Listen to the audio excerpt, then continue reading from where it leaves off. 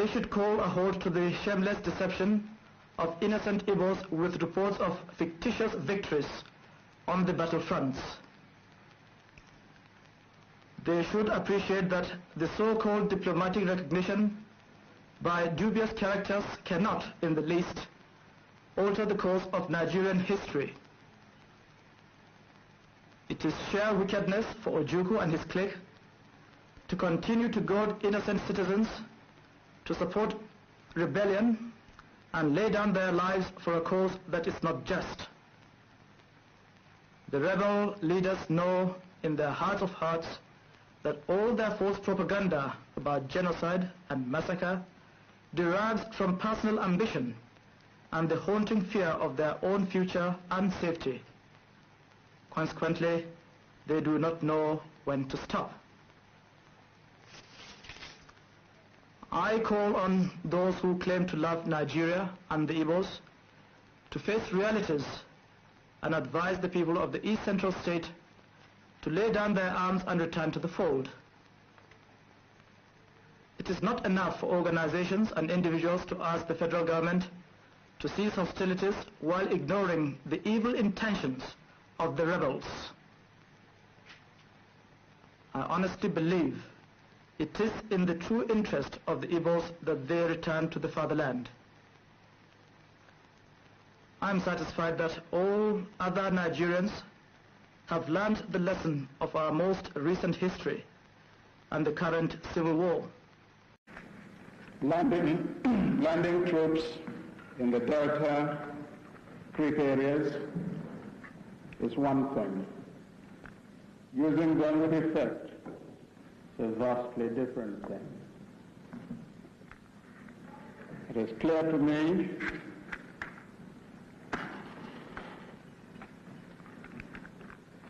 that what my good friend turned bandit Gawan is planning there is purely to get a group of men round the oil terminal and then to shake the managers of the oil companies by the scruff of the neck and demand money. That's all. He knows well that the troops in that area can be of no use.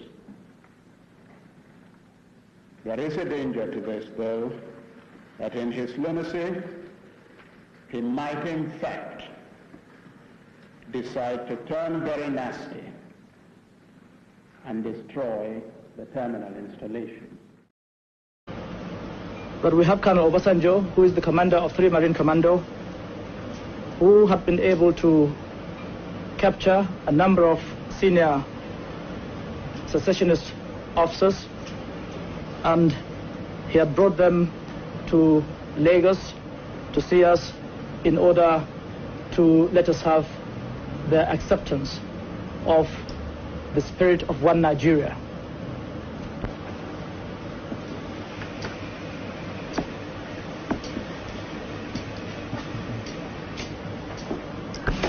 Formally give up secession and report for reappointment and redeployment.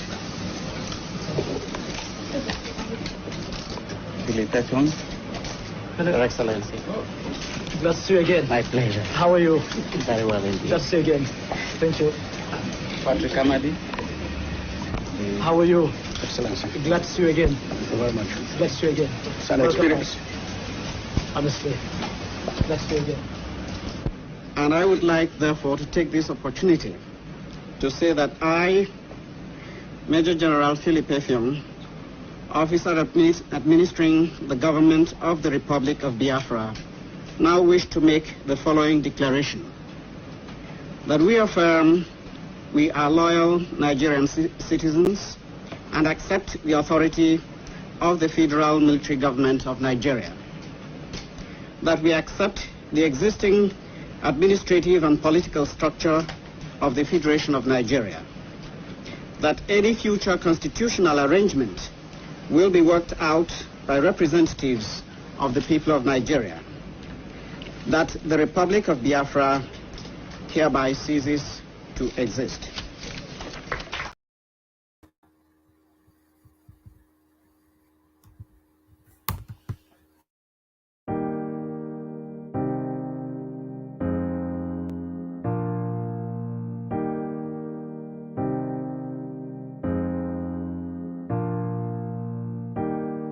Obunu gini kama chozunu Imana chukwa kosi womo Onyele miu Nyelu yumi What am I looking for? See my God, he don't bless me, yo. He give you me, give me you.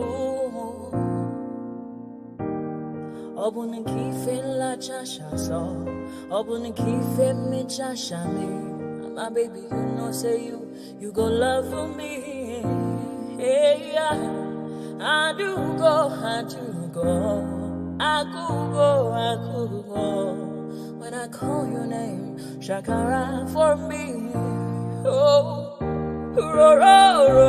Roma, I will be your Romeo. You go be my Julie. Roma, I will be your Romeo. You go be my Julia. Oh, give me your love and I'll go run away.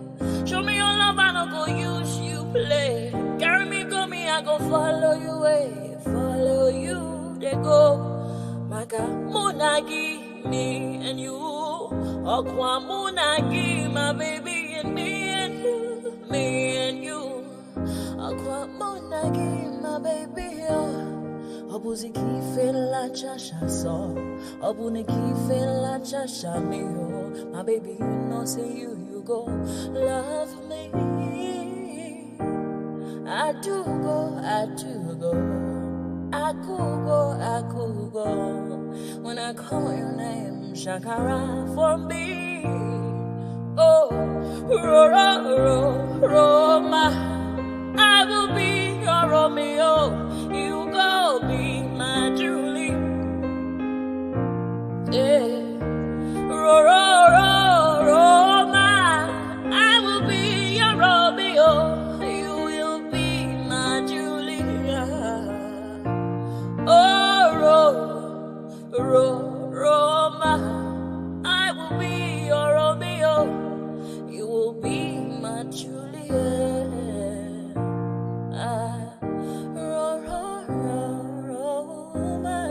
I will be your Romeo. You will be my Julia.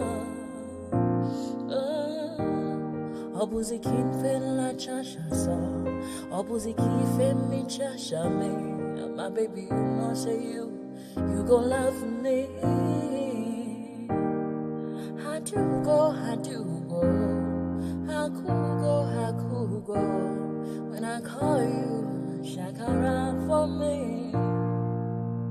Ẹ̀jẹ̀ mi ni ẹ kí n gbọ́, àkọ́bí ewé ayò, ewé tún léje, ìtún ló ní ọ̀tún ẹ̀ ṣe, ìfà ló ní kan fà ẹ̀ mọ́ra, àìbínú gbogbo àtàrẹ, gbogbo méjì ọkà bàbà, gbogbo mẹ́ta ọkà wáṣẹ́, orí ló túmọ̀ ẹ̀dùn, gbogbo ọ̀nà ní túmọ̀ ẹsẹ̀.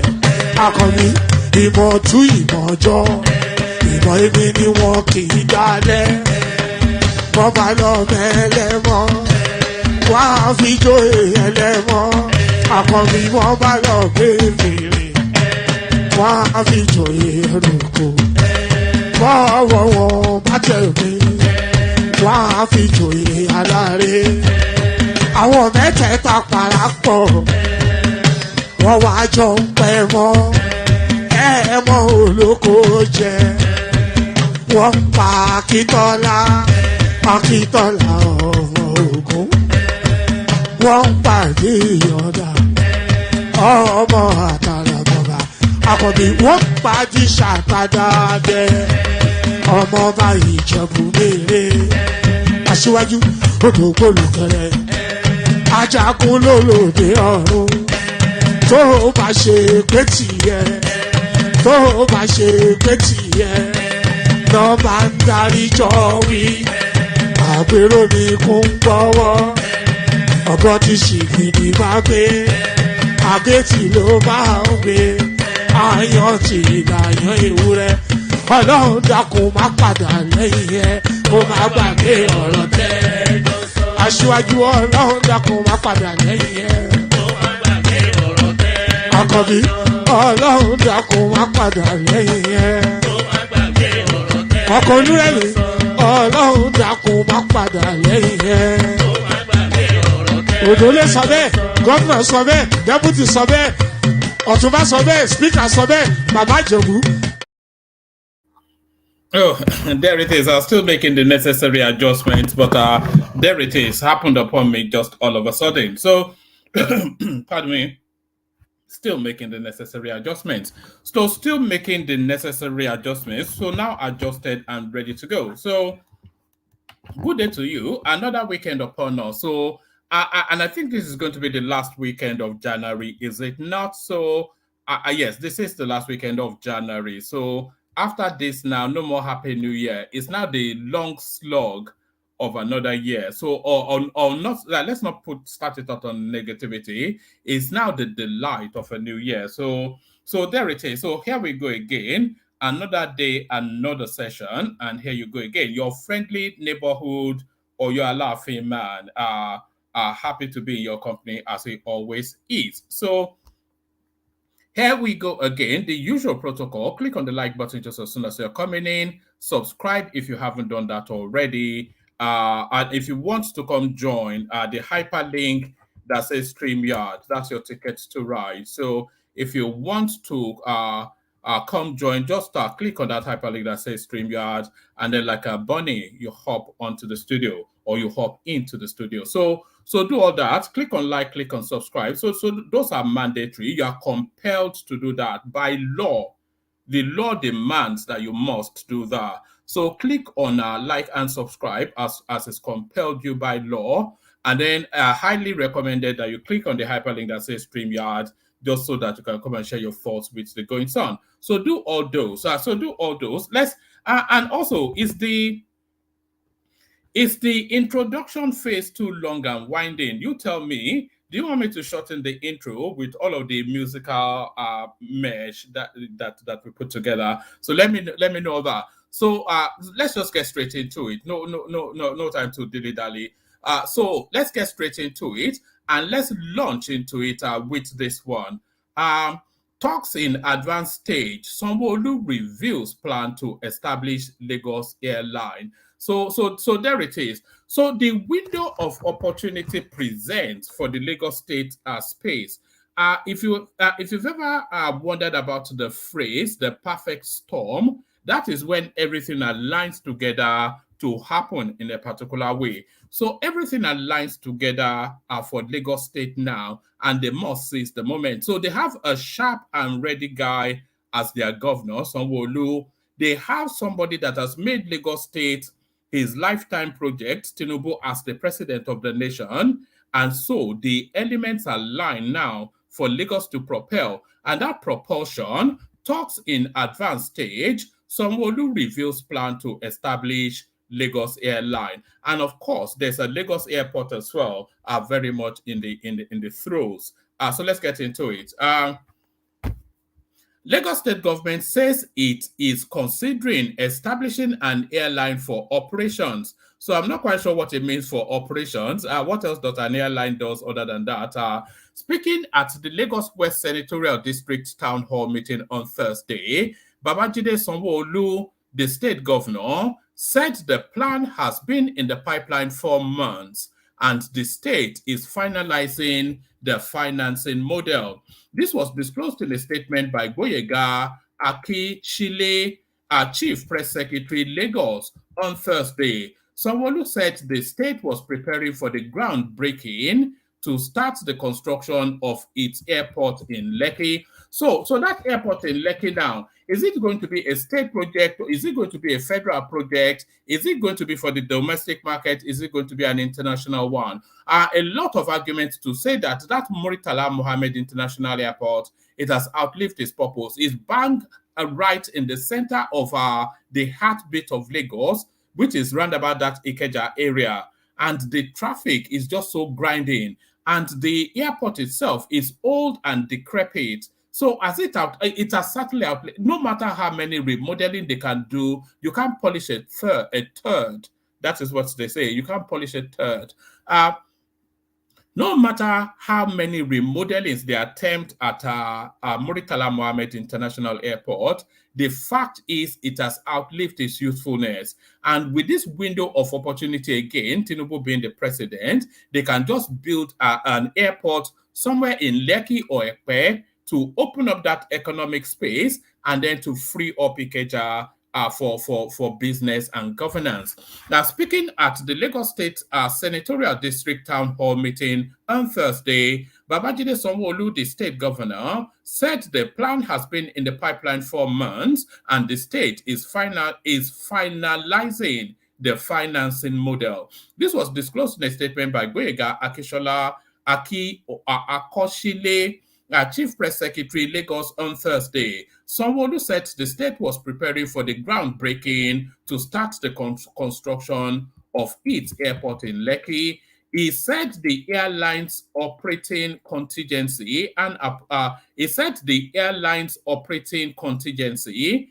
approval from the federal government are under consideration. According to the governor, his administration's decision-making process on planned programs and intervention needs public involvement before they can be implemented. Sanwo Olu also emphasized the progress made in the state's socio-economic development trajectory over the past 4.5 years, pledging to intensify efforts for sustainable growth.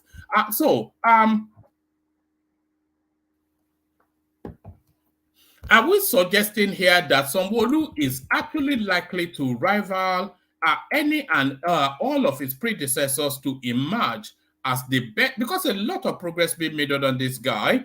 I think he has completed.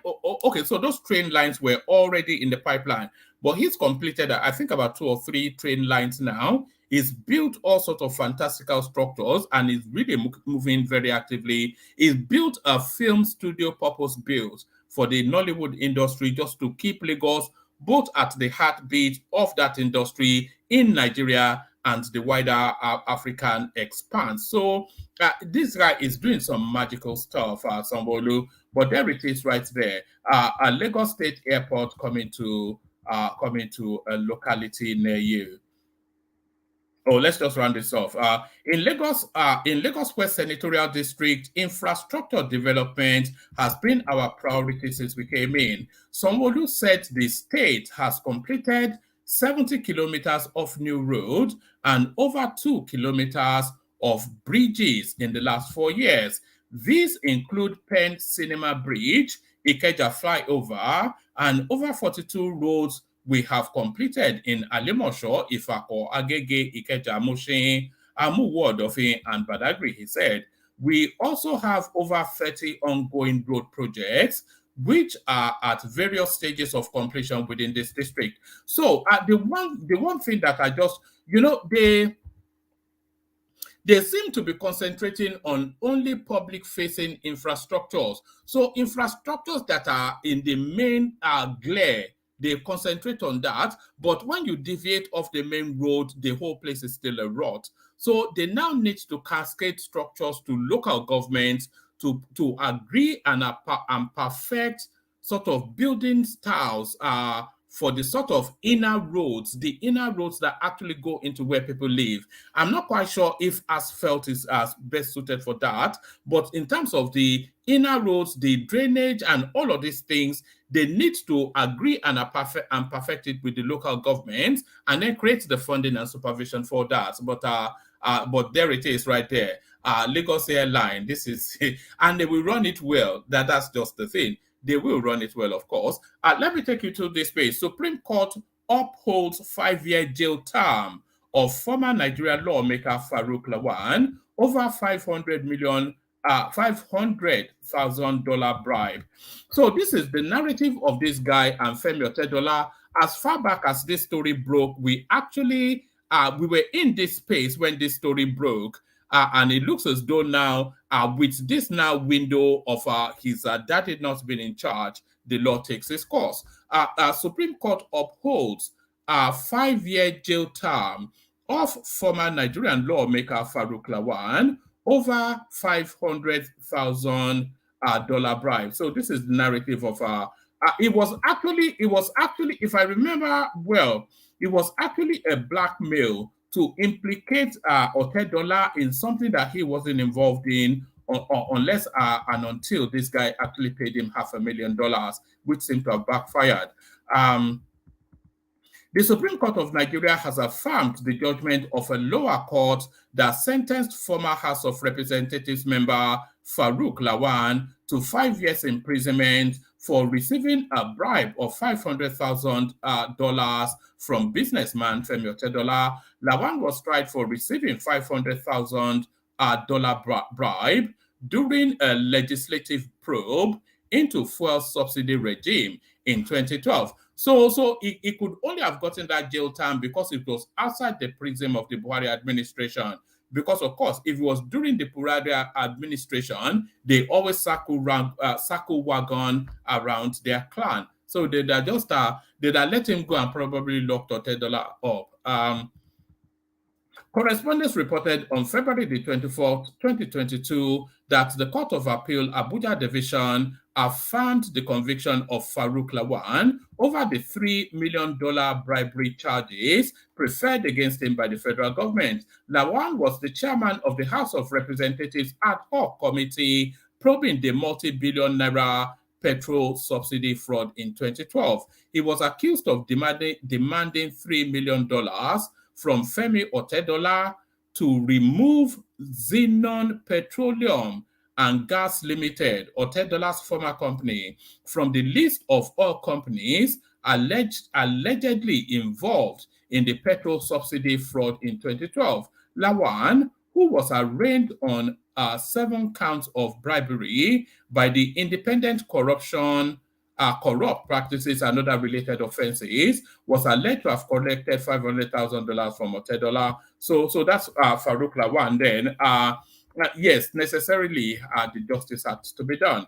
It was reported that Justice Angela Ataluka of the Federal Capital Territory on June the 21st, 2021, convicted the accused on all 3 counts and sentenced him to 7 years imprisonment. However, delivering the judgment in the appeal filed by the convict, the court discharged and acquitted the former lawmaker on 2 out of the 3 counts which he was convicted. So he still gets a jail term, though. That's the main thing. So is this the green shoot then of cleaning up corruption within the Nigerian space? So now, this next headline is long overdue, and I will invite you all to test it now. This is the one space. I was just eulogizing about Sanwo Olu just now, and more eulogies in its direction now. So this is from Sanwo Olu's verified Twitter handle. I am pleased to announce that Lagos State has attained the most advanced stage in land documentation and acquisition by launching an electronic geographic information system which provides digitized access to all data pertaining to lands in the state before a purchase is facilitated.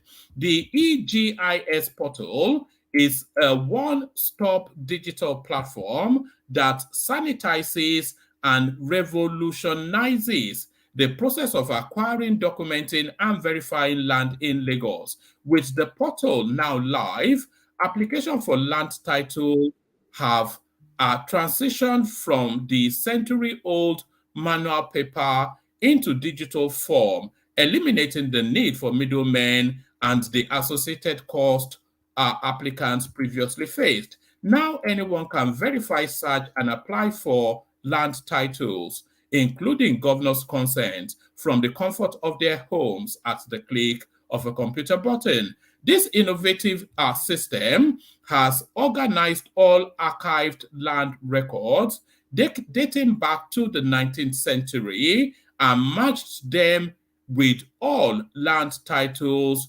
storing historical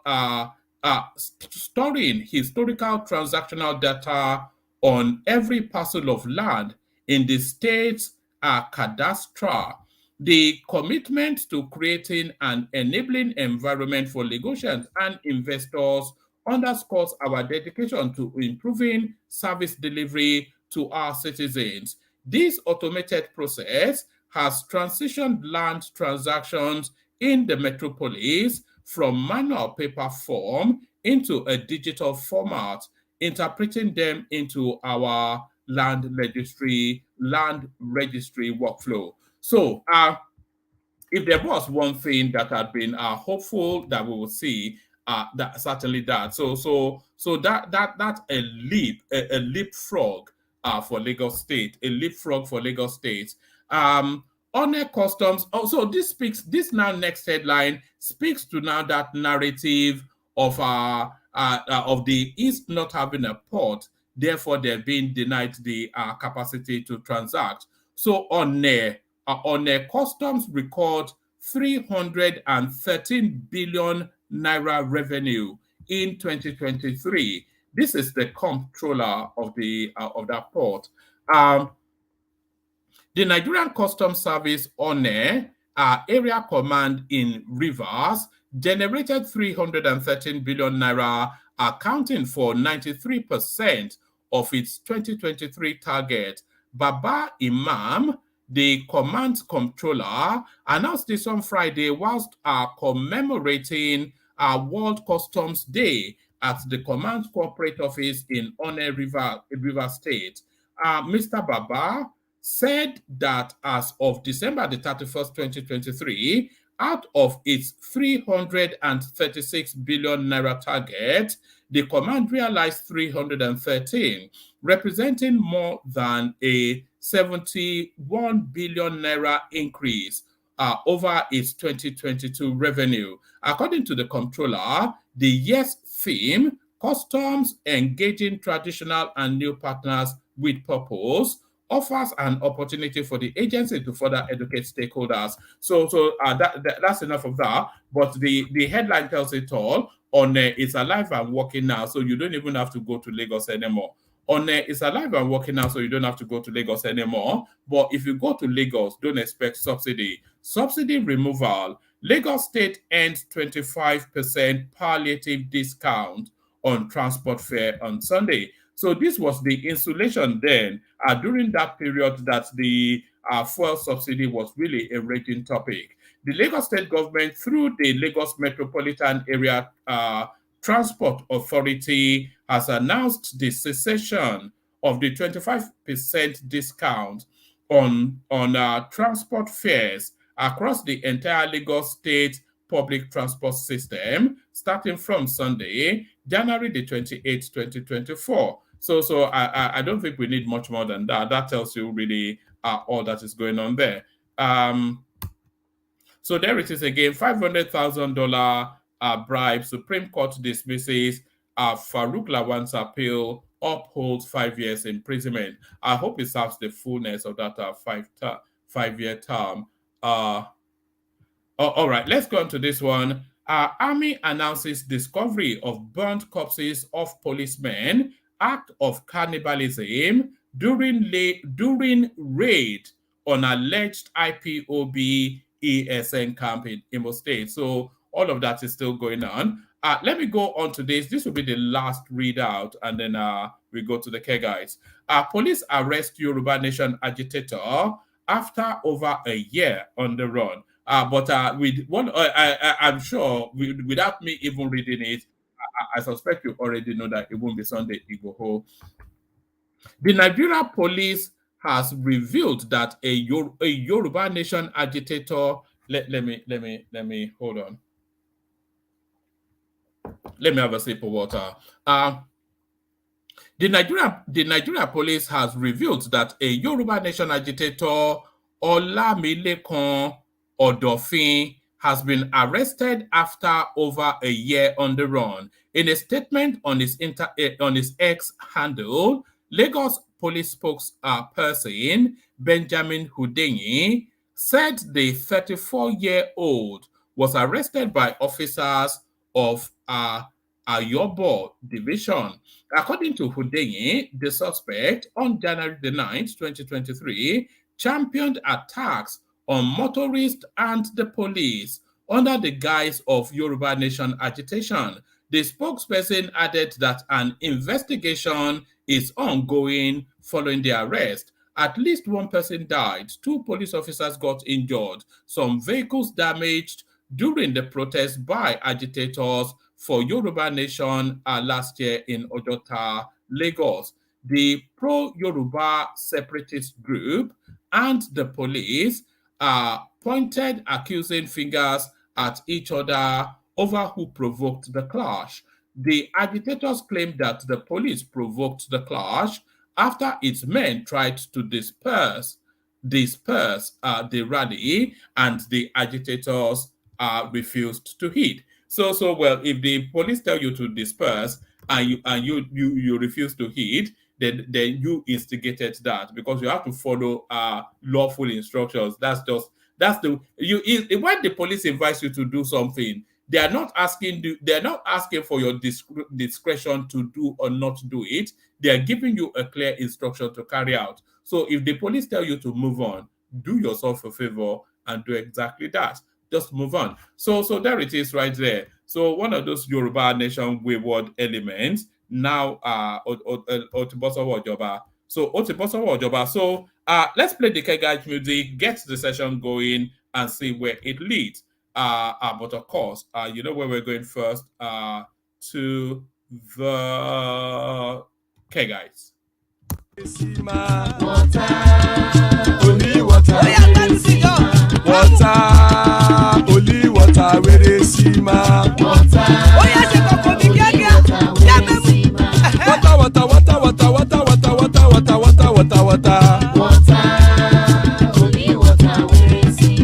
Hapa o naido.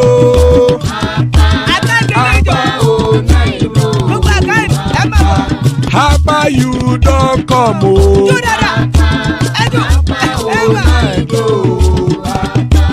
Hapa o naido.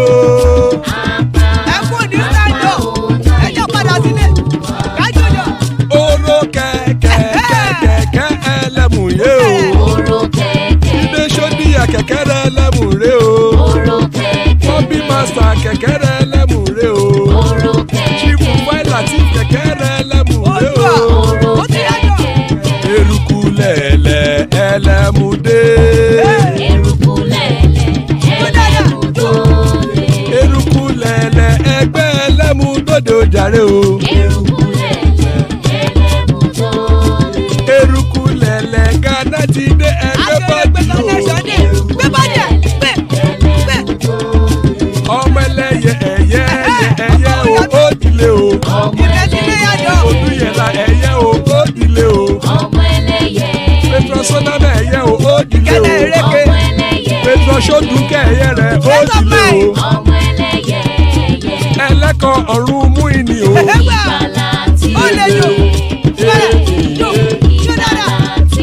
Àkùkọ ọ̀run mẹ́kọ̀.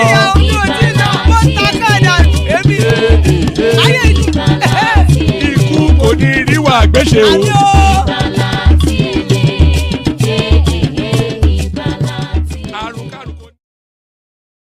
Oh, and by the way, yeah, before I bring the panelists up, I spoke to Zita earlier on. She is doing well. She's just overwhelmed by schoolwork and things like that. So Adale Koko was asking yesterday, so I phoned her.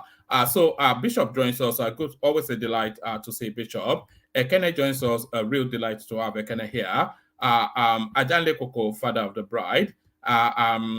Pansat joins us under a different moniker.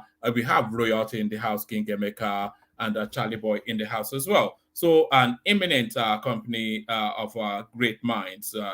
Yeah. So who do we kick it off with? Let's kick it off with let's kick it off with Emeka. Emekus, good to see you. Good right. evening, woman. Sorry about that. Yeah, I didn't know I was going to go early.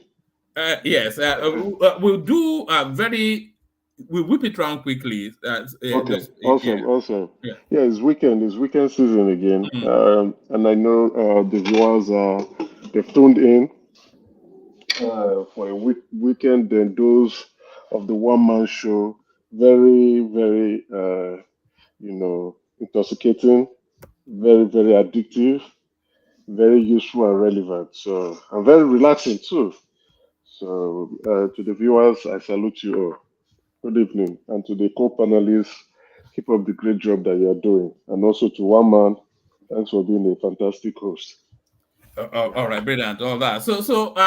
What are you looking at in the news today? Is there anything we missed out? Yes, I think we missed out the conviction of this pastor who raped his members in Lagos State. The pastor. We didn't miss that out. Though we're Oh, saving that okay, for. I joined it. No. Okay, We're not for on Dupsy. Sunday. Yeah, for Dupsy. Okay. Dupsy is going to take that on. Yes. Okay, Yes. okay. It's unbelievable though, because usually these people He are was the so one who powerful. said he saw Obi's victory coming in and that Yes. Tinubu will be arrested, only for him to go and visit the prison cell now. Can you imagine how things turn around? These men who see miracle could not see their own conviction. Wonderful. They see for others. I want to see more of it though. These sort of characters that they feel so also all powerful and that they trodden over everybody. Yes, I was really pleased to see that. Yeah, but cannot see their own downturn. You remember the one who burnt his member and is currently on. I think they are going to kill him or what? The Supreme Court has actually ruled that he should die by hanging. But I think the governor is yet to sign on that. You know, the governors they're always reluctant to sign death penalties. Death penalty, yeah, it's it's actually it's a tough one anyway. Would you sign? Yeah, because of the finality of it. You know, you don't want to be the responsible. You look at it and like, come on, this thing is. I have more problems to resolve. This is too much for me. I think it was only Oshomole who was brave enough to sign a few. You understand? Oshomole is a brave man anyway. But then that's what I thought you probably didn't say, but I never knew you. No. Now you said that. Let me flash Dupsy up a bit.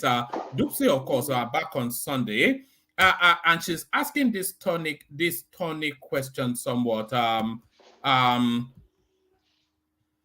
Is polygamy ideally meant for the rich? So that's the headline topic, and within that topic, of course, a whole raft of other juicy things to discuss as well. Including what Emeka just brought to the fore now. Agreed.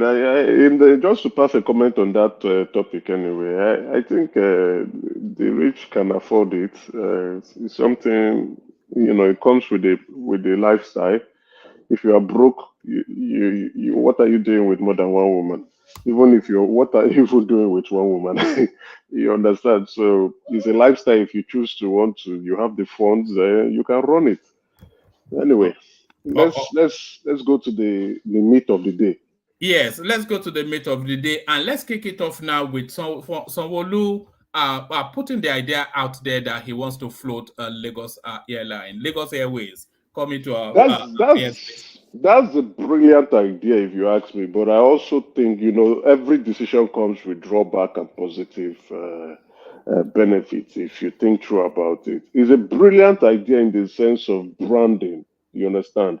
It is also a brilliant idea to see that the governor is thinking, right? He's innovative, he's a thought leader. He's looking at how do I expand, Lagos into a more progressive phase, and owning an airline is a good one. Look at Ethiopia Airlines, right? How many of us really care about Ethiopia? I think that's the space that is looking to attack. That's the space, is that branding, if you're flying, Lagos, you want to come to Nigeria, you fly, you use the Lagos Air, you understand? You want to travel to London and you are seeing Lagos Air, you understand? You are seeing Lagos Air landing, you're seeing it around the hangars, you're seeing it in the airport, you understand? It's at the back of your subconscious You're like, okay, what's happening? Then December, the dirty December going on in Nigeria, that a lot of that is now attracting the African Americans and as well as the Caribbeans who want to come and have a dirty December in Lagos. We'll be considering that. And before, also, once it's successful, it could expand the services to other African countries. You never can tell. But again, the drawback is, why is the government now involved in providing this kind of service? Solve other pertinent issue first. But Lagos State has a reputation for being able to manage something competently. I agree. If anybody can get it right, they can. Exactly. That competence or that excellent service delivery, which is good, can be a transferable skills in other venture. And if they succeed with this Lagos Air, they can now see that they can also be involved in commercial activities and will want to set up more. But that comes with other future problems too. But again, if you are, let's see how it goes. The positive outweighs the negative if it's successful. But with Nigerian, the people like to put their own interests first before the collective. So that's my only two concerns about it. The government being involved in commercial activities, which has never turned out successful in the history of in our country anyway. But we can all acknowledge and come to an agreement that Lagos has been successful in terms of delivering some good, excellent services. And if it's in terms of competence, they do have that competence. And the market is there. So if they want to exploit the market why is not? there, The everybody, market is there, yes, everybody So, travels via Lagos. If exactly. anywhere And you are then- going in Nigeria, you're coming via Lagos. And then we are struggling with the national. Sanwo Olu is very brilliant. One in man, that. one He man. feels- It's not he fair feels- now. It's not fair to be feels- interjecting him and leading him astray. I mean, let him make his point. But if you're gonna interject, let me also interject because No, I'm not interjecting. I'm conversating. No, he was going the right way. He had two things that he wanted to elucidate that's wrong with that. So I want to hear that because he's going the wrong way. So why don't you let him... the two concerns I have government. We have a history of when the government take on commercial activities, it usually fails. We don't have that strong history of government taking on commercial activities that succeeds. We don't have that because people put their personal interests over the country's interests. But again, we must also recognize that Lagos has been doing great in terms of service delivery. Out of all the 36 or 36 countries or 37 countries, states rather, 37 states we have in the country, Lagos stands out. And there is a market for that. Air service. Emeka, do you see the synergy between this and the Lekki airport they're putting up in Lekki as well? It'll be operating out of there. Thank you for drawing my attention to that, right? Because that Lekki airport was constructed by Lagos State, right? They saw that, and the people who travel the most are those with the funds. And those with the funds reside on the island. And each time you're in Lagos and you want to travel and you're on the island, you have to prepare for almost like 3 or 4 hours ahead because of you want to beat traffic, you want to ensure that the Third Mainland Bridge is not blocked before you bypass, so should be another traffic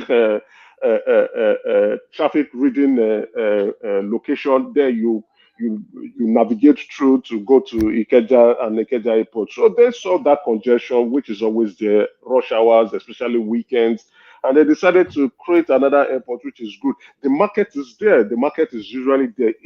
It's not like they won't make money. They are going to make money, but is this airline going to be partially owned by the state or 100% owned by the state? Well, I don't know. It's almost certainly going to be a PPP. If it's PPP, fantastic. If it's going to be PPP, which I think it should, but it's great innovation, fantastic. It may even kill the national carrier. It may kill and bury it completely, because people would begin to compare. We have never the last fraud where they've not even done the investigations. Now I don't know what Kiyamo is doing with that and what he's up to. He seems to have lost his voice since he became a minister. What do you mean by killing the national carrier? Do you have? Oh, it's going to the market will determine. Now, so that's why I say it will kill the national carrier completely, because if one ever springs forth, Lagos will provide more efficient service than that, and people will go where the service is. If the service is good, people will use that. Emeka, can I chip in something? Chip in. It cannot kill the national carrier, and I will tell you the reason. Two reasons. Because of time, why it cannot. Number one, as Lagos State, as a subnational, cannot enter into bilateral air agreement with other countries. That's one. It is only the Nigerian government that can do that. And there are other people that have positioned themselves that they want to represent Nigeria, to fly the Nigerian flag as a national carrier. So if for any reason Lagos State flies at the airline and they grant them the permit when airpeace have been looking for that same permit, it will cause an uproar, and I will join in that uproar. It will not be fair. So for that reason, yeah, they can do well, they can get permit to go to some places, but it will not fly, it should not be the national carrier. And for one, we've not even had a national carrier. Airpeace is struggling to become one. Yeah, I mean, right? What I'm saying for me, if you ask me, I think they should there should be nothing as a national carrier. Let our operators come in. What I'm saying is that, when national carrier is a very subjective and complex discussion. And any airline that you give to fly your national flag is your national carrier. It does not mean that it must be owned by Nigeria, but it's the federal government that gives that mandate. So they enter into the bilateral air agreement with other countries using that one. Okay, this is our. So if Nigeria gives, like when we give to Richard Branson, so if they are going to give to anybody, it would be wrong to give it to Lagos State. That's what I'm saying. So that's why. Let's see how it turns out to look but like. It's exciting news anyway. It's exciting news. Yes. Let's see what. let me also interject. I hate to do all that. Right, we'll make that the last interjection and then we'll move on. Yeah, for the first time, I really got to see if somebody who knows better would profess a bad idea, right? It's very clear that Emeka knows that some of these things, it's not a debate about Lagos, it's about market economy, state-owned properties. I mean, Soviet Union was a powerful entity and they tried it, they owned pretty much everything, including means of production. But there's nothing to look back at Lagos right now and say they ran this thing very well. They don't have electricity in the country. Our country, the financial capital of our country, right? So let's not localize it, because it's like if let's say I live in Enugu, I'm from Enugu, and you live in Lagos, and you say that my house is far away from your house. That's if you're coming over. What about when I'm coming over, right? It's equidistant. Anything you give to Lagos, every other city, the competing cities like Port Harcourt and all those kind of people, they want the same thing. Market economy. Nobody is stopping them from doing it. It's just that their governments don't have the census.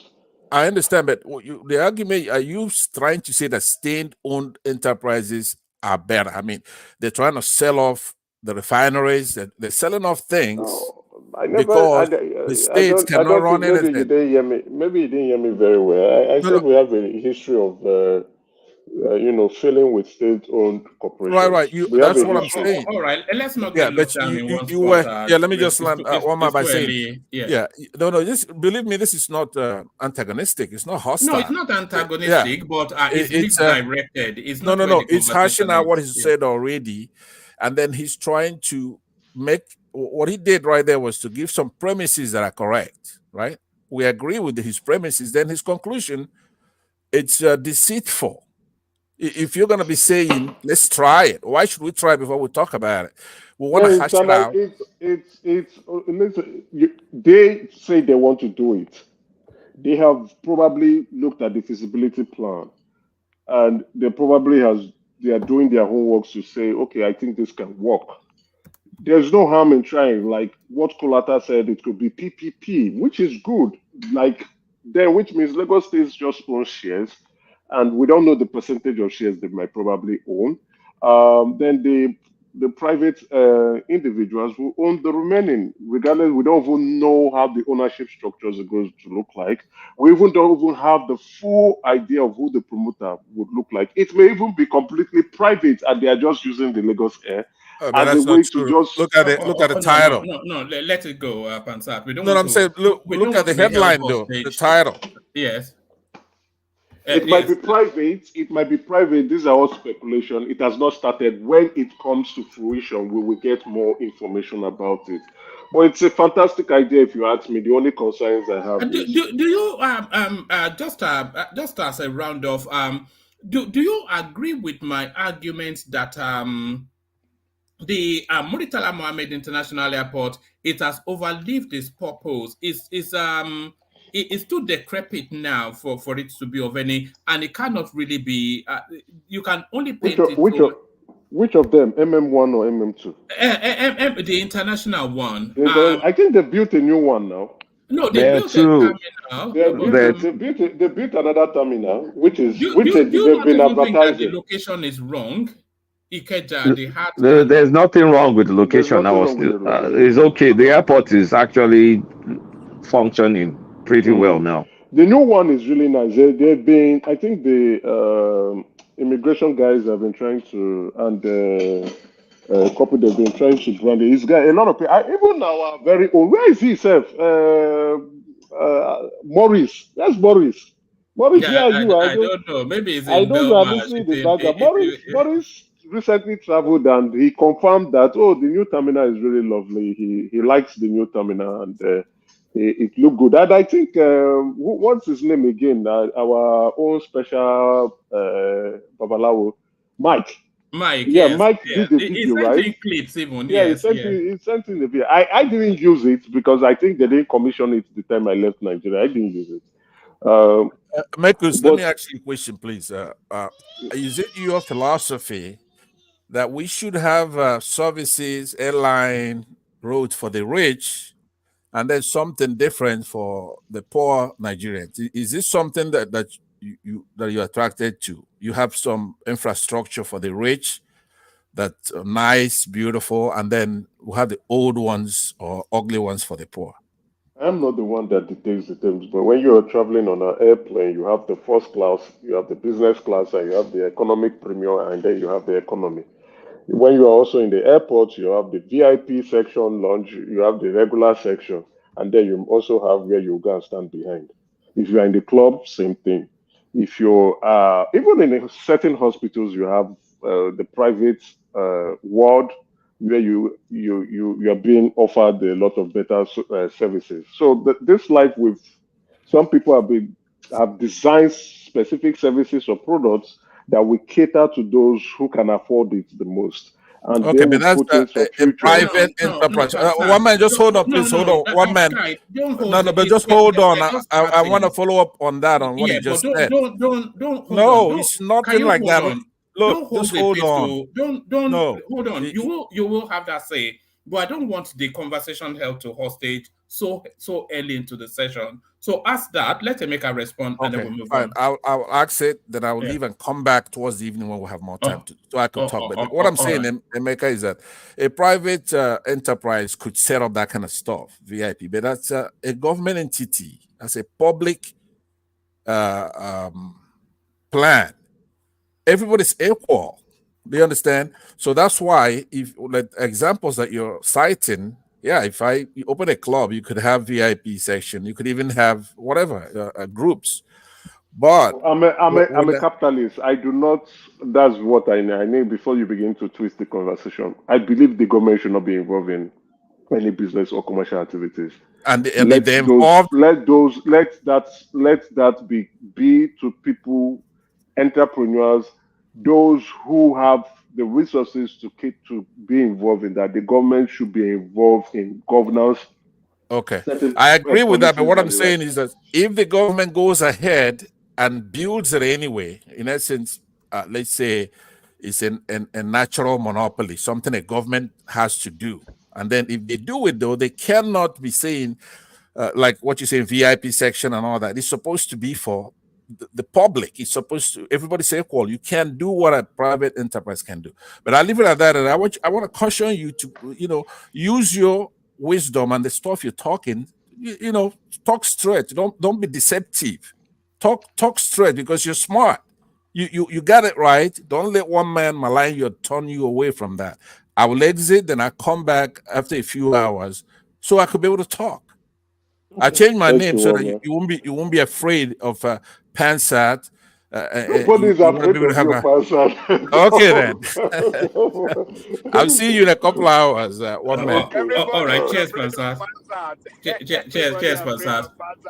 All right, Emeka. Let me go on to. I'm going to go on to Kulata, and then I'll get to Coco, who I think is joining us for the second time. So I'll move Kulata then to this particular storyline. This one especially pleases me, Kulata. I suspect it may please you as well. I am pleased to announce that Lagos State has attained the most advanced stage in land documentation acquisition by launching an e-geographic system which provides digitized access to all data pertaining to land in the state before purchase is facilitated. So at last, they've on-streamed now owning houses in Lagos. Owning land, rather. Yeah. Owning land. Yeah. I mean, it's a good idea. I mean, to get all this thing done, because there are many government people, I mean, even in Tinubu's government, that have been literally stealing people's lands. I heard a lot of sub stories last week about that. So it will be good to digitize this.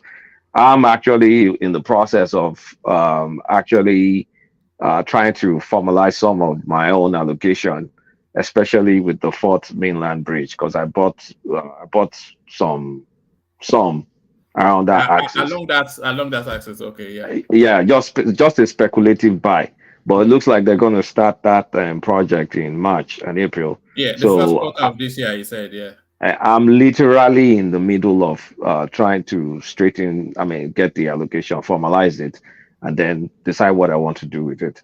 So it's a good idea, and it will curb all this like people building illegal stuff all over the place, like that Abule Edo situation. Now that will no longer happen. But are they going to look at all? I mean, are they going to have a review on all lands, including stuff that's been developed, because to prevent further issues in the future? Is this for new land, or this? I mean, are they reviewing? The details are coming out slowly, but I suspect that new lands, yes, because what they said was that they've mapped all the, going back to the 19th century, all the land spaces in Lagos, and they've upstreamed it into a digitalized form. So I suspect that the process now will be people to come into those spaces to come and formalize their documentation in terms of ownership of their properties. That would be excellent. That would be good. It's much needed. Way long overdue. Not too much to say about that, but I'm expecting that, because I think I personally too will benefit from it. So it's a good thing that they're doing. All right, brilliant. And that's our Lagos State space. Lagos Airline or Air Lagos or whatever it is. I think it's a brilliant idea, and I think they are targeting somewhat that Ethiopian airline type of narrative. And it being a national carrier, it doesn't necessarily have to be a national carrier. Not all commercial international airlines are national carriers. So what are you making of it? A good idea. Pansat not especially enamored by it. I'm not a fan of government running businesses. Not really a fan. Well, it depends. There are many government-owned airlines, some 100%, some partial. Is it good? Well, there's Ibom Air too, right? The one in Akwa Ibom. So Lagos will just be joining that party. And what would they? I mean, if they are allowed to fly abroad to Atlanta, UK, and all, maybe we'll get cheap prices. That's if they're allowed. But this is going to just pour a lot of copycats. Like many states will now be thinking of getting into the business of airline. But I don't think this should be their priority right now. I think their priority should be in electricity. I mean, that local, I mean, now they're allowed to produce electricity. They should focus on that as priority, and they should focus on basic stuff like water. I mean, in Lagos State, all the water works projects have been abandoned. So I think they should try and get some basic stuff working. The airline, let private people take care of airline. I mean, state airline. I mean, if it's there, if it works, fine. But for how long will it work? When the next government comes, then what happens? Are they? I mean, will the allow some people get discount tickets? It's just I see a lot of potential that I don't like. Even though Lagos is the only state functioning, I just don't think airline business is what a state. I don't think that should be the priority right now of Lagos State. I think electricity more should be the priority of Lagos State because the electricity problem in Lagos is worse than most places that are experienced in Nigeria, and they need to fix it. They just need to fix it. Is that down to demand? Is that down to demand? There's more demand for electricity in Lagos, and Yeah, that's why Lagos needs to build its own grid, right? They're allowed to do something like that. That's why they need to build it. If you can take the Lagos outside of Nigeria, the tiny electricity we have Nigeria will be able to be okay in different areas. At least, maybe it'll carry 50% of their demand while they rotate. And Lagos it's a small state. You don't have too many large areas to cover with transmission lines. With what's it called? All you need is you need the heavy duty the heavy duty what's you call it heavy duty transformers and transmission line. The state in itself is not that the built up area in the state is not too big that they can literally do that project in 2-3 years if they face it. So, I mean, well, why are they not tackling that? It's a very wealthy state, so and the electricity thing, I don't think they'll struggle with finance because, of course, a lot of people. It's a gold mine of a thing. What's the stumbling block for them not taking it on? What's your speculation?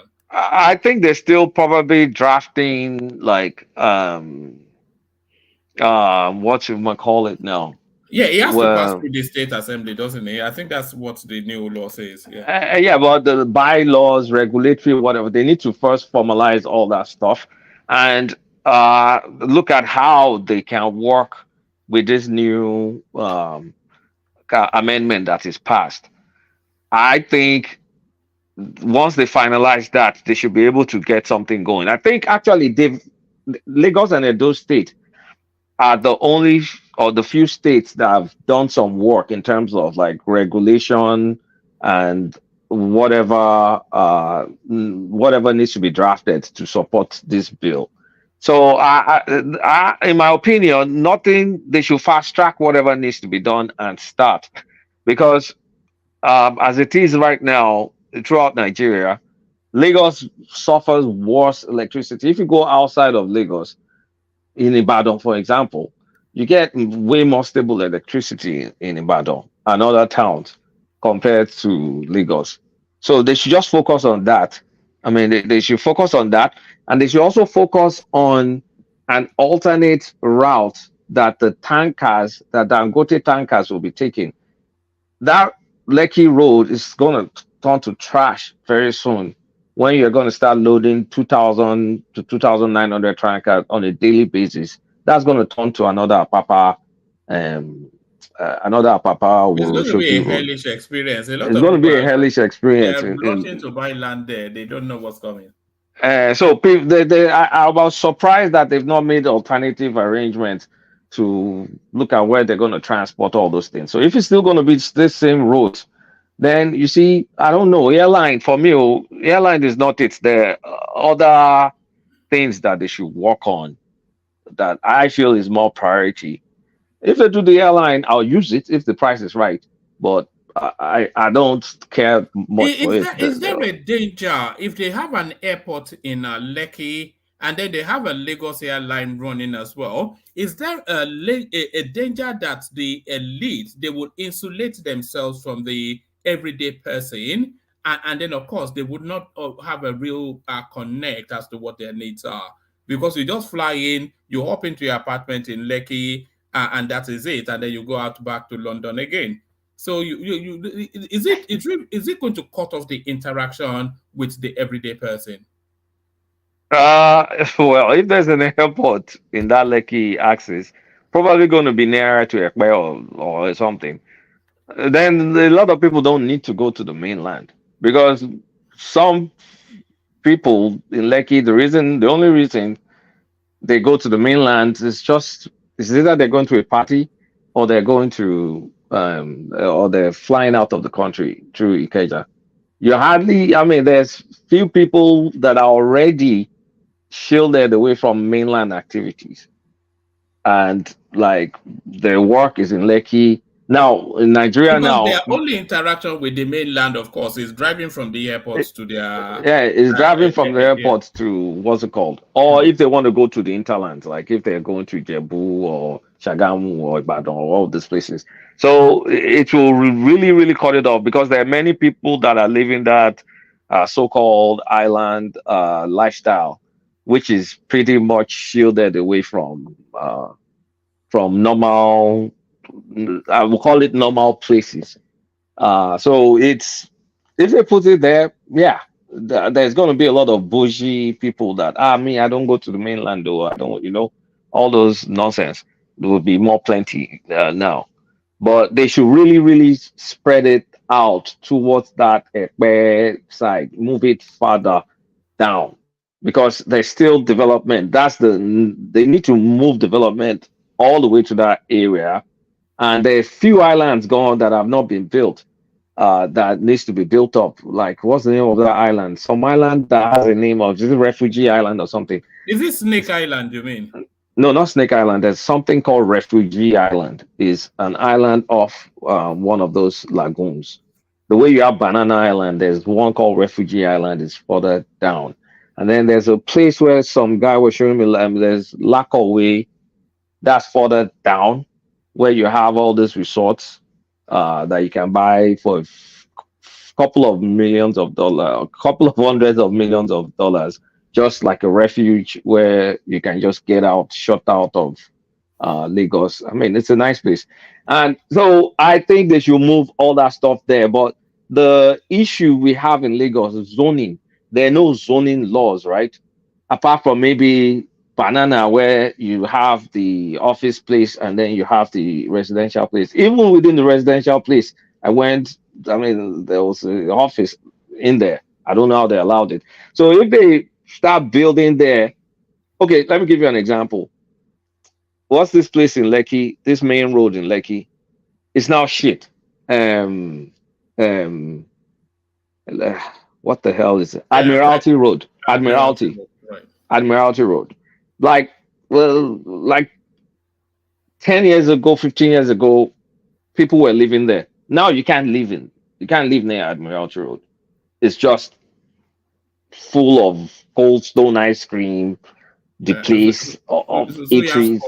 It's just like it's people that built houses there are now living there to look for other places. So because there are no zoning laws. So whatever they're building now, when they build the airport, when they're building all this, they need to start zoning because you're going to have that Dangote stuff there. Trucks are going to be there. Then you're not going to have airport. Then you're going to, just zone it out. Put residential estates, put industrial or corporate zones, just zone it. Don't let it be like Houston, Texas, that has not zoned. I think that's a problem right now with Lagos. So the airport, nice. Airline, I'm not a big fan of it. If it happens, well, all fine and good. But I think the priority should be more basic stuff like electricity and water. Those are really, really Do needed. you think they should take on water? Because that's a big. Do they to provide water in Lagos? How would they even begin to tackle that? They have water. They have existing water corporation. They have existing water works that they can fix. They have it. It exists. Many is distributed all over the place. It's just abandoned. They can fix it. Everybody. One man, water was running in Lagos before they came. Yeah, but that was a smaller Lagos now. It's not smaller. It's not. It wasn't. No, it wasn't. It was running, and they. I don't know why Tinubu and his team, why they could not improve on that. That's a failure on their own side. The water was running, and they have the main one at Iju, and they have the substation, about 4 substations, really, and some other parts of Lagos. So they should have improved. They should have expanded them. I don't know why they just didn't improve on it. So, like Kunata is saying, it's very important. I mean, if you have a city like that big, and there's no everybody have to be doing borehole, it just I just can't get it. Have you seen the water? Have you seen the water in Lekki? It's crap. I mean, you mean the tap water? You mean the tap water? Yeah. If you put it inside a cup, before you put the cup in your mouth, you'll die. I mean, if you look at like mansions, right? The flush toilet is freaking brown. So before you want to pee, you look at the toilet, it looks like someone has already peed inside the toilet, but actually it's the flush toilet because the water is brown. So they need to fix it. Yes, I think they tested the water in Lagos once, and they found all manners of gremlins in it. Yeah, if I may come in, Kulata, please, just for maybe 30 seconds. I think the water issue in Lagos has got to do with illegal construction of houses here and there, because they've damaged the pipes, and some people also are using the water illegally, doing a lot of things. Iju Water Works is there, and I think we have 3 major water works in Lagos. I think the Iju, I think one in Agbara, and I think one on the island. I've forgotten where that one is. And there are about one at Surulere near the Teslim Balokun. Yeah, exactly. And those are mini water works, because there are major ones, 3 or 4, and those like that one in Surulere, they are mini water works. Those are about over 30 of them in Lagos. But the problem is about the salinity. Of course, modern science will say that is not more a problem. But the problem, of course, is about people damaging pipes, not caring. These are the part of the problems we are facing at the moment with these illegal constructions and all the rest, and question of erosion too. But all this is a matter of time. That is why I asked one man today that is Lagos not even biting more than it can chew when we are bringing this airport thing in. But I know definitely that, I mean, if Lagos is a she will be able to stoke many fires. I mean, it is allowed. So please carry on. Don't let me disturb your freedom. All right. Before I go on to Coco, Kulata, you've just now tripped to Nigeria and come back. So how extensively did you travel? How impressed, disappointed were you? What was the experience? Well, I was impressed. I mean, I think Nigeria has experienced a lot of development. I went to 3 states. And I mean, there's development even in my hometown. There's a lot of development. There's a lot of new houses. Place I grew up, Some areas I don't even recognize it anymore. My boarding school that used to were in the jungle now is surrounded by mansions in Ibadan. And Lagos traffic has reduced. I mean, due to many things. First, there are better roads in Lagos, there's better traffic management in Lagos, and of course, the petrol price that's now expensive, and then the train. So that's kind of like made all that hellish. did you see and experience the train? Did you go on I it? saw I saw the line. I did not have time to be going from one train, but I did see. I saw that red line stuff. I saw some of this new what's it called? What am I call it now? Just stations, both bus stations, train stations. I saw. How impressive were they? Were they They're impressive? good. They're quite. Look, Nigeria Lagos is growing. No, it's impressive. I mean, it's just almost looks like what you see in Bangkok. The kind of the train is similar to the ones that they have in Bangkok, Thailand. You know, it's raised high, so the train is high. So it's not like it's a tube station or anything. Is high in the air. So I did see the pillars. I did see all that stuff. And I mean, I was in Lagos. I mean, okay, one thing, Lagos, I was really mainly on the island, and then towards a few days, I just stayed in the hotel before going to the airport. So I did not go into kind of like say I'm going to Makoko or Mautu or one of those inner caucus places. I didn't go to a lot of inner caucus, but I was in Ikeja. I also was in Ikeja, and Nigeria has improved. You know, back in the day, people will be taking one way, traffic will be here, there, blah, blah, blah. And traffic was not that bad, even though they had closed Third Mainland Bridge for construction. We took Western Avenue. It wasn't that bad. And, you know, better roads, better management. Is the cost of Yeah, that contributes to the traffic, to the petrol. People are planning their trips. major. Yeah, that's People are thinking twice. too expensive. Yeah, a lot of people. Because before you get on the road and start running all over the place, you just think of everything you want to do on one trip, and then they just do all that stuff on one trip. So I think that petrol price too would have contributed to it, but for sure, better traffic management and better roads, for sure. And Ibadan too, even in Ibadan, there's some roads that they built from that Akpata area that will go straight to that Ife road area. So you don't have to go through Ring Road. There are like two roads like that around Challenge, all those places.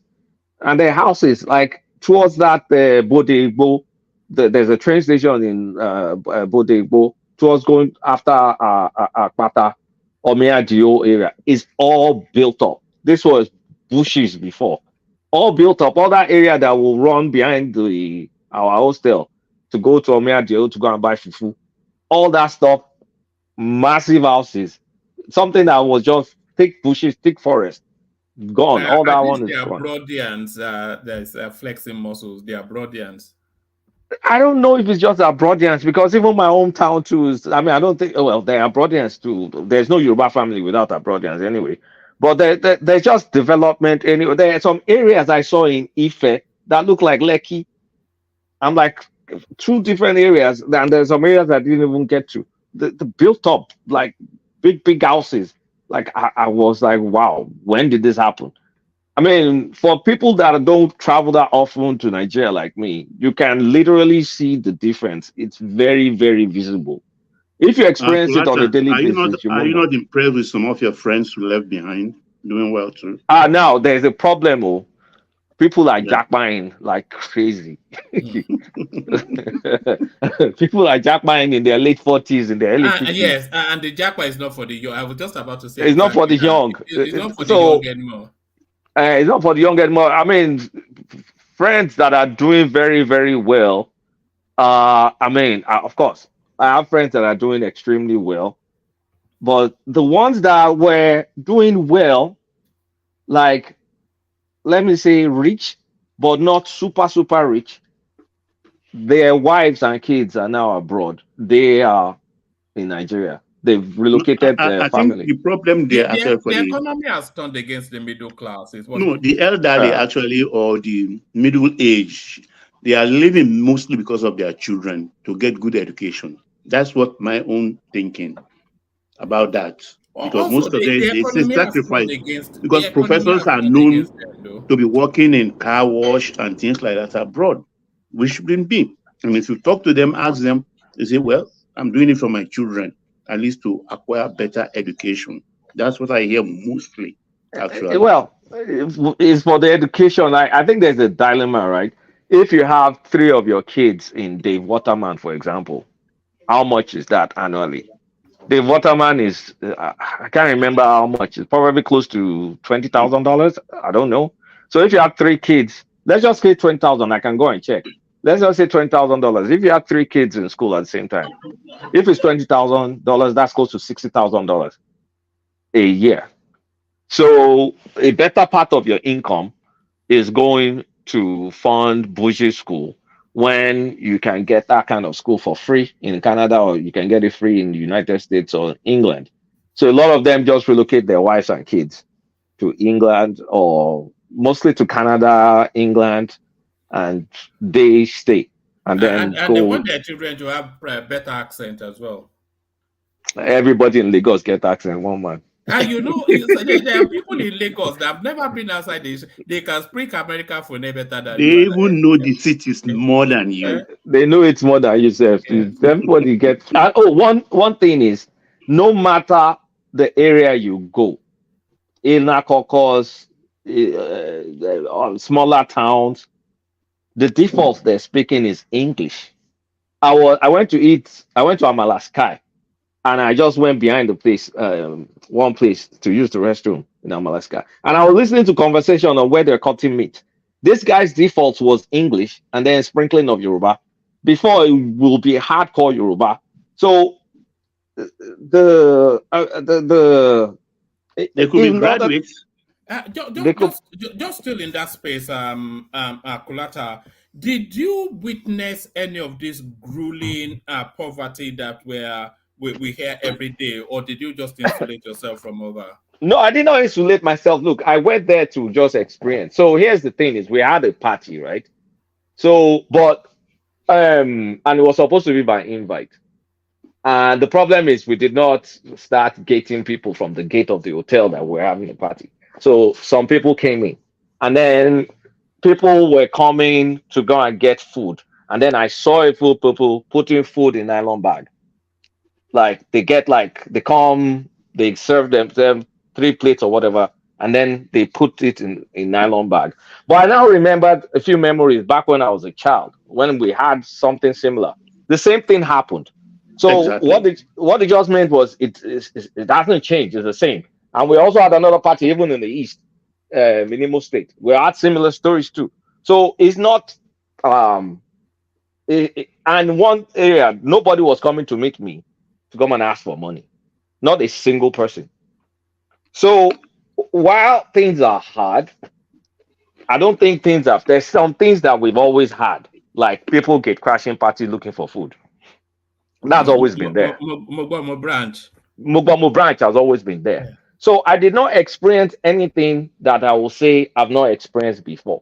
And in terms of safety, what was the experience? What was your feeling? I was safe. Yeah. I had zero feeling of insecurity. And I went from states, well, I was in the Southwest, yeah. So I went to 3 different states. I moved around even at night at 11 p.m. The security thing is because we're abroad and then we read about all these things. It's a little. I don't want to poop it, but I'm going to say a lot of it is isolated to certain areas. But like someone told me, is well, you may feel safe now. It's only when it happens to you that you know things are unsafe. So I'll say maybe I was fortunate, but throughout my moving around and all, I felt zero. Because people are moving around. People are moving around. Oh, people are living life now. Every single day. So it's not as there are cars everywhere every day. People live lives. Like a lot of what we do on this, I mean, people talking on platform and co is very exaggerated. Like many Nigerians are living happily together. Things are, I mean, they're existing. Things are, life is going on there like normal. It's not all doom and gloom. But now, economic situation is real. But I just did not see something that was different from what I witnessed as a child. Like people doing Mobomo branch, it was there as a child. Me seeing someone put food inside nylon bag, I saw that as a child too. So it's not fundamentally different. It's just the normal stuff in Nigeria. But there are a lot of positive changes in Nigeria. I mean, I have to acknowledge that there's a lot of positive changes. You know, when you've not been somewhere for a while and then you go there, you can literally see, like in this area, this wasn't there before, but now you're seeing it. This road wasn't like this before, but now you see it's fixed. So you can see all those things. You can appreciate all those things for, I mean, for if you don't frequently go to the country. And I saw it all over the place. But I did not leave the Southwest. I was only in Lagos, or I went to Ibadan, and then I went to Osun State, my state. But I did not go outside of those three states. So my story is limited to those three states. And I moved around at night. I moved around anytime in those three states. I had zero concerns. I did not even think about insecurity. That's just the truth. Because it just felt like, don't worry. As far as Southwest is in Alafia, no problem. Thank you. Yeah. Kenya is going to tell you off for not meeting up with him. He can. Oh, there was no way I could meet up with anybody with my. You know one come or John now because you know one experience life. You know, John go stay for Lake. Come here, come to tell us. We go to for Lake. If I come out John now, I didn't go to Ojo. Come Alaba Laguna. Go to. I don't even think I didn't go past the Keja and Lekki and Ikoyi. Honestly speaking, you go Keja, go Lekki, come to tell story. But I go Ibadan. I go my hometown, and I go Osun State well. Ibadan is just it's also developed now. It's an urban area now. So of course, so Ibadan is a business area, and when you are talking about insecurity, you know where insecurity is not much in the southwest now. We always say that here now. You know where insecurity lies in the state. So you cannot just talk about insecurity. But you know, if you sit down and listen to all the stuff we say every time, you think, I cannot leave Lagos. So I cannot. I mean, my friend was just laughing. No, normally, everybody knows here that even the Southwest governors has made plan for their own insecurity by bringing in a Motokun, which is not happening in other regions. So you cannot compare that with what is happening in Plateau State. If they tell you now to travel to Plateau State, will you do that? Plateau State. I can go to Jos. We can go to Jos. Not by road though. No, I'll fly now. No, I'll fly. Even Abuja. Next time I'm going to Nigeria, I'm going to Kano. Next time I'm going to Nigeria. Kano don't have much insecurity now. Well, this is not business. So another thing in Nigeria, that is things I hated. Too many churches getting built everywhere. And the people building factories are the Indians and the Chinese. And they're exporting our agricultural produce and our solid minerals. And a lot of the export they're doing is also illegal. They're passing it through some channel. They have all these small vessels that they use depending on whatever they're sending. So government is not even fully, officially, a lot of what they're exporting is not on the books. And some of them are on the books, like the likes of Olam and so. So I met a couple of Indian people in Ogun State. We went to check out some warehouse, massive warehouse where they're putting a lot of cocoa. There's a lot of cocoa that they're piling up in there. And I saw another place that some Chinese are building. In the hotels, you see, well, they're Oyimbos. So it looks like us, Nigerians, have abandoned agricultural resources and mineral resources to the foreigners. And they are taking massive advantage of it. So Nigerians are looking for office jobs. Those guys are looking for your palm kernel, for your cocoa beans, for your guagum, for your orobo, because they use it in pharmacies, for your what's it called, cotton. There's Nigerian coffee beans. I drank it in Ibadan. I was trying to buy a bag. A lot of it is sold out. Grown in Taraba, Nigeria, made in Nigerian coffee beans. It's one of my regrets that I could not buy some coffee bags. So there are things going on, and there are foreigners taking advantage of whatever is going on. But meanwhile, we just look for government jobs, white collar jobs, and complain and complain and complain. But when you travel, when you see any building that looks like something close to a warehouse, but you find out it's a church, that's built by the Nigerians. When you see the ones that's an actual warehouse, you find out that's built or leased by an Indian or a Chinese. It's mostly Indian and Chinese and a few Lebanese. So it's a disgrace. That's just the only sad part of it. It's just a disgrace because not only are they taking it, they're also cheating us. So a lot of it is not even being declared. A lot of what is getting exported, and they're exporting trees, cocoa, you name the Yes, resource. I saw a clip once of an endless stretch of trailers packed with trees.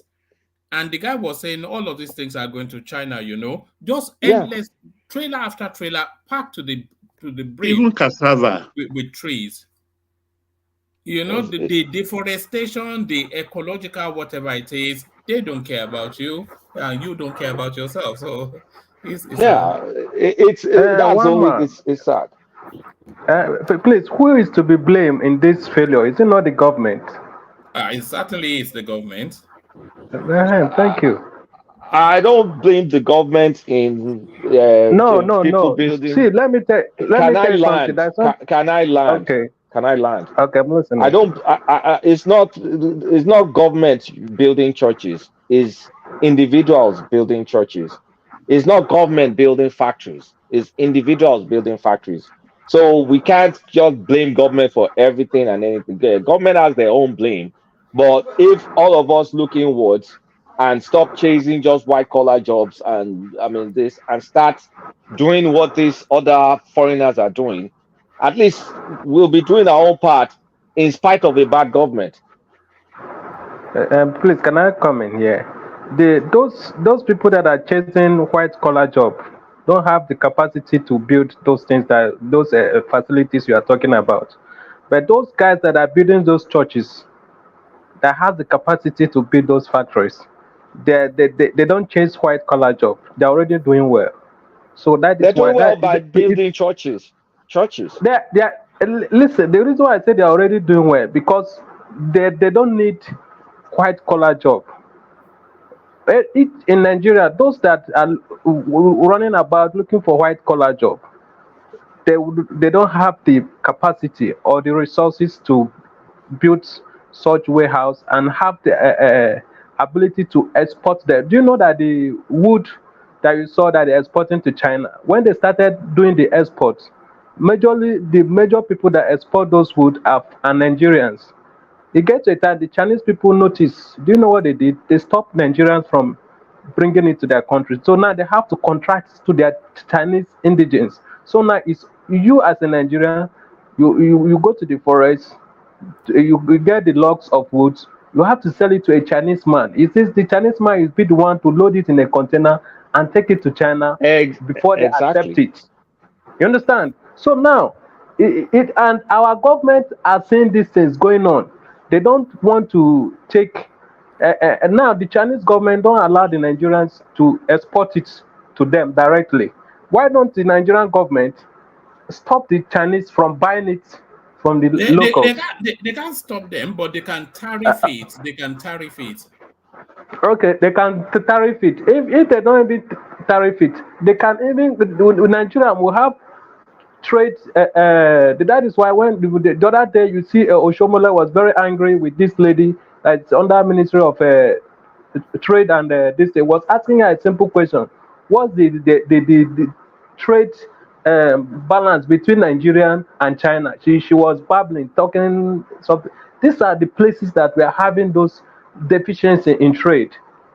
If Chinese put something like this, why don't you go and meet the government? Please look, your people, our people come to your country, they buy some things, you sell to us. Now want to sell to you. Why do you stop there?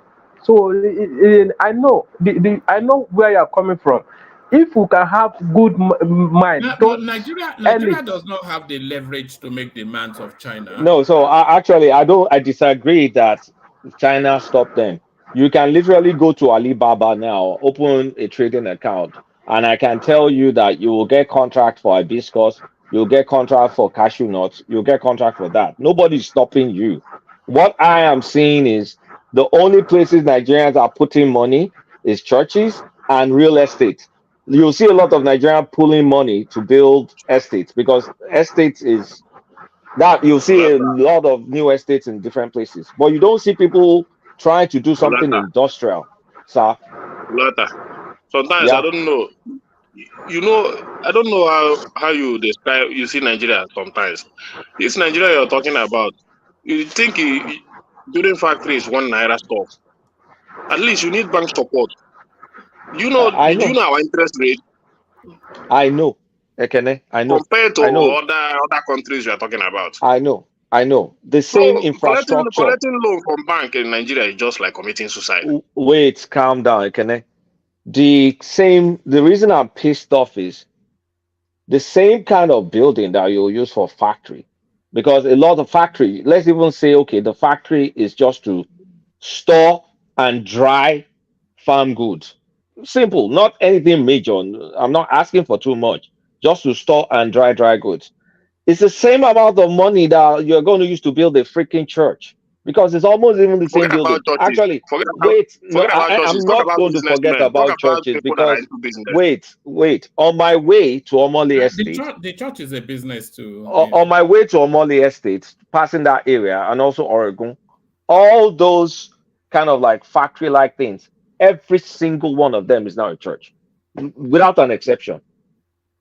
So I'm not like trying to just talk all these things because I've seen a lot of Nigerians pool resources together to build this. They build real estate. A lot of real estate don't rent easily now, but they still build it. It's all over the place.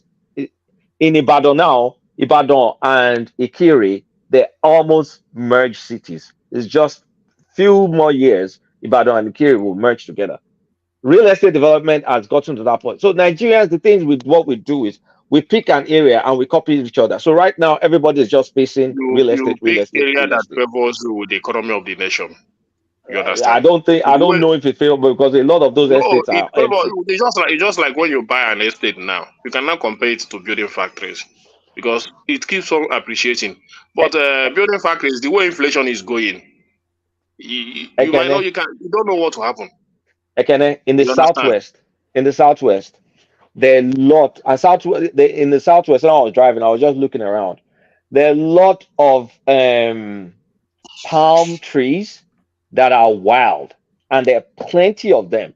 And I can tell you that only thing they're using those palm trees for is for to tap palm wine. And that is an area that is not even known for palm. It's the southeast that is known for palm plantation. And I was all looking at this like these are wild palm trees. Wild. And there are a lot of them. And so for people to just pull together and just say, let's create plantation, you can farm, right? And all you need is off-takers. Off-takers are going to be rich people or foreign people, but at least you can farm. Farming doesn't have to be the explicit of the north, right? Or your state, the entire 5 southeastern states is barely 10,000 square kilometers. Not even up to that. Maybe 5,000 square, more than Oyo State. Oyo State is almost the size of the 5 southeastern states combined. And there's so much land that can be farmed there. So if we even say, okay, there's insecurity in the north, what about the southwest? So what about even the farming you are talking about, to go into farming, you still need to go and collect loan from the bank to establish the kind of farming you are talking about. So Those who have what I'm collected, are they paying back? Yeah, and there are specialized loan facilitations from the federal government as well. A I lot don't of know. I don't people, know. a I lot don't know. of But people, People are not paying back. Ekene, let's stop they shopping have around they for don't excuses. they don't have they don't have they don't have a good regulator for all those stuff. They just dash people money. Let me make it Even the people simple. that give that loan In are the into bribery and southwest, corruption. Ekene, All in the the way make when they southwest, give loans, those farmers, did they pay back? Are they not trying to chase them around? Hold on. Yeah. No, please, let's stay please, within that what is within loan. our Did you know the control. reason why they did not pay back the loan? They were giving the loan to the wrong people. They are I giving don't want to the get loan into to the all wrong this. I people. don't want to get into all this loan Let's not. business Yeah, let Kulata make that because it's point. just going to go to the government, blah blah blah bullshit. In the southwest, almost every family has someone abroad, right? The money sent that is sent back home, that many people just used to do this, do that. A lot of that can be channeled into farming. And I'm not talking about like small scale, bigger scale farming where people can pull resources together. Because you go to Nigeria, you give $100 is 100,000 naira. I saw what that could do within the short space in Nigeria. And you're telling me that people cannot pool those families, those private resources to gather together and What farm. could 100,000 naira do in Nigeria of today? Tell me. Listen. No, not in People, Lagos now. not in Lagos. Lagos is not Nigeria now. You are looking Anywhere at in it Nigeria, from. just tell me what 100,000 naira can do the way you I describe it. can tell. Do a lot in I Jalingo. can tell you that $100,000 outside of Lagos can do something significant. So what I'm saying is there are many things that can be done in spite of a bad government that we're not doing. I'm looking at land. I'm looking at wild palm trees. Why do we have wild palm trees? People just use it to town palm wine. We're not using the land, and that's just Oyo State that I'm Yeah, talking about. but are you blaming the people or are you blaming the I'm, elite for not bringing the science to? Because a lot of these everyday people in the interiors, they don't know the value outside of the value that they already know. Let me put it this way, one man. The few people that know the value of what I'm talking about are dollar millionaires. They are the people that export your cashew to Vietnam to go process. Kwara State, if the doctor was here, Dr. Simba, he'll tell you the kind of cashew plantation they have. There are people that take cassava and make millions of dollars. There are very few people that have recognized these opportunities and are tapping into these opportunities. And majority of the people that I've talked to have no idea that all these things can be done because they've just not thought about it. It's not part of their thinking process. Their thinking process is very different. Where is the responsibility? Where does the responsibility lie? At this point in time, I don't want to even just say responsibility lies here or there. The responsibility lies in ignorance of someone ignorant of not looking at what can I do on this land. Also lands on the government for not enabling the area to do what's supposed to be done. But at the end of the day, you don't always have to wait for the government. While the government has their own responsibility, I'm just saying, in spite of a bad government, there's still things that can be done. So when you see all those things, if I did not meet the foreigners or one lawyer that just, went to come and lease his warehouse, he was telling me about. If I did not get very close encounters like that, I would not be talking like this. I would just say, blah blah blah blah blah blah, because these are people literally laughing at us, jackpying. Well, they come in with more resources than us. I get it. The foreigners, they have more resources.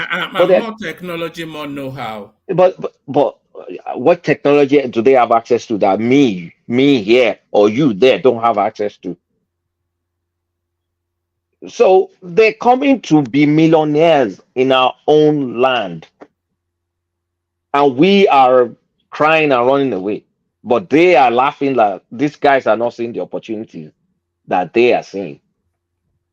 Or they figure out a way to pool resources. We need to figure out a way to pool those resources too. That's all I'm Kulata, saying. with all these things you are saying, I expect you to lead the way.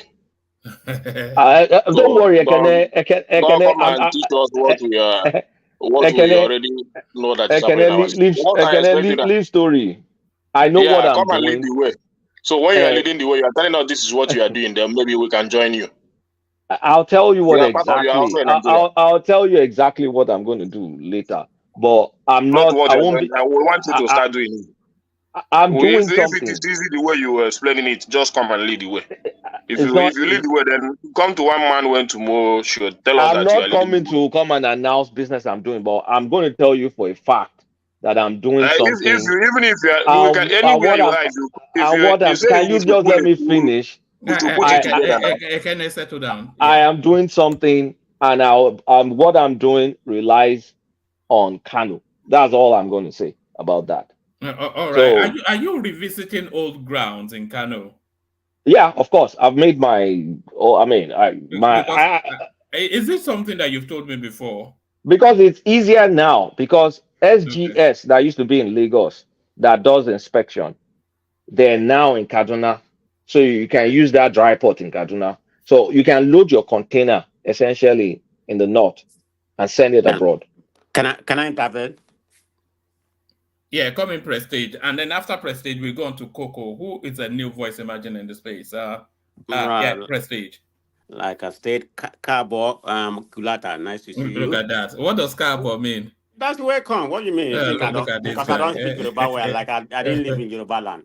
But having said that, Kulata have issue with some of your stories because half of your stories kind of half big, half truth in my own You've It's just my estimation. come back. You've it's just my come back Because as story. well, hold on, Prestige. just be quiet, man. It Let is me my talk. story. You did not live what I lived. So what are you talking about? It doesn't matter. You don't live in Banana Island and I live in Jagule. So don't make that kind of statement.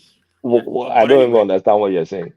yeah, because you say I don't live the kind of life we live or whatever nonsense you're talking. But I said anyway, you let did not me. experience what I experienced, what I saw, people Okay, I brother, talked let to. me talk.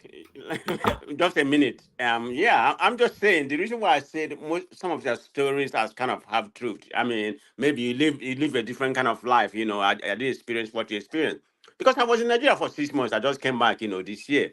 And Six my months? question, well, hold on. My question to you is that how long, before you went home? You don't have to give me the year or whatever. No, How I've long not before been you to went? Nigeria in how many years now? 8. Oh, okay. No wonder. So I'm not going to chastise you because it's just like somebody who hasn't been to Nigeria, like she said, 5 years, 10 years. When you go there, man, you feel like most of there's a lot of development. Everything you said about the development is true, but you didn't look for the other side of people suffering, which is there. I So was that's in what I'm my saying. But you see a hometown, lot of building has Prestige. been. But it's somebody that go home every year. You see, building is just Prestige. be like the same, a little bit of development. Prestige. Let me put it. Let me give you an example. We Okay. had a party in Imo State. I did not go to that one. Okay. There were people begging for food. We had a party in my hometown. There were people begging for food. But Okay. I said I experienced the same thing as a kid. I saw the same thing. So that suffering has always been a constant. It's But is not it changed. of the same level? Is it of the same level? That's Exactly the same level.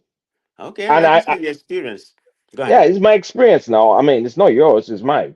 Oh, okay. It's of the same level that I saw. They block, they'll come and pretend like, oh, to come and serve this table, and then you just see them take the food, go and put it in nylon bag, Even come back even again. even here they do it. If you go to a black people party somewhere, like some of the neighborhood, they do that. So it's not anything uncommon. But I'm just saying the whole way you painting a very rosy No, picture, but you like see, everything is. what vexes me is I see big construction going on that could have been a factory. Then I find out it's a church. Then I see big construction that looks like a factory. Then it's a factory, and then you look at who's behind it. Is it a Nigerian that built it, is leasing it to Indians and Chinese, or is the Indian and Chinese that built it? And then I spoke to one guy that just listed his own and talked about what those guys are loaded there. Cocoa beans that is going out of the country. Cocoa beans. All of us here probably is not thinking close to anything cocoa. And you have some Indian guys. These are not Olam guys. Oh. They're not from Olam. At least we know Olam. These are who knows what random place they work for. They've loaded that. They've dried it. They've loaded that warehouse full. That warehouse is in Ogun State. Okay. Full. Hey, let me ask something. Did you like the new terminal? I thought it was nice in my own opinion. The new terminal, I mean, I flew out of the old one. Even the old one is decent now. At least the Oh, you escalator did? works. I flew out of Okay. the old one. But I when I was going out, I went through the new briefly, then went back to because big airlines cannot fly to the big airplanes can't use the new terminal. So whatever. Right. Delta, I flew Delta and Delta used the old. And it wasn't that bad. I mean, when I last time I used it, escalator wasn't working.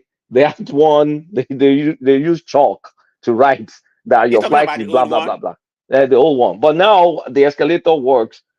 No, Some ACs work. the new one is very good because what happened was I just exploit. I mean, I know somebody that work over their custom, so he was able to give us some permission. My family, so we really exploit. Even when we was leaving, because we went there earlier. But it's very good. Yeah, the Yeah. new one is good. The new one is good because But that's anyway, where they have this security stuff. Like there's some the modern stuff there. yeah, very Is modern. good. Even Yeah. even the stair, like they have on Atlanta Airport where people walk. You can walk. They walk in You can walk like everything. that. Yeah. Exactly is there. But anyway, nice to see you. I was wondering I'm where not you are. going to say I'm not going to like give one. People are suffering, but I did not see. When you leave Nigeria for a while, when you get back, it's like muscle memory. You just enter that Nigerian mode again.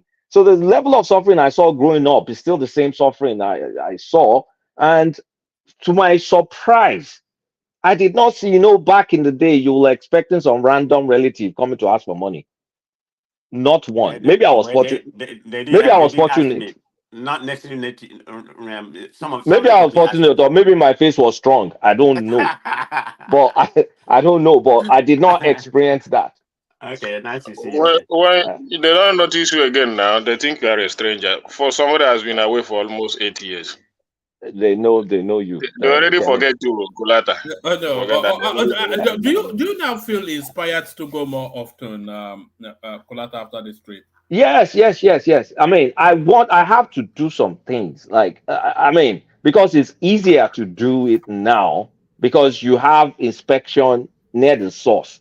Because back in the day, if you have to truck something all the way to Lagos for the inspector, and people will work with the inspector, they will reject your goods, and then you'll have some people buy off your goods cheap, and then you're screwed.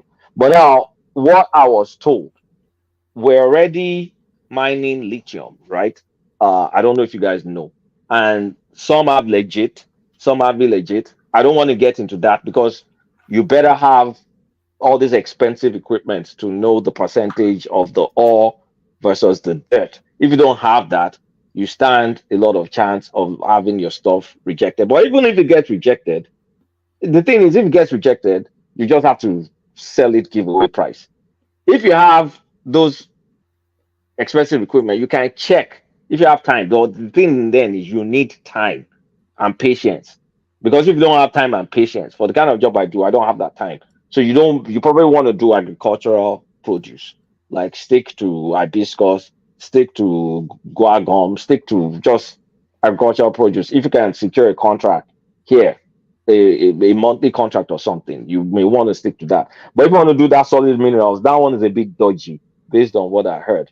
But those guys have those equipment where they can at least attestate that, okay, this is the percentage of the ore, and then SGS will definitely pass it. And then if it's from the north, it's straight from that dry port in Kaduna, straight out of straight out of the country. You don't have to even be bothering yourself. It's just from there, it's shipped. So it's better now. So anybody that's interested can do that. But then uh, I will not recommend anybody delve into solid minerals because it's probably too expensive and you don't have all the equipment and all. But for agricultural produce, soybeans, there's so many things, soybeans, cashew, all this stuff. You need to see what these foreigners are doing, man. It's painful when you see what foreigners are doing and then you see your people building church. You just feel it just leaves a bitter taste in It's your mouth. dispiriting. is like church to your lawn. Like, come on, man. And it's everywhere. When you go, you can see. If you leave Lagos, you just see everywhere church, new buildings of church. Why? If pull more resources, you can build factory. Anyway, I mean, everybody will have his own experience, but that was my own experience, yeah. All right, brilliant. Good to have you back, Kulata. So stay with us, Kulata. Let's take the conversation on to Coco, who joins us, I think, for the second time. Coco, are you still there? Yeah, I'm still. How Yes, far? I'm fine. One man. All right, What's up? come into the What's up? conversation wherever. Do you want me to lead you through the conversation, or do you just want to? Do you want to start from Lagos State building this airport, or actually start here? On a custom records 313 billion naira revenue in 2023. So it looks as though now that controversial topic of people having to come through Lagos port, that's now been resolved, both from the example that Kulata just cited and this headline. Okay. Okay. Yeah. Sometime in Nigeria we'll have some issue with information, dissemination of information to the public. You understand? Don't be surprised that this information about only port, it will only be few people that will get the information, the details, and they will keep it to themselves as usual. But because they are making profit without limit information, so that's how it goes. So that's why some other people that are into the same business will still be shipping their goods from Lagos port, and it's not easy to move from Lagos to a new port.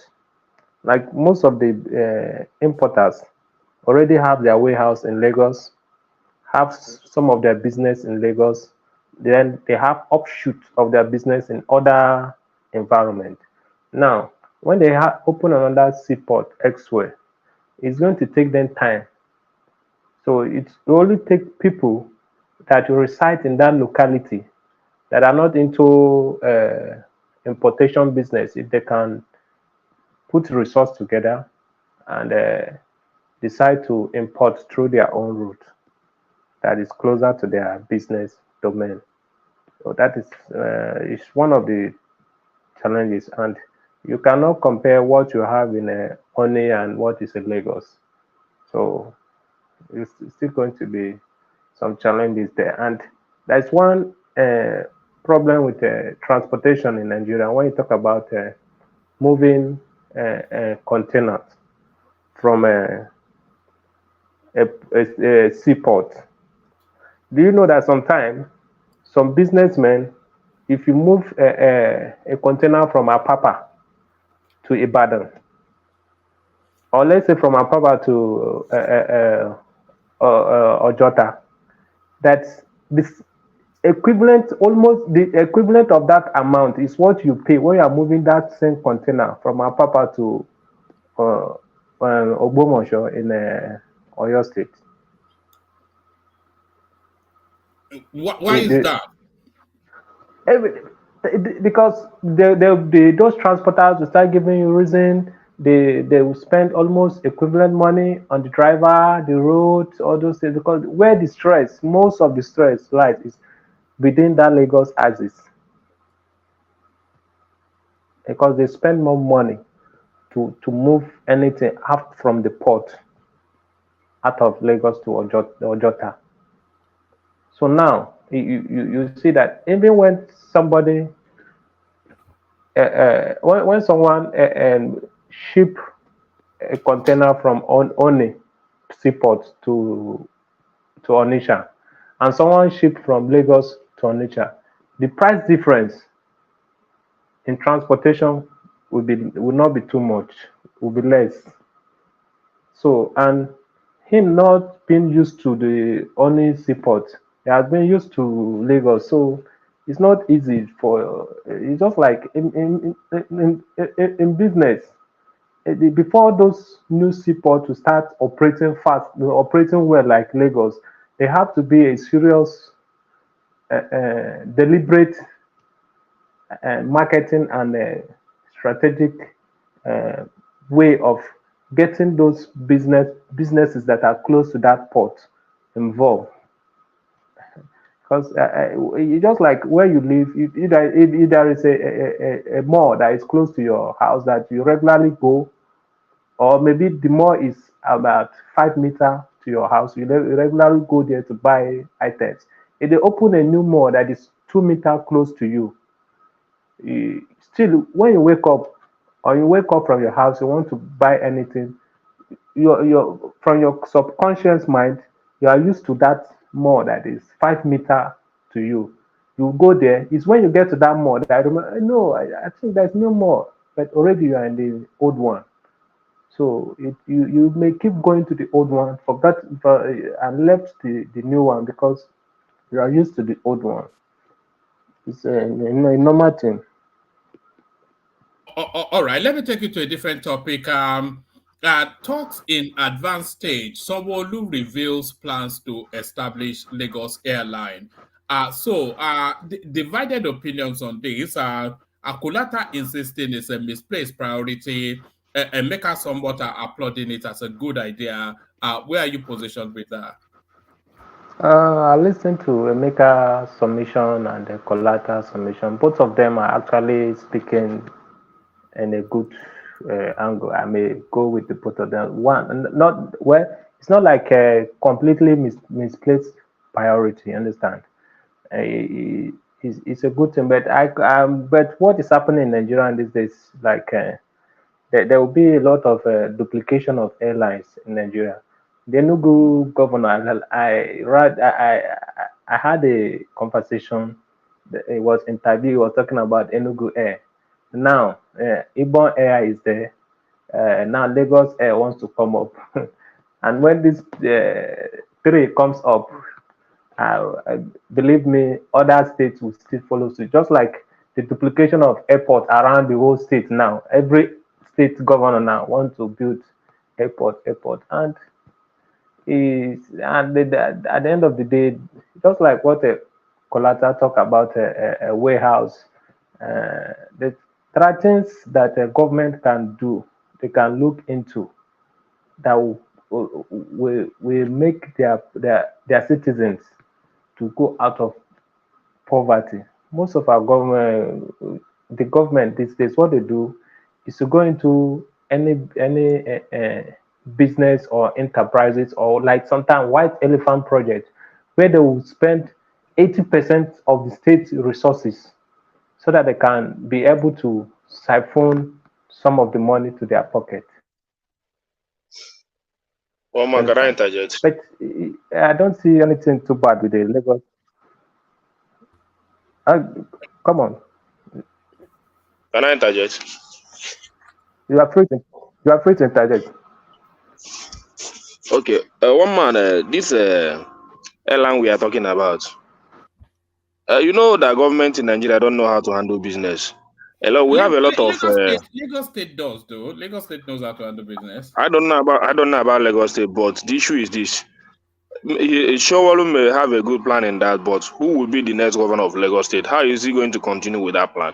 So is it not better he leave these things in the hand of the private sector? We have a lot of private sector running airline. You know, it's going to be run mainly by the Lagos State will just be the facilitator. They will be the punch through that will facilitate for it. But it's going to be a PPP. So the stake in it will probably be owned by private finance. And then Lagos State will have about 20-25% just because it's coming under their name.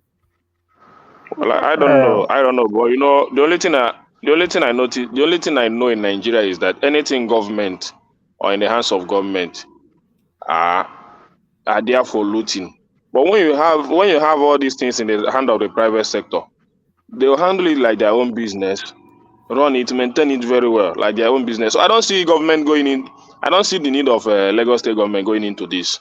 Lagos State have a lot of things to do, to invest in. So to boost economy in Lagos and productivity in Lagos State need electricity, just like Kulata said. It's very important. So even the kind of electricity in Lagos is very, as in these days itself is very, very poor. Just see electricity once in a day in Lagos State. And they're not even discussing it. Those things are not in the table. You're talking about airline and all that. So the right thing that you have to do to provide electricity in a state like Lagos, in fact, in the Lagos State has the lowest. That they are the kind of as in they are very bad in electricity these days. So why not focus in improving that than all this airline? They want where they will amass money and all that, but they're leaving the important thing behind. So I don't know. The private sectors are already doing well in this aviation stuff, in this airline stuff. Why not allow them to continue to do their business? I see it as a form of interception and all that. Why they should allow the private sector? They are already doing well in that sector. It's not as if we are lacking in that area. What about Ethiopian Airline? That's successful. I don't know. I'm talking about my Nigerian stuff. We have a lot of private investors in that area. Allow them to continue. Don't interfere in their business, so that they can continue to do well and focus on governance. Don't compare Ethiopian Airline and what we are talking about now. Yeah, hold on. Let Coco land that point. Yeah. I say don't compare the Ethiopian Airline with what we are discussing this night. Look at Ibon Air.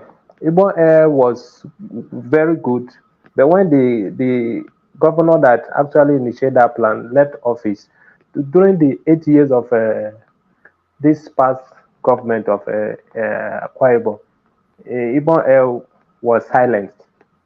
He's just trying to come up again now from this new administration. So that is one of the challenges we have with our Nigerian government venturing into businesses. You understand? So if actually the Lagos Air is a PPP project, it's a welcome. It's a welcome idea. It's a good one since the private sector will handle it. But there are still other things that they can do with their finances that are more like when you do scale of preference, there are other things they can do. So you are agreeing with Kulata that it's a misplaced priority? Actually, it's a misplaced priority based on the needs of Lagos at the moment. Because if you do scale of preference, the Lagos should be on the opportunity for God, unless if the private sector, we are going to invest like up to 60 to 70% of the total share of the business. I think it will be okay. All right, brilliant. Okay, can I come in, woman? Yeah, come in, Baba. Okay, I think we should put things properly in their perspective. I speak as an analyzer now, not because of maybe selfish interests. The Lagos model is a unique model in the governance in Nigeria, because the nearest thing compared to Lagos, I think, is Delta State, controlled by Ibori. It brought Iduagan. After Iduagan, there was a little bit conflict. He was absent. Also, the doctor came in, and also maybe some little conflict before this Uwuburi. I can't pronounce that Urobo name properly. But Lagos State has been consistently follow that model of succession of people who are competent. Sanwo Olu, for instance, has been in Lagos State working right from the time of Tinubu. So before he even came into governance and take position as the governor, he has experience both in security and otherwise, because he was part of the formative directors or who are panelists that organize the Lagos State security funds and stuff like that. So what I'm saying is that Lagos State, you can own an airport. Own an airport in name only because it's a PPP project, the airport close to Ekpe. And they've given 4 years timeline. You can own an airport, own, inverted comma, I repeat, and not have your own airline that will use that airport as a home base, even if it's for local services. You understand? So it's part of the business. And Lagos State has shown that there is profitability in transport with the LBT, or what do they call those, the buses. I mean, nobody can say they are not doing well. And O&O, that is what you call Oando, has come to participate by supplying also electric buses. So it's a success, and I'm glad to hear that that cheap blue rail line 750 they charge every day, they are going to up it, because I've always complained here on the comment section that that 750 is too small. If they continue in that trajectory, they may run down that business. So they did it in time before the red line will start. So are they biting more than they can chew? No. They can stoke many fires. And for electricity, lest we forget, it's just about a year ago, I think 30 days before Buhari left, that he removed the electricity from the exclusive list. And the government is doing something about it. And there are many estates on the island today, as we speak, that are providing electricity for 24/7, because they can provide the appropriate kilowatt per naira for it, which is not 23 or so as we speak. I'm not being cold-hearted here, but it's question of profitability, workability, and bottom line, pure arithmetic. They are gradually getting there, putting the framework in place, because they have to dismantle what we have running now by the states and independently, truly independently, institute Lagos State Electricity Services. It's going to be cut down. Baba, can I ask you a question? Yes, sir. Are you in Nigeria? No, I'm in the US. Are you in the APC government? I'm a supporter of Tinubu, 100%. Okay, no. That's not even why I'm questioning you, because you are speaking very authoritatively, like, you have the whole benchmark or the whole map strategy in Nigeria, what's going on in Lagos, or how the government is being run. Like you have the blueprint or the data. I mean, is it not all speculation or what you think, might happen? It is not speculation. I don't need to tell you I call Lagos every day, but if you read a little bit out of the normal mainstream newspapers, you will catch the drift.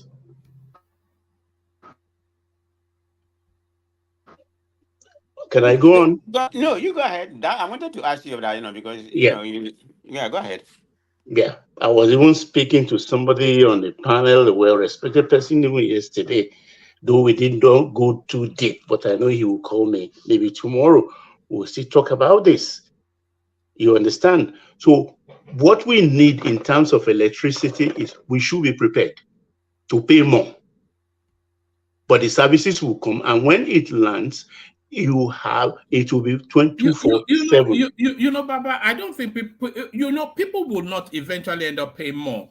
If you look at the amount of money that people spend on, I think on average, the average family spends about 4,000 naira, to at least 3,000 naira a day on petrol for gen. So if you are able to provide stable electricity, there's still quids in the overall budgeting of it. You are right, woman. You forgot even to put the service charge or the servicing of the generator itself. So appropriately, you are correct. If you look at the cost of running your generator every day, You understand? And even my own diesel generator in Lagos, as we speak, is putting what they're doing back home is they go to fuel station because diesel is now 1,000 plus. You understand? They go to fuel station, where they service car, they take the diesel drain. I mean, the engine oil drained. They have this petrol station where they go for it, and they have a certain mixture of kerosene to the diesel. They do the measurement back in the house. You understand? Because some of them are very resourceful, and they mix it. The problem is the wear and tear on the generator is bad. So if that generator back now we're using is I think is about 6-8 years, it may drop to about 4-5 years, and the smoke is a little bit polluting because it's darker rather than very blue. But then, of course, then it's being run cheaply. So if you put it side by side by going for the 1,000 plus per liter diesel and what they are improvising back home, it saves me some money. So it's good for me. If I look at maybe the 2 years loss of operational life of the generator, 1.5 years, I can live with it so far. So it's a question of arithmetic. I mean, it's just like the traffic is light right now in Lagos because it's not like you just hit the road. Because even with phone, people still hit the road in those days and come to your house and come and ring your bell as if there is no phone. We are used to that, just visiting, cruising around. That's not happening right now. Which is a very good thing. We put on our electricity. Some people don't even put their security light off. They forget 3-4 days, 5 days. Maybe if you visit, look at your security light is still on before they will even remember to put it off. So we need to learn how to live. We need to learn how to live like they live outside. Even right here, I was discussing with that gentleman 2 years ago. He was asking me, how much do I pay averagely for electricity here? And I told him, and it's exactly what he's paying too. What I'm saying here is that gradually, everything will come into place. Lagos State could be seen to be biting more than they can chew, but then in business, if you're serious, you can stoke many fires. That's my take. All right, brilliant. Round up that space, Coco, and then we go on from you to, have you dropped even? Okay, we go on to Bishop, who has been waiting patiently. Bishop, you're up next. Bishop. Oh, I think we may have lost Bishop. Can I talk? No. At the start, Bishop is up next. Let Bishop have a say. Good to see you at the start. Yeah, Bishop, you're up next. Okay, good evening. I think good evening, everyone. Welcome once again. Well, let me start from where Baba stopped. Even though I'm trying to remove emotions from it. It might be a very wonderful project, but I don't think it is a project for now. That's my view. And I disagree with Baba that every city that has an airport or state that has an airport has an airline. At least not where he is. I can assure him that not where he is. I know very well that Hatfield Jackson is owned by the county and the city, and they don't have an airline. No, I didn't say every state. No, I said it is ideal if you have an airport, you have an airline. And I didn't go comparing outside. No. I didn't say that. I'm being specific. Why? I mean, anything that will take Lagos forward, I like it. But from record, I mean, let's check very well. In Africa, how many airlines have been run profitably in the past 10 years? Not Kenya Air, not South Africa Airline, not Rwanda Airline, not, let's check them. The amount of subsidy that their government is sinking into them just to keep them for pride's sake. to keep them afloat. So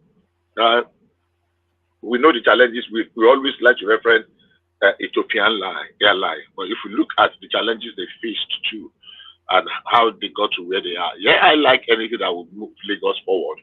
But considering the challenges Lagos is facing presently, if they have a lot of money and they have to prioritize, I'm sure there are other places they can put that money into that will be much beneficial to the teeming population.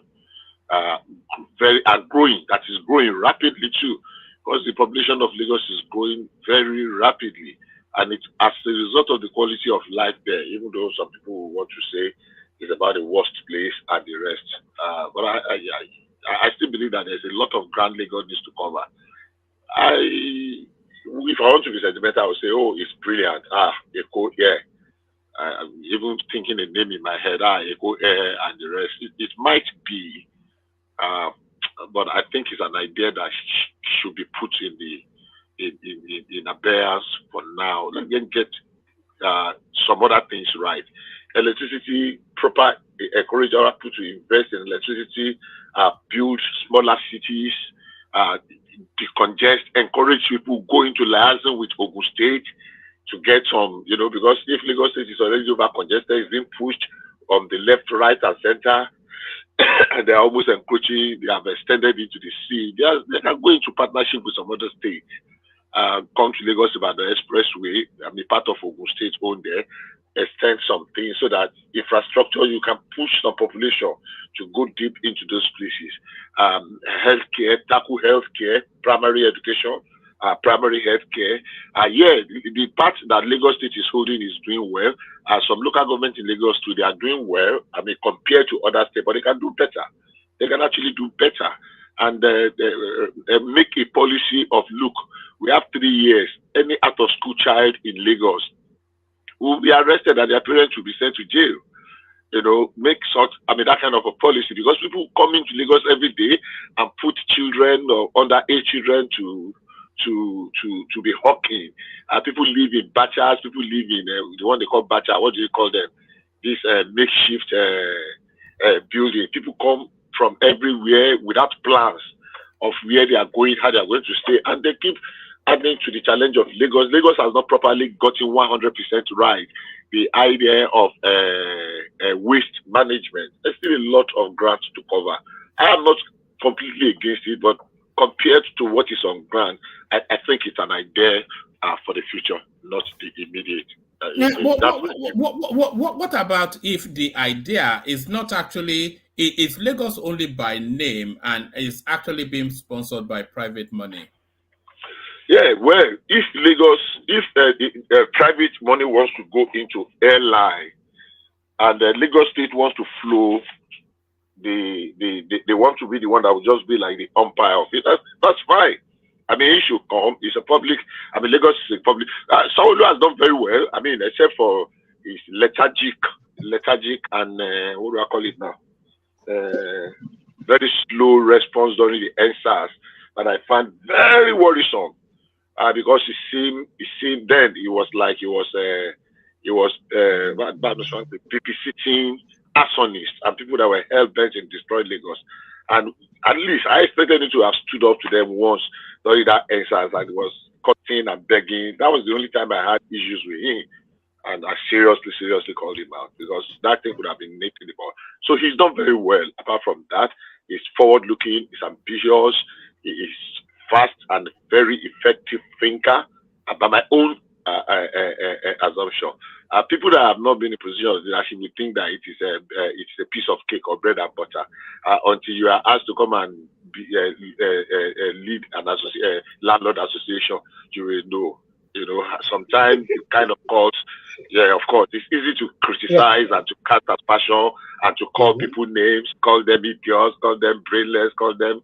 It's easy. It's easy when you are looking at it from the fringe.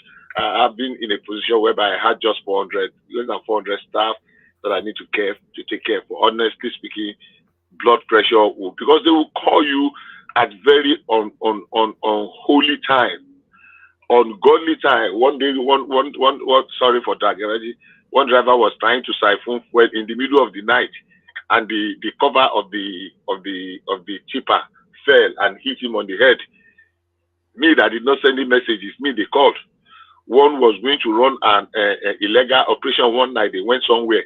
He forgot that he did not, when he dropped the sand, the gravel, the stone, he forgot that he did not drop down the bucket of the tipper. He ran and it destroyed almost 20 poles because he was trying to run away from the place.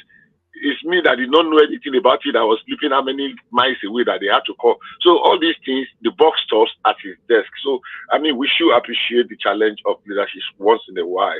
I'm not saying that we cannot call them out. So for me, I think there are other challenges. But if it is 100% going to be financed and Lagos State is just providing like the land, the environment, the conducive environment, and the rest, well, so be it. That's what it is. One thing I can say is this: they will run it very well. Apart from unnecessary criticism, which I believe they are beginning to get used to now, they are criticism that they will address. Because people will say jump. When you jump, they say, oh, you know, jump, reach. Other people say, oh, you jump too high. And when you listen to cacophony of voices, you just realize that you get to a point, you just say, you know what, I'm not doing anything again. If they do it, I'm sure they will run it well. Very profitable, I don't know. Profitability depends on several factors. But I don't know what Lagos is now, but I look forward to a Lagos that will be the Lagos of everybody's dream that we can always celebrate. I know we're not there, but we're going there. All right. Let me take you here. Supreme Court upholds 5-year jail term for former Nigerian lawmaker Farouk Lawan over $500,000 bribe allegation. So I'm not quite sure. We have been tracking this storyline all the way through when it first started. I never had the sense that Farouk Lawan would get a jail term for reasons of being a northerner. But are you in that space? And what are your thoughts that a nemesis finally catches up with a top-ranking corrupt politician in Nigeria? Well, yeah, I mean, I really was surprised if they gone any other way because it was a watertight case. I mean, I was responding to someone earlier that was saying, "Oh, why are they jailing him? It's because this. Yeah, Tinubu is president. That why not the giver? Why are they changing it?" And I responded to him that if you know the story, you will not be talking like this. I mean, the guy was demanding bribe. He was caught on tape, wasn't he? And it was marked notes as well. Yes, because $30 he tipped off the authorities. Yeah. $30 reported to the authorities, and they asked him to play along. So he became kind of an agent provocateur. And it was even the DSS that gave him the money. So it was a watertight case. So if we want anything to do with fighting corruption, semblance of fighting corruption, honestly, those people, I mean, look at how they made a mess of the case of Oji Uzokalu. Look at the one they are doing with Fayose. Look at what we are doing with Fani Kayode. If we are really serious, we should have like 2, 3, 4 dozens of these men in jail. Then it should serve as a deterrent. And if you want to go, I read that they are reopening some of the governor's cases. I don't know if Tinubu will have the boldness to be able to go the whole hog, because I saw some other governors, Theodore G and the likes. You know, Bishop, I have it here. EFCC reopens corruption probe against former governors. So Sule Lamido, over $1 billion. Kayode Fayemi, Rabiu Kwakwanso, Ayo Fayose, as you just said, Aliu Wamako, Bello Matawale, Abdullahi Adamu, who was their former chairman, Danjuma Goje from Gombe State, Theodore Oji, Namani, Sullivan Chime, who was from Chine, and then Temipre Silva, Peter Odili. I can't quite say Peter Obi's name here, so I'm not quite sure. And Sadia Umar Farouk.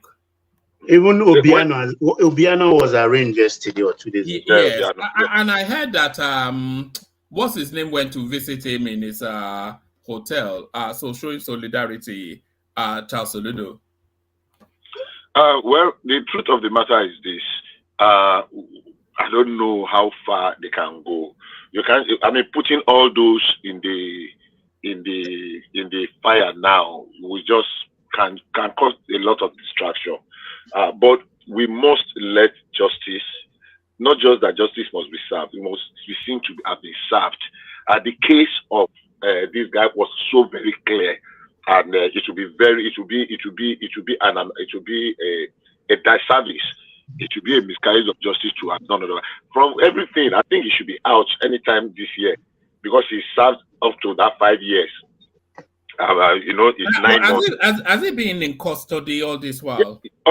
Yeah, I think it was in custody. Was he granted bail? No, he was not granted I don't bail. know. I'm just. No, he was not granted bail. If he was not, Bishop, it should be out. 8 times 5, that's 40 months. This thing happened, I think, early Buhari's regime. Yeah, 2007. It started under Goodluck. It was 2012 that it was. That was when the thing happened. But the trial started in 2019 or 2018. Yeah, but that's even for 40 months. No, we should take it from when he was jailed. He was jailed, then he appealed to the appeal court. Yeah, so was he given appeal bail? Yeah, he should be getting ready to get out now. All things being equal, he should be. I mean, if it is. Or was he on appeal bail? Say that again. Was he on appeal bail? No. I don't think so. That's what we need to confirm. I don't think he was released on bail while the appeal was pending. No. I mean, when you have been convicted, you don't stay execution of that one. You continue to jail while your appeal goes on. I mean, the same thing happened to Bode George now. I mean, he was in jail while he was fighting. Bail was stand down, but Ojikalu was granted appeal bail. No. Was he? No, he was not. I don't know. I think Ojikalu was because he then went back into. He was granted appeal bail. But hold on. I thought they said the process. It was because of the process that they released Kanu. I mean, they make it a process thing, and that's my understanding. That was the Supreme Court. The case he took to Supreme Court, and that was when he was now released. Oh, okay. He was in jail. Oji Uzokalu was in jail for over a year. Check it out. Okay. Yeah, I know about that. You're right. I was just saying the case was adjudicated based on the process. Jail. They only said that the judge that passed the judgment shouldn't have, and because the case had been on for almost 10 years, so they elevated the man to the appeal court, but he has already finished the case. So just to go and deliver the judgment, they say it was wrong. So I mean, that was a crazy thing. If no judge can continue from a trial, then you should let somebody exhaust all his trial before you elevate him to the next, because the amount of money that was spent on almost a 10-year trial. So it was not like Oji Uzokalu was not guilty. It was just because on that stupid technicality of, the judge had already been promoted to the appeal court. So let me just round up by saying, look, we have a lot of battle to fight. It is good to try and see how we can use technology. How do we call it now? To prevent all these things. I think it will cost much less to prevent them, because if they actually put all these governors on trial, really proper trial, more than 90% of them will end up in jail. Even the ones that are dead, they will still go and bring their corpse and put them in jail anywhere they are. And I'm not saying whether one governor from one place or the other. It's just the level of their stealing that might vary. Some people might steal very brazenly, but almost all of them have something. And some can be, I will not use the word. Are you surprised that they have not reopened Peter Obi's case as well? Do you think it was more, they buckled at the politics of it, that they've not reopened Peter Obi's case? Peter Obi really, Peter Obi has no case in the real sense of the word, because the case was actually kind of, the only case or two cases he had was kind of almost settled amicably before he finished his tenure. That case of 250 million, is it 250 million, 450 million cash that I said he was willing to use to pay contractor and the rest. I don't think they should. I don't think they should waste time on that. There are big fishes. I mean, people were talking of people that collect kickbacks of billion, 10, 20 billion, and people that mismanage, that run their state down completely. So if we can use a few as example to show that, look, hey, the anti-corruption agencies now can bite, not just buy back. I think it will help us. Carrying all those number of blessings and putting them and bungling the case, just spending money unnecessarily, I don't think it's going to give us anything. I think it's just going to throw a spanner in the wheel of the little progress we're making. But strengthen the anti-corruption agencies, let them do their job very thoroughly. If they catch you, one, even if it's only on one or two cases. Okay, look at Odili that you mentioned. How many years ago Odili got an injunction? In fact, they named it perpetual injunction against arrest, against investigation, against prosecution, against arraignment. Who does that? And the wife was in the Supreme Court for how many years? So for me, it's just going to be a waste of time. But good thing for Farouk Lawal. At least let's use him as an example so that other people can learn. Oh, okay. The space then of digitalizing land ownership in Lagos, long overdue. And this is a real, because if there were three things that I've always looked to Lagos to achieve, the ones collateral earlier on, electricity, which we all are, and then security. And I think because of the volume of people in Lagos, somewhat relatively secure, but certainly land ownership. You know that would revolutionize investment in that space. Because the one thing that's always baffled me is that you buy land and then you're not able to own it. But it looks as though now that's about to change, Bishop. Yeah, I mean, it's good. I celebrate it, even though it's coming a little bit too late. I was privileged to listen to a conversation many years ago when El-Rufai was governor of Kaduna State. It was in one of the Big Shot's guest house. And he was talking of replicating that in his own state. Unfortunately, he had to stop to get out of being a governor and get to Kaduna before he did it. When he launched Aegis, Abuja area, whatever geographic system, something, that year, when he was the minister. And they talked about it in Lagos. And that's why I'm saying, yes, Lagos has had it. I don't know why it took them this long to be able to implement it. To completely digitize every piece of land in Lagos. Look, what is going to help us to do is this. I don't know, people will say, oh, you don't want the poor to breathe. You don't want the poor to breathe. People that have, what's that, Baba? What's that? Is it Makoko? That's water slum. Makoko. Look, any governor that we call that his heart will be in his back. His heart will be a heart of stone that will clear Makoko, will be doing Lagos an eternity of good. Where we say who? Look, they did not own that water. It's just a place that is an ungoverned space that people have taken over the years. I know when they demolished Morocco. And people began to move. Say that again, sir. I said they will invoke Ailala, and Morocco was military. Don't forget. I know. Yeah, well, I understand. When they did Morocco, I was there. I knew when they did Morocco. And look, Lagos is better off for that destruction of Morocco to today. Yeah, and everybody, even though we oppose it then. Everybody, yeah, of course, I know. Everybody is grateful that it happened. And the same way we will celebrate it. But they deceived us, Bishop, don't forget. They told us it's going to be for housing. And we were telling them then that it's for elite development. They denied it. But we know the story today.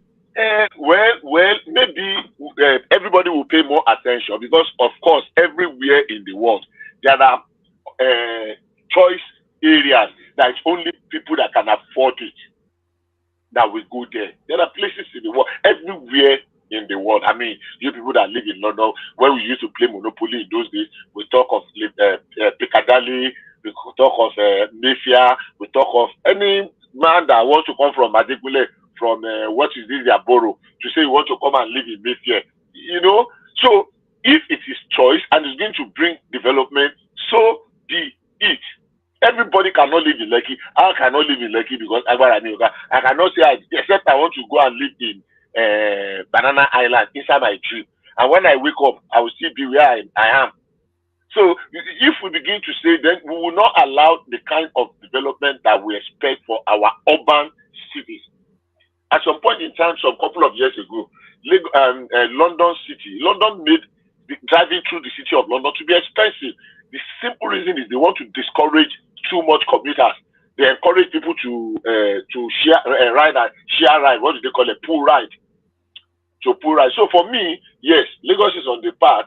Yes, we need to do more. That what they did is very good, even though I believe they should have done it like probably 10 years ago. All right, Bishop. Utilization of the land, whatever. All right, Bishop. Let me take you to one more space, and then I'll go on from there to Raphael, who is joining us for the first time. Okay. On a custom records recorded 313 billion revenue in 2023. So I think it's very now difficult for people to continue to complain that infrastructures are not spread around the country and it's been narrowed to Lagos essentially. So what are you then making then of this profit-making port in the east? In the past 10 years or 15 years or more, there has been no time that an airport was not functioning. That's one. At some point, because I was using an airport in Port Harcourt, at some point, it's just that it is very difficult for you as a private shipper to use an airport because it is so expensive. In fact, it is almost twice cheaper to move your container from Lagos to Onitsha than to move it from an airport to Port Harcourt. It is easier to move your container from Lagos to Warri to Asaba than to move it from Benin than to move it from an airport. Clearing, I tried it. I cleared in an airport one time. I don't know how they used to say this thing in English. And all I was trying to clear were scientific equipment for educational purposes. Because we're setting up an oil and gas training institute. And so we had some good equipment that were donated by some of our partners approach in Canada and in the UK to clear it. So, and I had to meet one major individual that used to import from there. He owns a construction company. I would not want to mention his name. And he told me openly. Atiku was in charge then. It was Intel that monopolized everything. So it was really, really expensive. So the idea that no port in the east was working is not correct. An airport has always been functional. The only problem is that it was expensive. And the reason why it was expensive because it was mainly being used by the IOCs, the oil companies, the Schlumbergers of this world, Panapina, Shell, Ajib, name it. So 90% of the time when you get there, you always see their face and they give them priority at all times. So it's not like it's not functional. If they can open it up, break the monopoly that Intel used to have on it, and allow it to be operational. Intel is Atiku, isn't it? That Intel is Atiku. Yeah. With this other Whoopi. But he said he has sold his shares. He said he sold his share to do you know who he sold it to? Because the company. He said a company in Atlanta, a company in Texas, rather. He said he sold it to $100 million. The company is a company in Italy. Italy. The ownership. No, Volpe is the owner. Gregory Volpe is the owner with his family. Yeah. Yes. So it was a company that bought his own share from him before in 2019 election or something. In fact, that share has been going up and down. OBJ, Abasha, I think he uses it to trade with any ruling government. Yeah, but he was really monopolizing a lot of things in Intel. Intel was doing completely rubbish, nonsense job with our ports there. They were in control. Honestly, I'm not saying this Not because only I have Intel, Nicotis also. nicotine. Yeah. I'm not saying this because I have any authoritative any authority. But I Information. believe that there are lots of illegalities, illegal operations in drugs, in arms, and what have you that have gone on unnoticed in a number of our ports. A lot of them. Our territorial water, the integrity of our territorial water have been breached over and over. I can say that. I won't just mention names. I can say that very, very authoritatively. At least I live in the coastal area of Port Calabar, Delta, and the rest. And I operated in those areas quite well. So for me, yes, if they can open it up, they can do better. But one thing I will tell you is this. If they told you they made 330 billion, woman and the panel, I can assure you they made 1 trillion. It's just what they chose to declare. Because it is not digital, it is not digitalized. How do I put it? It's not electronically being what do you call it? If every penny that that comes in is well accounted for, I can assure you they made more than 1 trillion. Because all these IOCs were still, ships were petty in their dozens, in their numbers. So it's okay. Let's hope they do better next year. Let's hope there is more and better accountability. And above all, let's hope going forward in Nigeria, customs will not be a revenue agency. Let them stop. Let them do the job of manning the, what do you call it? Let income be entirely for another different body that is set up for it, and let us centralize it. This idea of custom collecting here, this one collecting there, because I can assure you they made twice what they declared. You're right in what you just said. No, what is correct is being implemented right now. I think from this financial year, they don't even touch money anymore. It goes straight to the federal purse. Yes, to inland revenue or something. They should not have any interactions with money, customs there. Yeah, sorry, please permit me to just chip in something on what Kulata was saying. Are you gone? I did not want to. There was a video I saw yesterday. That one man in was it Abba that said on the Thursday morning that people were praying. Look, I'm a Christian who don't. Yes, I saw that clip as well. But we are in trouble if we continue to go the way things are going. We are being enslaved every day by this religion, whatever. And it's becoming very sickening, extremely very annoying.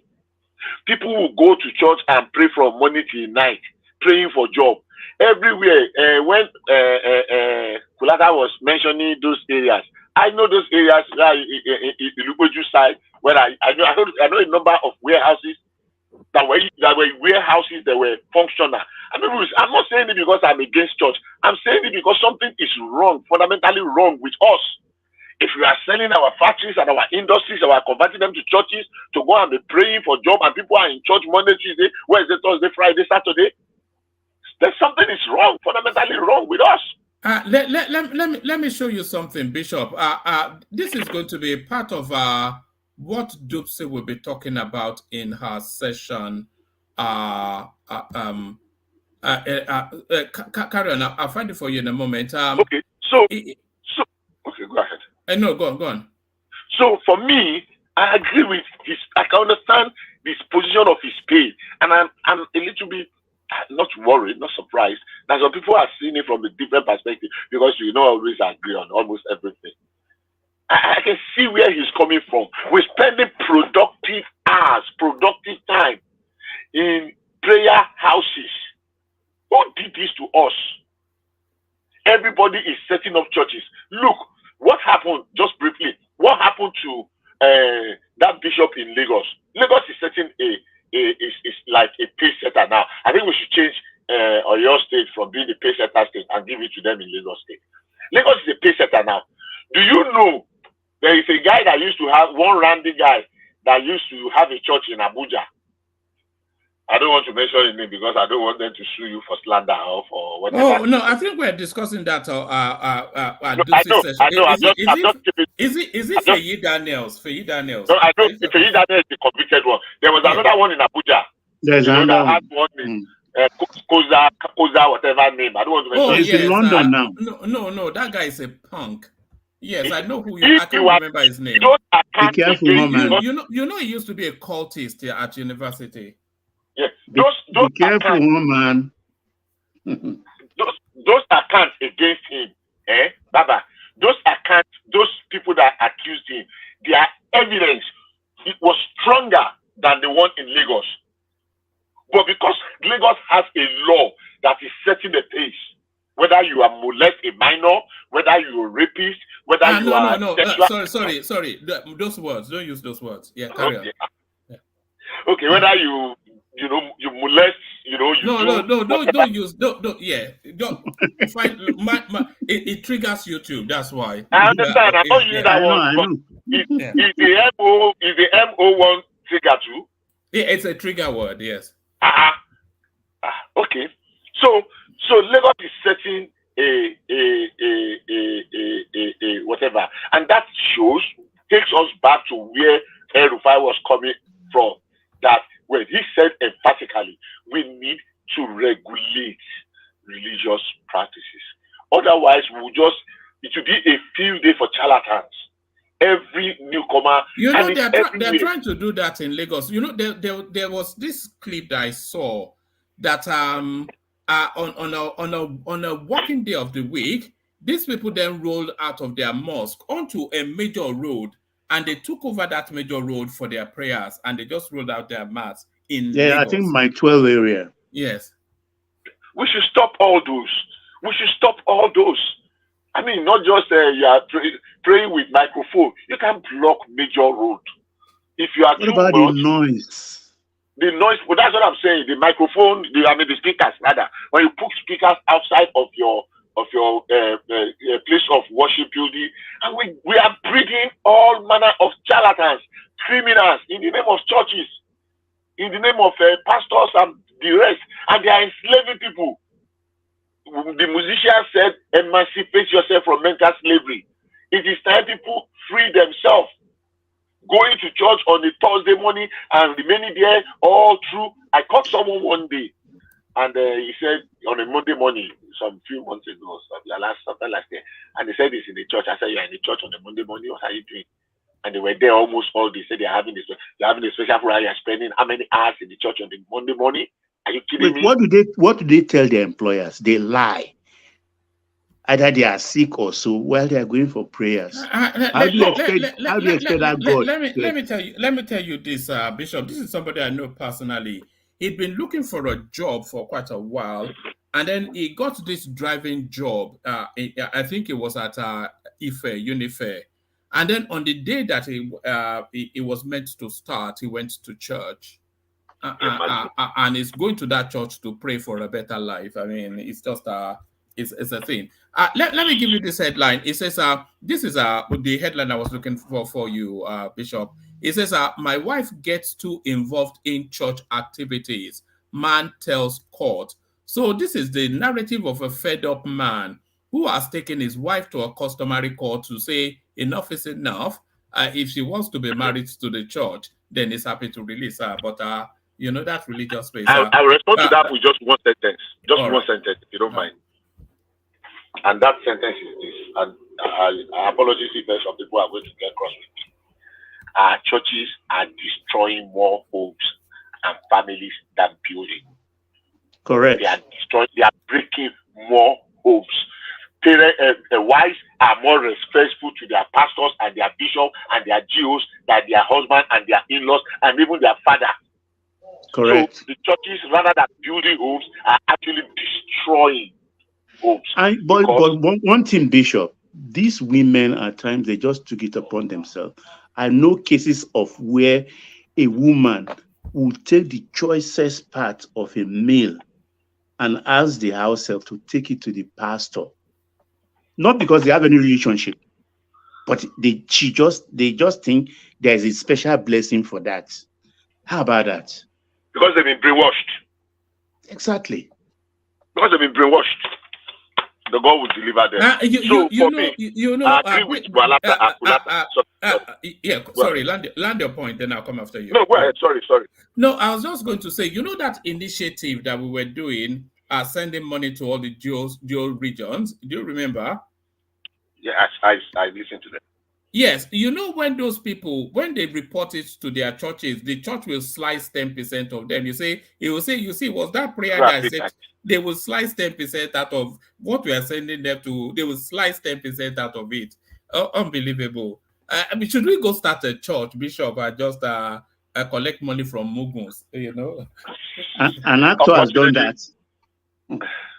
So in summary, I agree with Kulata's position, and it is painful to watch, to see these things are happening. And when people want to come in defense and say, oh, no, let's remove emotions and sentiment. What is bad? Yeah, government has its own industry and the rest, but when industries are folding up, small cottage industry, little ones. I said the other time here that the rate at which people steal at place of work, small farm, with how many eggs? Everybody wants to steal egg every day. They want to steal chicken every day. Set them under their part when they come. So that habit, this habit of every day you must steal, it kills. You don't understand how much it kills and destroys that business. Somebody was saying how much business. Okay, that's okay. How much business can 100,000 do? I'm not talking of 100,000. I started a project that I wanted to do in Ibadan some time ago. I bought some land to plant palm nuts. What do they call them? Palm nuts, no, palm trees for palm oil, palm kernel. And in Ibadan, as we speak today, if you want farmland, you can get farmland for 100,000 naira per acre, not plot. There are places in Oyo State, Ibadan environs, you can get 100,000 per acre, depending even on location. Ishayin Road, there is one I'm processing there. That's about 350,000 per acre. Per hectare, not one plot, per acre. So there are places, and it's just that we don't want to start small anymore. Everybody wants to, from secondary school, wants to be Yahoo, wants to drive Lexus, wants to drive car. Nobody wants to ride bicycle. Nobody wants to start small. Nobody wants to build anything. Everyone just wants soup done. You done ready. So if we continue in that, then we are in big trouble. We need to regulate religion. We need to go back to the basics and get certain things right. Thank you. Oh, all right, brilliant. That was the excellent Bishop, of course. Of course, that's the excellent Bishop. Excellent delivery by Bishop as always. So let's welcome Raphael to the platform. I think you're joining us for the. Am I pronouncing it right? Is it Raphael? Raphael Obadina. Raphael Obadina. On mute. Click on the mute button. Is it Raphael or Raphael or Obadina? Are you there? You have to click on. You see that thing that looks like a microphone that has a slash across it. You have to click on that to unmute yourself. Raphael or Obadina. All right, try and walk your way around that. As soon as we hear your voice, I will come to you. So as we wait for Raphael to walk his way around on the unmute button, let's go to Man of Prestige, who has mastered the unmute button. Prestige, you still there? Yeah, one man greeting to everybody that has spoken. Everybody has spoken well. How you doing, bro? I'm good.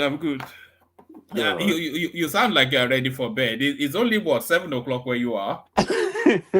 No, it's not even 7 o'clock. Remember, we are 9 hours, behind you. You are looking at it from the Eastern Standard Time, It's 4:58 there. Yeah, we are. This is California. We are 9 hours behind it. So what time is it now? What time is it where you are? It's about 4:57. Exactly. Gosh, it's nearly 2 a.m. here. I know. What's We're a about 9 Friday hours. night? What's a Friday night for you? Have you hung up your clubbing boots? You don't. Man, what are you talking about? Old man like me. Well, I dey go for old people lunch. No, So there's a club for everybody now. no, not in not no no. I've done that a long time ago. Not anymore. Maybe we go out. Friday night is normally the family dinner night. We go out. We go out for dinner. So that's what we normally do. But Where do you go to? Do you go to Nigerian places or you go to? yeah, I like night. Do you have Nigerian restaurants where you Yeah, are? oh yeah, we have a lot of Nigerian restaurants, here in San Diego, but the best sometimes, we go because we're in La Jolla. So La Jolla is a little bit different, a little bit farther away from, so it's like about maybe about 45 minutes to LA. So sometimes we go to LA, but San Diego is about an hour and a half to LA. So or 2 hours, depending on where you're coming from. But sometimes we go to LA. I think my best restaurant is in LA. That's where I normally go and eat. My best fufu na mala and the ofo.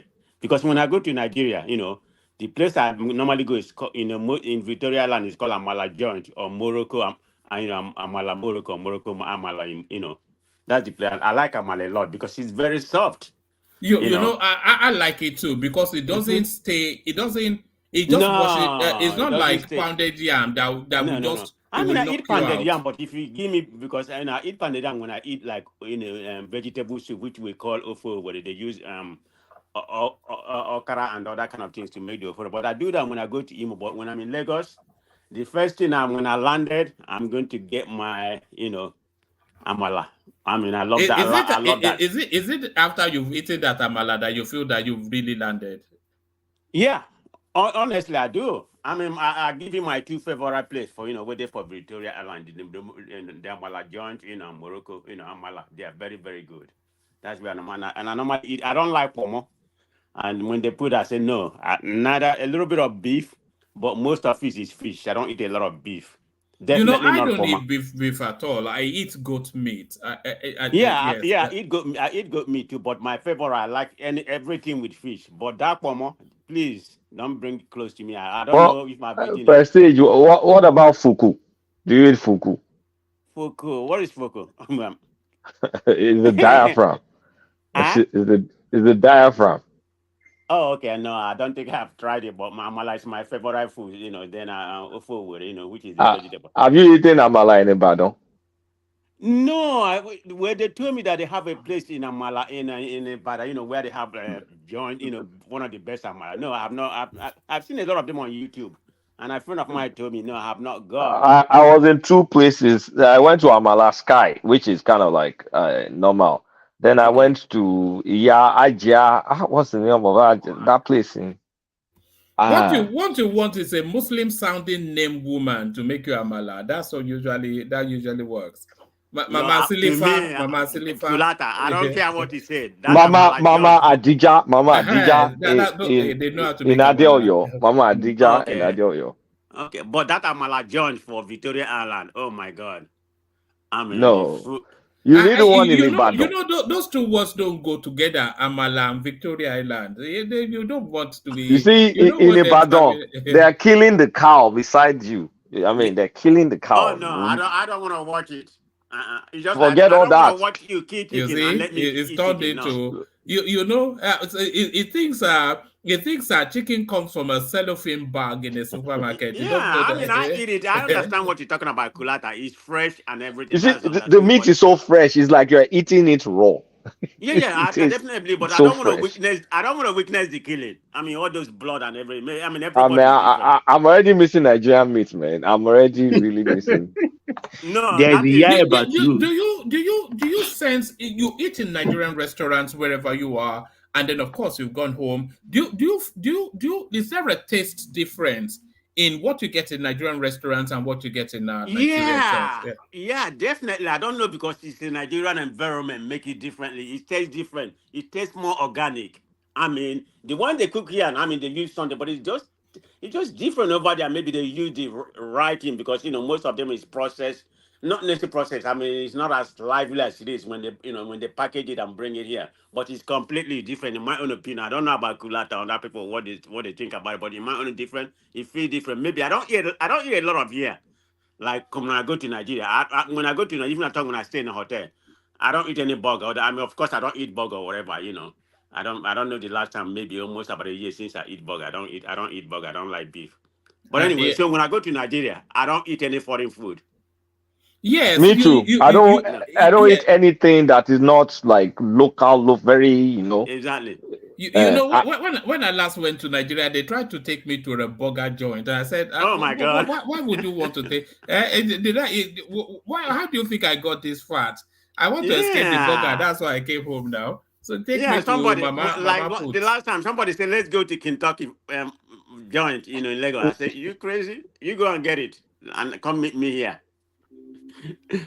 But anyway, yeah. But it's good to be in Nigeria. It's very good. Kulata need to be coming, more often, man. It's good. I mean, like you properly I stated. agree.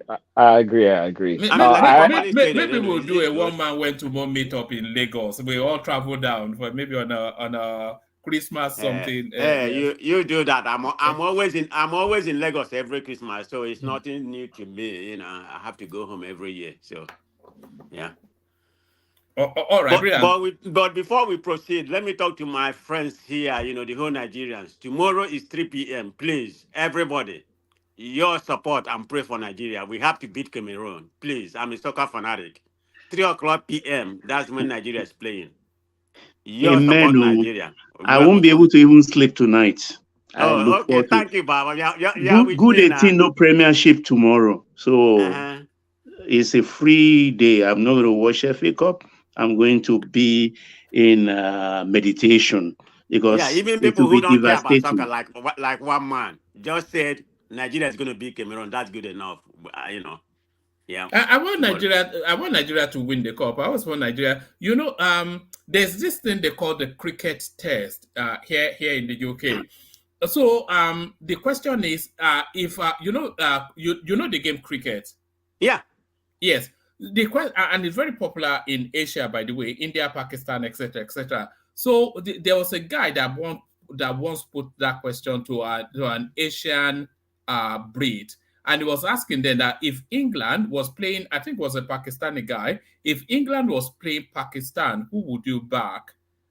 And that guy could not really answer that question either way, because of course he wouldn't want to go against his own ancestral space, and he doesn't want to admit that it's not as English as the guy was trying to point out he wasn't. So they call that the cricket test. So if Nigeria was playing the United States, who would you back Prestige?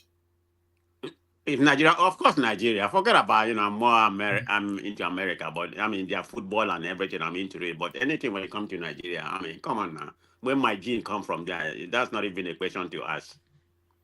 I mean, I'm Nigerian to the core, but I'm on the critic side. That doesn't mean that I don't love my country. All I right, think brother. Hold on one more thing. South Africa, don't they play cricket? I thought they are good in cricket. No, they are very good. They used to be the They won World Series once. Yeah, that's what I thought.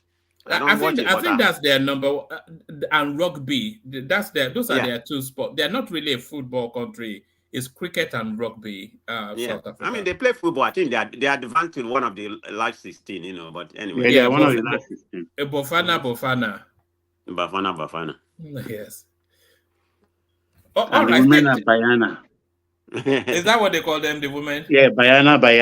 For the women. Do you know what Bafana means? Boys. No, what does it mean? Boys. Ah, okay. Yes.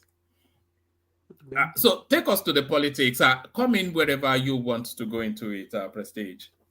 Okay, let's start with the airline like we are talking about.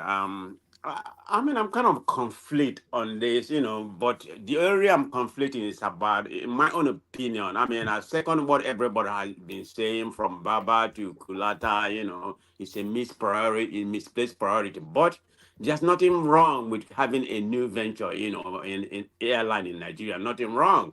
I mean, the whole state, it doesn't matter if you be able to have an airport. You don't have to be international airport.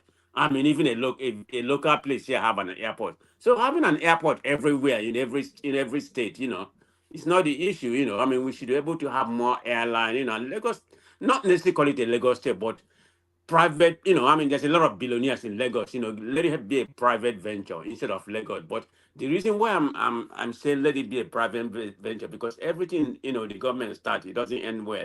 Not in a capitalistic, when it comes to a business venture of this kind. Like you said, the Lagos is just facilitating it. But that's not the case. If they're going to own about 25%, of the share, then they're gonna tell them how to regulate, how to do everything, and pilot the whole plane. So that's where I have an issue. So I rather let it be a private business, and start whenever they want to start. But that's not Lagos State priority right now. I mean, Lagos State is the best state in Nigeria, no doubt about it. But there's a lot of issue they need to tackle to make it be a top-notch state. Number one is electricity. I mean, electricity, they have to tackle that. I know this insecurity is not as bad, not everything, not even close to other states.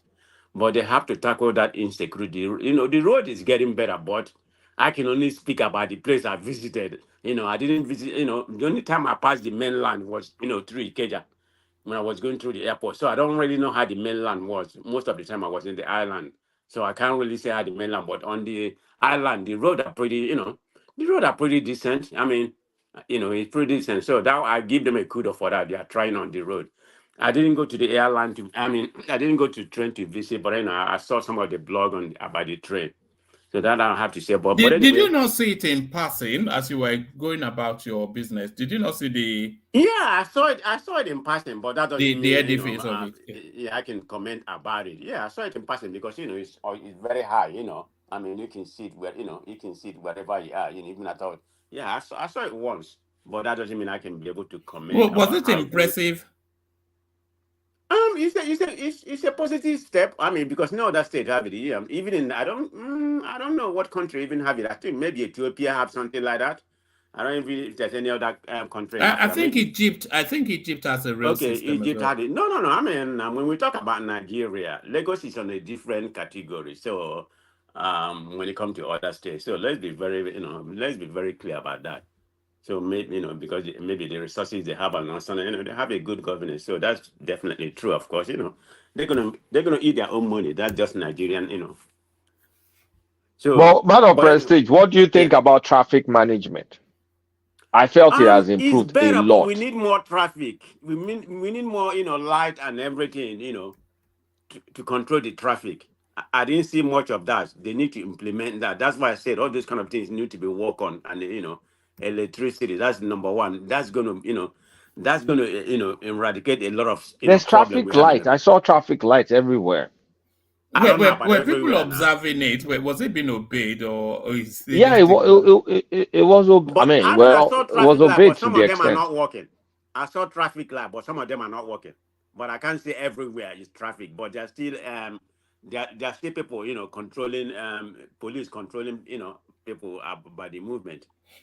So that need to be more improved. But definitely the road is better compared to the last time I was there. They are really working on the road. So that's progress. But this airline should be a private this thing. So that's why I totally disagree with some people thinking that it was a good thing they're doing it. But let it yeah, they can implement that, but let it be a private operation. Let it be a private people or because they can do it. So I don't think we have too many airlines in Nigeria. But the airport, every state should be able to have every airport in all states. But it's a good development. I'm not going to fault it. All But right, all let right. it. Let me deviate you to this conversation for a moment. Only a micro moment on this is not even part of the talking points, but somebody sent it in.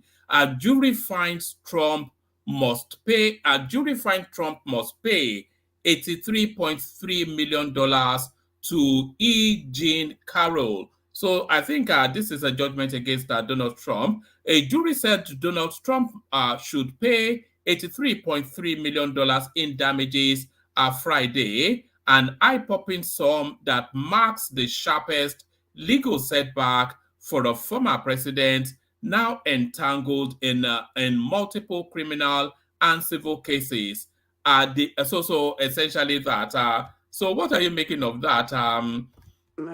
Okay, I'm glad you brought this up. I'm a progressive, and I'm very unabashed when it comes to American politics. Being a progressive, I don't like anything about all this mega or Republican. Remember, we was talking about yesterday when you hand over to Thomas, and that was the main subject we are now. I think that lasted almost about 2 hours, and I was telling people here, look, Trump is not good for this country. That's what people don't realize. I mean, you come from Nigeria, you know, you just want to take the law into your hand. That's the mentality of some people in Nigeria. If you give them the freedom to usurp the right and do whatever they want to do, this is exactly the kind of person Trump is. Because if you look at this case, it has been adjudicated, I think about 2 or 3 weeks ago. They awarded the lady 5 million. But this is just for breaking the law. This is where this 83 million come because he keep on bashing the lady. They say, don't do that. It has nothing to do with, what was decided, but they just want to send a message to him, you know. Yeah, it's good. I was glad, man, because I was glued on my TV when he came out here. I think he came out here like about 1:35, p.m. I think 4 something over in the Eastern Standard Time. And I was glad that, that awarded this money to him. Now he's going to appeal it. But the lady's going to get his money. Because everybody knows if there's any lawyer here, what the appeal court does is the process. If there's anything the judge did that was wrong, it could take 5-6 years or whatever. The lady is going to get that money. Trump is going to pay that money. 83 million plus the other 5 million. He's going to pay it. No, That they is may how. ask him to securitize the total 88 or 90 million, put it down Yes. as a draft or something while the appeal will go on. The courts do Exactly. that. That's what people don't realize. I mean, people keep on supporting Trump. I mean, Trump coming, my life is not going to be worse than it is. Biden is not going to make my life be. But why do I want to have such a chaos human being? I mean, if it seems to be a felon, You I know, mean, an indicted person. you Go know, ahead. Prestige. In many ways, I've always thought that Trump was born in the wrong country. He would have made a good sort of Nigerian president because that's Well, the that's what Nigeria like. yes, just rough and ready, above the law, sort of. Is more of an African dictator than a You see, demo. that's why a lot of Nigerians, because one of the other platform, you have people who has even got out of Nigeria, all of them supporting Trump. I said, what's wrong with you? This is exactly the same thing you're crying. I guess I kind of look at it differently. I think the problem is that they feel like Trump is a free-willing person. This is what we need. Somebody like you just said that can just come. But they forgot that this Trump is a crook. He's a criminal all his life. I mean, nothing good come out of him. That's what people don't realize. Apart from the way he behaves and something like that, the guy is a correct criminal. You know, so I don't know, but I'm glad this happened to him. He's gonna be because there's more cases coming. I think about 4 or 5 more cases coming. He might be he's already been indicted. So we see what happened before November the 5th. Whether he's gonna be a felon. Of course, he can stay run, but we see what the outcome. But in my own opinion, when it, no, I mean, is Biden my number one choice? No, but I rather have Biden than somebody like Trump. So that's how I see that. All right, brilliant. Let me take you. Let me take you to. Do you want to speak on Farouk Lawan, Yeah, the you know author? what? I don't really know much about him, but I would like to speak about that because this is one of the Or just speak about anything else that if there's anything that is and that's to everybody as well. Don't be led by the talking points. If you rather speak to anything else, just speak to it. Yeah, can you you don't have to tell me more about this this case happened like about 2 years ago, right? No, it happened about it's about 10 years, maybe longer. So has he been in jail? Has he spent any time in jail already? Yeah, that's what people are actually saying in the comment section, that he's been in Kuje prison from when he was sentenced, and Okay, he probably he will not be going to out. spend any He'll be time. out. Yeah, he'll be out in November anyway because Okay. he would have served the term. Okay, did they find out the money? Was they able to forfeit the money? No, what happened was that it was part of a House of Representatives ad hoc committee that was meant to look into shady dealings within the oil subsidy space. So Femi Otedola's company was entangled in that space. And then he called Femi Otedola aside and asked him then that if Femi Otedola gave him $3 million, he will remove his company's name from the list of companies that are being probed. So Femi Otadola then went to the security agencies, I think the DSS or something, just to explain to them what is going on. So they then gave him marked dollar bills. So the guy then, of course, and they, you know, they put gadgets on him, recording gadgets and everything. So the guy then, in the first installment, $500,000, and as he was collecting the money, they were putting handcuffs on him. Yeah, I mean, yeah, he should be, you know, he should be where he is. But I mean, he's going to be coming out in November, which is not, you know, of course, the money, you know, he already embezzled the money. But that's just a small part of the corruption in Nigeria. Like you were saying, the EFC chairman should have a free hand. I mean, when the president appointed him, you know, president just have to do the government job and let the EFC chairman do what he's supposed to do. Because like everybody was saying, that's just a small fish. People like Ozokalo, Obiano, and some other people, all of you mentioned, yeah, they should be brought to justice, you know, and let, you know, and see what happened. Not just come and bring them and interview them, then they stay there for 2 or 3 days right now, like the former Anambra State governor. I don't know if he's still in detention right now. But I don't know what he's doing. Yeah, I don't know what he's doing in Nigeria. I thought he was in Texas, you know, chipping champagne. What brought him to Nigeria? Did you see that clip of Willie Obiano walking his dog? Did you see the clip? It was one of the most ridiculous things I've seen in my life. You see, that's the impunity of Nigerian people. If you think, you know, he probably just come back to Nigeria from Texas, you know, whatever, you know, think that everything is fine, you know. So that's the problem. Nothing is going to happen to them, you know. Remember, he was caught, you know, at the airport. They stayed there for 2 or 3 days. They released him. So he probably have that kind of impunity that nothing is going to happen to them. I hope they charge him, you know, whatever, prosecute him and everything. I mean, even someone's in Imo, our former governor, in my own opinion, all of them did something. So if they can do it, but do I have hope that that's possible? Do you know who this is? Prestige. That's Obiano? That's Obiano. Yeah. Look at it, walking a Chihuahua. Look at that. So yeah, that's in Texas. You can tell. Yeah. Yes. Yeah, I don't know what part of Texas he lives, Dallas or Houston. I think it's in Houston. I don't know. He's a funny guy. Yeah, but that's the Nigerian, you know, for you. But I hope, you know, they start doing something. But I won't give, you know, I won't put my hope on, you know, I'll try to resolve all this Nigerian corruption, whatever, you know, the previous government. But how you say something about Odili? I mean, how long Odili been out of government? So, but are they going to be able to pull out any information to indict him for anything?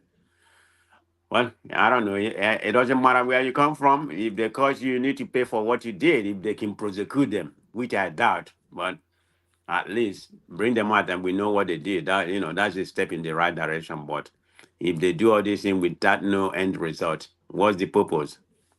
Yeah. All right, brilliant. Do you want to speak on the on airport recording a handsome profit? Well, like I don't really do any kind of importation or something like that. So this is the first time I'm hearing. I'm familiar with the only airport. I have not been there. You know, I mean, I've been to Port Harcourt and I know exactly where it is. So I'm not familiar. I think the only port I have been is when I went to Apapa. Of course, I have to come out of my car and walk because the road was so congested. You know, I mean, trailer everywhere. You know, it can't even. I mean, I have to walk. How many miles we walk?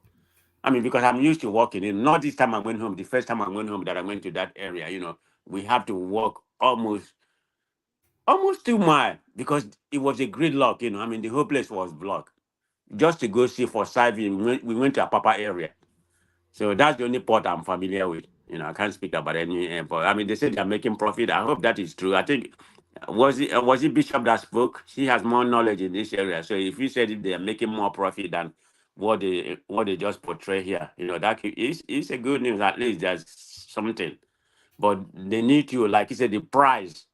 I mean, to import something from there, you know, to export something through that airport or import something through that airport is alarming. So that's why people are not really doing business there.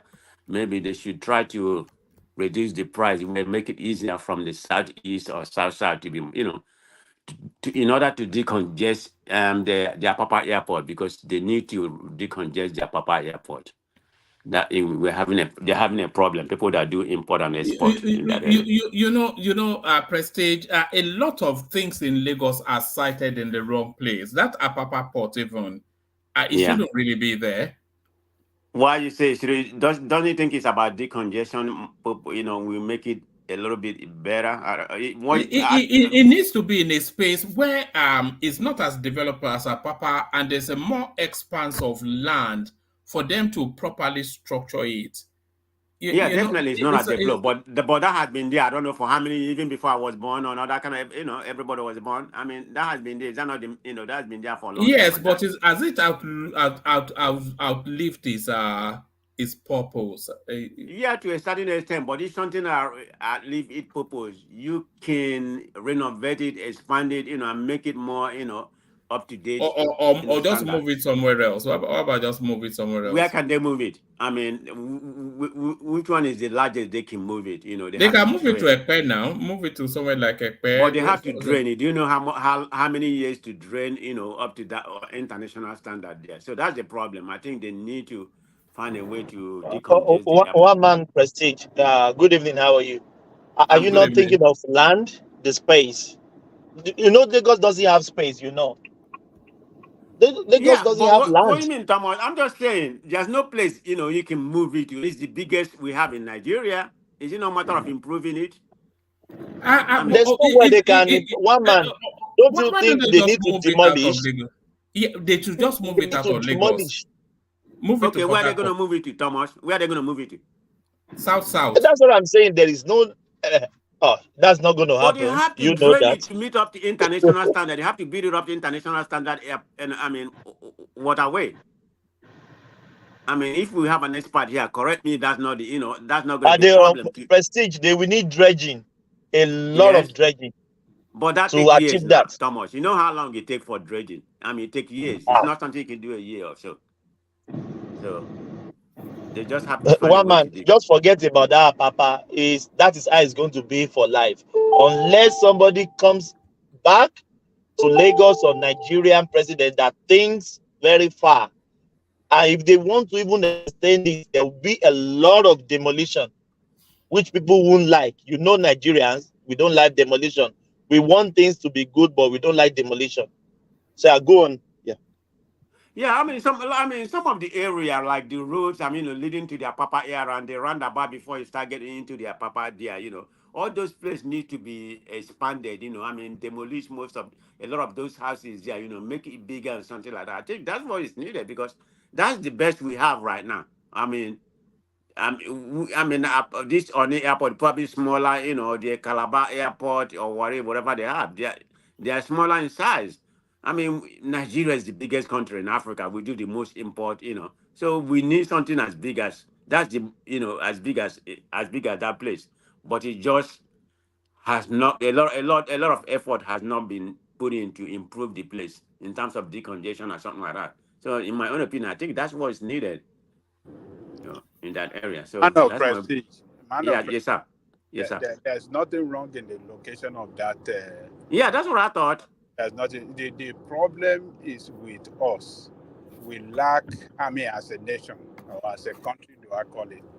We lack coordination. We lack organization, and we lack our maintenance culture is very poor. And we don't like to improve on the facility, we have. That is just the problem. We couldn't build the road to the port. We could improve on the facility. We couldn't coordinate,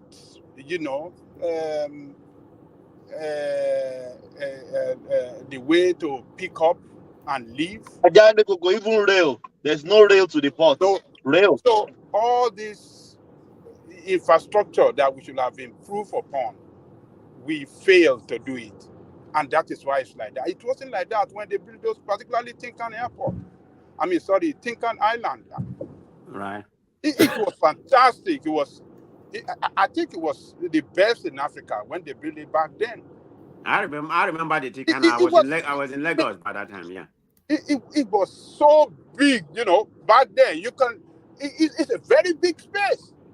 But did we maintain it? Did we improve on the fact? You know, even in this country, look, go everywhere in this country, airport, seaport, you will see them doing something there every time. They are improving, they are repairing, they are improving on the facility. But we don't do anything. Only to just collect money and then everybody go. That is true. I mean, Ajali Coco, you have a house, right? Most of us have house here. I mean, don't you know? It's not just mortgage you pay. You have to maintain your house. You have to change your roof if it is old. I mean, everything. You have to improve it. You know. I mean, every now and then you change your carpet or whatever you have on your house. So it's just like that. But they don't do that in Nigeria. It's lack of maintenance. It's just like the old national stadium where they for Surulere. I mean, that is a standard stadium, you know, to behold. By the time it was built, is it not one of the best in Africa, if not the best? If I'm wrong, let somebody correct me. But God, look at that place; it's full of grass right now. So we don't maintain it. Not only even that, as we have it there, it is a revenue generating point for the local government, for our Papa local government. Our Papa local government is one of the richest local government in the entire Lagos State. I mean, the entire Nigeria. All those European quarter where they over there now. You know. Apapa local government. Because yes, European a quarter. lot of industries in Apapa, a lot of warehouses, and they collect taxes. During the military, when Babangida was there, and all of them were there. Apapa local government, Ibeju Lekki local government, Lagos Island local government, they are richer than many states. Local government in Lagos are richer than many states in Nigeria. But what do we have now? Under democracy, they can improve on the facility. So it is not the location; it is just our lack of capacity to manage our resources and infrastructure. It's just shameful. I mean, our airport here, they are very close to houses here. We have houses very close, like 5 minutes to the airport, 2 minutes to the airport. But yeah, the facilities, they maintain it well. The road and the way to go in and out of the airport, they make it very easy. You see the way they do the demarcation and everything, very easy to go in and out of the airport. The same with the seaport here. Houses are very close to the seaport too here, but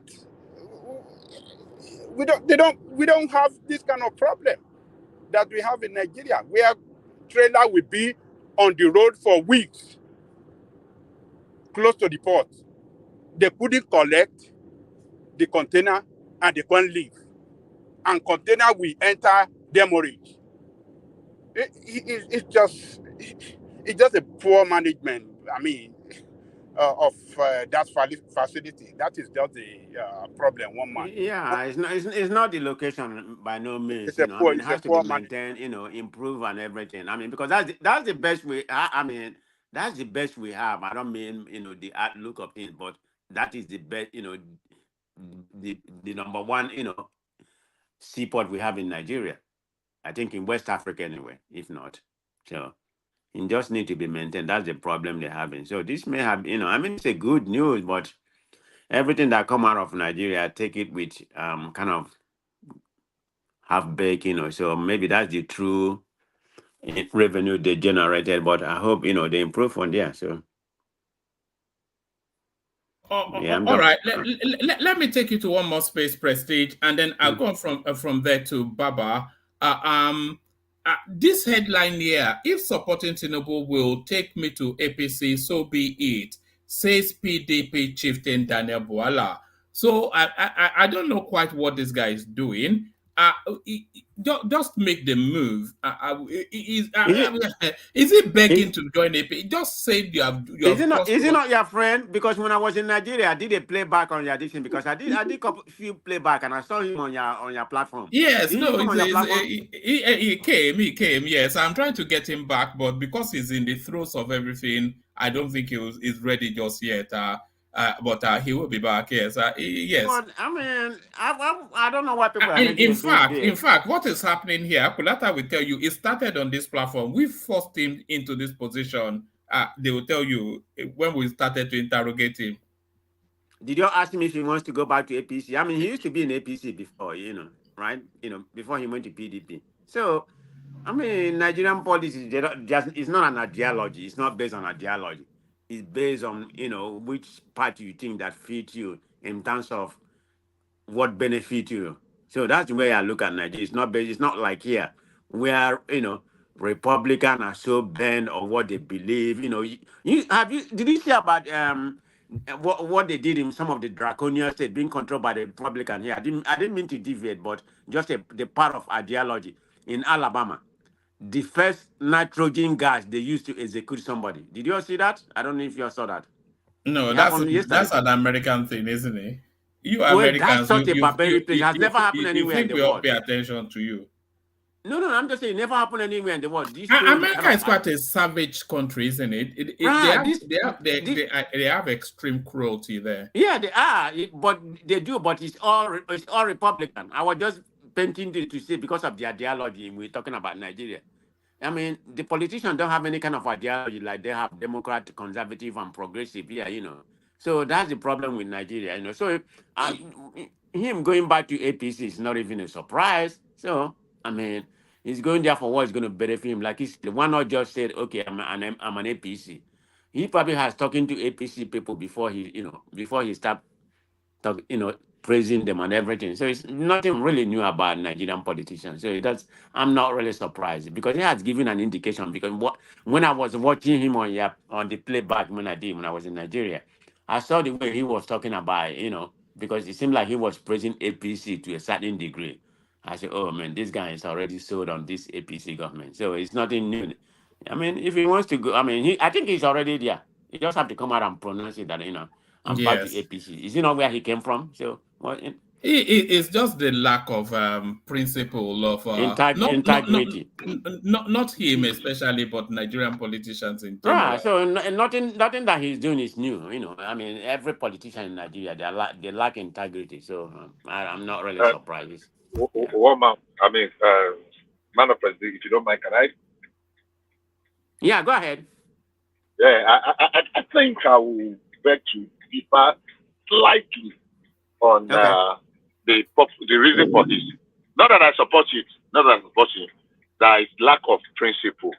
I think I would differ slightly from that. And my reason is this. I think Voila was a little bit too reactionary, and it says a lot about his character. Because I'm sure after that incident that made him to leave it was on impulse. I don't know the right word. It was on impulsive or impulsional. Impulse decision, right? Yeah, exactly. It was not a real thought out. Everybody was angry, but some people have opportunity to reflect on it and say, okay, well, I mean, who has made Nigeria better? If they are going to bring anybody that's going to make Nigeria better, well, so be it. Let's just don't be too sentimental on this religion. Because as far as I have said, and I'll keep saying, religion has actually done more harm to us than good. As Nigerians and Africans, I start to be corrected. It's done more harm. So he reacted because he has some calculation. He has permutations that he put in place that were not. I mean, that decision was going to make a mess of. Because the way and manner with which this same guy rubbished Osinbajo to defend Tinubu, you would think that his life depended on Tinubu's presidency. And just in one day, one decision, boom, he decided and he was making noise and he was talking. Unfortunately, the day he came on this platform, I was not able to put a question to him because my question would have been very direct. Now, don't you think you have been unreasonable and too reactionary because of this thing? Bishop Shibuna don't drive him. Come and bring him again now. Driver go where? With a question that day now. But No, he need to be given a hard ball. ball. Baba, he need to be given a hard ball question now. What you mean? Aja was too hard. Aja was too hard. I don't know about that. Not hard. Well, it was a little bit, yeah, it was a little bit. It's just that our time management that day was Emeka alone had almost 3/4 of the time. And before you could say Jack, said that the man said he was going to spend 1 hour. At times you have to put a ruler on the head of your guest I now. don't think any question is too hard. In as far as you don't disrespect the guest. No question is too hard. Yeah. We should have asked him anything, no matter how hard. So for me, put some ururu so he can come back. Now you can't have him back. No, you can't just please him so he can come back. No. I'm sure he should be happy that he was here. So for me, it was not because of, I think he was just a little bit too, a young man. So when young man, success and the rest. And the way he was boasting, he had access to Tinubu, blah, blah, blah, blah. It's just well, yeah, to him now. I think I tend to agree with what Bishop said. He made that decision on impulse because remember that's what during that Muslim ticket something. So he was thinking that that's going to backfire against APC. Exactly. Then the party that he's going to join, I think PDP, we have the upper hand. He's going to win. So he just took a very irrational decision, a rational decision. Irrational. It made a miscalculation. Exactly. So that was what really happened. Now he decided to go back. I think he's back to APC right now. That's what it is. It sounds like he's begging. It sounds like he's begging to come back. Anytime you see. Honestly, the guy would have been a minister by now. Yes. No. He's too minister. He would have been a minister or bishop. He would have. No, I don't think it's minister material. It's just talking. It's kind of like a talking head material, not minister. Exactly. Or special advisor, something big. People like Better Edu, Ami Keyamu, the girl in Kwara who is a youth minister, and lots of them. Let me ask you something. Even the minister of power is better than the minister. You're familiar with Nigerian politics. What's that guy's name? The former aviation minister that married with I don't know, 5 twins or whatever, marrying a woman or whatever. Where is he? I don't hear from him. No, he's still he's beefing. I mean, eating up his intestine and going crazy. But he may be given an ambassadorial position because he's not been able to go. He has not been able to go out since he had that court case because his passport was seized by the court. So I'm suspecting to help him, maybe he has to go out with a diplomatic passport and recreate himself. Maybe a mid-level country in terms of diplomatic relationship, and then maybe brought back. So wait a minute. Are you proposing that he need to go out of the country and recreate his image? Yeah, of course, his image is not that good at the moment. You don't think it's too wild, though? It's too wild to be rebranded. Yeah, that's what I'm thinking.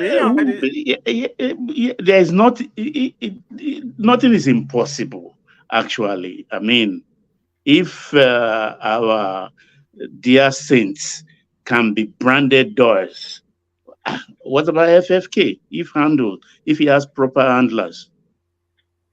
I'm talking about PO. Who did you refer to first? PO. PO, which PO? PO. Oh, Peter Obi, no. But Peter Obi wasn't repackaged. Peter Obi has always been Peter Obi. What do you mean? We're talking about repackaged. To sainthood? To sainthood? Let's just continue to stay friends, because if we go there, then we will open another. Because Peter Obi is a hardened criminal. A lot of people will tell you, but some people will tell you the same. One man, you can't get tired of Peter Obi, man. But that's cool. No, sorry, I brought that up. One man didn't bring it up. That's why I phrase it PO. I don't want to. He has reconciled with his wife, Fanikayode. That Oh, they are back together? They are back Yeah. together. Oh, with They Snow have White, they have, not yes. really 100%, but at least they are cohabiting. Let me put it that. No, But I But thought they he are they married divorced somebody younger. younger. officially. They put out photographs of them feeding food to each other. Imagine that. But didn't he marry Officially, they are another wife divorced. after that, or just a girlfriend when that one left? I thought he did. Sorry, what was that? Repeat that. I thought he married a younger wife after that one left. Yeah, Mark some girl Unity. from the north. It wasn't. He didn't marry her. He was dating. You know that guy, Oh, man. okay. Unbelievable guy. I like him though. Is he from a rich family? It comes from one of Humongous. the most elite families in Nigeria. Okay. No wonder they behave like that. Sometimes. I think the father was the first Nigerian or Yoruba lawyer in England, 1860 something. Yeah, a great grandfather. That's grandfather. Yeah, the first Yoruba was his lawyer. father a minister as well? Yeah, his father was a minister too. Odale minister. Funny power. And you know, when he was a minister, the father takes that in too. The Ghana. He takes it. He's known for that. He reeks of the Did odor. you not end up in Ghana in some rehabilitation center in Ghana? They have ties in Ghana actually. One of the Akufo-Addo daughter is half sister of FFK. So by marriage, FFK is related to Akufo-Addo, the president of Ghana. So when he was on he married a Ghanaian though. I think the first wife. There was a time that it was running through the media. This is Femi Fani-Kayode boasting about how he breezed through Bianca Ono, who later became Bianca Ojukwu when they were at Oxford University. Students, yeah. It's not a rascal. The pedigree is high. I mean, well read, good prose writer. It's just that he's not a good writer. It's not cerebral. Femi Fani-Kayode is not cerebral. What are you saying? No. I've listened to it. It's a browbeater. It tries to beat you down. That more than with tautology and phraseology and woman. Go and look for his write-offs and read 3 of them just randomly and come back. He writes like Femi Adesina, which irritates me. Unnecessary tautology in just trying to, they write in a peacocking sort of a manner. Exactly. Very off-putting, Mm-hmm. He's fine. He's good looking. He's attractive. I want to learn. A kind of repetition. No, forget repetition. I want to learn. I think you write in very simple language. It's very simple. FFK. FFK is a little bit too verbose. Exactly. That's the word I'm searching for. Is verbose dialectically. Yeah. They are not the same thing. I'm wondering why one man was comparing them. There's this thing that certain types of writers do. They try to write, and you can see it in the way they write. They try to write in an affectation of a Wole Soyinka type of writing. And I see that very much in Fani-Kayode and Femi Adesina.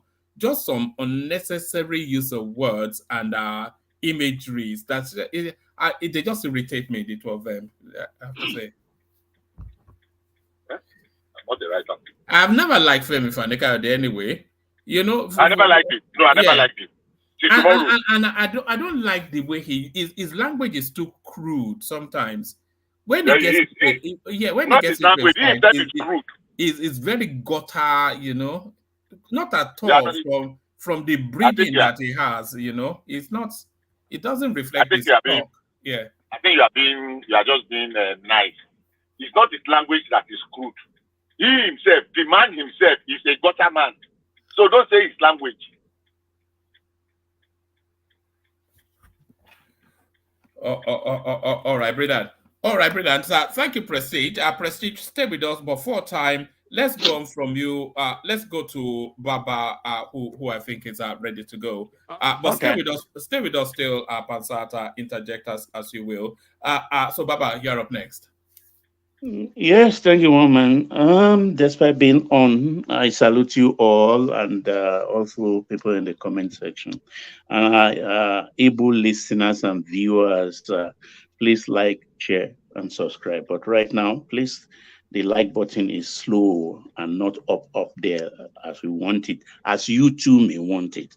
Please press the like button right now. Thank you. Yes, woman. Well, before I go, I just want to say this as an alert. It's just a brainwave I had when I woke up this morning, knowing our country very well. We've all been mouthing on this panel worldwide, wherever Nigerians find themselves, both in our country, the space, that Nigeria has 20% of the Dangote refinery. And I asked myself, how many shares cumulatively amounted to that 20%, which the government told us it's about $4 billion. Is it an ordinary share? Is it a debenture? Or what kind of equity is it? Have we seen the certificates? I asked my because we've been beaten many times. You think it's just a story that they used to If those steal things $4 comes to billion? my head like that, there may be something in it. There may be something in it. Everything government tell us, we should not just take it as an assumption. Let us see the papers. We may be deceived. And at the end of the day, the government, will we not told we have 33 billion in foreign reserve? We woke up to learn that we had nothing and we are struggling ever since. We are not asking the right questions. Just like yesterday, when we were talking about the 3-point-something billion loan, Afrexim loan. Yet we rather face the institutions, but we forgot that the Gazelle project accounts, the facilitators, those who brought the money forward for Afrexim Bank to manage and present to us. I don't know, Kualata may have one or two information about this. Who are they? Who are these people? This is UBA, O&O, that is Oando, Sahara. Oando is Tinubu, isn't he? Sahara and one other. 4 of them provided that money. I'm not going to ask where they found it. But one of the main thing that concerned me in the detail of that contract is this, that if at the end of the day, we finish payment, whatever is the over, what do they call it now in proper accounting finance term, whatever is surplus, let me just put it in my own language, that then will be given to the federal government. That I think is dubious. Dubious in the sense that, why is it that can't we stop as soon as we reach that mark? Why must we continue according to the letters and spirit of the contract, and then whatever is surplus, they will give it back to us? That is dubious in my own opinion. Those are the places we should focus. But we just, no, it's wrong. We are forgetting that aspect. That is where they always get us. And they charge 2% facilitators fee instead of the normal 1%. I think they charge 2 or 3% upfront. They took it up from the main money they gave to us. That was taken off. Does that go to that Gazelle project company? The one yes, they took that 2-3% off. It is normal practice anyway, but most times it's always 1% for the managers who facilitate it.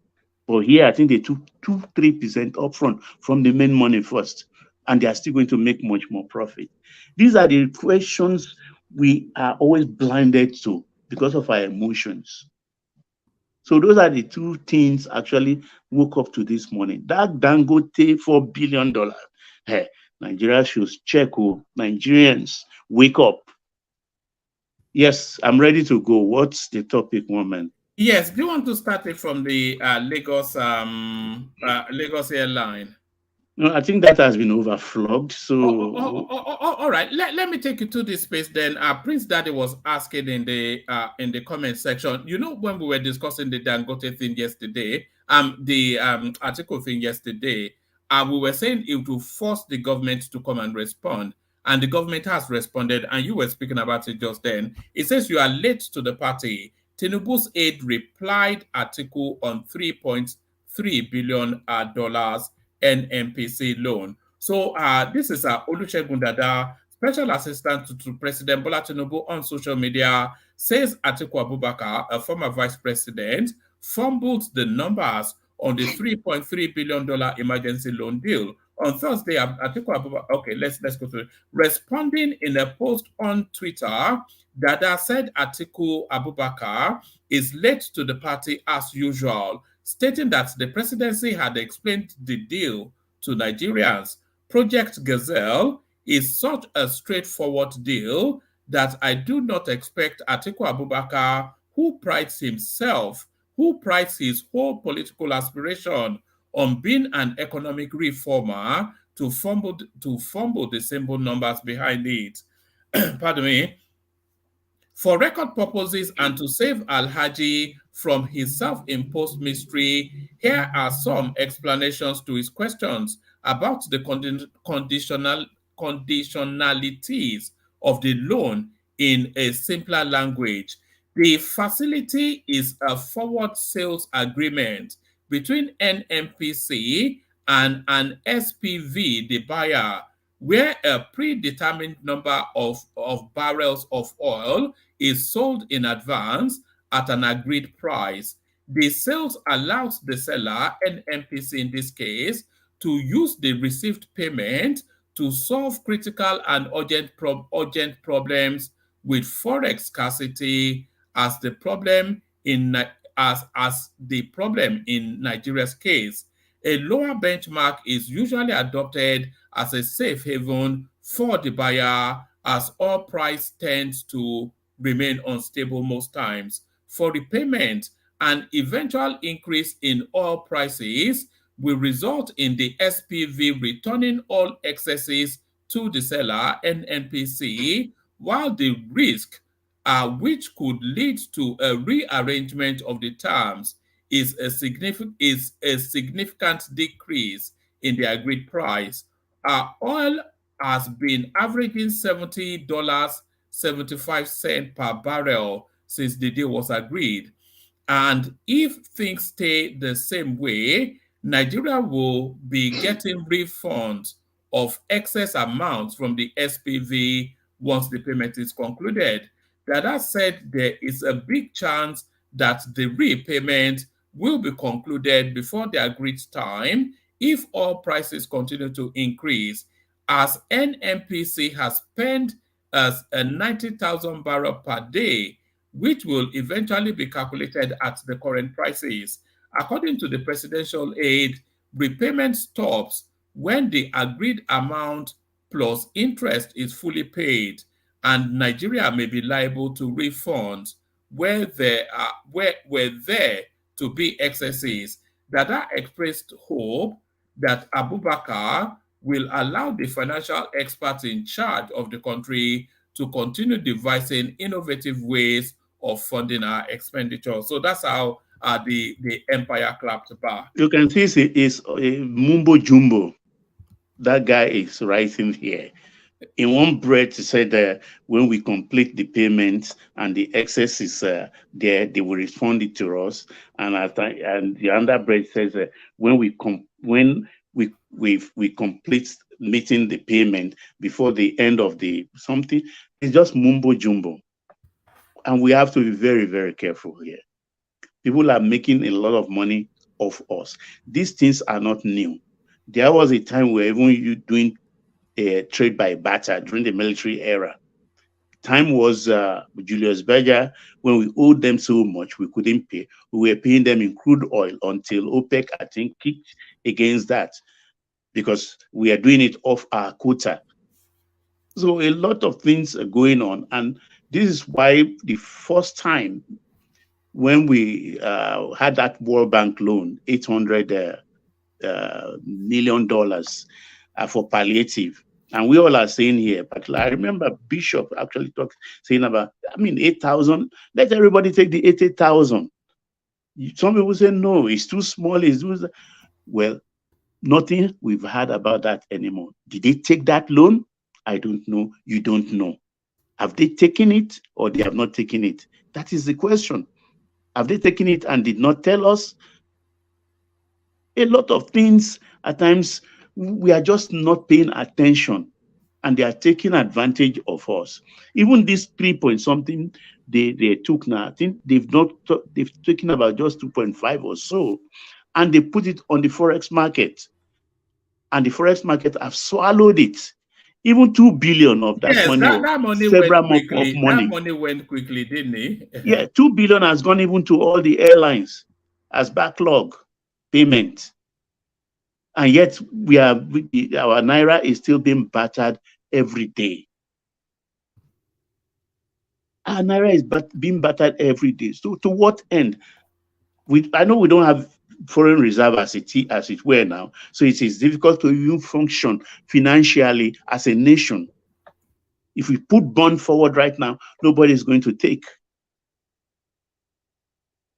It's a difficult moment we are in. So we have to be very careful and very frugal with what we can borrow and to what use do we put this loan. So you can even listen to articles that critique. It's not mentioning name, very careful. He knows the terrain quite all right. He lives on that lane, but he didn't mention how many people knows that UBA was involved. Oando, Sahara, and one other entity, all Nigerians, putting forward that kind of money. Is it not? Are we not looking at a narrative of trying to launder corrupt money? Because Oando, that's what it looks to me. Oando is still yes. That's what it looks like to me. So they steal your money, give it back to you, and charge you 12% interest. Crazy. Only in our country. And people just get carried away. We should always read between the lines. All of them, including Atiku, all of them are playing us. They are playing us. And at the end of the day, the Tinubu financial advisors, you understand, they will be held accountable because there's going to be limit to our patience after 2-3 years. By the time the next campaign starts, what do they want to campaign with? Because the Forex thing now is becoming very, very hard to beat. It's got so much money, about 5 billion to date. 5 billion hard dollars. And some people call themselves BDC. As soon as they push this thing in the market, they swallow it through I and E window. And how can we even run two parallel foreign exchange this thing? Who brought us to this quagmire? It's like we've legitimate illegitimacy, because I see the BDC as a kind of treacherous financial part of our financial architecture. What's a BDC? In the foreign countries where they have it, you will find BDC only in the shopping mall, bureau de change, in the shopping mall, at airports, and other strategic location. You just go there and they give you your receipt.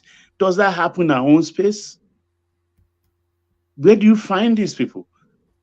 And we know those who know this business very well, we know where they belong geographically in our country. That animal called BDC has to be tamed. There's an initiative actually being worked out between the BDC space and the EFCC to streamline it and then to digitalize it as well, so that they have an online portal that speaks to exchange rates at the BDC nationally, and anybody that goes outside of that or what is signaled on online will be arrested. Why should you pander to something I consider illegal or that is not serving the country well?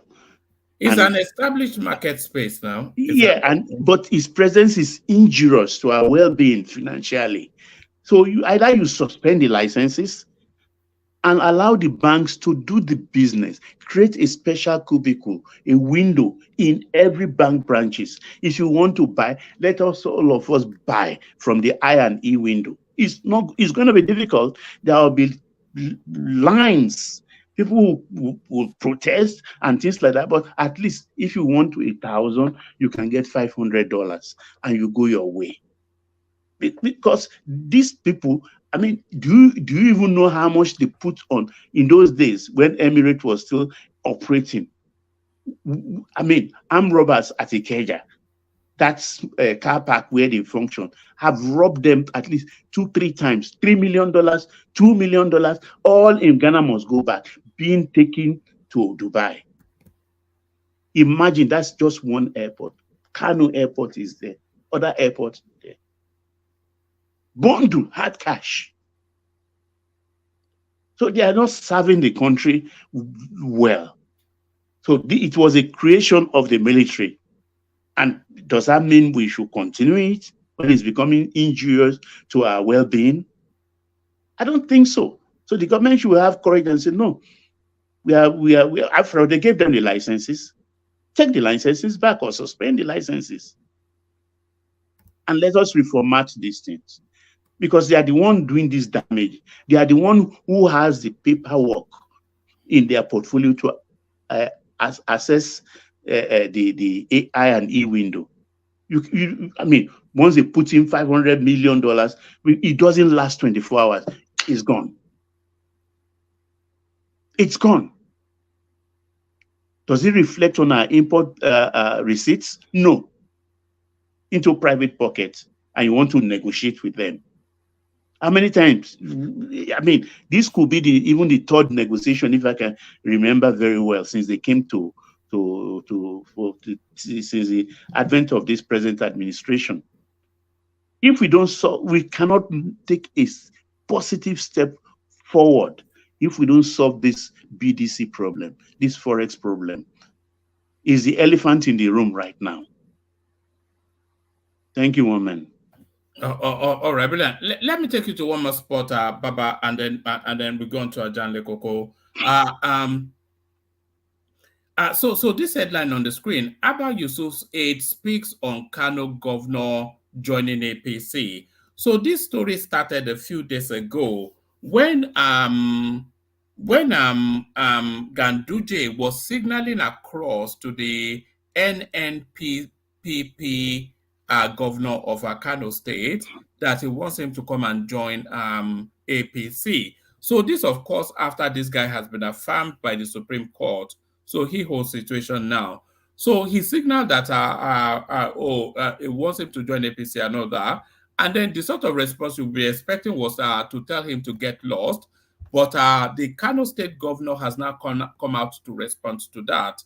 Abba Yusuf's aide speaks on Kano governor joining APC. So this is what they had to say.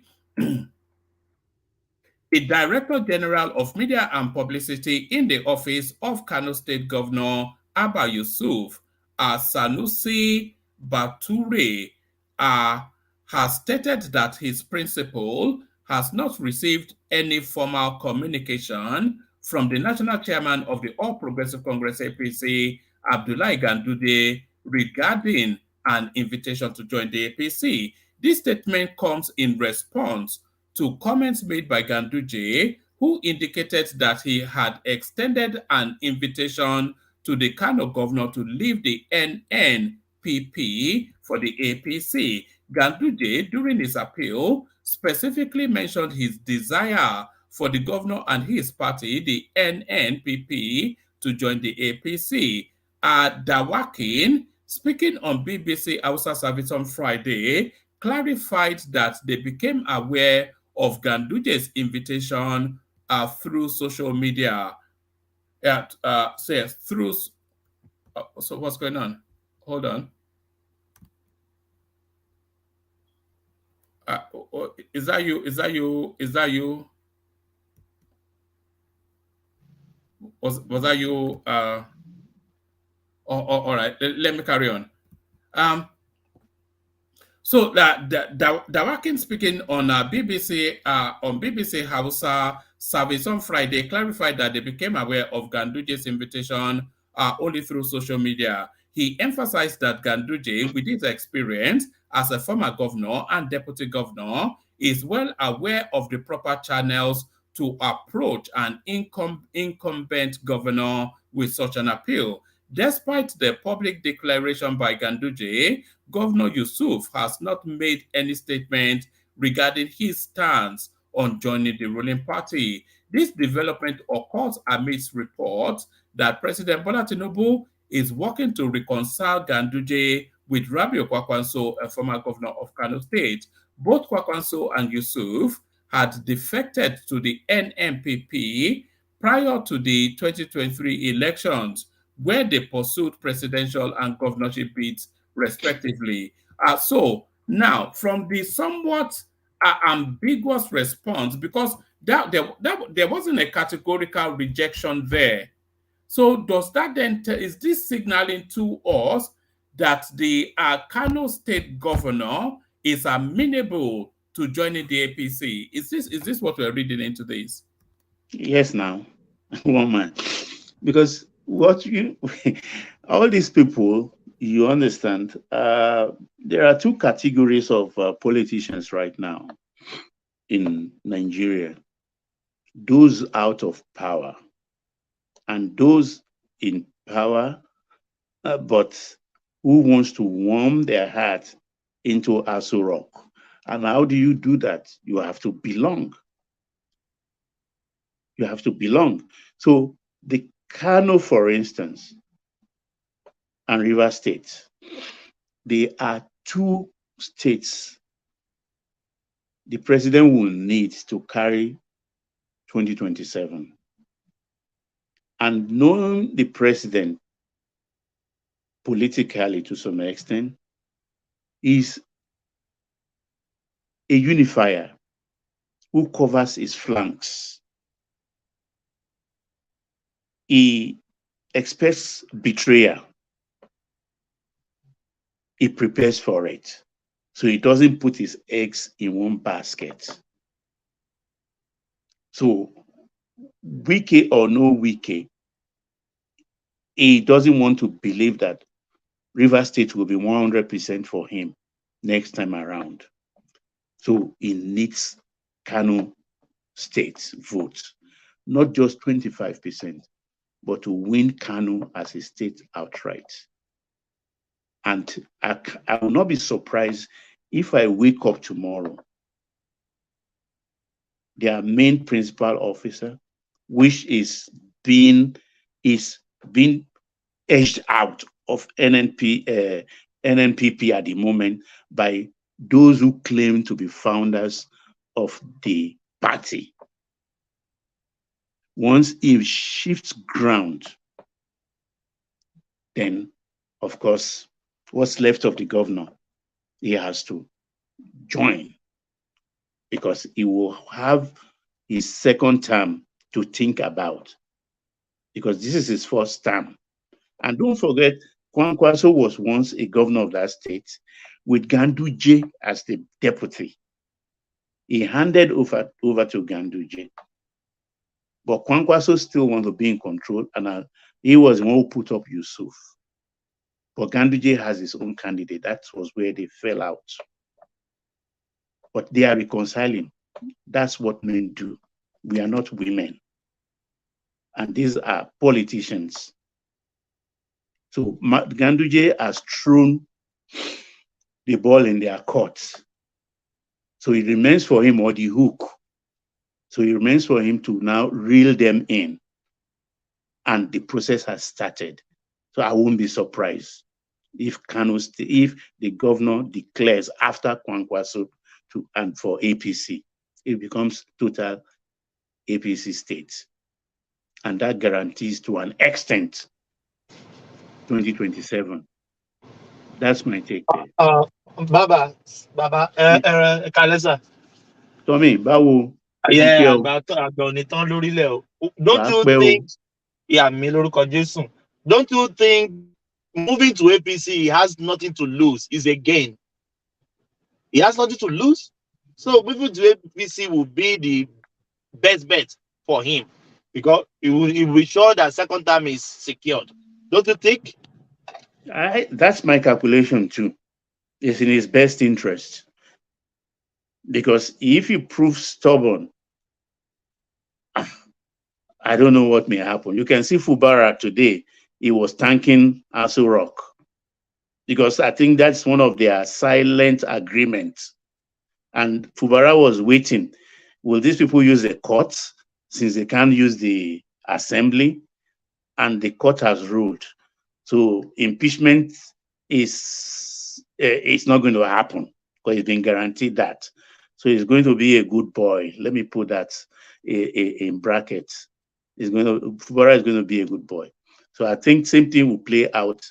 But in Kano, I think there was a son speculating that they are going to attempt to impeach him, Fubara. No. That's the first guarantee he got out of Asu Rock before he agreed to that agreement. He will not be impeached. Every threat will be just a bluster. He will not. Nobody will touch him from the National Assembly. They may make his road rough, but impeachment, no. You can. Let me play you this. Hold on, I'll wait for it to load. Carry on. No, carry on. I'm waiting for it to load. Impeachment, no. So he's breathing easy. I think he used a word actually. It's like he exhaled. So we can say he's been waiting to exhale. And when they exhaled, when the judgment came, was that Whitney Houston waiting to exhale? Yeah, he has exhaled actually, and I'm glad for him because maybe he didn't believe them or he's taking it as a pivot. If Ashwaju gives his word is his bond. This is the kind of man he is. That's why he's trusted politically. All right, let me play you this clip. By Senior Advocate of Nigeria, who is joining us via Zoom, Mr. Adeleke Agbola. Mr. Agbola, thank you so much for coming on the program. Me today. Good evening. Absolutely. Thank you so much. So, I'm sure you may have been following the development in Rivers State. So, my first thought will be, what is your take on this particular development in the state?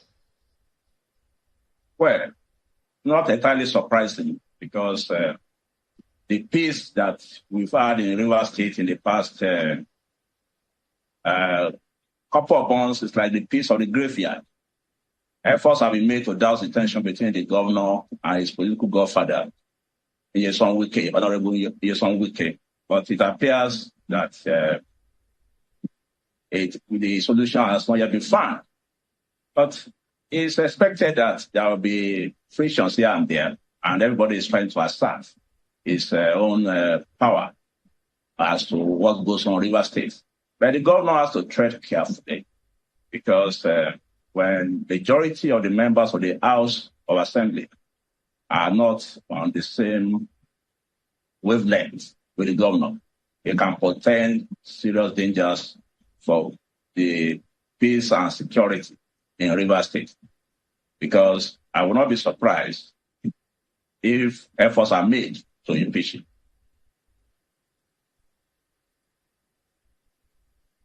Some people are saying that this appears like some sort of a forced marriage, as suggested by some. Do you hold that view? So there it is. He feels that there's a distinct possibility that they will attempt to impeach him. No. That's Wiki has met all his own, let me use the line item there. He has checked all the boxes that concern him. And one of them today, the Fubara met one of the box. He ticked one of the boxes also today. That is swearing those commissioners that resigned. They've been sworn in today. Those commissioners are back.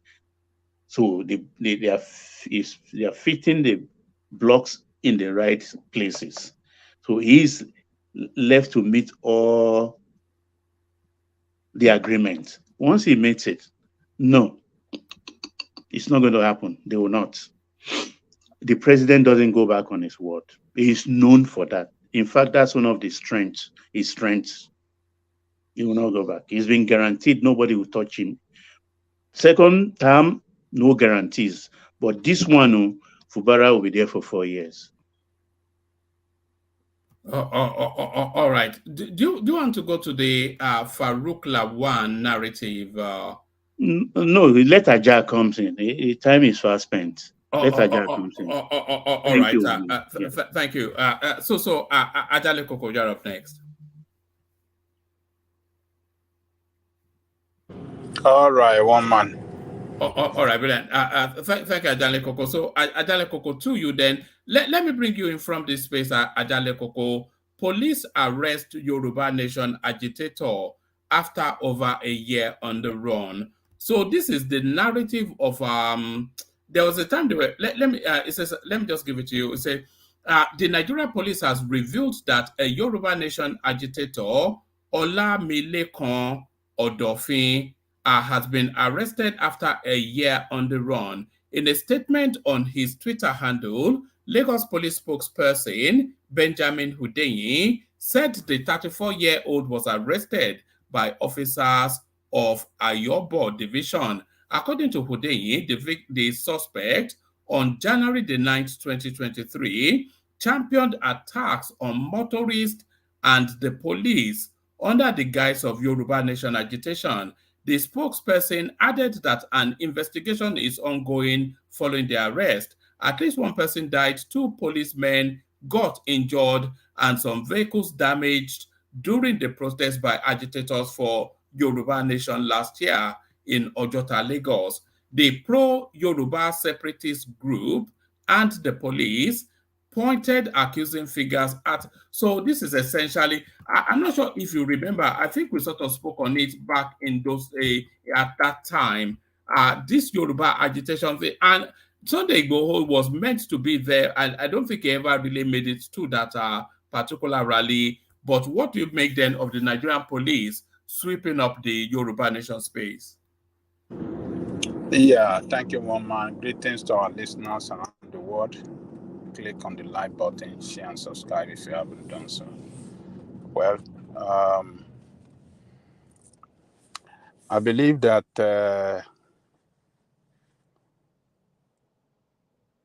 Yoruba Nation we. If you don't mind, let me say something so you bring it up together. I have a friend, a female friend that we went to secondary school together. He called me last year that his junior sister's husband has just been arrested. They're looking for him. They look for him 2 months. They finally find him at Eleyele, Ibadan, at the headquarters. What is the offense? This guy has been sponsoring Yoruba Nation. He lives in Dubai. So he just came to Nigeria to make his visa to the UK, transition to UK. They picked this guy up. They didn't call the family. They didn't let him call his family. They finally traced him through his phone, through hacking of his phone at the police station. So, Ajale Koko, as I'm speaking to you now, it's over a year now. The guy is still in custody. So I don't know where this country is. I don't know where this country is going. I don't know. I just giving you some background. People have been arrested, detained, not charged to court on this Yoruba Nation something. Just the guy is donating to them from Dubai, and they are tracking his account, donating to Yoruba Nation, and they pick him up. He's still there till now. Ajali Koko. Go on. Well, it's unfortunate that that guy that you just mentioned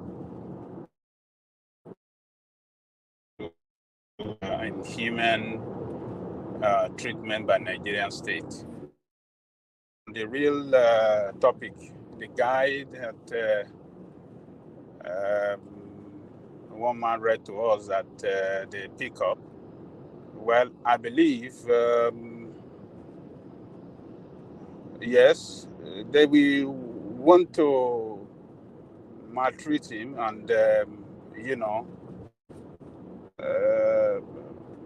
slam him in jail for some time, a period of which we know. But I think if they have a very strong lawyer, I think they can still fight for him. After all, those that were arrested in Igboho's house when the military attacked Igboho, those one had a very strong lawyer that fought for them, and they were released. And they have their freedom. They walk around freely now. So I believe if this guy family with maybe Yoruba Nation's group, they can get him a very good lawyer that can fight for him, I think they will secure his freedom. It can take some time, but surely they will surely secure his freedom. That is what people that fight for the right thing, that is the unfortunate treatment that they will get from Nigerian state. You can't speak. When you speak the truth to power, they feel threatened, and all they will do is to look for a way to rope you up with something, or they, threaten you, humiliate you, molest you, and put you in jail. So it's not right. I mean, people can agitate as long as they can. They didn't carry up arms. So I don't know. It's not. It is not good. It's not. Nigeria is a signatory to the United Nations Charter that people within an entity called a nation or a country can still agitate for their own separate country, as long as they are doing it peacefully in accordance to the law. So this is what Yoruba Nation has been doing. But unfortunately, they want to silence the voices of the dissent. They want to silence the voices of opposition. But it's a matter of time. Yoruba Nation will come. It's just a matter of time. Does this put Koike at risk? Can you see Koike being picked up as well?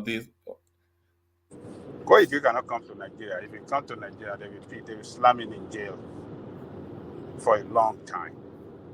He cannot come. And White Lion too.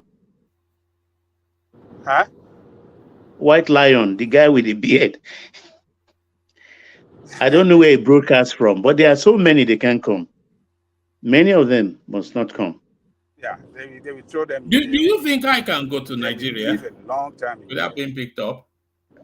What's your problem, Woma? I think I can go now. Maybe under Buhari, I couldn't avoid. Wama, what do you do? It's Biafra you must avoid. It's All this Biafra you kind must avoid. all this insulting people online all the time. What do we do? Who cares about you, one man? I don't What's know. the question? What's the question, one man? No, I was saying, do you think I can go to Nigeria without being picked up? You mean you? Yes. Who is going to pick you up? If Kulata can go and it's not picked up, who is going to pick you up? Yes, that's true. Actually, Kulata is more of a wanted man than I am, you know. Yeah. Nobody can pick you up. You are from, you are laughing. Kakakioba. Do you think Mayegun can go to Nigeria without being picked up? He cannot do They'll it. pick him up. Yes. They will pick him up. He cannot do it either. So the only person that can do it is, that have done it, that remain in Nigeria and continue to fight them, is Showore. And a lot of us doesn't give Showore that credit. That guy is a guy with a lion heart, and he stands for what he believes in, and is a fearless leader. I respect him so much. That's the kind of person that we should have as a leader, that is not afraid. He during his incarceration in Abuja, let me say, yeah, it's an incarceration now. When somebody was confined within a limited space and cannot travel out of the city, the metropolis of Abuja. Incarceration is even worse than that. So, that is even worse than incarceration, rather. So, but he stood firm. He never cowed to them. He speak and he attacked them. He criticized them and attacked them. And his newspaper functioned to, expose the criminality and what do you call it? Their corrupt practices. Even the newspaper, the media in Nigeria are so afraid when they want to. That's why they never want to invite him so much to their studio, because they know we always speak the truth to power. So Nigerians should not be afraid to speak up against these people. The way they misgovern that country, should not be afraid. We practice democracy. The rule of law should prevail all the time. Let me ask you this. How many centuries do you expect Yoruba nation to come to pass? 200 years, 300 years? No, don't worry. It's a matter of time. It's going to It come. will take just something small to trigger it. Don't joke. No, forget Yoruba nation. Forget. If all Yorubas are not ready to go, then we are not going anywhere. That is it. You don't worry. The Yorubas, they need Nigeria more than they need Yoruba nation now. No, Nigeria needs Yorubas more. So when Czechoslovakia, when it breaks up, it's just one day. It just started one day. So when something is going to happen in a country like that, it will just come like a thief in the night. Something will just trigger it. And people will say, look, Otisuwa Egbamo, Enibamaku, Aku, Enibamaku, Aku, Bagbele, and that will come to an end. So it's just a matter of time. A country cannot be governed or be misruled in this manner for a long time. It doesn't work. It has to be for short time, and we correct it and we improve, we do better. That is how a country can survive. But a country that have bad leadership, that deliberately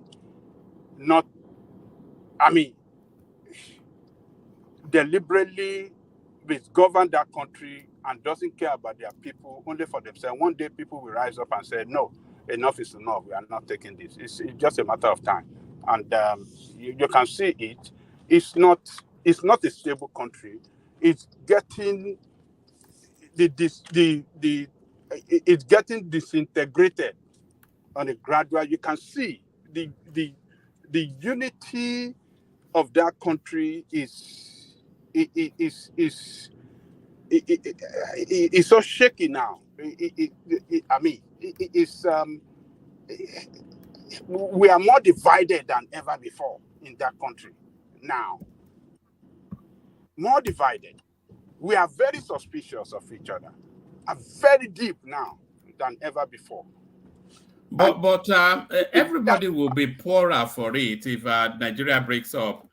The whole of Nigeria only works off the. You know, if we don't, if it wasn't for Nigeria, Yoruba land will be no different from Togo, Benin Republic, Malai, forget them. and the north will be just like Niger Republic. Woman, that is not true. It is. For Nigeria, if not for Nigeria, Yoruba land will have been one of the greatest country, and Yoruba will have, emerged as the leader of black race in this world. I believe so. Yoruba will have emerged as the leader of black race in this world. Because what is it that we don't have? Just tell me one man. What is it that we have? Arable land. That's what we have. No, hold on. One man. Yes, you are right. We have arable land. Geographically, we are open to the world. Togo is as well. Yeah, yes. But Yorubas, we are so blessed that if you are talking of the religion, let's talk of religion.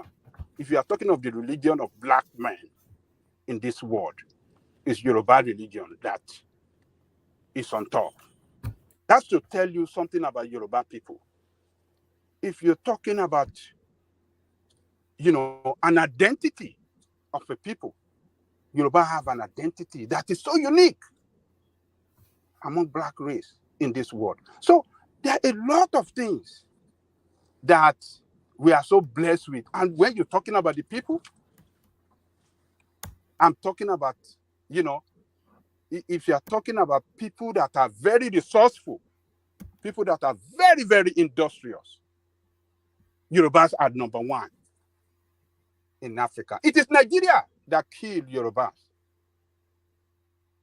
It's Nigerian state that killed Yoruba. If you're talking of the most industrious people, if you're talking of the most resourceful people in the whole, the black people in the whole of the world is Yoruba people. Look at what Awolowo achieved in the 50s. That was in the 50s. What Nigeria failed to achieve today, Awolowo achieved it back then. In the 50s. Over 70 years ago, going to about 80 years. One man. France did not even achieve it back then. That colonized a lot of African countries. When they were building University of Ibe and all these things, was the best in the whole of Africa. That architectural structure of that school. Look, we are special people. But Nigerian state, when you look down, when we want to quantify what we have lost as people and what we continue to lose as people, I'm talking of Yoruba people, in the current state of Nigeria, current state, in this current entity called Nigeria, you cannot quantify it.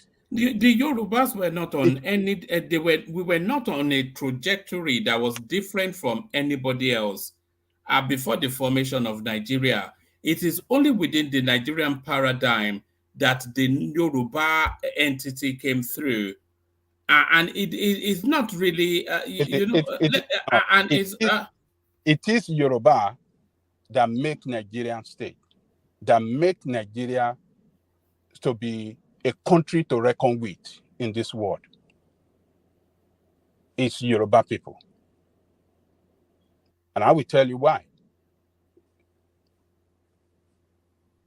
There are a lot of things that we have done in that country that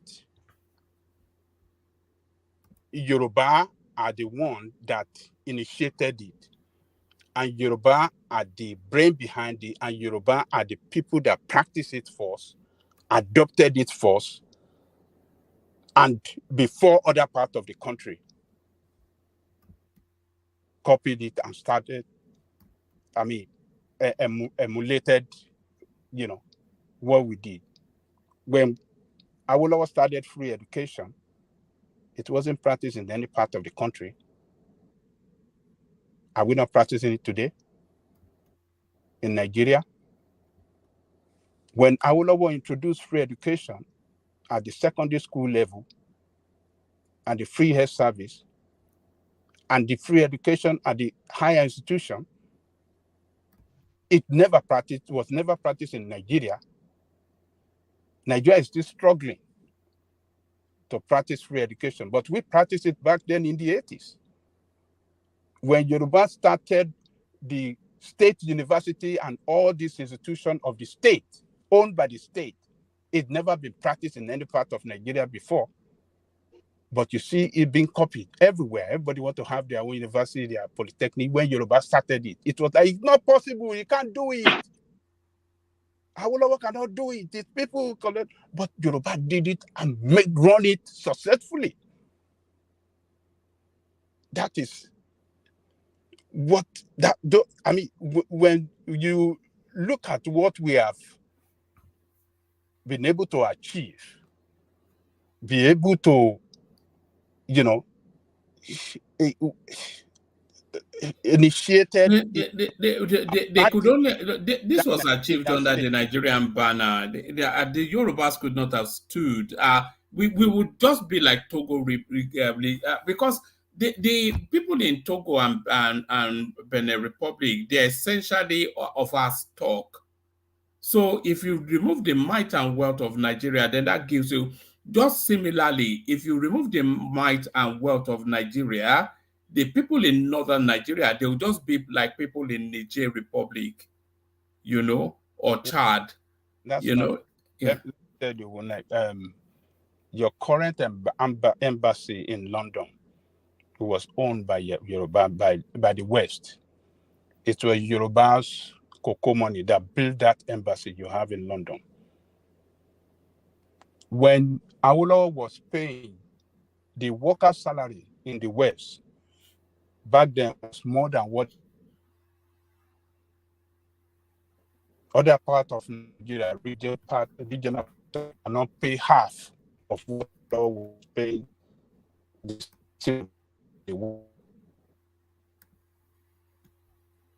Ajale Koko, you're breaking up a bit. Oh, can you hear me now? Yeah, that's much better. Carry on. And I was saying that when I would the salary structure for the Western region workers, the minimum wage that the West was paying was more than what the federal government was paying back then. And other regions were no match. And Awolowo will always beat his chest that workers will never strike under his watch. And it never happened. And the workers never proposed for salary increase. He gave them salary increase.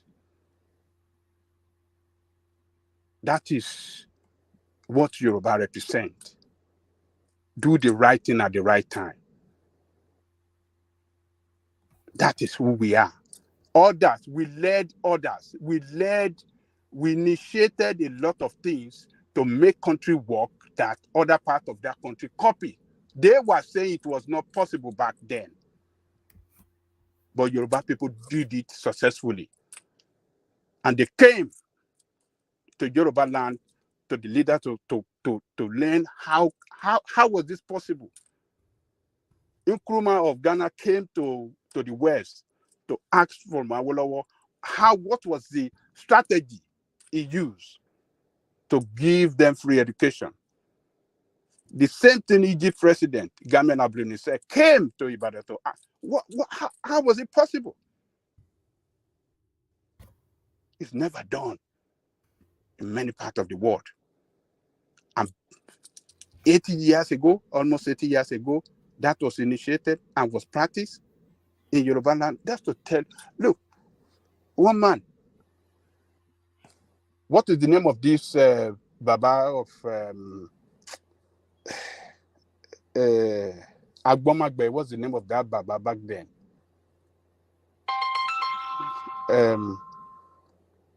Baba.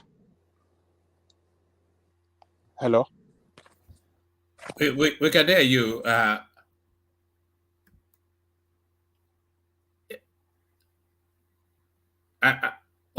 think Ajale Koko dropped. I think Ajale Koko dropped. He'll be back in a moment. He is back. Yeah, Ajale Koko, yes. We could hear you. Hello? All right. Ajale Koko has dropped, but Ajale Koko, I'm going to play this clip, and then when you're able to come back in, when you're able to unmute, then you can address it. This goes back to the Civil War. Nziogwu, can you please give me an account Can you hear me? of the night of the coup? Oh, we can hear you now. We can hear you now. Oh, okay, you can hear me. Oh, okay. I was trying to remember the name of this Baba called that had this Agbomagbe Bank. I can't remember the name. This okay, this Odogbolu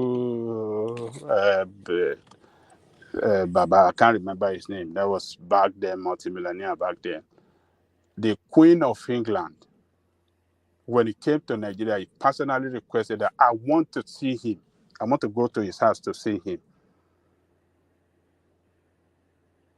That's a black man that back then, to enter the palace in Great Britain, he doesn't need to book an appointment. The king back then say he was a personal friend to the is it king or queen you have back then in Britain before the Queen Elizabeth It was a king. It was a king. It was a king, yes. Before the Queen Elizabeth became the queen. It's a personal friend to the king. And he used to, anytime he visited London, he would take gift to them, to the then Queen Elizabeth. Is queen, is not king, is Queen Elizabeth. I think you're talking about Odutola. Baba Odutola, yes. So,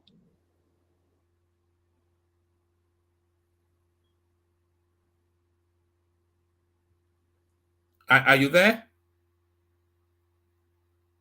All right. Let me just play this clip. I think Ajale Koko is struggling with the system. So I play this clip. Hopefully you can hear it, Ajale Koko, and then pick it up off the back of coming back. Nziogwu, can you please give me an account of the night of the coup in Kaduna? Well, it's rather something like the longest day. We started this off on the night of the 13th of January when a night exercise was planned by the military college, which I command. We took out troops to the ground and taught them how to do night attacks. We didn't tell them what we were planning for, but at the end of the exercise we took them out and showed them various places where they were to stand and just remain in their vehicle. Next day we went out again for the same type of exercise, and at the end we issued them with ammunition this time, live ammunition, and told them that they were going back to the same place as they went yesterday, but this time they were to get certain people. And they were with you, were they? Oh, of course they did. Oh, they all supported us. Did the Sergeant himself attempt to fight? Well, no. We didn't see him until the time we actually shot him. He ran away from his house when we fired the first few shots of anti-tank gun into the building. The whole roof was blown up and the place was set alight. Then we went to the rear of the house and started searching from room to room until we found him amongst the women and children, hiding himself. So we sort of took away the women and children and took him. Now, what are your relations with General Iramsi in Lagos? Well, very good. He's my boss. I I've always been under him, and I still am under him. There isn't really any problem. A few misunderstandings arose, but this was due to the publication in the press and by announcements over the radio. At one time, they started calling us in Kaduna rebels, whereas in fact the revolution was all a planned affair all over the country, and So that was Major Chukuma Inzogu describing then that infamous incident when the Saudada of Sokoto was killed. So apparently the Saudana, he ran to hide amongst his wife and children, and they dragged him out of the hiding place and shot him. So that's just a blast from the past. Adale Koko.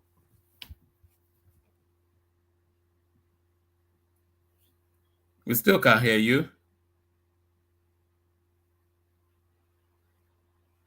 All right. Can anyone hear me? Or is it me that people can anyone hear me? I can hear you. All right. Come into the conversation, well, please. We can't hear Ajanle Koko. He's unmuted, but Ajanle Koko, hopefully you can hear me, but we can't hear you. Okay. Thank you, Aman. What's the clip about the Zogo? Is it about the past coup? No, yeah, it was an old black and white. It was an old black and white clip. But let me start you off in a different space instead. What is Lagos are wanting to float an airline? Do you have any thoughts on that? It's not bad. If the state government wants to open an airline, I think it would be good. It's a business that will create revenue for Lagos State. But is it airline or airport? Airline and airport, both. So what about the traditional airport they're going to build in Lekki? Is it that one they're talking about? Yes, or that one, and then they want to put an airline as the cherry on top. Well, it's a good move. It's not. I don't see anything wrong in it. Okay, we can hear you now. We can hear you now, Janle Koko. You can hear me now? Yes. Oh, okay. I don't know what's wrong with this system, man. Okay, so Umzegu, I think we have narrated this thing before here. Yeah, we've narrated it before. I just, I just used it to fill the gap between trying to get you to. Yeah, so we it's unfortunate. That's an history. We have to leave that and just let that go. So, but as I was saying, Ajale Koko, that coup is an Igbo coup. That coup was sponsored by Oronsi. We should not be getting it twisted. They brought Izego in because he was close to the Sudan. Actually, Sudan adopted Izego like his son. That's why Izego was brought into that coup. If not, he wouldn't have been in that coup. The person that really spearheaded that coup is Ifa Jonah. They carried that coup out. He went to Lagos to do all the shit in Lagos, and they sent another guy to Benin to take out Kutiebo, And in that coup, they took out 41 senior personnel of the 21 personnel of the senior officers in the north. They took out 3 in the southwest. They took out 1 in Midwest, but they didn't touch anyone in the east. No one. So someone will come out and say, "Oh, the coup is not an evil coup." Man, excuse me. There were 7 majors. Only 1 was Uzogu. The rest were Igbos from the southeast. We should not say the way it is. If we have to have peace and forget about this coup, we first of all say the truth about that coup. Uronsi spearheaded that coup, executed that coup, and that's why it came. They gave him. They make him the head of state. And again, the actual coup that really took place, not this coup. This coup was an attempted failed coup. The actual coup was the coup that Azik and Senate President Willie Opara went to London, took Uronsi to London to hand over power to Uronsi. Uronsi have no business in power. We were practicing a parliamentary style of government. We have a president, we have a prime minister, we have a senate president. We have three arms of power that can function. I think Atiku and Remi, the Senate, the House, the Parliament were debating who to hand over to give power the next, I think on a Monday of it. But behind that, Okpara rushed to London to go and meet Zik and other part to Ronsi. Who does that? That is the actual coup that took place, not the fair attempt coup.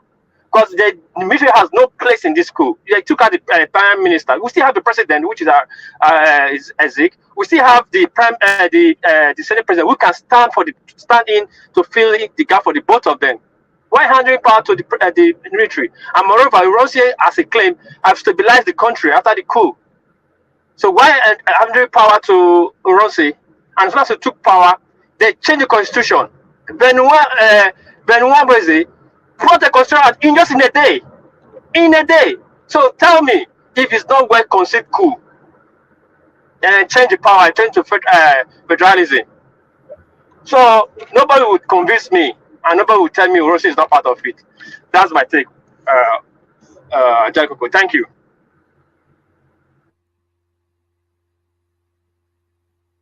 Can anybody hear me? I cannot disagree with you. I cannot. So, but it's an history now. But some people will not agree with it. They will still want to deny the fact. We all history and all the facts are there, but they are still denying it today. So, but we just have to leave it. It's an history already. It's well documented, and it is Hunzegu himself. We listened to what he said in that video, what they did, and the way they carried out. So, and unfortunately, like you said, none of the Eastern leaders were brought down. So, but we just leave it there. So, woman, what next? All right. I think you've spoken on the Lagos airport. Unless you want to expand thoughts on that, do you want to speak on the Farouk Lawan? No, I've not spoken on Lagos airport. All right. All right. Let's go there then. So Lagos Airline, Lagos Airport, the master plans of Sanwo Olu. Well, one man, I think it's a good idea. Welcome it. And it's Lagos State being an economy within an economy, the strongest economy among the component units that form Nigerian state, with a large population, the largest direct foreign investment than any other state.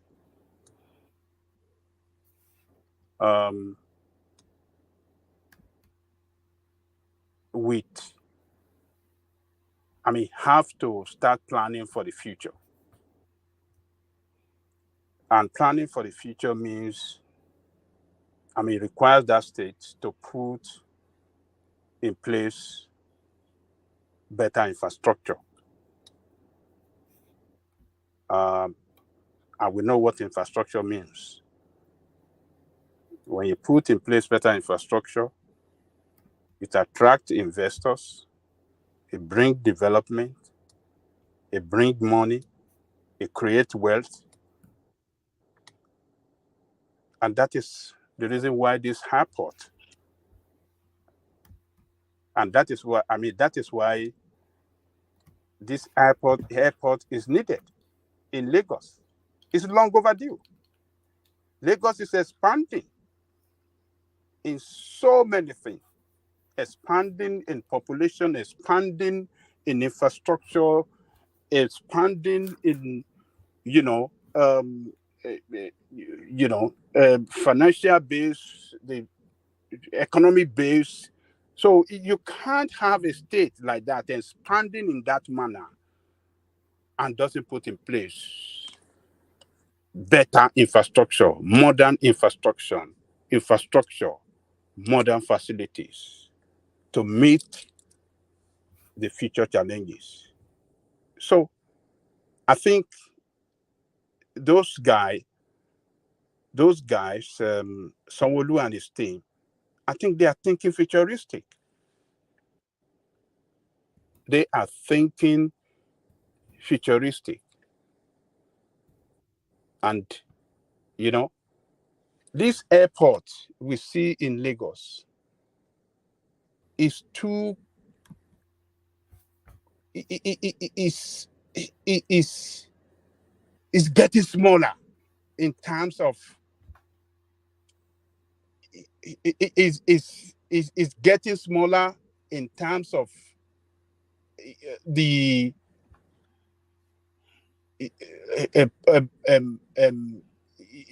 the population, and how do I say it? It's getting smaller as far as I'm concerned in terms of the influx of people into that country, particularly we in diaspora.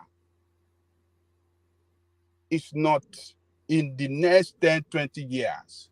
It won't be able to handle if Nigerian progresses, if we're, progresses economically, and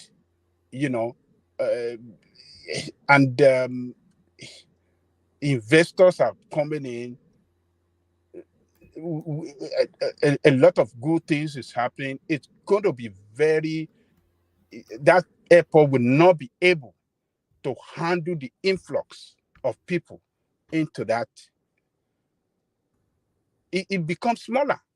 When we were young, it was like, this is very big, but haven't been to advanced country. It's like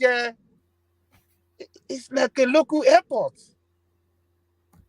to us. I mean, it's just like a small airport. But when we were young, this is very big. But haven't seen that of Atlanta and that of Chicago and other places, New York. It looks smaller. So Lagos State,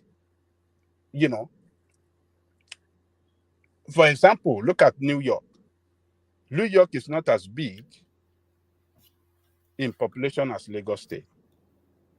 They have 3 world-class or 4 world-class international airports in New York. In New York City alone, they have 3. New York City. Yeah, but New York deals with 10 times the volume of traffic as Lagos now. One man. That is where Lagos is driving out. Look, we live in a global village. And a lot of people want to visit Nigeria. Where do they want to go in Nigeria? Lagos. If investors is thinking of doing anything in Nigeria, it is Lagos that will come to their mind first. So Lagos cannot stand. It's Lagos they know. It's not even coming to their mind. It's Lagos they know. Some people used to call Lagos the capital of Nigeria. Do you know that? Yes. They don't even know that it's in Abuja now. Yes. So Lagos cannot allow Nigeria to hold her behind. Nigeria is a how does it describe it? It's like a donkey to yari to very to nolegba. ó dẹ̀ gbéra ìwọ kìíní kó gbé ẹrù yìí kó jẹ́ ká lọ ogun bọ̀ yá gbéra ká sá lọ.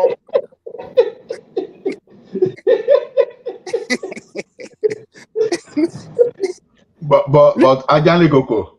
Eh? On that airport, I have my reservation though. On that airline, you know. Let me okay. Yeah, speak. Let me hear you. I have not spoken on the airline. I'm just talking about the airport.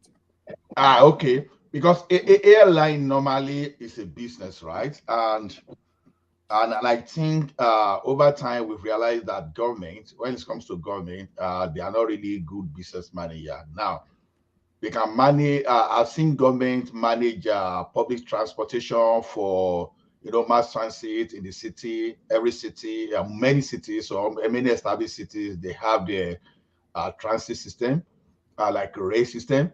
But when it comes to airline, it can be so. It's becoming interstate. It's becoming international. That is where I have my concern.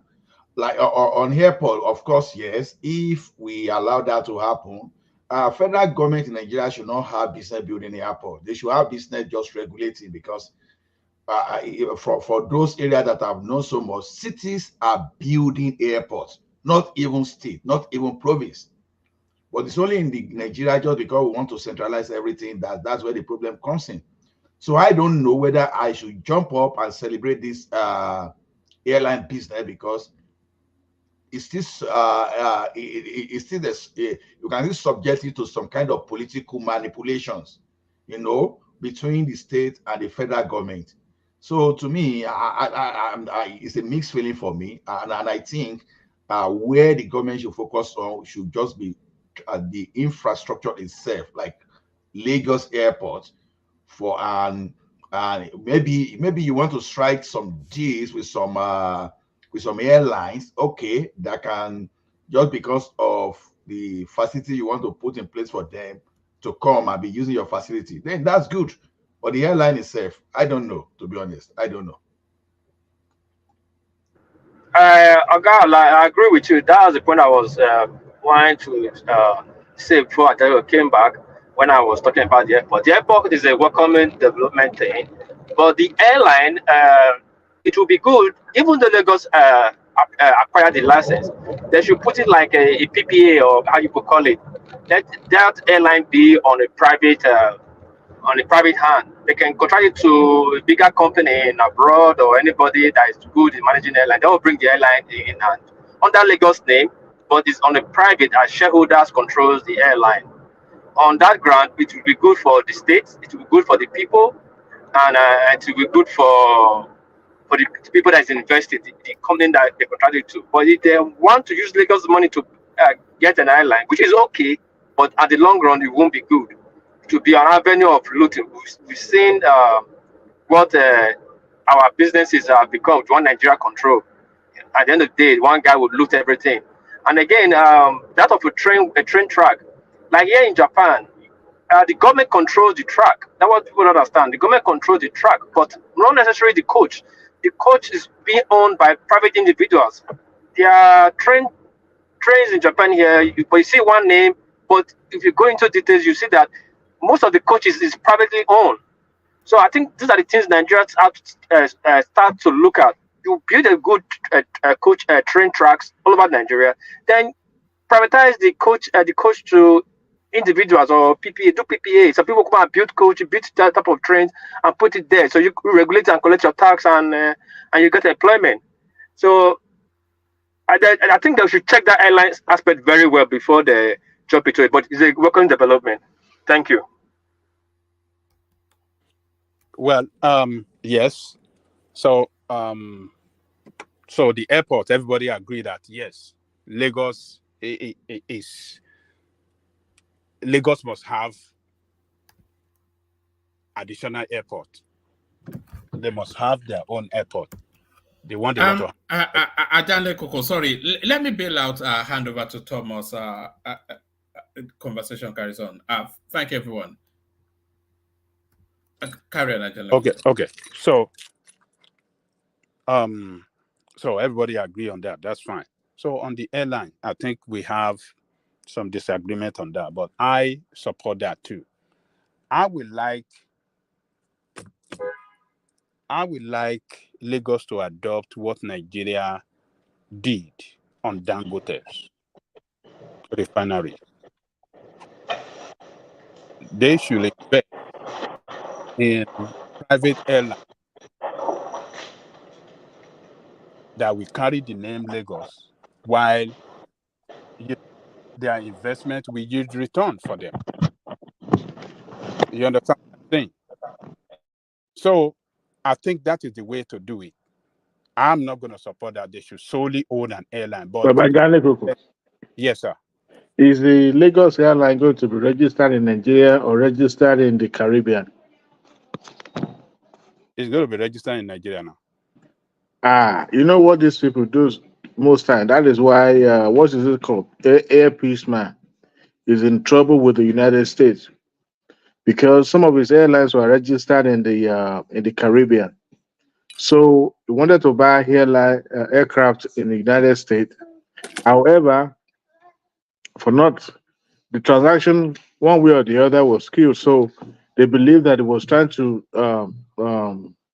what do you call it when you try to transfer money to Launder money. laundry money. So for him to have registered his airline in the Caribbean shows that he's a consumer. So that's why I'm thinking now that Sanwo Olu is frequency the island. Something is fishy. So if the airline is going to be registered in Nigeria, great. Taxes will be paid to Nigerian government. But if not, then I don't know. I'm just observing that. But Well, what's the technicality behind registering overseas? Because that's what I don't know. Maybe Ajalewoko knows. They pay less taxes abroad. Those islands give them some incentives so much that they pay less to zero in taxes. And some of them uses those because they have to remit their money back to that island. It's as if that island owns that airline. So it helps them to escape and paying taxes at the same time laundering money across the globe. That is the scheme.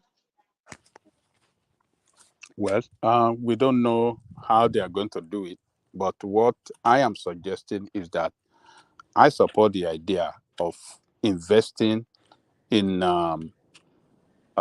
as part of ownership of airline that will be more beneficial to Lagos State in terms of revenue generation, just as Nigerian State did with Dangote. So that Dangote's refinery, on the yearly basis, we give Nigeria some billions of dollars in return. So that is what Lagos State should do. They should partner with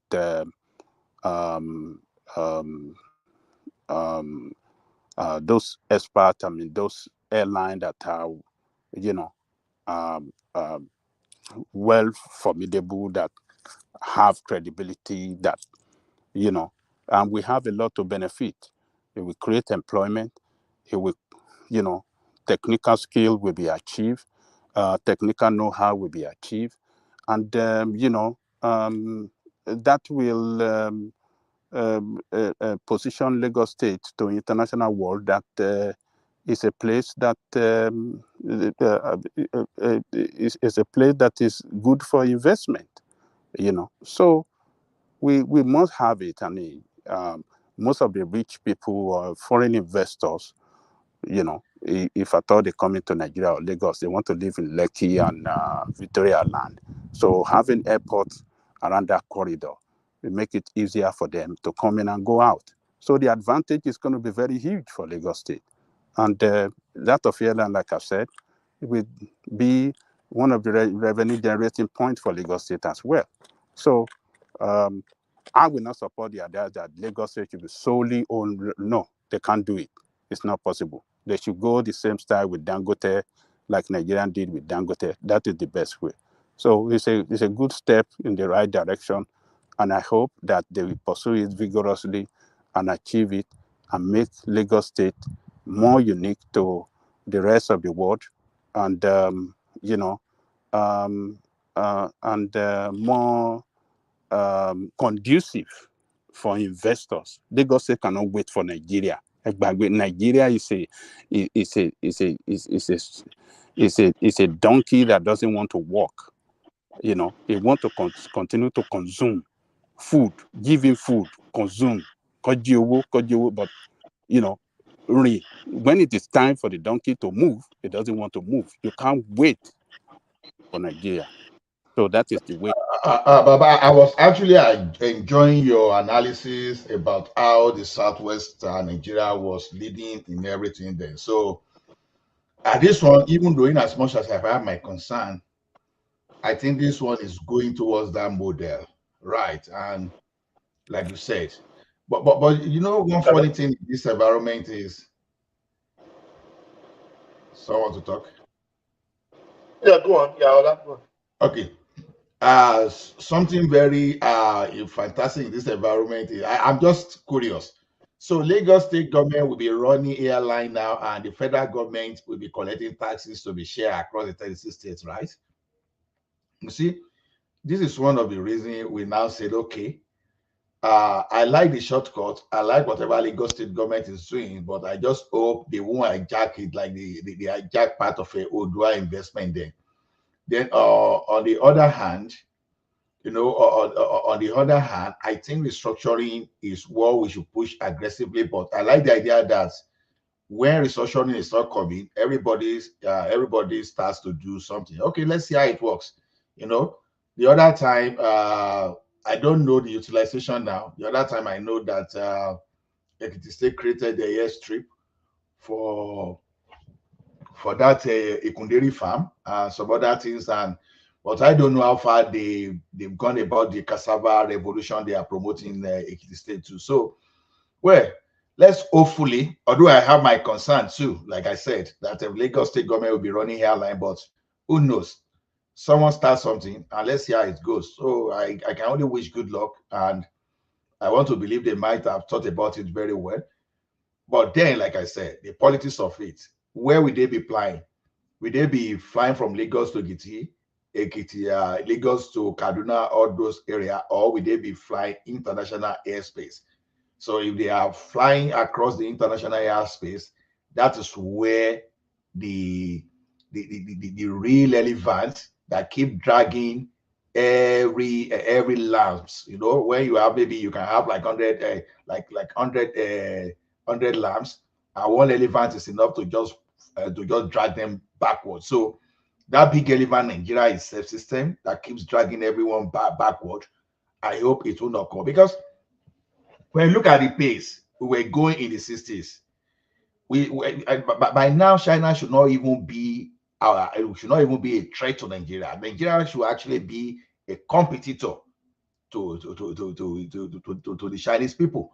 But it's so unfortunate that we still have where we still fight about relocating a department of CBN back to Lagos, and we are still fighting about quota system in running critical government services. You know, something that have never worked for us. So hopefully we think we can go forward, and we are not going to have the type of, you know, these modern days you can have the type of coup of 1966 that can even try to bring something backward. And I was actually enjoying War Peace too when he was narrating that issue. If not because of that 1966 coup, some people that came with the mentality of unitary system, that they wanted to impose that in by all means, maybe we will have moved forward. Yeah, I can only pray for Lagos that we move forward. So that's my contribution for now. Yeah. Thank you, Ola. I don't know, maybe we still have Ajale Koko. Yeah, I'm still here. Yes, Baba, I think I want to go back. I was driving before, so I couldn't ask your question about that Yoruba nation space. Can you say now Yoruba nation is dead because the Olorioko has been declared wanted by Nigeria? I'm talking of Igboho himself, and I don't think he's coming back to Nigeria very soon. What do you think about that space? Is it dead, a natural death for 4 years?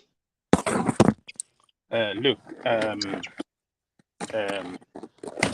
Thomas, you see, when the time comes when that time comes, it is not going to be. It's not going to be Sunday Igboho that will be in the lead. What Sunday Igboho did was just to awaken Yoruba people. Are we awake? Are you sure?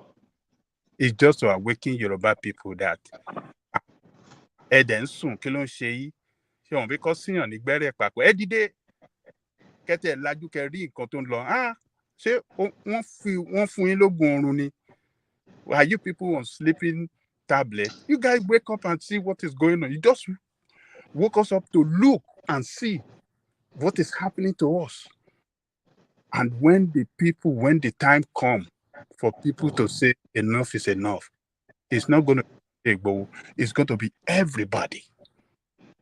So it's going to everybody will be committed into it. So don't look at Sunday. Sunday Igbo is not the leader. And he has even said it several times that he is not a leader. But he's acting like a leader, isn't he? No, forget it. Don't bring that is acting. He has said he is not a leader of this thing. God just sent him, go and drive criminal out of the farmland in Yoruba land. Drive them out. He achieved that, and that is what he did. So when it's time to come, it will happen. It's a matter of time. I strongly believe in that. Well, you might not believe. But Baba, if your prominent kings in Nigeria is not supporting Yoruba nation, are you not thinking those people shouting Yoruba nation, they are just making fool of themselves? Because the first people that will push Ajade Koko, Oni of Ife cannot start Yoruba nation today, and any president in Nigeria will go and arrest him. Oboko, Owa Obokun, Awujale, those kings that still have some pedigree, they can't start Yoruba nation agitation today. And any president, maybe in the north, maybe Igbo president, Yoruba president, will go and arrest them. And you see all those Baba. Don't talk about. No, I just, that's what I think. They can't do that. These people we are talking about, if our prominent Obas are not aligned with any Yoruba nation agitation, are you not thinking people doing Yoruba nation, they are just making noise, they are just empty barrel? Look, Thomas, when that time comes, all Oba will start, because they will see, they will get the memo right by that time, and they will have no other choice but to go alongside their people. So it's a matter of time. We don't need to. Oba cannot do anything now because they are still under the control. One Jelara, between Nigeria, ibi Ibaje Nigeria, ibiti Bogwantin Jensen, they are benefiting from this rotten system. So you can't expect them now. But when the time comes, when they see it clearly that do they have choice? The state government that is paying their salary, they don't have choice today. Yeah, we agree with you that yes, agree with you on that.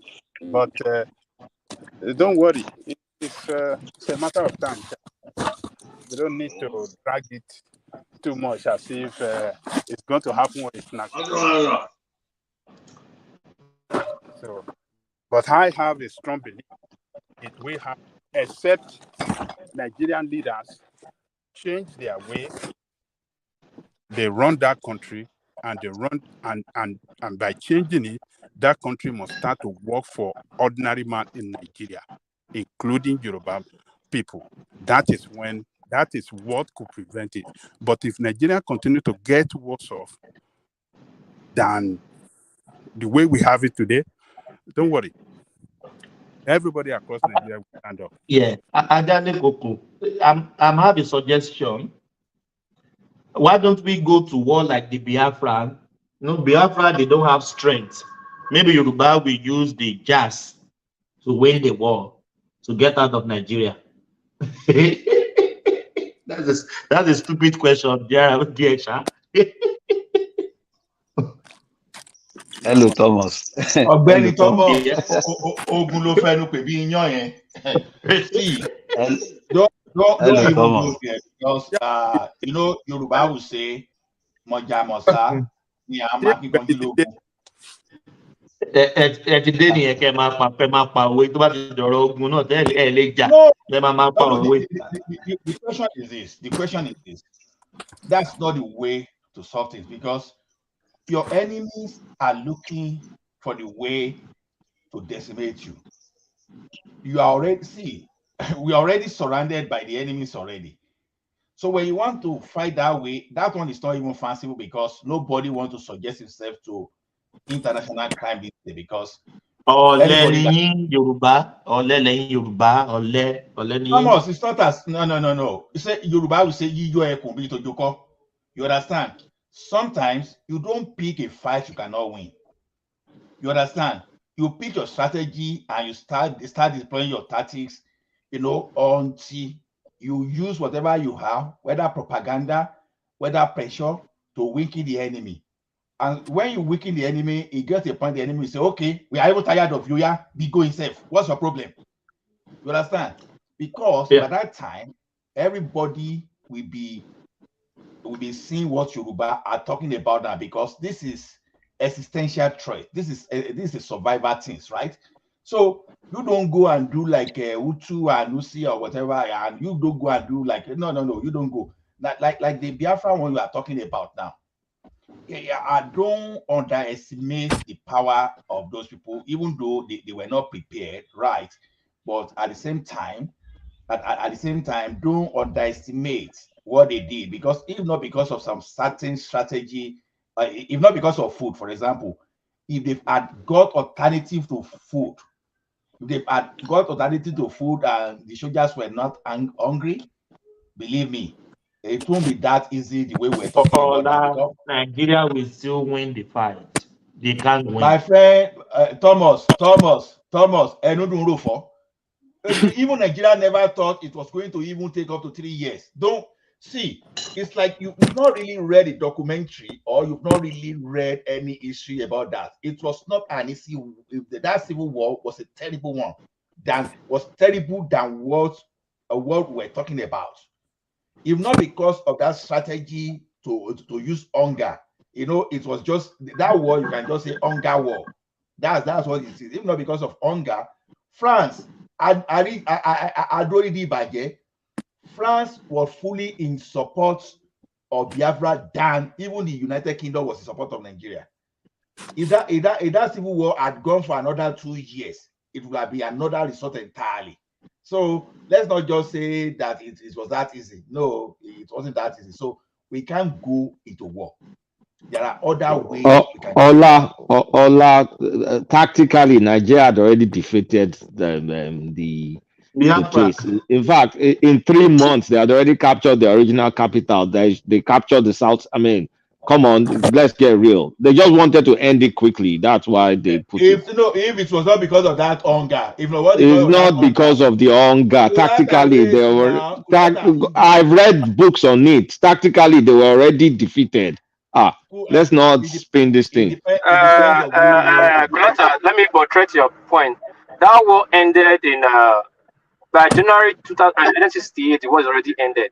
The many things you were saying there was just propaganda, publicity from exactly. People. That's why Ifajua was executed. Have you read Ifajua books? Banjo already told. Hold on, Banjo. All these guys. They were the Black Scorpion was because if that Banjo, the Yoruba guy that was with them before they executed, Black Scorpion. Scorpion. Victor Banjo it's Victor Banjo that they executed. Yeah. Victor Banjo already told. Uncle. Yeah, Victor Banjo already told. Like, there's no way you're going to win this war, but we still have things to negotiate and go back to the negotiating table because the Nigerian government is still ready to go back to the negotiation table and agree to Abreu Accord. But he wanted to just take it all, and you don't have the war chest War peace. So France betray Biafra. I will tell you because it depends on the no, version of the France story did you not betray Biafra. See, let me Yes, tell you. Ola, Ola, hold on before you One continue. voice. Hold you. One voice. Ola, sorry. Okay, sorry. Ola, before you continue, the So war it was depends on fought. So Ola, hold Ola, on now. The war hold on. was Let him yeah. land. The war was fought and ended in Midwest. When Asaba fell, that was the end of the war. Nothing more anymore. That's why the Nigerian government could prolong the war. Everything that was happening was propaganda under Ojuku. When they lost Ore, that's Ondo Ore, the border between Benin and Ondo, then lost Asaba. The war was ended. That was 67 to 68. By January, the war is ended. Everything is propaganda. Okay, I use the first of your last, so you can continue. okay. See. Ola, sorry. Before you continue, let me just chip in. Ojuku, the reason they wanted to end it, Ojuku was using his own people for propaganda a lot. So what's it called? The world was now looking at it in a funny way. So we had to quickly end it. Otherwise, Enugu was gone way, maybe 3 months. Port Harcourt, everything in matter of weeks and months they were gone. And then the defeat they had when they tried to go to Ondo and they pushed them back from Midwest and all. By that time, nothing that they had left. But you can continue, Okay. Sha. Kulata, look. It got to a stage that Nigerian troops wanted to get weapon from America, and America didn't sell weapon to Nigeria. They citing abuse of human rights. But as at that time, these Biafran people, they were getting the support of the French people. Russians, they came to the rescue of Nigeria to some extent. Now, what happened? When they now discover they poured through the south, the Calabar Axis area where they were bringing in some weapon, the Nigerian government had to strike a deal. With France on Cameroon. You understand? Because at that time, there was still the possibility that Nigeria would still win that area of that Bakassi. For Nigeria to win that war, they had to reach an agreement with France on Cameroon. If not because of that, believe me, America already betrayed Nigeria, and the Britain was not doing enough to support Nigeria. That war would have gone beyond that 1969, 1970 that we are talking about. That's why I'm saying it depends on the version of the story of the history you read. So everybody we How much, let me ask you a question. How much territory was left by 1968 in Biafra? Good question. Very good question. I'm only talking about a version of what I read. It's not about. No, let's talk about the territory now. How much was left? Nigeria military was already running out of necessary firearms. Ola, back my story. I don't argue. So, no, it depends. That's why I say it depends on the version of the history you read, because you read your own version. Ogala, that as 1960, like I said, as 1968, the war was already over. Not just 1968 ending, 1968 beginning, the war was over. Ojukwu does not have money to fight that war. His father locked his money up. All those stories you're hearing that Ojukwu was fighting, he was rich. His father locked his money up. Ojukwu could not have access to his father's money. That's why the money Ojukwu was used to fight the war was the money he looted from Midwest and Port Harcourt, the Central Bank, all those areas then. ACB. That was the money they looted money in they looted money in Benin Central Bank, carried all the ACB money, and then the money became useless. What is Ola talking about? What's he talking about? He didn't have any money to fight any war. They took the oil from him. They didn't have any leverage. They took whatever from him and all that. Kulata and War Peace. I said it depends on the version. Okay, the only history of the Civil War of Nigeria that I read was written by John Doe George. And it's the Nigerian Civil War. That's the only one I read. I've not read another one. I'm only narrating from what I read. So it's not about what I'm talking about. See, sometimes we underrate things. It's just like the Boko Haram issue and insecurity. We just, there was a time that, if this thing happened in Nigeria, we crush it under 1 hour. And that thing has happened now for how many decades now? We've recorded like 2 decades of insecurity, close to 2 decades of insecurity in Nigeria, and we are still unable to crush. So some things, we speak some things sometimes as if is as good as pressing keyboard. That's a false equivalent. We're talking about a country, it's not a false equivalent. It's a false equivalent because Biafra is supposed to be a country, not some ragtag guerrilla kind of warfare. None of us was born during that war, right? That's what I'm saying. Just ask, you answered the question, what territory was left in 1968? That's not my point. I'm only narrating. It's a point. It's supposed to be a country. See. I'm not saying I know the issue. I'm only narrating the book I read. So I'm not. I'm not being bold. I'm not being bold. So no, it's not like he read the fake book. The book he read, it was true, but not the way it is. You know, students can write it, paint the picture from a different angle. Thomas, you are very rude. You are telling me that you are telling me that I read Facebook. You go. You read the wrong book. You read the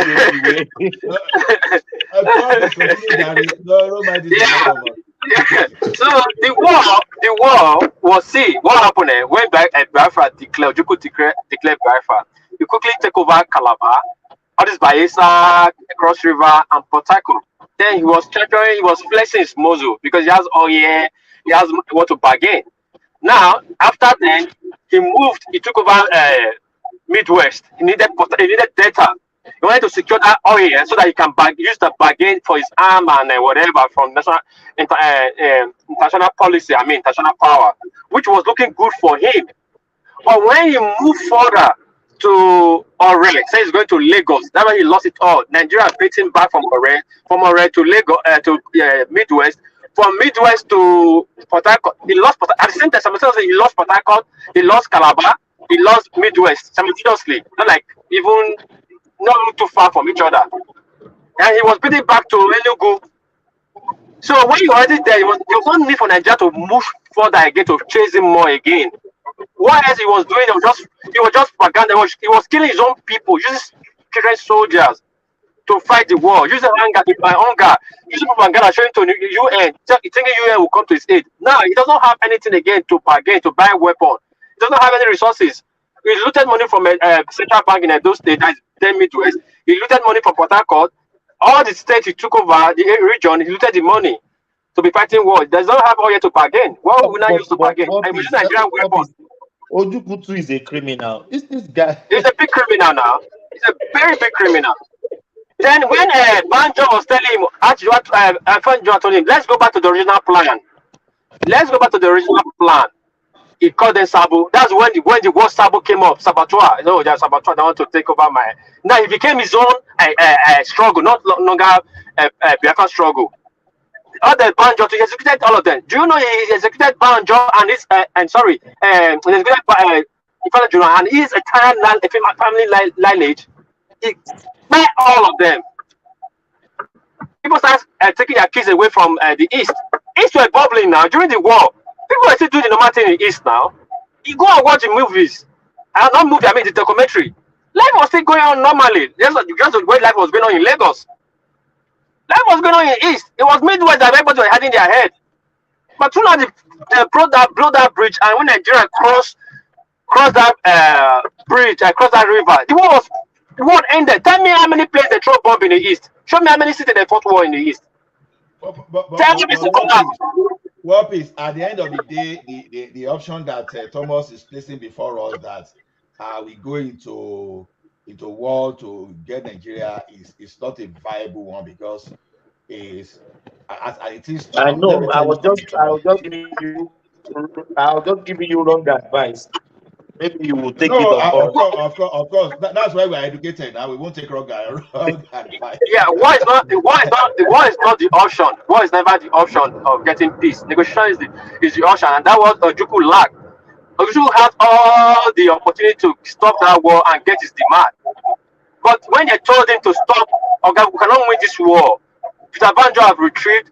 Banjo have retrieved. Ozogu, they betrayed Ozogu. Do you know how Ozogu should assassinate and kill by himself? Because he saw there was nothing. The guy by himself on the way back. His sister had to bring dead body back, drive the dead body to Asaba.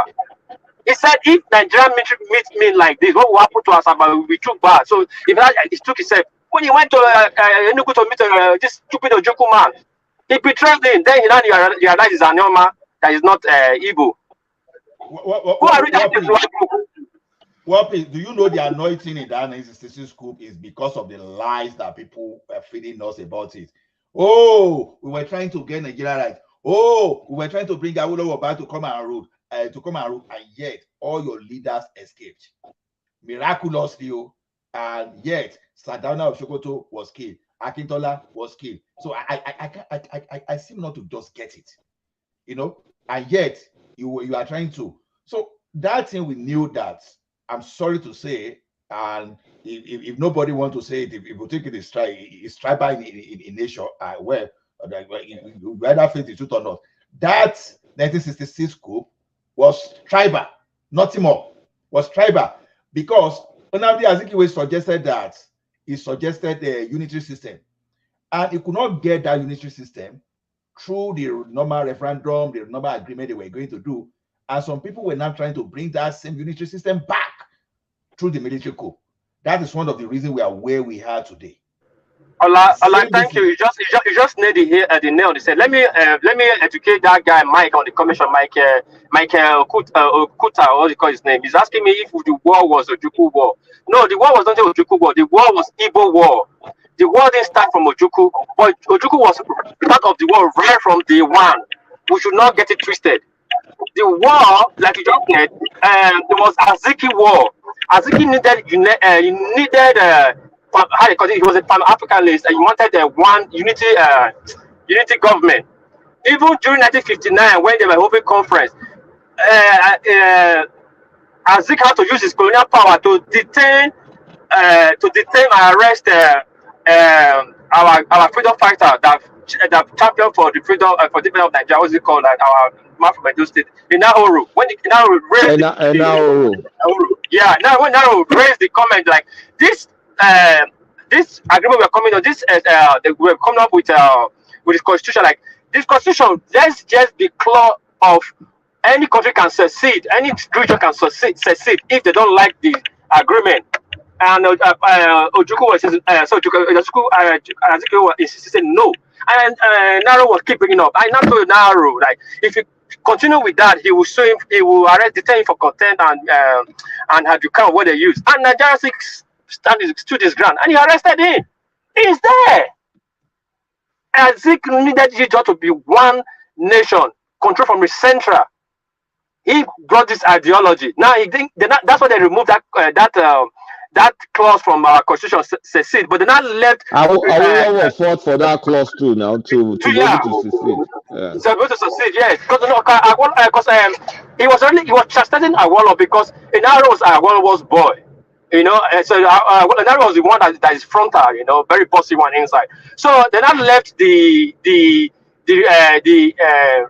referendum clause. The only referendum clause they left there. What the British presented to us was nice. No, I would say perfect, but Zik challenged a lot of the clause in that the constitution. Now, when they got the power, and Zik was president, he was claiming he's ceremonial president. I do not understand when you are a president of a country and you claiming you are a ceremonial president when the military is controlled by the Igbos, the customs is controlled by the Igbos, the Senate is controlled by the Igbos. Almost all the sectors, the private sector, the head of government, everything is controlled by the Igbos. Igbo have more than 42 top officers in the cabinet. What I mean cabinet, from military to non-military positions. We were controlling the country. Head of commerce was Igbo, but yet they still don't want it. You are not satisfied. They needed that prime minister. They don't want to be everywhere, and they carried out a coup. They carried out a coup by Uzogu. Uzogu came in at the tail end. The plan was there for a very long time. They only brought Uzogu in because Uzogu was close to the Sultana of Sokoto. Actually, Uzogu was the Sultana of Sokoto adopted son. Actually, Sultana of Sokoto put Uzogu into military. Raised in Kaduna, it was his son, his boy, to get access to Sadana. Then they brought Uzogu in, and they hashed their coup. But the coup was a fake coup. There were 7 majors, 5 were Igbos, 2 not Igbo, Uzegu and one other guy. And the 5 that went to the critical point of in Nigeria to carry out the execution, they're all Igbos. Apart from the one Uzegu did in Kano, so where the district where Fatima came to Lagos, the other one came to Benin. They all went around. We only saw that 3 or 4 regions they went to, 3 regions they went to. We didn't talk about other military officers they fired. That was not even in the north. There were not even any position, but their top military officer, you buy all of them. You came to the west, you buy 3 senior officers. That is the premier, the premier, and 2 other senior military officers. You buy them. The officer that was with the governor general that was with Sudana, plus other military officers, 3 of them you buy them. You came to Benin, you buy Okotebo, the finance minister. Very horrible way. You tie him to 2 trucks and drag him apart. And they saw Uronsi during the coup. They didn't touch Uronsi. If you are claiming that you want to buy all the top military officers, you saw Uronsi and your top military officer. You didn't buy any of them. Then the coup was over. The military came to power and came out and restored peace. Then the House started holding a section how to replace the prime minister position. We still have the president, which is Zik. We still have the Senate president, which is I think William Okpara, an Igbo man. Tell me, what do the military need in that? What did the military need? You have done your job. You go back to the barracks. Stability is there already. You go back to the barracks. I think it was on a Monday of it, they went to announce Abubakar Arimi, the Northern Edapura of choosing Abubakar Arimi to replace the Tafawa Balewa as position. When Abubakar took Uronsi to London, because Azukiwe was in London during the coup, claiming that he went to a holiday. He took him there. The man that took him there, they took him to the man that has the power, which is the president, and the man that possesses the power, which is the Senate president, and hand over the power to the man in charge of the military, which is an Igbo man, Gui Rossi. He went to London and handed over power to him. What is that Gui Rossi role in parliamentary system of government? Not even federal system of government. If federal system of government was how the military will come in. Parliamentary system of government, you have the president, you have the prime minister, you have the Senate president that can play that role of the prime minister. I'm hearing you. Don't you think the Igbos should be blaming? Yeah, don't you think the Igbos should be blaming Ojukwu to taking them to that war? No, I don't know if they want to blame me, but let me go to Ojukwu. Ojukwu was made the god. Let me go to Ojukwu. Ojukwu was formerly Ojukwu was the head of armory in the north. During that coup, Ojukwu did not release weapons to any military officer, setting the excuse that he don't want a further bloodshed. But your armory were released to people that are kind of cool. So people are talking. People think they are talking to stupid people. Everything about Nigeria was handled by the Igbos then. All the positions. You understand? So after that time, he was removed from that position by Rossi and making the governor general of after they arrest this guy. What's it called? Adakaboru. Why Adakaboru secede away from Nigeria? It was still the Ojukwu that moved. I do just other Adakaboru to go and get. Sorry, I go actually other Ojukwu to go get Adakaboru dead or alive. It was 12-day war. People didn't even know that. It was 12-day war. Then Ojukwu was the head of. He was made the governor of Midwest. Was the Eastern region. The general got the military. The governor of the Eastern region. And he went in God blazing, shut up the villages, and then he got Adakaboru after burning houses and shooting people dead. And they said Adakaboru to death. Is that place in that announcement? I agree. Also made the announcement that Nigerian unity is not negotiable. They said it. Nigerian unity is not negotiable. We are not negotiating it at all. Then he removed referendum. Now, when there's a counter coup, removing Aguiyi-Ironsi, now you could have said, "Oh no, we have to go back to the parliamentary system we are." Why didn't you go back when your brother was the military head for 6 months? You didn't go back. Is that going to happen? And Aburi Accord again, it was not for Ojuku. Aburi Accord because the North didn't want to be part of Nigeria anymore. The Middle Belt wanted to get out of it.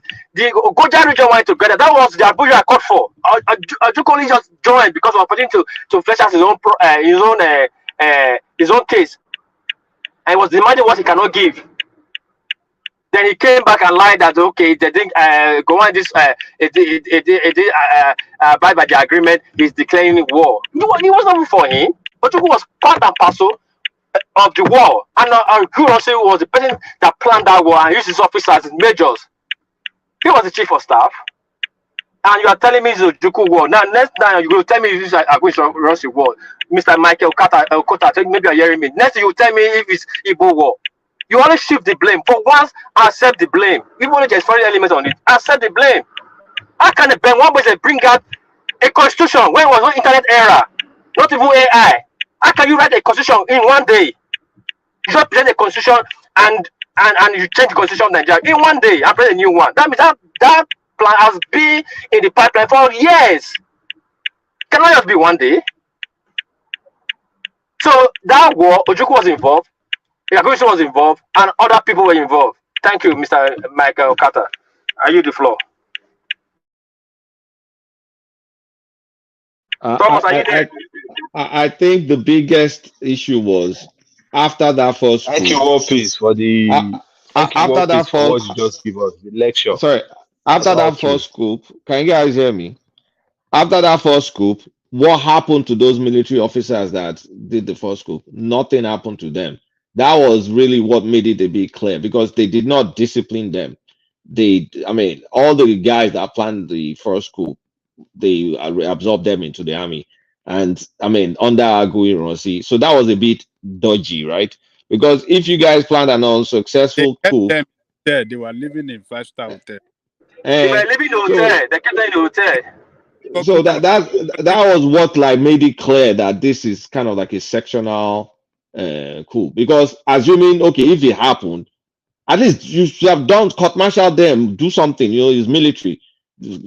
Kill them or do something. But then you left all of them. So then it became. The North got very pissed off because assuming they said they wanted to clear corruption, that was the excuse, and they failed. Aguirre Rossi is now trying to clean shop. Then you now say, for you guys for do this, I'm going to discipline you. But no, they didn't touch anyone. Not a single person did they touch. So it was just glaring to Northerners and no. You didn't kill it. First of all, you didn't kill any leader. The only soldier you killed that was from the southeast was the guy in charge of the armory that was trying to prevent them from getting any ammunition. And though they killed that one on the spot, that was the only soldier from the southeast they killed. And then after killing all the leaders across the country, this guy was conveniently on a cruise. What's it called? Zikwe was conveniently on a cruise on vacation. It wasn't touched. Opara. That happened. Then after you now didn't punish anybody. So it's very obvious. That was a mistake by them, and it's something that still it's still at the back of the minds of many people till date. Yeah, if they are saying they're going to take out the prime minister, what was the business of the premier? The premier, Samadu Bello, what was his business? He was just a premier. If you are going after the prime minister, you go after Tabat Balewa. Okay, you went for the premier. What was the business of the remaining 19 senior officers? You remove all the senior officers that is in the rank. You remove them, and what happened? You replaced all those people. Why kill Sardauna of Sokoto too? Why? What was his business? He's not the prime minister of the Nigeria. He was just a prime minister and premier of the north, which you have your own Opara too. Why did you go for your own? Was it in north? Was where is the power base? No, the power base is in Nigeria and in Lagos. Then you took out another 19 officers, making every 21. It was and you fill that position. You fill that position of the next thing. You fill that position with the Igbo officers, and they were making music to mock them. You came to Lagos and you buy 3 from the southwest. What was the business of Akintola and the rest? You're going to Benin and buy Okotebo. What's Okotebo business? Okotebo, yeah. What's Okotebo business? And then after the war, Zoko was giving speeches like it's like a fair war, a fake war, a fake coup. I mean, a fake coup. They're not arrested. They are giving speeches. What we did, what we didn't do well, and they were wanting to see the world next. Then you took another power to give you the military officer. We are in a parliamentary system of government. And another power to you. That was the biggest coup in front of our eyes. Okpara went to London and another power to a president. Which they should have continued the civilian government now. Yeah. It has nothing. The coup has nothing to do with the government. You have taken out people you want to take out. The government will continue. They have a prime minister. They have a president. They have a president, which the Igbo control. The military, which Igbo control. So why Aaron is coming to change the constitution? Why he become the head of the country? Because if they continue like that, the Senate will push back and pass bill. They did not want any challenge. That's how they still be. They don't want any challenge. Total control. That's what they wanted. Total control. And you went to another power. That will destroy Nigeria to tomorrow, and they are not accepting it. Who does that? It's very say the truth. Talk about it. Ojukwu is among the coup. I always say it was the coup, and they used to refer to execute the coup. People tell me Ojukwu go to war. It's not about the coup. This is very sad, and it's very bad. Thank you. Is Thomas there? I think Thomas is busy. What about this guy? I heard that they're giving this guy, Farouk guy, 5 years sentence. How do you hear about it?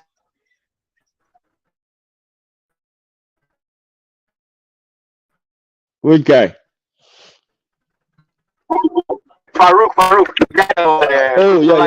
Remember that guy? That guy that stole, that guy that was bribed for 500,000. Yeah. The tortoise in Numa, tortoise was hiding porridge on his head, but this one was hiding dollars.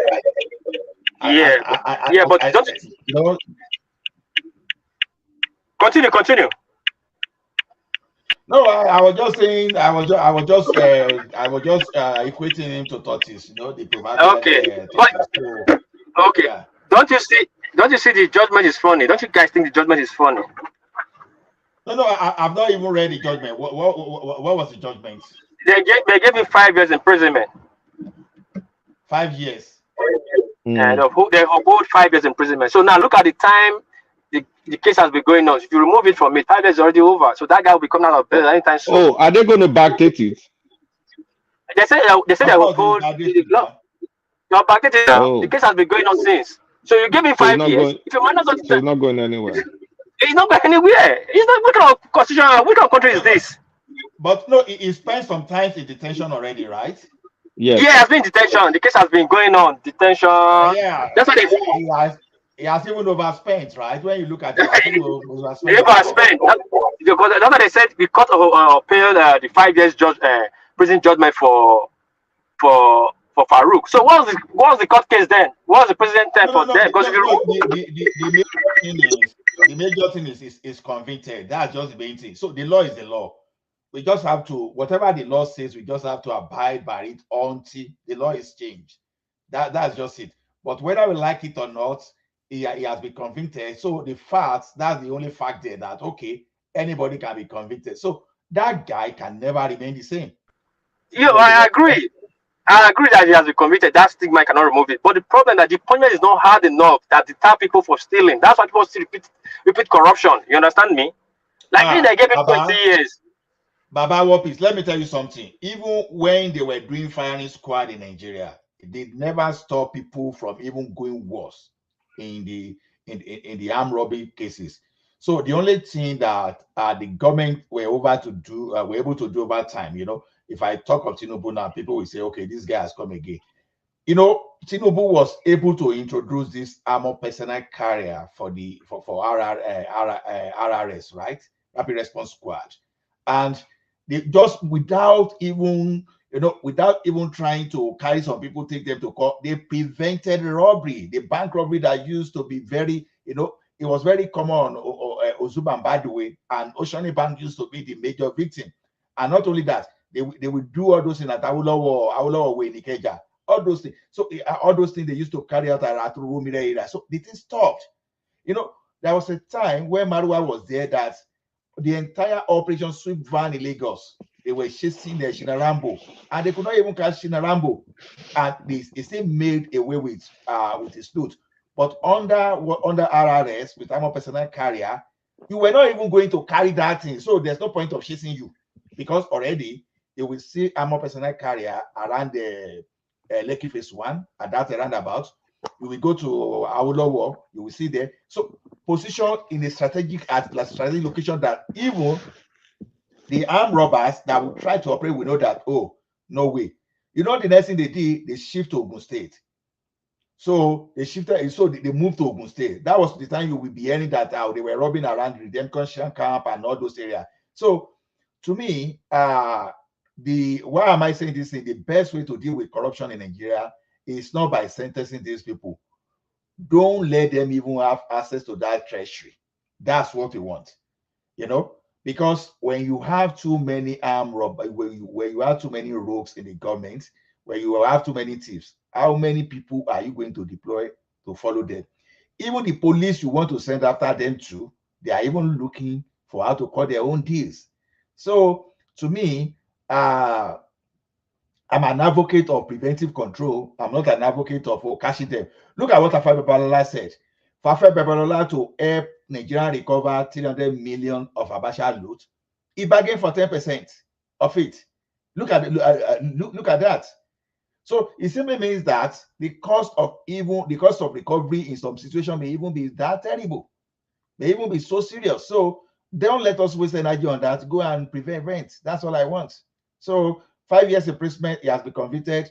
Well, we need to be pardoned for him to even be able to stand for any political position in Nigeria again. So, but then, no matter whatever you want to say, he's still an Elewon. So, Ajali Koko, are you still there, sir? I don't know if Ajali could see here. Maybe. Yeah. I'm just Okay, I see you.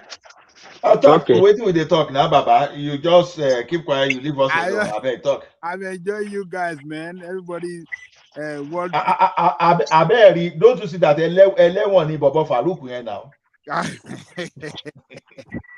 Well, look, let me tell you, Allah. You see, Farouk was just unlucky that he was trying to touch untouchable, one of the untouchables in Nigeria, and that was, mess him up, So, all of them, all the people that are seen as millionaire or our billionaires in Nigeria today, how they acquire that wealth, man, is through shady deals.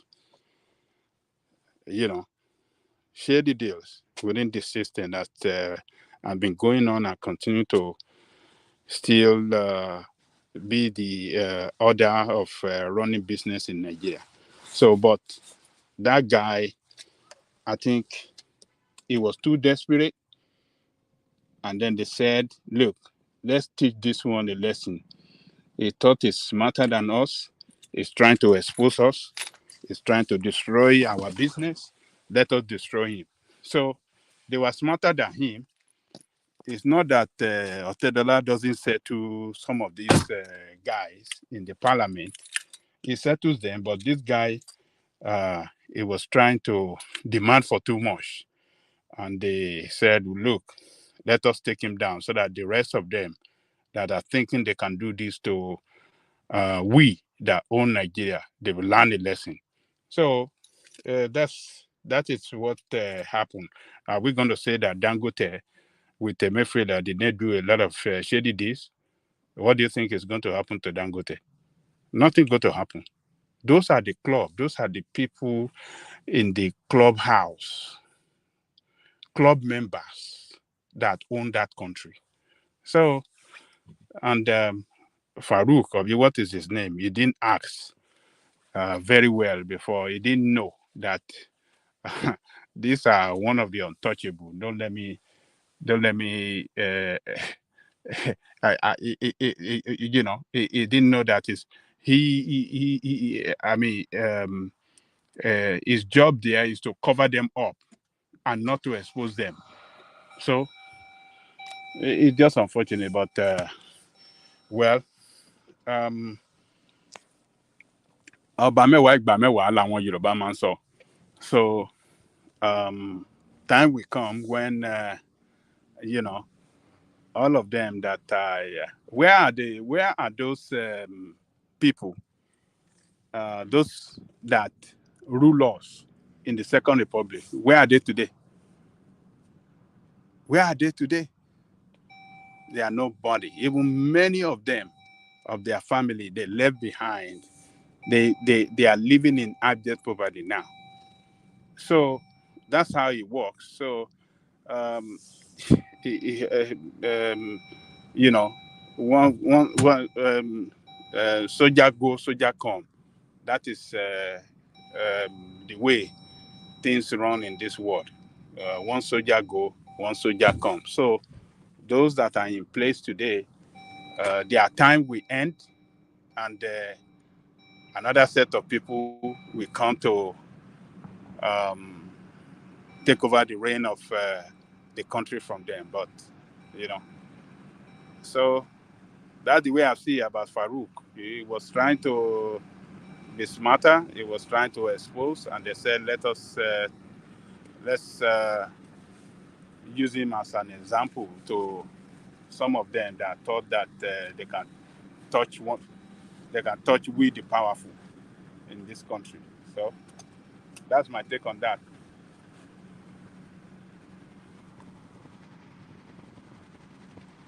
Okay, Baba. So, who want to contribute again? Why are people just running away today? It's like everybody don't go back, go shakabi. Even Baba T, I'm expecting Baba T is not here now. Our teacher. Baba T Inko. That's why I'm wondering though. All of them, Remy and Co. Where is Remy? Remy is not here. Even I can't find. I don't know. Where is Triumph? Where is Triumph? We don't see these people. We should go and ask for them. I want to share. One man went to one night session. I saw Trump yesterday. Trump just speaking yesterday. Trump will come at the end of a very unholy hour to come around and be discussing business. Everything about Trump is business. So I know Trump will still come around 12 a.m. No, okay, 12 a.m. in Canada time, because we're in 10 p.m. now, right? So in 2 hours now, you will see Trump will be just thinking. But Triumph, we have not been seeing him for some days now. I don't know what's going on with him. No, Baba, I think saw he Trump made yesterday. I think he made the cameo visit maybe 3 days ago. Oh, he came yesterday. Yes, he came 3 days ago. Yeah. We were together in the background yesterday. He was there yesterday. Oh. Yeah. Everything is business. How the guy now how he go make money, how he go everything is business. All the politics you are talking about. Damn, Moluto there. What have you played a Yoruba Igbo? We don't know where that guy comes from. No, I think as by his ancestral lineage. He said I'm a Lagosian. Is that I know, and I like that guy. He's very open. No. Very simple. Delta need to help to work. What's more Yoruba? What's more Yoruba? Delta to small Yoruba. Yeah. And Yoruba living now. Yoruba living. So I even want to challenge some people. One elder told me, he said anywhere in Igbo land, where they have Obi, that is not traditionally an Igbo place, that is an extension of Yoruba. Now that Wahala, I think I go introduce yesterday, but I don't get that time. Kolata, that is why he thinks like Yoruba sometimes. You will see that this guy do like Yoruba sometimes. So they are very close to Say Triumph. Yes. Yeah, No, yeah. You will see you that know, he has our ó own lọ bí ìgbà pé mentality here. àti ẹ̀ mọ ibi tó ti wá ó lè support Tinubu fẹ́ẹ̀ bí bó ṣe wà yẹn. no, you know something, Thomas. If as we are now, if you were born, going to do it. Tinubu is going to make Nigeria good. You guys be patient. Be patient. So, money route that to the day for God's sake. Confidence. No, I think I agree with the guy on Tinubu. I think generally we are not being fair to Tinubu, to be honest. Is at least before some of us, some of us that were enemy of Buhari, from day one, I've always been enemy of Buhari because I've already seen what Buhari can do. So not new to me. Like I said, as a child, I felt the economic hardship that Buhari brought. And the fact that Obasanjo mentioned that guy is not good in economy. And when people want to, I know that people don't like Obasanjo, but I'm sorry to say, Obasanjo is one of those guys that, in fact, if I can achieve like 1 over 100 of what Obasanjo has achieved in Nigeria, honestly, I will feel proud of myself. So when that man speaks, I listen to him, and I know he doesn't speak rubbish. Before we decided to go on a coup plotter, a criminal that destroyed the democratic institution, is one of the worst criminals in the history of Nigeria. I know the same way some people are trying to change the narrative of Aguiyi Ironsi and Kaduna Izogu and all those Ife Ajuna. That's just the same way they try to change Buhari narrative. Oh, he didn't know anything about the coup. He didn't do this thing. And yes, Shagari asked this guy, according to the documentation I read, that okay, I heard that there's an ongoing coup plotting, and the man denied. So when people wanted to bring Buhari on us, they say, oh, that man didn't know anything about the coup. They just executed it and they asked him to come. I said, like, seriously? And he didn't know anything. Stop fooling yourself. Why will Abacha, Idi Agbon, and Babangida plot a coup? And so among them, nobody loved to occupy that seat. And nobody loved to be president among them.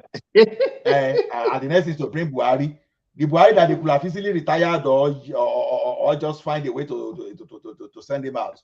So to me, and after that guy destroyed us that time, people changed the narrative.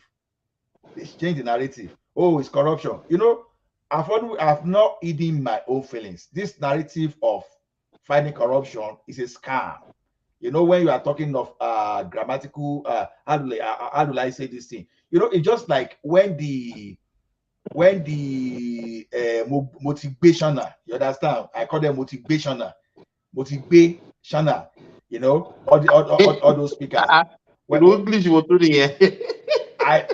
Motivate, you know, when they want to destroy you, they will kind of tell you, say, oh, no, you know, that's what Obi was doing that time. No, from construction to production. That's kind of this thing. Oh, employee can never be rich. You know, you have to. There's some people even where they resign from Ola Kolata, where is Peter Obi? We haven't heard from him lately. Is he still in Nigeria? Oh, he don't travel to Kilimanjaro. Peter Obi is very quiet right now. The APC, the APC guys, they're really showing him, or they went to expose his son. Thomas, Princess Rocio, I think we have someone now that we are. They exposed Peter Obi's son because you know they were harassing Tinubu's daughter, the one in New York, because I think she's gay or something. Apparently, too, Obi's son too is gay. So that's the battle they are battling on Twitter now. Sir. Ṣé boy tó sọ wípé òun ò ra mọ́tò fún gbà yẹn ni. Gegeni. But Peter Obi is a liar. None of my sons drive a car. This guy is a pathological liar, man. But that one will be true now. The boy lives in London, so only man if he no get car for London. Oh my God. Can you see? No, see, Thomas. Peter Obi is not a liar. It can be a subsidiary of lie himself. So we that will start believing him, that will start deceiving ourselves, we are the liars. Obi himself is a sub lie on his own, figuratively, because everything around him is you see fraud around Obi. What do I mean by fraud is that when you are this and you try to narrate yourself differently, you are black, no, you are white, you try to put yourself to be white. That's fraud. You understand? That's fraud. You know, when you are misleading people. So some of us, we decide to accept ourselves, deceive ourselves. You know, when you keep deceiving yourself, sometimes you now think, oh, maybe when I deceive myself for like 3 years, maybe my that deception will become the truth one day. That's what we did to ourselves. So we did it to Buhari. We did it to Buhari. Oh, if he was there, if he were to be the one there that time, this will have happened. After 8 years now, even for us to accept that we brought Buhari to bring us backward like 100 years, we don't want to accept. But we want to quickly jump on Tinubu that has just been there for how many years, for how many months? The same thing happened to Obasanjo when Obasanjo just go to that place. We wanted to blame Obasanjo on everything just because of that grudges we had against him, because we believe that he should have installed Awolowo. It took Obasanjo at least 3 years for him to start putting Nigeria in the right path. So now, after you've destroyed the country, for how long? And some people, as we speak now, this one I'm not directing it at you directly, but it just happened that you are among the bloc that believe that we should not remove the subsidy. See, the fraud in that subsidy is the sense that Socialist, you know. Everything government should provide anything. If you are going to toilet, government should provide the toilet paper. They should provide everything. Look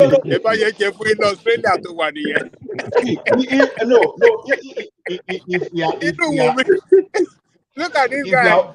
you are homogeneous. Remy is living in a socialist state. They government provide everything for them in the Scandinavian country. But they want to go against, free education in Nigeria. And he enjoy free education in Finland. I mean, Olowa. Yes, now. No, Ajale Koko, if you are homogeneous. No, I think that's Finland, yeah. Socialism works in an homogeneous environment now because all of you are the same.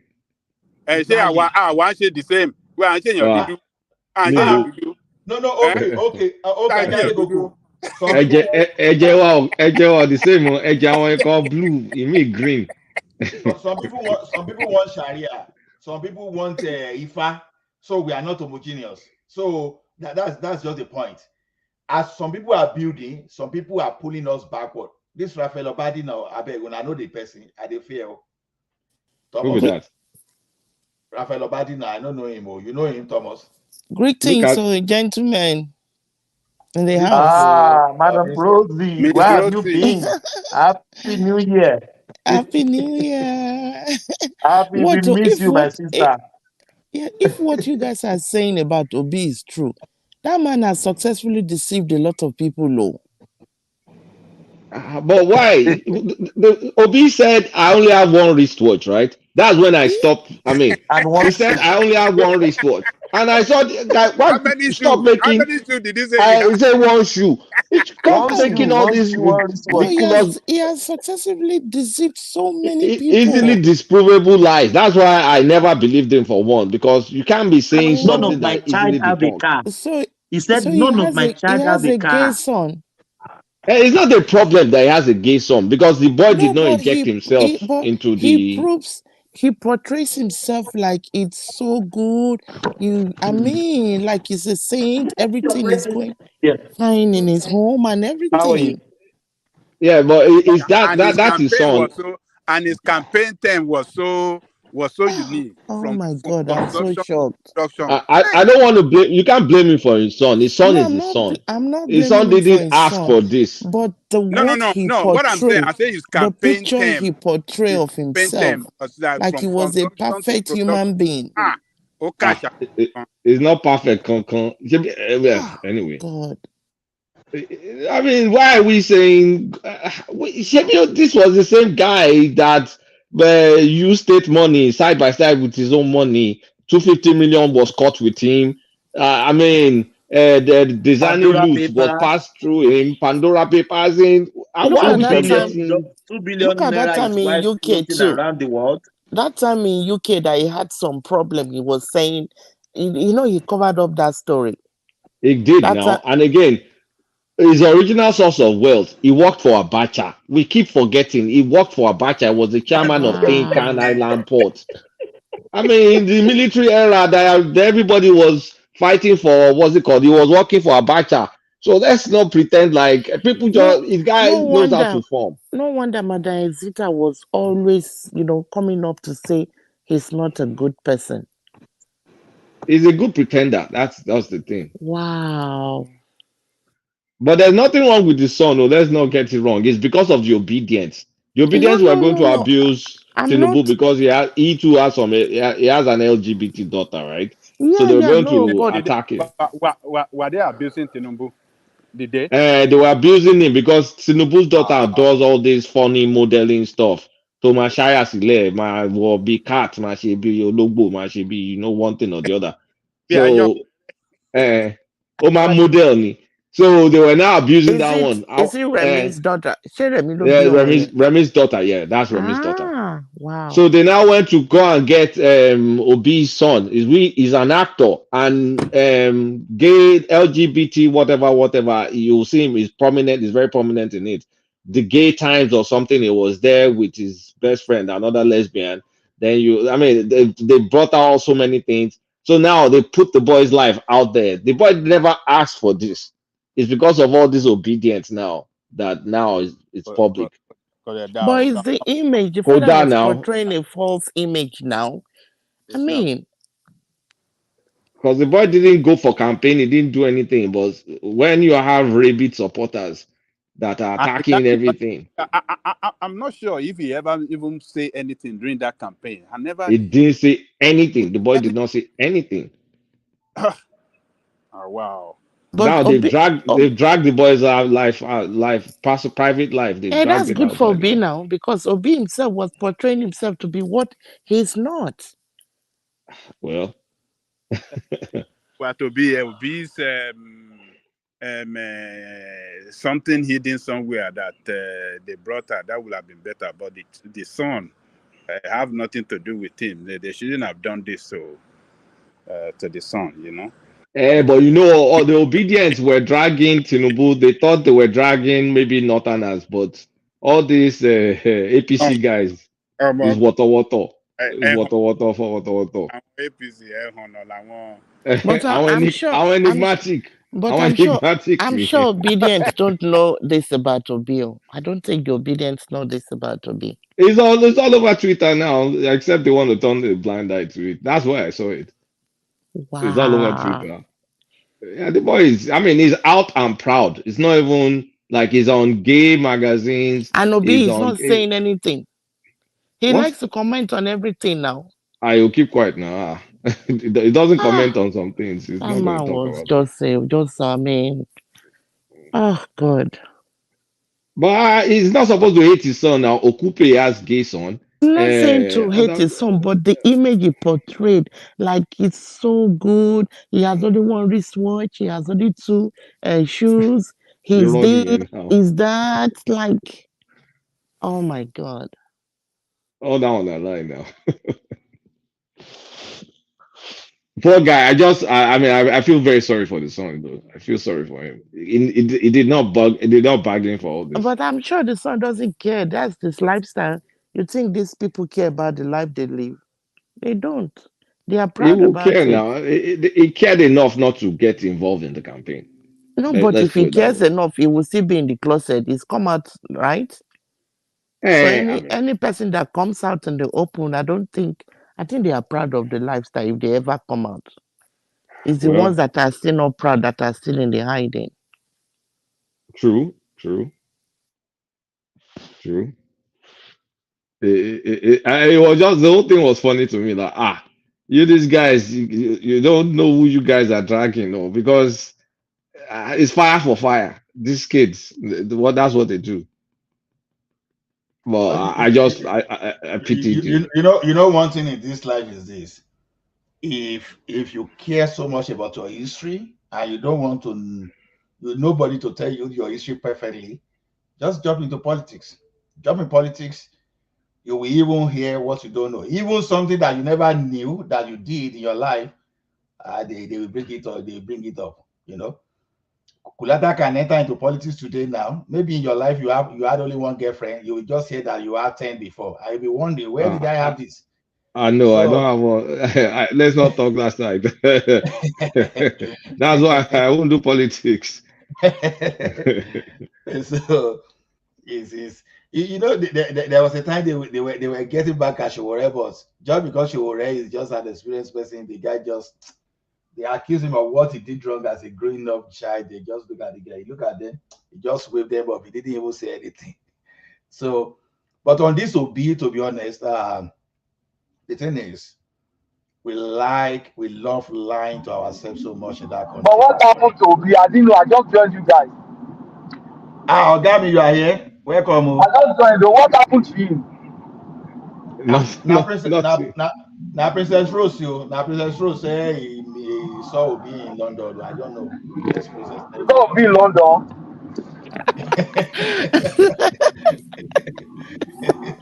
What happened? I don't I'm just saying that. That guy is saying something. Is he the Lagos guy or this one or something? Patrick Agbeborun, you like gist though. I don't know how they get borrow.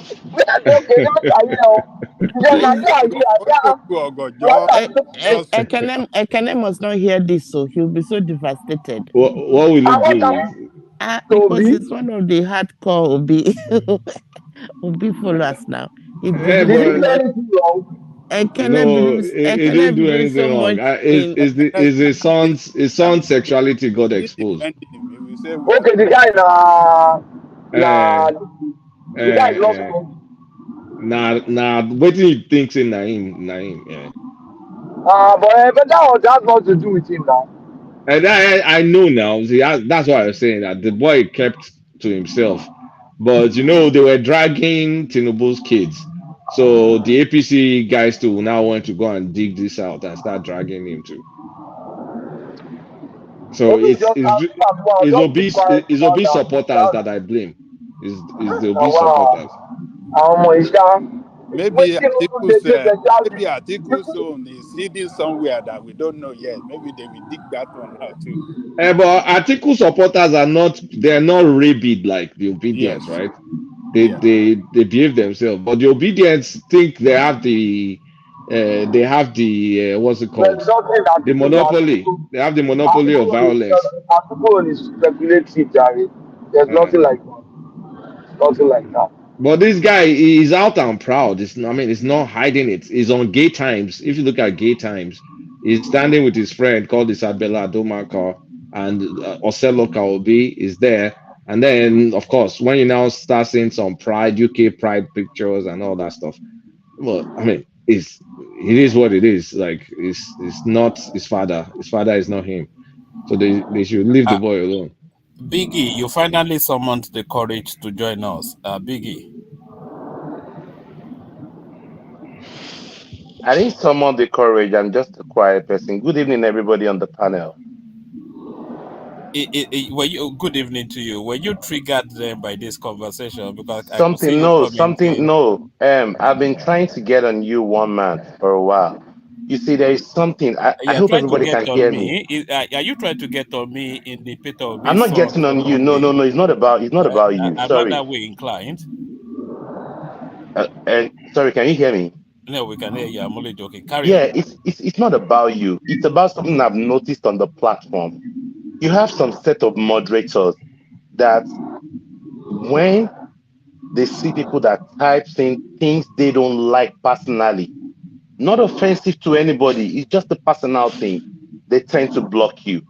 Something happened like 3 minutes ago. They were talking about Obi and Tinubu's kids who are LGBT. I am not one, but what I just typed there was being an LGBT is not a sin or something like that, or whatever. And somebody went and blocked me just because I said we all live in the Western world. Even though in our culture it is not something we are used to. But why do we pretend while we live in the Western world, we tend to accept all those things wherever we live, but we fake it outside? What have I said that is wrong? That LGBT is not a sin? That somebody had to block me for saying that?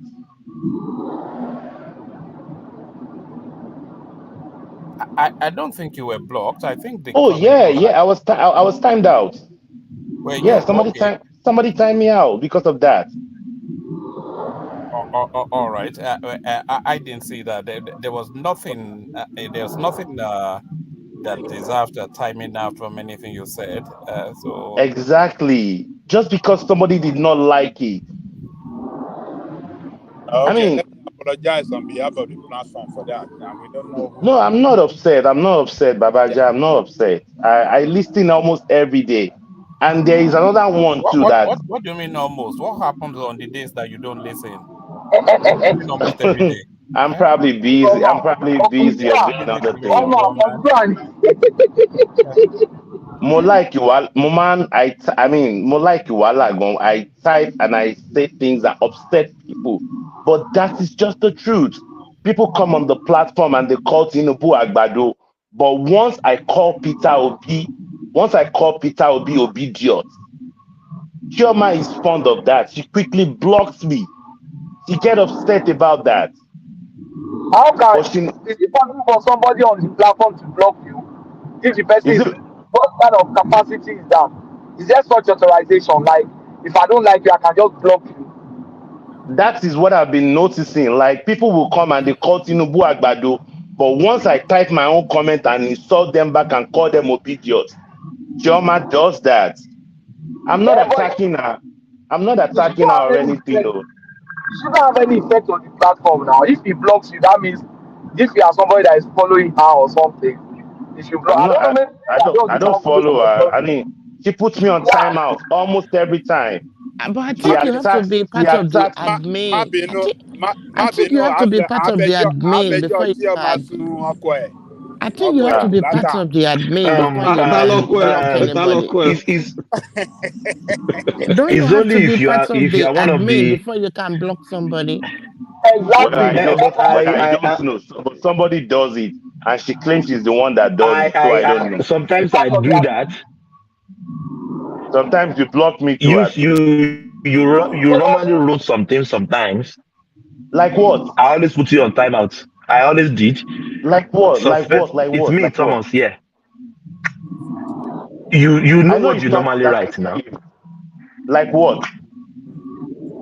Yes, I'm the one. Yes, I can't remember, but you know what you normally wrote. So Like I just put what? you on Give me an timeout. I've never blocked example. you, or I delete your ID. I can't put that in. Everything. Let me My tell you one brother, thing. There is something they call argumentative points. You see, when you present your own opinion, I don't have to follow your opinion. And that is why the world is free. You say your own, I say mine. It doesn't have to go your own way. But just for the fact that you don't like it, doesn't mean you have to time me out. I won't say anything no, I do rude. that I will always. not insult. Yes, I'm I will not. confessing it. I will not insult anybody. I will not be rude. But I say things the way it is. Oyinbo ni Oyinbo tá bá tú Oyinbo sí Yorùbá, ó máa ń sound insultive. But don't read it. Don't interpret it to Yoruba. Just look at it in the English form it is, and just take it the way it is. But I also can I come in? Can I come yes, in? Sir. Yes, sir. Thomas or whoever is on the Patrick, platform that is moderating.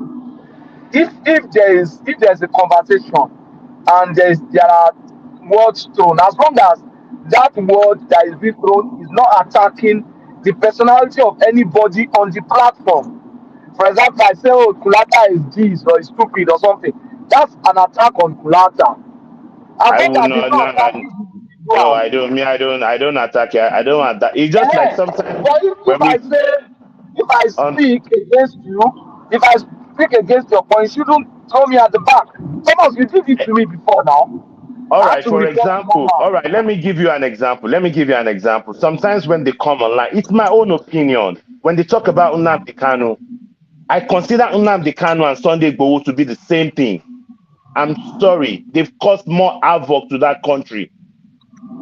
They might have a cause they are fighting for, but they've done more damage. Do we know how many people have been killed in the southeast or where that have been fighting in the southeast? What damage did Sunday Igboho do in the southeast? You What don't damage? know. You don't know. You That he see, went to do Gbogbon you and know? tried to help those Let me people. tell you, do you know the Dr. Aboro and the Dr. Aboro did whatever? I mean, somebody that came from US that was Yeah, is that not fight. part of what Sunday Igboho was against? No. Did you hear the true story after that? No, I didn't know that. No, the man God was bless you, spied this man. based on God the bless you. the man You was are saying spied the truth. based on a political issue. It He was was not killed based the. on politics. It He was not wasn't. the He has Fulanis that. Have nothing. they He has arrested? not. Have they No, it arrested has those people? nothing. Have Are they you They've for arrested those real? arrested people? them, but they kept it low. The Yoruba Oh, they agitators that arrested them and shouted, they they've didn't all hear kept about their quiet. trial. Hello. They Sorry. arrested them. We didn't hear about Okay, their sorry, trial. excuse me. Hold on. Excuse me, please. Hold Excuse me, on. please. I'm not saying Let me round it up and I'll keep Sorry, quiet. so hold on, my brother. Okay. Madam Rose, all of us. We've had our own narration about Sunday Igboho, but somebody is giving us something that is different. So let's hear his own side of it. What you are going to tell us, Ajale, for what Madam is going to tell us, probably what we have heard. For the first time, we are hearing that it is not what people say. So let's hear that side of the story now. Yeah, it's Except you have something interesting that to is hear different. that. Yeah. I'm Oh, yeah, also let's go. hearing it for the Madam, first time. let's hear you now. Sorry, sir. Do you know there is a guy called Awikonko? He does this Yes, I know YouTube, Awikoko. Yeah, whatever. yeah, yeah. I know He was Of Awikoko, part of course. the yes. Yoruba agitators. Do you know Yeah. do you know that the day Awikonko brought that man's wife to his program and the man's wife and the woman said, "No, my husband was not by the Fulanis. It was a party, whatever politics and they've arrested those people." That was the beginning of the Yoruba nation fight with Awikoko. That was where they were. That was when they started fighting. That they said Awikonko went and exposed them. They wanted to cover it up and still make it God look bless like you. it God was the bless you. Fulani. God bless you. Let me tell you, Are you for real? I am Wow. telling you Let's the just let him truth. That's the land truth. now. Please let him You land. see, Yeah. Sunday Igboho, Ajale Koko, ẹ jẹ́ kó parí ọ̀rọ̀, ẹ jẹ́ kó sọ̀rọ̀ tán. he might be Ẹ coming jẹ́ kó out, sọ̀rọ̀ tán, yeah. he might be coming out to say so many things about Yoruba, yes. But Sunday Igboho doesn't tell people the total truth. There's a lady that does shows. Her name is Maureen Badejo. If Maureen anybody Badejo. knows her, Yeah. I know her very well. there was one time they had a GoFundMe that they contributed money that they wanted to buy cars and stuff to Cars, mobilize the yes, for Yorubas security. to. Do you know what? Do you know that the money was never retrieved from GoFundMe?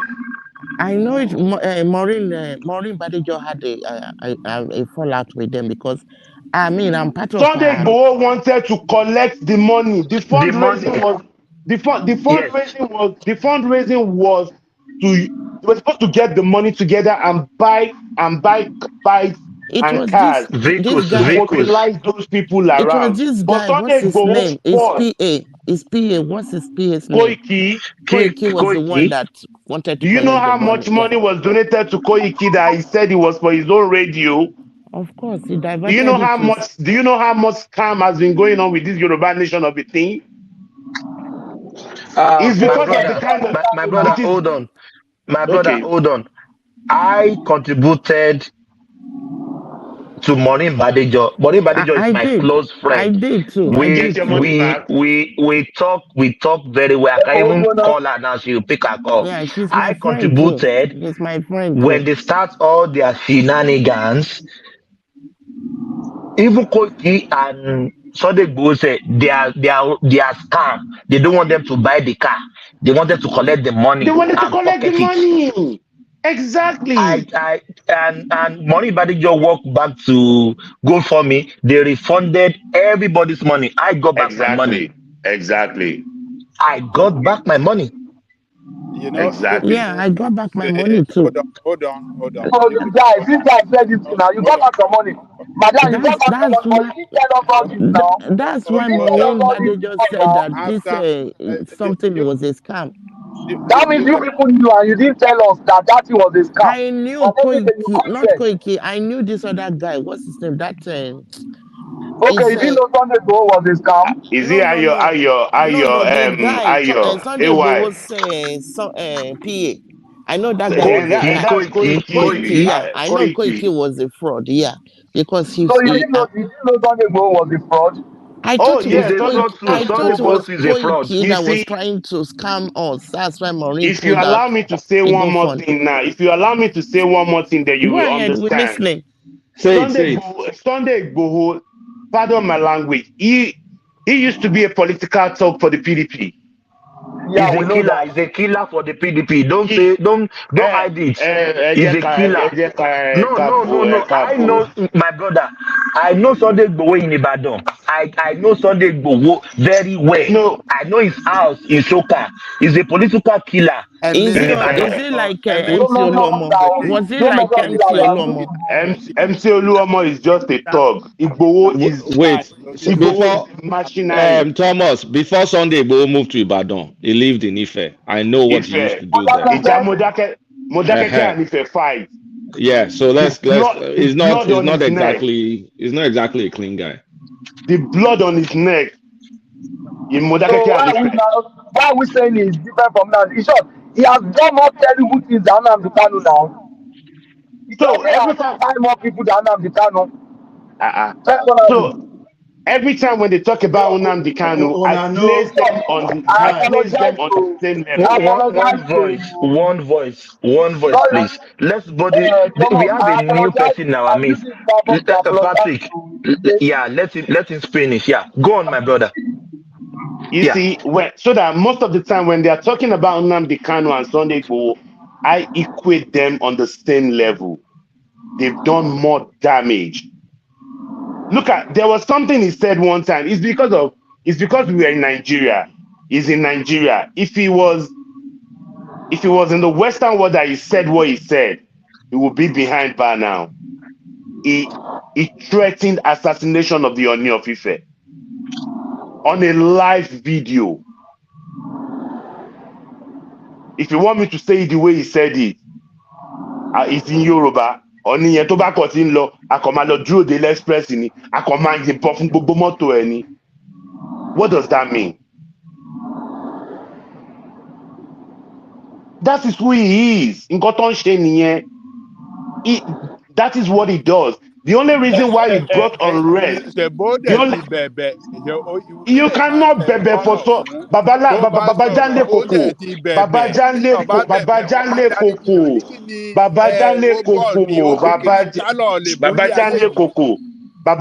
Koko. Ẹ jẹ́ kí n land. Babajanle Koko ẹjọ́.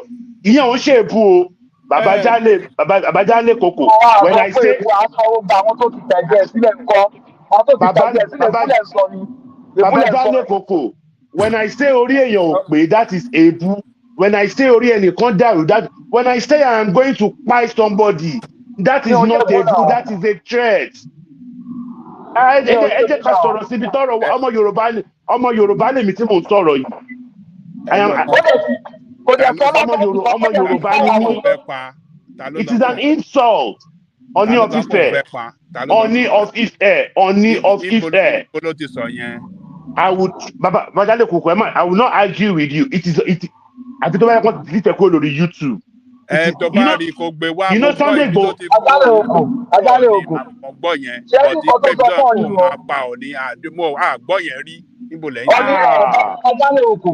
Ṣé ẹgbọ́ ti Tinubu? Èmi gbọ́ ti Tinubu live tó sọ pé tó bá jáde kàrú ká máa dà ọ́n bò látẹ̀yìn ni. Bó ṣe báwọn làwọn ń tẹ̀lé wọn. Wọ́n máa dà ọ́n bò látẹ̀yìn ó pọ̀ yẹn. Ṣé ẹ̀túgbà yẹn náà? Èmi gbọ́ yẹn direct. But ṣé gbogbo yẹn ṣé kò ń ṣe ìhàlẹ̀ lásán báyìí? Yeah, no, you know, there are some things you don't say. Take it for control of the kitchen halẹ̀. Ẹ jẹ́ sọ ní ìṣòfin kitchen halẹ̀. Ká ní pé kò ń ṣe tó ti bá èèyàn rí ni, a máa ló ń halẹ̀ ni. But ó ti ṣe rí dáadáa.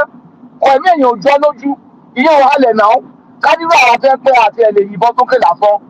Ìyẹn a máa lọ pé lè fẹ́ ló halẹ̀. Èèyàn mélòó lẹ rí táwọn èèyàn àwọn ẹbí wo ló wá rí pé ó pa wá lọ́mọ o àwọn ẹbí wo ló wá ló àfíìsì àbàyàn jẹ́lẹ̀ yìí Yorùbá yìí Bàbá Jálé Koko.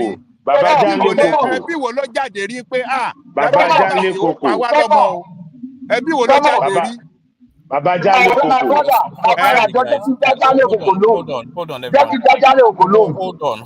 Hold on. We must have one voice at a time. We're having about 4 voices at a time.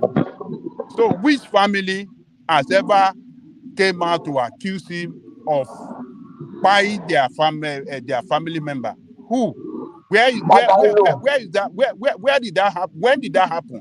Have we ever seen anybody that step out to say, this guy buy somebody that I know? But you guys are saying it emphatically that you know someone that he has ever bought before. Why are you people doing like this?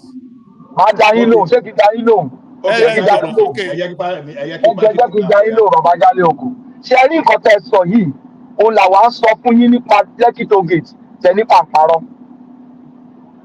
Mo ní pé àwọn tó pa ní Lekki toll gate kọ́ jáde wá ọmọ wa báyìí wọ́n pa ẹ̀ o.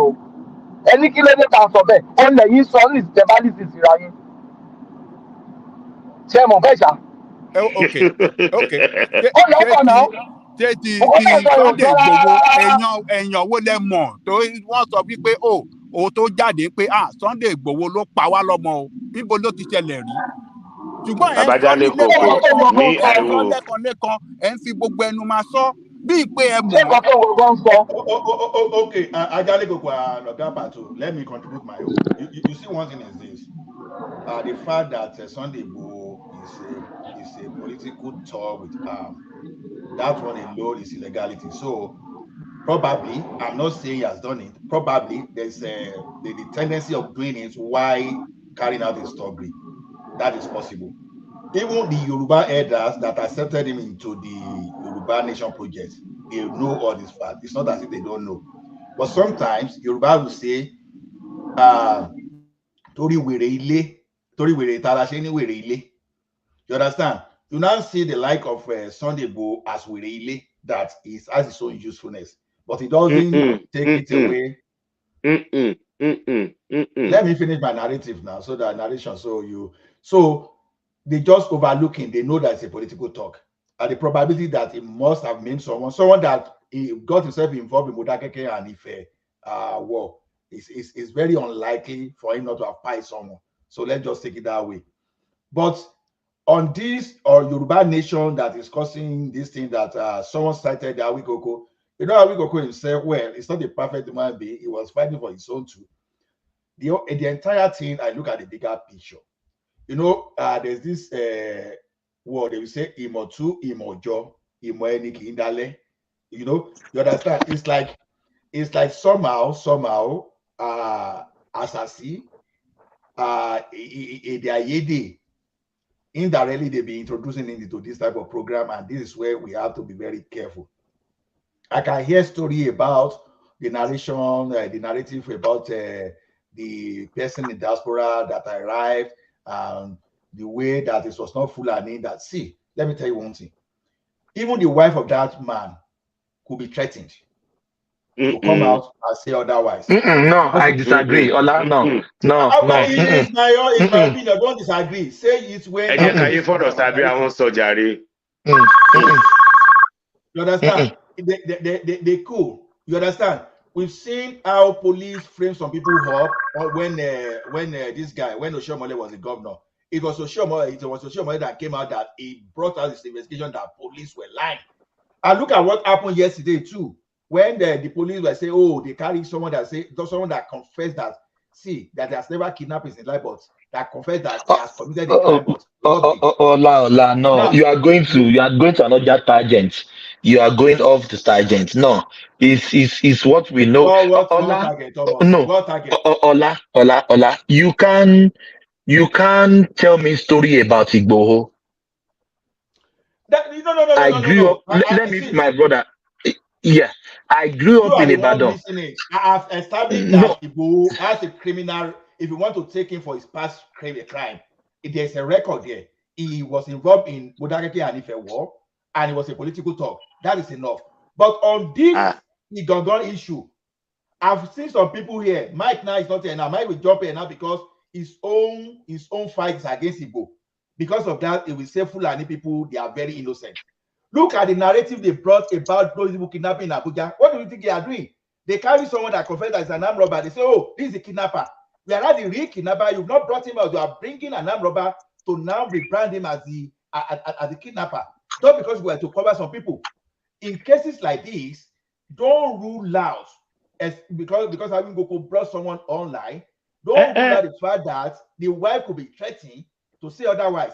You may not. no. I disagree. No. There's nothing. Nobody's threatening. Can I come in, please, Thomas? Yeah, Can I come in one quick? Yeah, yes. You see, she was never threatened. She was not threatened. She came out for justice because the Fulani headsmen that they were shouting, they were never caught. They were not present. But those who perpetrated that act, they were arrested, and they were Yorubas. If you want to talk about Sunday Igboho, it might not be true. Yeah, it is not true. It is not. I won't argue with you. The thing with this is this. Sometimes what you know is what you know, but start forcing what you know on other people. And I'm not forcing it on you. Sorry. That's what you're doing. And every majority of everybody speaking, you're doing the same thing. You're lying to everybody else, saying this is. What sort of line of talk is this? Will you allow me to land? So people cannot share their opinion. No, he's not. Will you allow me to land? Sharing their opinion. They're saying, sorry, will you allow me to land? Oriola, wait. Will you allow me to land? Body, hold on. Kolata, I think you want to say something here. Yeah, because I don't realize coming off from a weird angle. Like people are expressing what they know. Nobody is forcing anybody's opinion on anybody. I'm just calling you out. So let them express their own truth. Is for you to either believe it or don't believe it. But don't say they're trying to force anybody to do something. But what they're doing is forcing it on everybody. It's not forcing anything. They're expressing what they know. It may be true, it may not be true. That's not expressing when you're saying it is an expression. Let them talk. That's what do you mean that? Hold on, please. What do you mean by forcing it on people's throats? That's exactly what you are doing. What you are saying. That's exactly what you are doing. Tell me. How this guy is just expressing himself. Tell me how I did that. You just claimed that I'm doing the same thing. Do you first of all, do you know anything about this Sunday Ogbo situation? Yes or no? Wait, listen. I'm talking to the lady now. You said No. Answer me that question, because otherwise, let them continue saying what they're saying. We're listening. Yeah, I know what they're talking about, but my own point of view. Do you know any other truth apart from what they're discussing? Any other truth? What do you mean? Yeah, I know any other. Okay, then say your own specific to what they're discussing, and stop trying to filibuster them. Wait, why would I say something if I don't know something? If I say something about the Igbo situation rather than saying someone is trying to change someone's something. What do you mean that I don't know? I don't know that. Okay, then if you know something, say it. Yeah. Hold on. Everybody, hold on.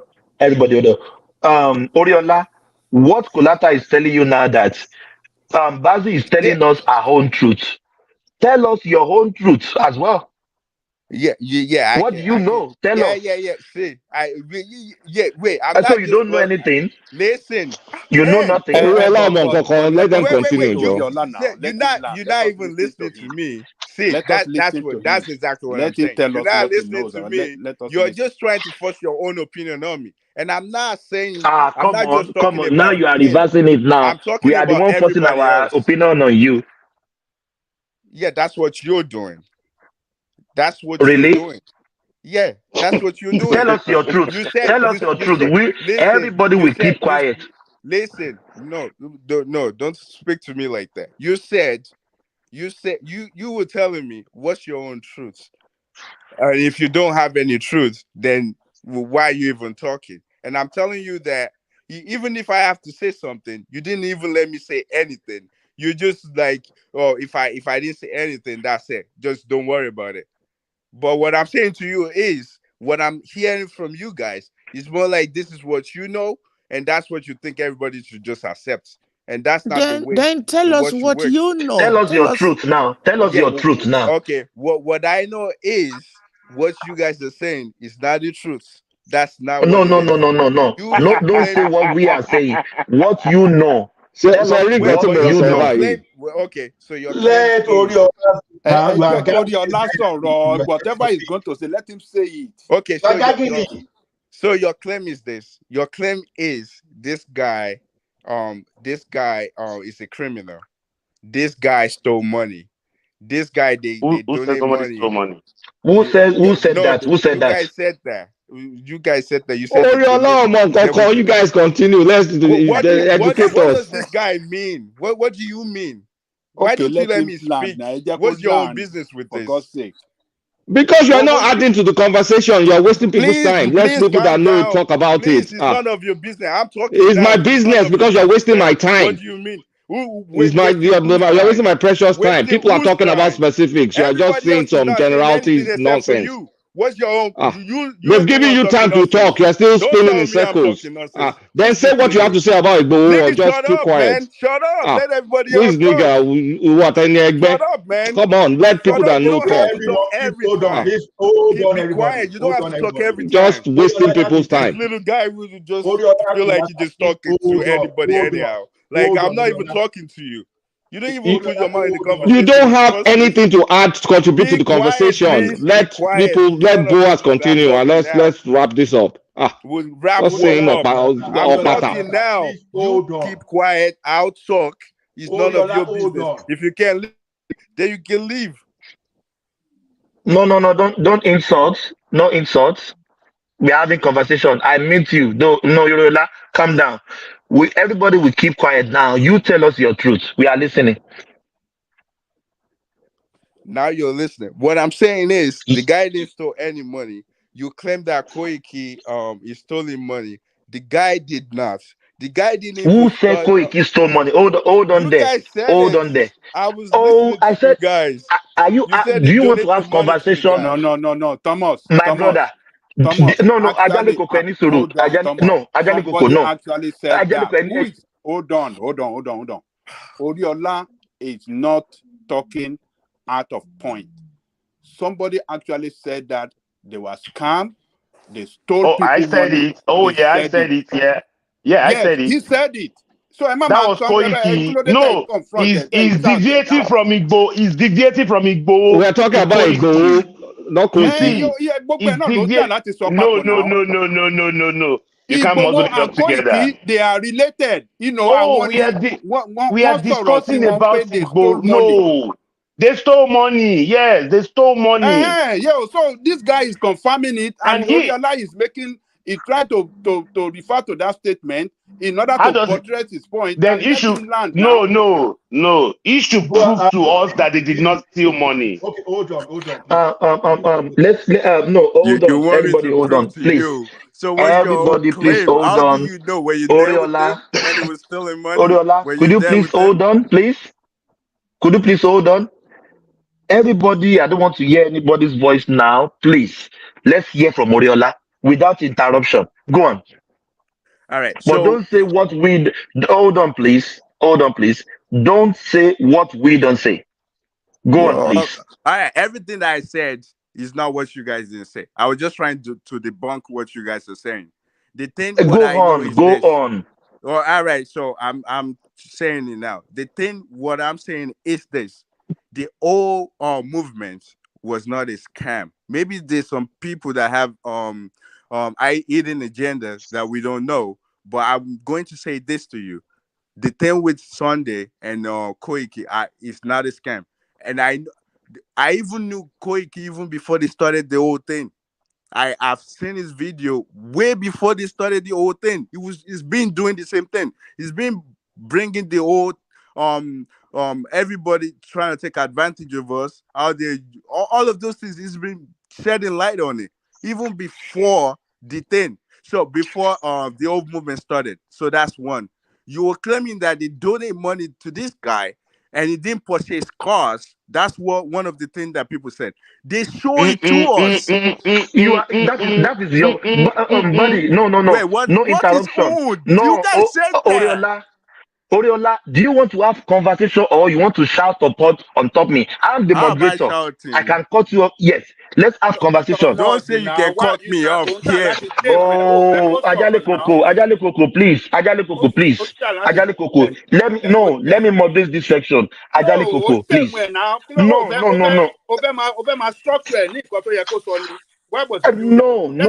Ajale Koko, no. Ajale Koko, no. He's saying what we don't say. Man, He said we. Hold on, please. This is a conversation. Listen.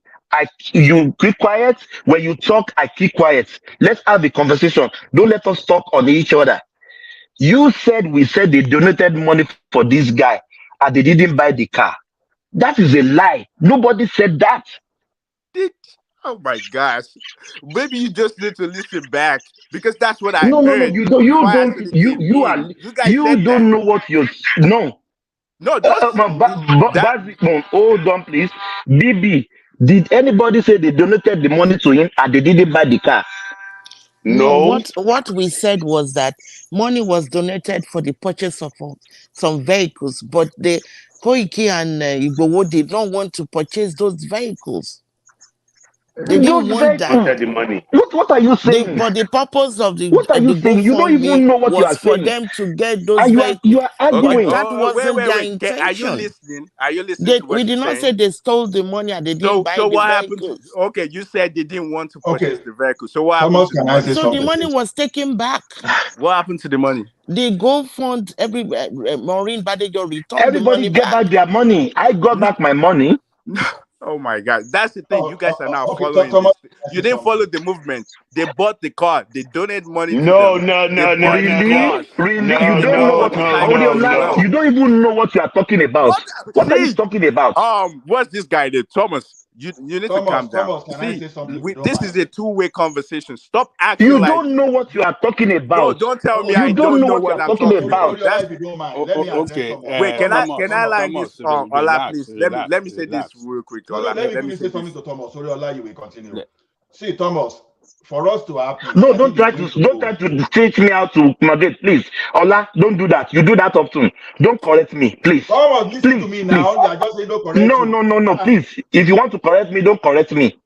Oriola doesn't know what he's talking about. You know that saying is disrespectful. You're telling. That's what I said. It's not disrespectful. You don't know what you are talking about. You don't say that. Don't say that. You don't have to agree with what I'm saying, but don't say it's not true. You can say you don't Thomas, can I come in quick? You have your own point of view, but don't just tell me that what I'm saying is a lie. Just the same way, everything you've been saying, I don't agree with it. But you cannot. You don't have to agree with what I'm saying. But you coming out all straight and saying that I don't know what I'm talking about. It's very rude. Yeah, hold on, Patrick. Ola wants to say something first. Then you come after Ola. Ola, you have the floor. Now, what for you, General? You just attacked me. I was just going to give a suggestion. It's not a matter of correcting. The suggestion is this. I'm sorry. Yeah, go on. No. That's okay.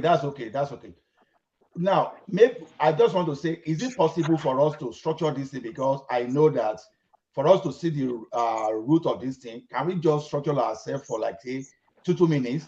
Whatever you cannot say after 2 minutes, then listen. So maybe we give Oriola like 2 minutes to say whatever I want to say.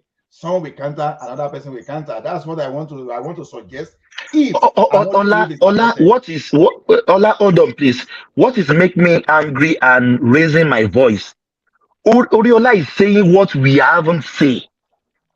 Exactly. Let me quote him. We said they donated money and Koiki stole the money. which we never said that. That is why I said he didn't know what he's talking about. BB, Thomas, Princess, can I come in did now? anybody say they stole the money? No, we said GoFund was raised so that they could get vehicles. But Maureen Badijo now found out that that wasn't what they wanted to do. So the money was returned to everybody that contributed. I got my money back. God bless you, my sister. I We got back didn't my say money. Koiki stole the money and didn't buy the vehicles. We didn't say that. Thomas, can I come in now?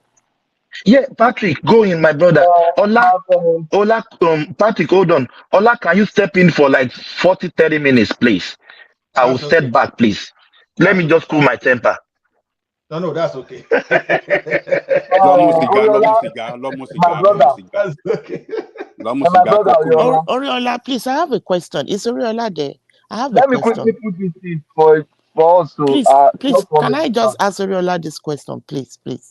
No, Please, Patosi, hold on. Let Rosie put the position, then you come please, after my Rosie. question is this, Oriola. Did you know that Koiki, when they were contributing money towards this Yoruba nation, that he was accepting money to his private account and refused to give account of how much was contributed to his account? Koiki is a journalist. If you go to any newspaper, there's a section where they will ask you, can you donate? Just like when you look at Wikipedia, I'm not sure if you're familiar with Wikipedia. I get emails from there as well. I Of course, I'm donate money. familiar with So Wikipedia. that's the same process. He has a website. If you want to donate to the work that he's doing, the thing is this: you guys you only know him during the Yoruba Nation thing. You didn't know him way before. I've seen his video way before that thing started. He's been doing the same exact way, the same thing. He's been saying the same exact thing. If you want to donate to my stuff, and he will bring, and what he was doing is just to showcase Yoruba stuff, how like we're manipulated, all the slavery era. That's what he's been doing. So you guys come in here and just telling half truths based on your own point of view. And that's what I'm saying. Like, you can't force your own point of view on everybody else just because that's what you know. And Mr. that's Oriola. where you know it. Okay, that's okay. Thomas, Patoski. can I come in now? Yeah, thank you. My brother, Koiki, you see, where I want to start was where you had issue with Kulata that people are forcing the truth. If you remember, when this my other brother was telling us a different narrative about Sunday Igboho, most of us never knew this and we didn't believe this. So we say, okay, we have heard that now Sunday Igboho is fighting for everybody, he's doing this. This person is giving a different perspective. Let's listen to him. So he's not forcing it on us. We requested to hear a different perspective. The opinion you are holding was what we.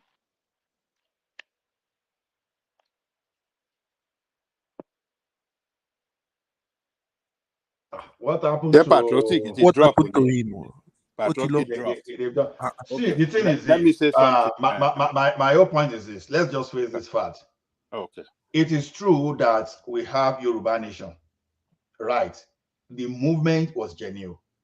But the another fact is that some people saw opportunity and they undermined that in using that one now to try to make money for themselves. Whether they solicited for money separately along the line without this thing or whatever. But the fact that you have this motion and that was the right time now you now find your own voice now to say, okay, we want people to give you money. Let's face that fact. That's conflict of interest already. So where you Sorry, have can you give me 2 minutes to interject, please? 2 minutes. Yeah, I will give you the minutes, but I want to bring Patoski in again. So I give you the minutes for sure. I give you the minutes. Okay. So Okay. after that, so Patoski, round up your word and let Biggie continue. Sorry. Okay. What I'm saying is that the guy didn't force opinion on us. We requested to hear that dimension of the story.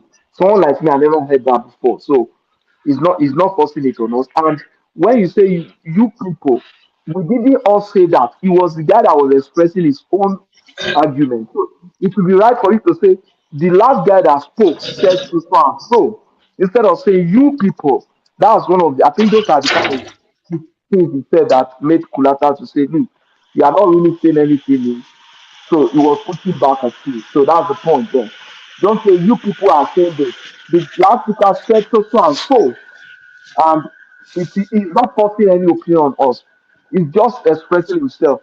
And when Madam Rose said that you were forcing your opinion, he said, in what way?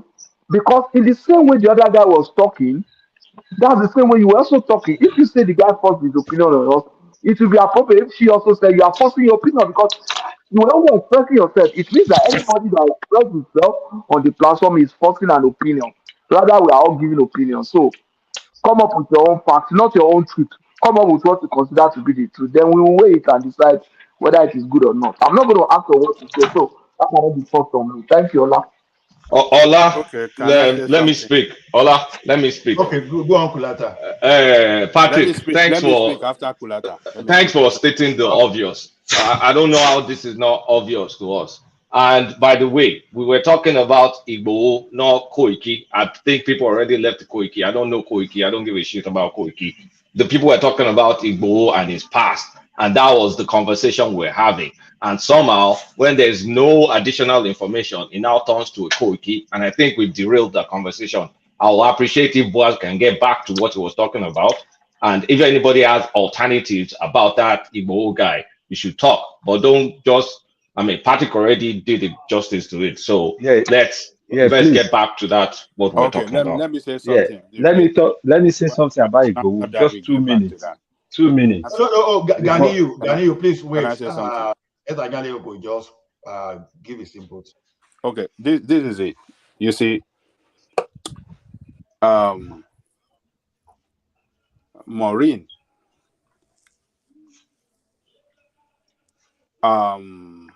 did what she did back then, maybe as a result of some information that got to her hand that nobody knows. She called for GoFundMe. People donated to buy vehicle for Yoruba Nation. But then, according to her, she claimed that Igbowo was asking for money. She wanted to collect the money to buy the vehicle. While what she wanted to do was to use that money to buy vehicle and then donated that vehicle to the Yoruba Nation, and not to donate the money to Yoruba Nation to buy vehicle. So I think that was miscommunication between them. So according to her, on the basis that they were asking for me for the money, troubling her, I have sent the money now for us to send, and she then feel, you see, no, we are not, I'm not sending money. The arrangement is that we are going to buy that vehicle and donate that vehicle to the BAM and not money directly to you guys. So, but because they could not agree, then she decided to, Baba Jamopo, that was not what happened. Let me land. You are giving the wrong narrative. Let me land now. See, Ganiyu, let him land. Even if it's the wrong narrative, then you can now talk. It's not me. I'm not talking. Yes, we know the politics you are playing. We know where you belong. So yeah, is that Ganiyu, right? This is Biggie. Biggie. Oh, okay. Sorry, I thought it's Ganiyu. So sorry. Okay. So, hold on. Let me land. So, but the issue is this. After them, we have some other people that donated money and sent that money to Sunday Igboho, and they used that money to buy some vehicle. They showed that vehicle now to the whole world. And I think that was what Oriola was trying to tell us when some people were trying to shout him down. Some other people did their own donation and gave it to them, and they bought that vehicle. They showed that vehicle to us. So what we shouldn't use Maureen trying to justify what Maureen did and want to label them as, oh, they wanted to, they were scammer. No, that's not true. That Maureen did what she did for some reason, best known between her and the Koike and the. But I am not going to believe in totality what Maureen said and then use that to condemn Sunday Igboho or label them as, oh, they are scammer. No, that is not fair. So this guy, everybody have their history, their past history, or their past. He have his past. He did some things, but a lot of things that people are saying, oh, he killed somebody. I have never seen anybody that accused him of killing anybody. It has never happened, and we should be mindful of the way we accuse people or destroy people. It is not fair. It is not fair to say he was a killer. Baba Jane Koko, you just destroy me now. Do you know that? Hold on. You destroy me. Just because you don't believe in Yoruba Nation does not mean that people that believe in Yoruba Nation, particularly people in the front, you want to use one thing or the other to destroy their personality. It is not fair. So that's my point. All right. Can I come in quickly? No. Please let me talk. Wait. Who has been trying to call me? Let me just be very sure. Is it Ganiu? I need to talk. Oh, Ganiu. Ganiu. No, it's Biggie. No, I don't think it's Ganiu. I think it's Ganiu here. It's Ganiu. Yeah, I'm here. Biggie, just let Biggie. You know you are the main actor now. So let's Ganiu. You are the main actor, of course. You are giving us a different view. We so much respect. We respect that, to be honest, and I really cherish that. So let Ganiu, after Ganiu, then if there's nobody to chime in, then you can cap it off. Yeah, I will use just 2 minutes. Yeah, thank you so much. I will just use 2 minutes. Baba Jane Koko has just destroyed my character now by saying you know the politics I play, and that's not fair. He never heard what I want to say. Baba Jane Koko is not than Yoruba. I apologize to you. I thought it's Ganiu. I know Ganiu is for Tinubu, and I will expect anybody that is a hardened supporter of Tinubu to destroy Sunday Igboho because they don't believe in Yoruba Nation.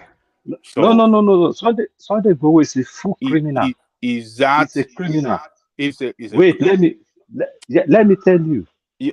There's some kidnapper they caught in Ibadan. They mentioned Sunday Igboho's name. And police never picked Sunday Igboho for. He was. He has run out. Police never pick him up. No, Baba, I can't laugh. Oh my God. Kò sí Nàìjíríà ń gbà yẹn, ó ti sá lọ. Ẹni tó ti sá lọ Nàìjíríà ló dẹ̀ tó ń sọ pé kọ́ lọ kidnap èèyàn. Irọ́ láti abroad ló ti command wọn kọ́ lọ kidnap èèyàn. Baba Jane Koko, mọ gbogbo nǹkan now. You don't know everything. Ìwọ ló mọ̀. Yes. Ìwọ ló mọ̀ gbogbo ẹ̀. Nǹkan kì í ṣe gbogbo nǹkan lẹ máa dá sí. Mọ̀ Sunday Igboho criminal ni. Sunday Igboho tó wà ní detention ní Republic of Benin. Ó sì operate. Ó ní àwọn sympathy pé. Baba, give him opportunity to talk now and then later counteract him now. Ẹ jẹ́ agbọ́n nǹkan tó fẹ́ sọ now. Nítorí ẹ dàgbà jù wá lọ kò mí ìfẹ́ mọ gbogbo nǹkan. Ṣé kò yé yín? Sunday Igboho criminal ni. Politics ló ń play. Kì í ṣe Yorùbá Nation ló ń wá. Every Yoruba wants Yoruba Nation. It's not the way Sunday Igboho wanted it. Sunday Igboho is playing politics fún PDP fún wa ni. Nítorí ẹ̀ ló ṣe sọ pé òun máa yìnbọn fún Tinubu. Tẹ́yìn ò bá gbọ́ yẹn, ó ní òun máa yìnbọn fún Tinubu látẹ̀yìn. But èmi ò mọ nǹkan tí ṣẹ́rí àwa Yorùbá àtàwọn ẹ̀yin tẹ́ kàwé nù wa, ẹ̀yin lẹ máa ń let wa down. Sunday Igboho is a full criminal. Ṣẹ́rí bọ̀bọ̀ Biggie tó sọ̀rọ̀ yẹn, ó sọ everything pa Sunday Igboho. Maureen náà, nǹkan tí Maureen ṣe sá fún nìyẹn. Maureen kọ́kọ́ rò bóyá Yorùbá Nation náà jà fún yín. But when he now find out that It's all about money. That's why money backed out. Sunday Igboho is a criminal. Tó bá wá sí Nàìjíríà, ó ń lọ ṣẹ̀wọ̀n ni. So tẹ́ ẹ̀ bá mọ̀ kí n sọ fún yín, he's not fighting for any Yorùbá nation. He's fighting for PDP. PDP. Dr. Aborode ìyàwó ẹ̀ bọ́ síta, ó lóun wá justice. Bàbá Dr. Aborode sọ pé politician ló pàyàwó ọmọ òun. Dr. Aborode, he did not die immediately. He died in the hospital. Àná dẹ̀ sọ̀rọ̀. So nǹkan tí mo ní kí n sọ fún yín nìyẹn. Thank you. Okay. Okay, Ajani Goko, you want to reply before Biggie? Oh, okay, Ola.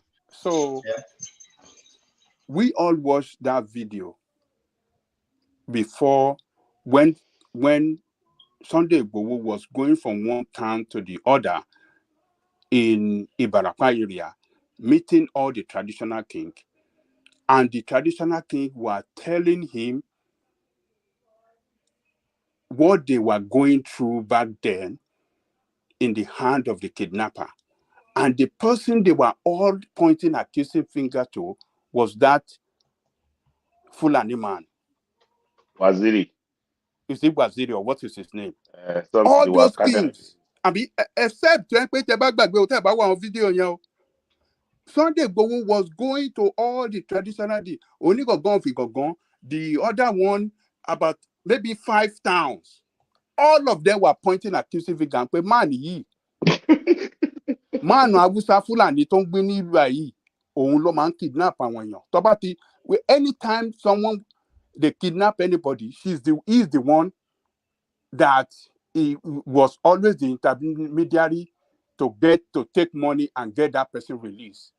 And even back then, they kidnapped one of the king of the Onigogon of Igogon, and they have to go through that man, to get their son released, pay him ransom, and he will get. So that was when Sunday Igboho stepped in, and the king gave him approval. He was asking them, Baba, Kabiyesi, kí lẹ fẹ́ ká ṣe?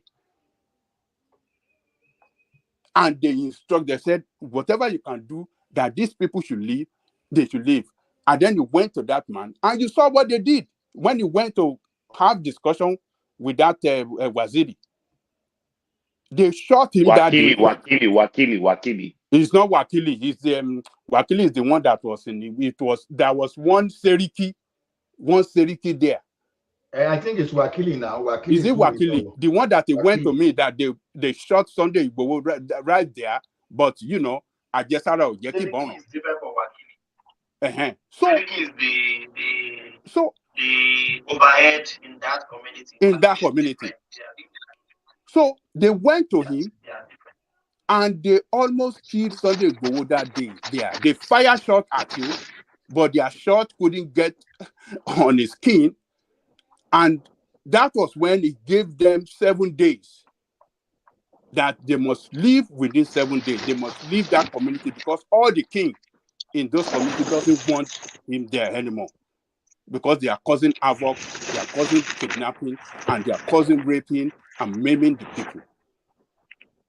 And what happened within 7 days? 7 days ultimatum, it came, and with the whole community, hundreds of people with him, sent those people packing out of that place. And since then, peace has been reigning in that area. So for some of you now to start trying to turn and twist what we saw, what actually happened, just because you feel it's not playing the same quality, it does not align with you. Now you are claiming PDP. So if somebody is a PDP, then you say PDP, and let it destroy any and let it buy any. So look, this is not the way to do it. Let us say what we know. What we don't know, don't let us say it. So, and this guy have not done any harm to anybody. He has actually saved Yoruba people from what do you call it? From terrorists. He saved us from terrorists that were killing, maiming, and destroying our town. Can you imagine? In Yoruba land, these criminals came to destroy the Onigogon of Igogon palace. They burned it down. So let us. I mean, we should. Ajale Koko. This is not fair. Ajale Koko. I've cooled my temper. Let me say something that you guys don't know. Let's go back to the GoFundMe we are talking about, and I want everybody to listen attentively to me. Yes, Thomas, please. Sorry, 1 second. If you can hold on that GoFundMe, there is something I'm going to say that might even help you. So I would like if you can hold on. If you can hold on, please. Okay. I'll hold so on. Let Babajale go round up, and let Babajale go round up. Then Ajale Koko already round up. Yes, let me just say this. I have to step. Hold on, please. Right. I want to step aside again so that can take control. Yeah. Let me say this. What you guys don't know about the GoFundMe. Ajale Koko. Are you hearing me? Yes, I'm hearing you. Yes. I have your contact. I will check my archives. I will send conversation between Igboho, Koiki, and Maureen to you, for you to know how far I know about this purported scam Igboho and Koiki want to did that time. Maureen told them, we are contributing this money to buy the vehicle. We are going to purchase the vehicle and send it to you. Ajale Koko, I'm close to Maureen. I'm not proud. There's nothing Maureen will that is what do. I said. That is what I said earlier. That they wanted her to send the money to them for them to buy the vehicle. Yes. But Maureen wanted to buy the vehicle and send the vehicle to them. But Ajale Koko, in a normal it's a sense, miscommunication between them. No, Ajale Koko, it's not a miscommunication. No, Ajale Koko, let me land.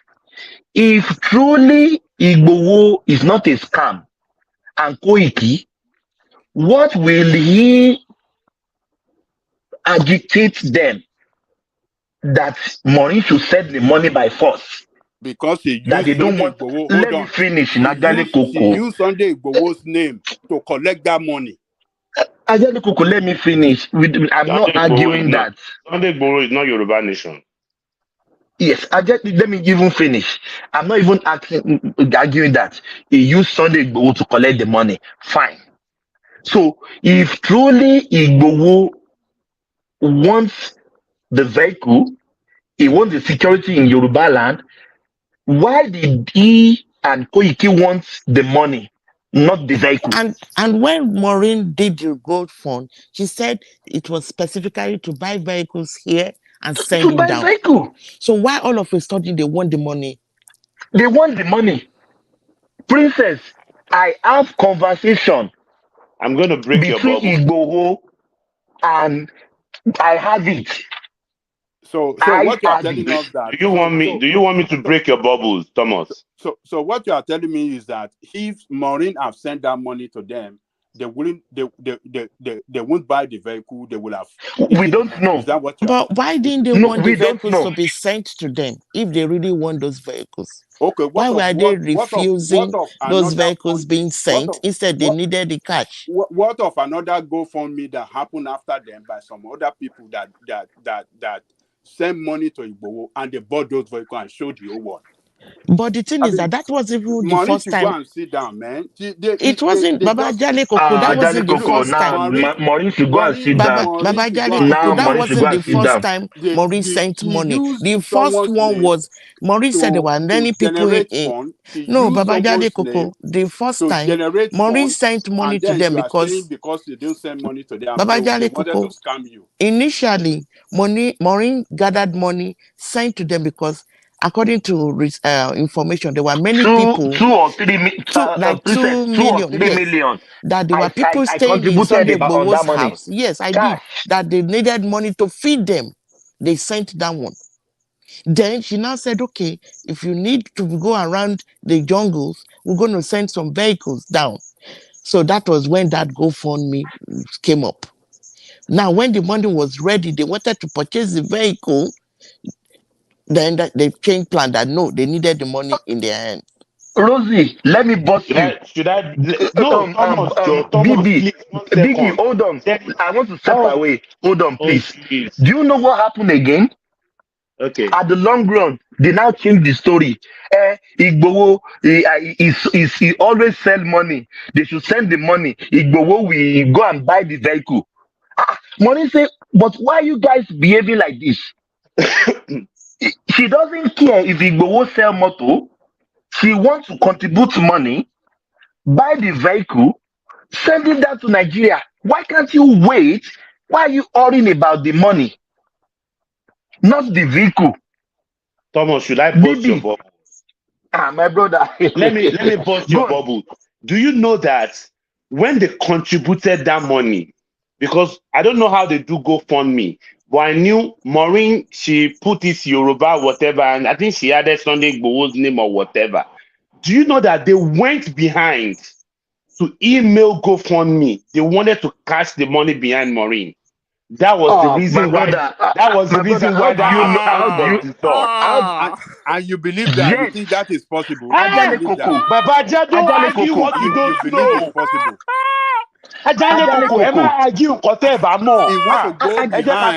That was exactly what happened, Baba She showed the email. And that was the reason why they could not access the funds. And God that was the reason why they could not access the money. That was why they had to return the money. Biggie, how do you know all these things? Mo le How wà do you know l'Amẹ́ríkà all these ọmọ things? ìgboro lè ní mo wà pẹ̀lú àwọn mo mọ 90% top tó wà Nàìjíríà. Yankee ni mo wà. Mo mọ 90% top tó wà ní Nàìjíríà. Gbogbo àwọn Tokyo. Gbogbo àwọn Tokyo. Koiki wrote to GoFundMe. They wrote GoFundMe. They wanted to cash the money behind her. Biggie, hold Baba on. Jale Koko, you didn't follow this story. You didn't know it. Let me finish. Princess, they thought Maureen has collected the money behind them, spent the money. He doesn't want to release the money to them. They wrote to GoFundMe themselves. These people are terrible people, terrible human beings.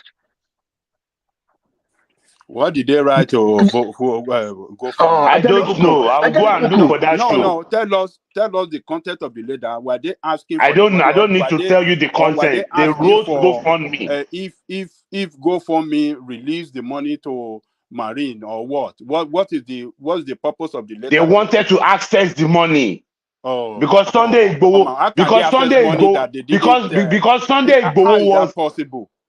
Maureen, because when Maureen was setting up the GoFundMe, doesn't work like that. Why are you people just for God? I mean, the GoFundMe that you didn't set up. That is why they did not know. That was why they went. Did they not write GoFundMe? Access it. Did they not email GoFundMe? You didn't know what happened. Lábàjọ tó nípa wà l'Amẹ́ríkà àbí kíní ẹ rò pé Abájálé kò ẹ̀ẹ́dẹ́ka mọ́rọ̀ kúrò bẹ́ẹ̀ lẹ́ ń sọ̀rọ̀ lẹ́ẹ̀kan ẹnìkan wà ní exile ó ní kó lọ kidnap yàn. Half of the drug deal tó ń lọ ní Yankee, do you know that majority of those deals come from the prison? Drugs on the street. I don't know anything about that. And you don't know because you don't know. Yeah, but Yankee is not Nigerian though. I don't know. I can be too much. Oga, let me tell you. The way I mean, you can talk about. Oga, let me tell you one. Let me tell you one thing. As I'm a Yankee here, yes, I'm here too. I can arrange something to happen in Nigeria tonight. So do you mean people that are behind the bars they don't arrange crime? Don't twist it. You're talking about the people. Do you mean they don't arrange crime? People behind the bars they don't arrange crime. They can cut the shot from prison. Yeah, that works here. You can't work in Nigeria. It's not that way. It does in Nigeria. It does in Nigeria. No. But you are not in prison. You're not in prison. In Nigeria, it can't work that way. It can't work. I'm not going to show you. Let me tell you one thing. I'm not going to argue with you. You don't have to argue because what you're saying is not true. You don't have to argue. But do you know Nigeria is even more corrupt? Do you know Nigeria is even more corrupt? When we talk about the What are you streets, talking about? you Wait, are the not on the level communication. I'll be See discussing with. how it You works. don't know anything about the street. Well, You what do you know know about the nothing street? about the street. Yeah, you know. See, you know about Nigeria. You don't know the street over here. That's what I'm telling you. When you're What the talking fuck about you how talking the prison about? system works over there, yeah, you can Oh talk that, but it doesn't shit. work that way here. That's what I'm Oh telling you. shit. Yeah, you can tell me. Tell me. I'm not Tell me how it gonna works. argue with you. You don't have I to think because you there don't is know no it. point. There is You no don't know point. it. Let's just You move don't have on to to argue with something it. else. I'm not Tell gonna me. argue Tell me with how it you. works. Tell me how it works. Tell me. Tell me. I'm not gonna I'm argue listening. with you. It's okay. Because you don't know it. That's the thing. You don't. Stop hiding under the cover and telling us lies. Let me talk now. You guys have been talking since I've been listening. Thank you. Thank you. So now, you guys have been talking like Igbo. Igbo Well, is you want to tell not us even how in the things country. work behind it? You You want to people, tell us how things people work behind the bar? change the. You people should change the topic, please. Let's put Igbo by the side. All these things just how to hammer in Nigeria. It's all about making We are money. digging out some Okay. truth. No, you What are cannot you do that. talking about? You can't keep shoveling the truth to the side. No. Sometimes you need to discuss it and let it Are come you out. an insider? Okay, hold on, Let's everybody, change please, the if you don't subject, mind. please. Hold on, everybody, hold on, please. Thank you. Say, if everybody is comfortable with moving on from the topic, we do, because I know A will say I'm saying the truth. What's happening? So I know A will say I'm saying the truth, B will say I'm saying the truth. So the fact remains that none of us could categorically say, oh, I was there, I was present when those days. So because it's going to depend on the narrative they push to you. So that is why Nobody's pushing. As for me, I'm not speaking for anybody. As for me, Mr. I Biggie, can please tell. listen now. I Listen, can Mr. tell you. Biggie. No, Mr. Biggie, I As for can please tell me, you listen. I know. 75% things I'm telling you, they are Easy, things I okay, know. Biggie. Okay, Biggie is okay. As for You me, can for still the understand. GoFund, I was involved, so I know what I'm talking about So, the GoFund. no, I know. Look. I understand. So let's just forget about this one today. But the only thing I've said is that the fact that you are pushing Yoruba Nation and you are doing your own side also to bring it along, that is a conflict of interest. So that Exactly. has got a lack of credibility. That's the only thing I say there. But every other thing, let's leave it the way it is. Let's Mr. Trump want to give us another Ola, topic. can I ask you a question real quick? It's something different. Let me ask you.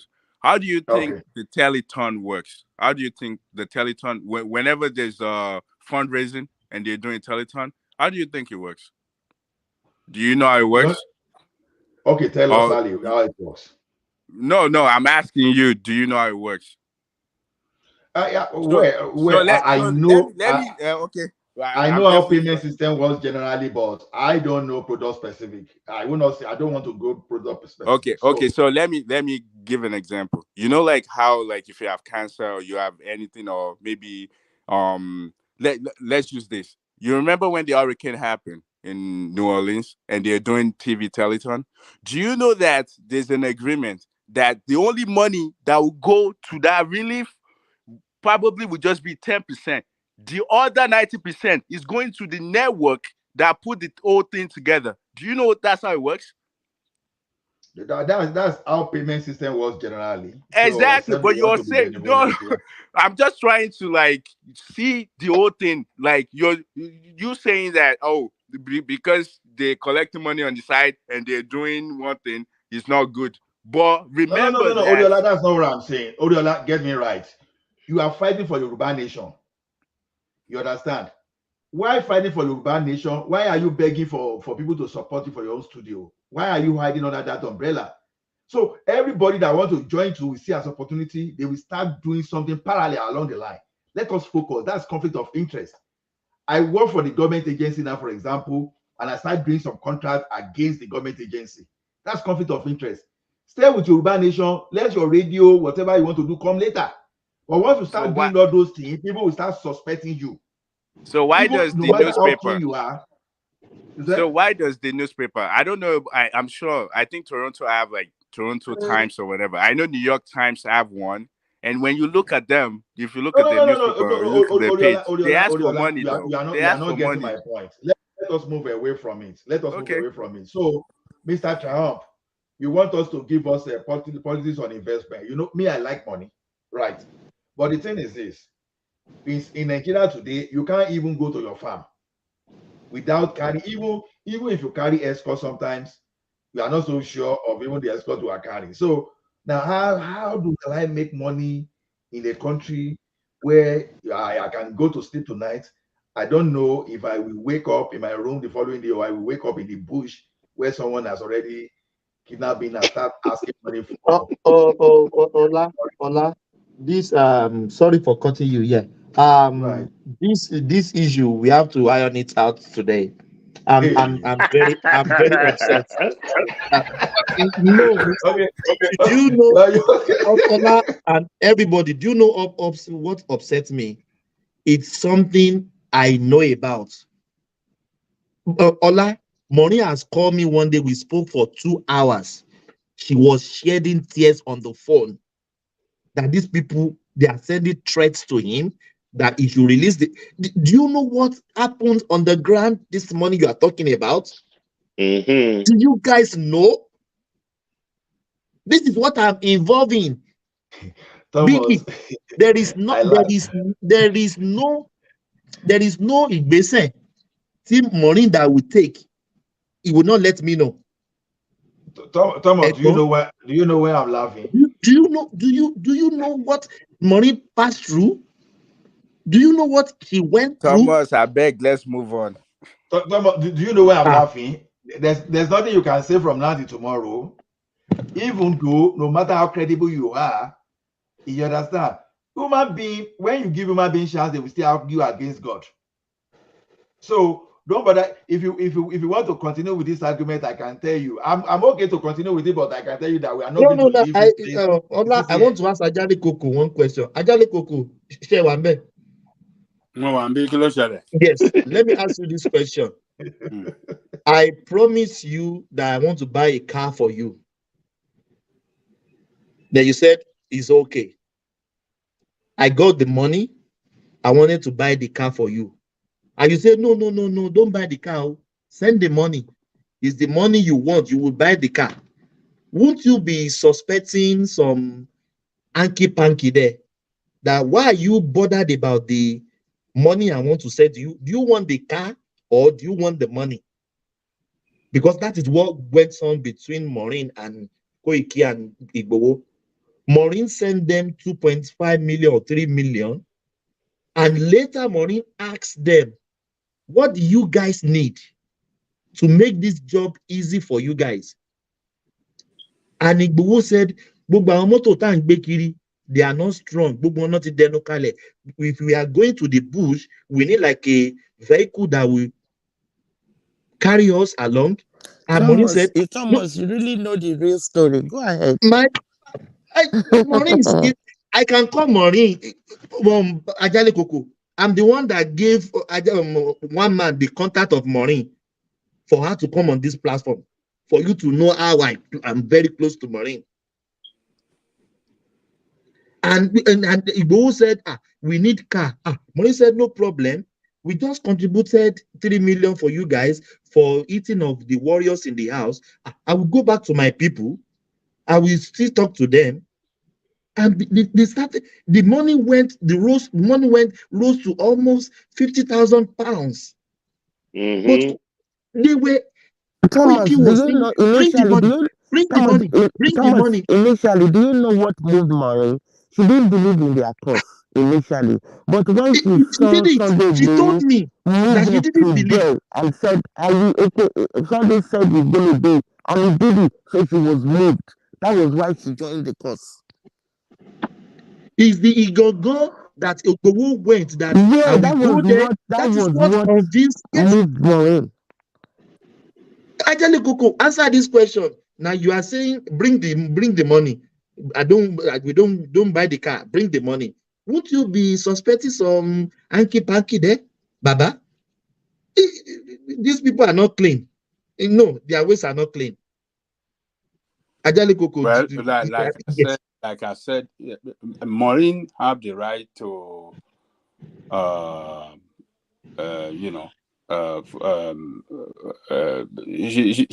she did the right thing according to her, for not giving them money, because GoFundMe did not release the money. That was why the money was sent back. Okay. Can you let me talk? So Maureen did the right thing for not sending money to them, because according to her, it was vehicle that she promised to give them and not money. That is fine. Yes. So she did the right thing. I'm not going to, condemn her for what she did, because that is her own story. So the Koiki on their own part, I think they said something in response, their own side of the story. I can't remember, but they said their own side of the story. But what I'm trying to say is that, okay, I promise you car. You said no, give me money, and I decided I'm not giving you money. Instead of sending money to you, I will return money to the donor. So she has done that. Why do we want to use that to say, oh, have they committed any scam against anybody? Why do you want to continue on the basis that, okay, they were asking for money? Why should that connote, a status of a scammer? Don't you ask yourself, why are they saying. asking for money? Why are they asking for money? Well, they asked for money. She didn't release money for them. And then Why do you want to use that to say, oh, I know you are Igboho. I know you are Igboho sympathizer. Ajali Koko. Let's be Ajali Koko. Hold on. They didn't release the money. I have said, listen, we don't need to drag this thing. I have praised her for what she did. Ajali Koko. Because according to her, it was vehicles she promised to donate. Ajali Koko. Oh, no, mi jẹ́ kẹ́ sọ̀rọ̀. Gbogbo ìgbà kọ́lé máa win ní agreement. Continue. You wanted your. Are we competing for anything? No, not really. No, it's a conversation we are having. Over what? It's nothing. It is nothing. What I'm trying to tell you is that I don't see what anybody did wrong. She didn't do anything wrong. Wow. And Igboho too themselves did not do anything wrong for anybody to say, oh, they are scammer, they are this thing. Yoruba never get better. Hold on. If you had released that money to them, and then they didn't buy that vehicle and they use this for another thing, then that is when you can.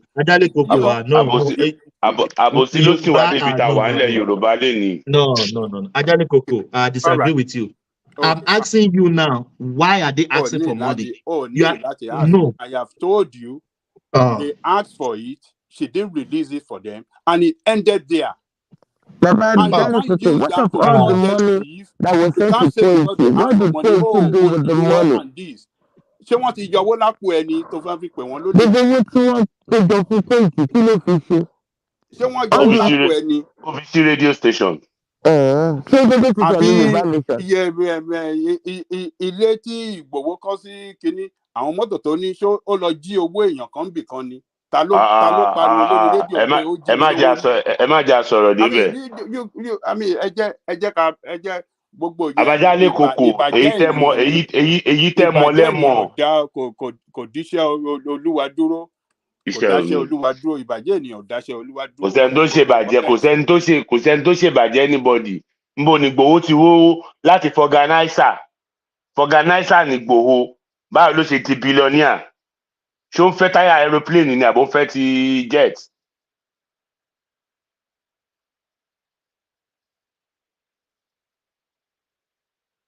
Good question. Ṣé máa wádìí àbó máa send EFCC sí kọ́ lọ ṣèwádìí ẹ̀ wò ibi tó ti rówó? Bàbá àwa mọ̀ bàbá ṣe rí ẹ̀yin mi understand. Èmi sọ fún yín pé àwa kan mọ̀ nǹkan tó ń ṣẹlẹ̀. Bàbá Jálé Koko has been brainwashed. Bàbá Jálé Koko tèmi àti yín bá jọ dé Nàìjíríà lẹ́yìn èmi á rìn nínú Òṣòdì lágo kan òru màá fẹsẹ̀ rìn kẹ́kẹ́ kan ò dẹ̀ ní kẹ́ Okay, all right. ẹ̀yin ò lè dán I wò. think Thomas has stepped aside. See, look, guys. I said we should move away from this. I know the contest that Agale Koko is pursuing. I know he's talking about Yoruba nation, not the past of Igbo. Yeah, Igbo self-confessed to be a smuggler, self-confessed to be a war criminal, self-confessed to be a political talk. So when you look at all those stuff, they are illegality. ẹ̀mẹ́jọ ló kó jọba assassin nìkan ló wà deleted níbẹ̀. So I don't know of that, but he confessed to so many crimes on his own. So I know that's a fact. Where did he confess? Where did he confess? Where did he confess? Oriola, Sunday Igboho said he was smuggling car before. Sunday Igboho said he was a political talk and was working for Adedoja. Yes, he said it. As He a said security. it. As a security. That's what he said. As a security. Sorry, we know what ṣé bàbá Jálé Koko kì í gbọ́ Sunday Igboho fúnra rẹ̀ ni tó sọ pé tó ń yìnbọn báyìí òun yìnbọn. The thing is this. Yeah, but that's Sunday Igboho is a criminal. Oh my God. Mr. Trump, are you still there? Mr. Trump, are you still there? Please bail me out because let's move on. Me too, I want to move on. Exactly. Stop protecting criminals. Stop protecting criminals. Hold on. Mr. BJ, Mr. BJ. I asked you a question, Mr. Trump. What can I do in Nigeria? What can I do in Nigeria? And I can guarantee myself that I won't sleep overnight and find myself where they kidnap me the following day. So that's the question I'm asking. So we are talking of business. How do we go? Is this not the same Mr. Trump in France? Yes, I'm the one now, madam. So how you controlling Nigeria from France? It's better you go into land banking. You better come over to US and invest it. I love my country very well. I'm from one Nigeria. Everybody knows that too. I don't lose. But you are based in France now. So why are you still there? You know, I'll be going back now. But I'll be going every month. That's my project for 2024. So I'm working on it. But you complain that the French government is taking all your money now on taxes. So why are you still there? There's a way we do things that I have a family here also in France. So I'm trying to do something that will benefit the poor people over there, that I'm trying to create an environment that people can enjoy from it. Don't go and decide the people and let your friends penetrate and keep stealing.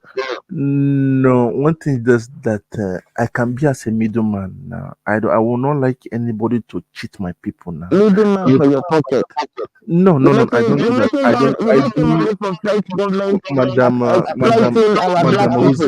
Madam Rosie, I can tell you something about me.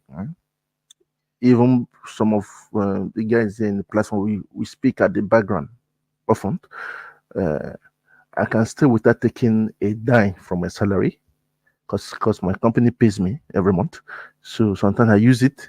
Sometimes I did it for 2 years. I use my money to pay people just to work for them, just to have a life, to live fine, madam. I know what I do.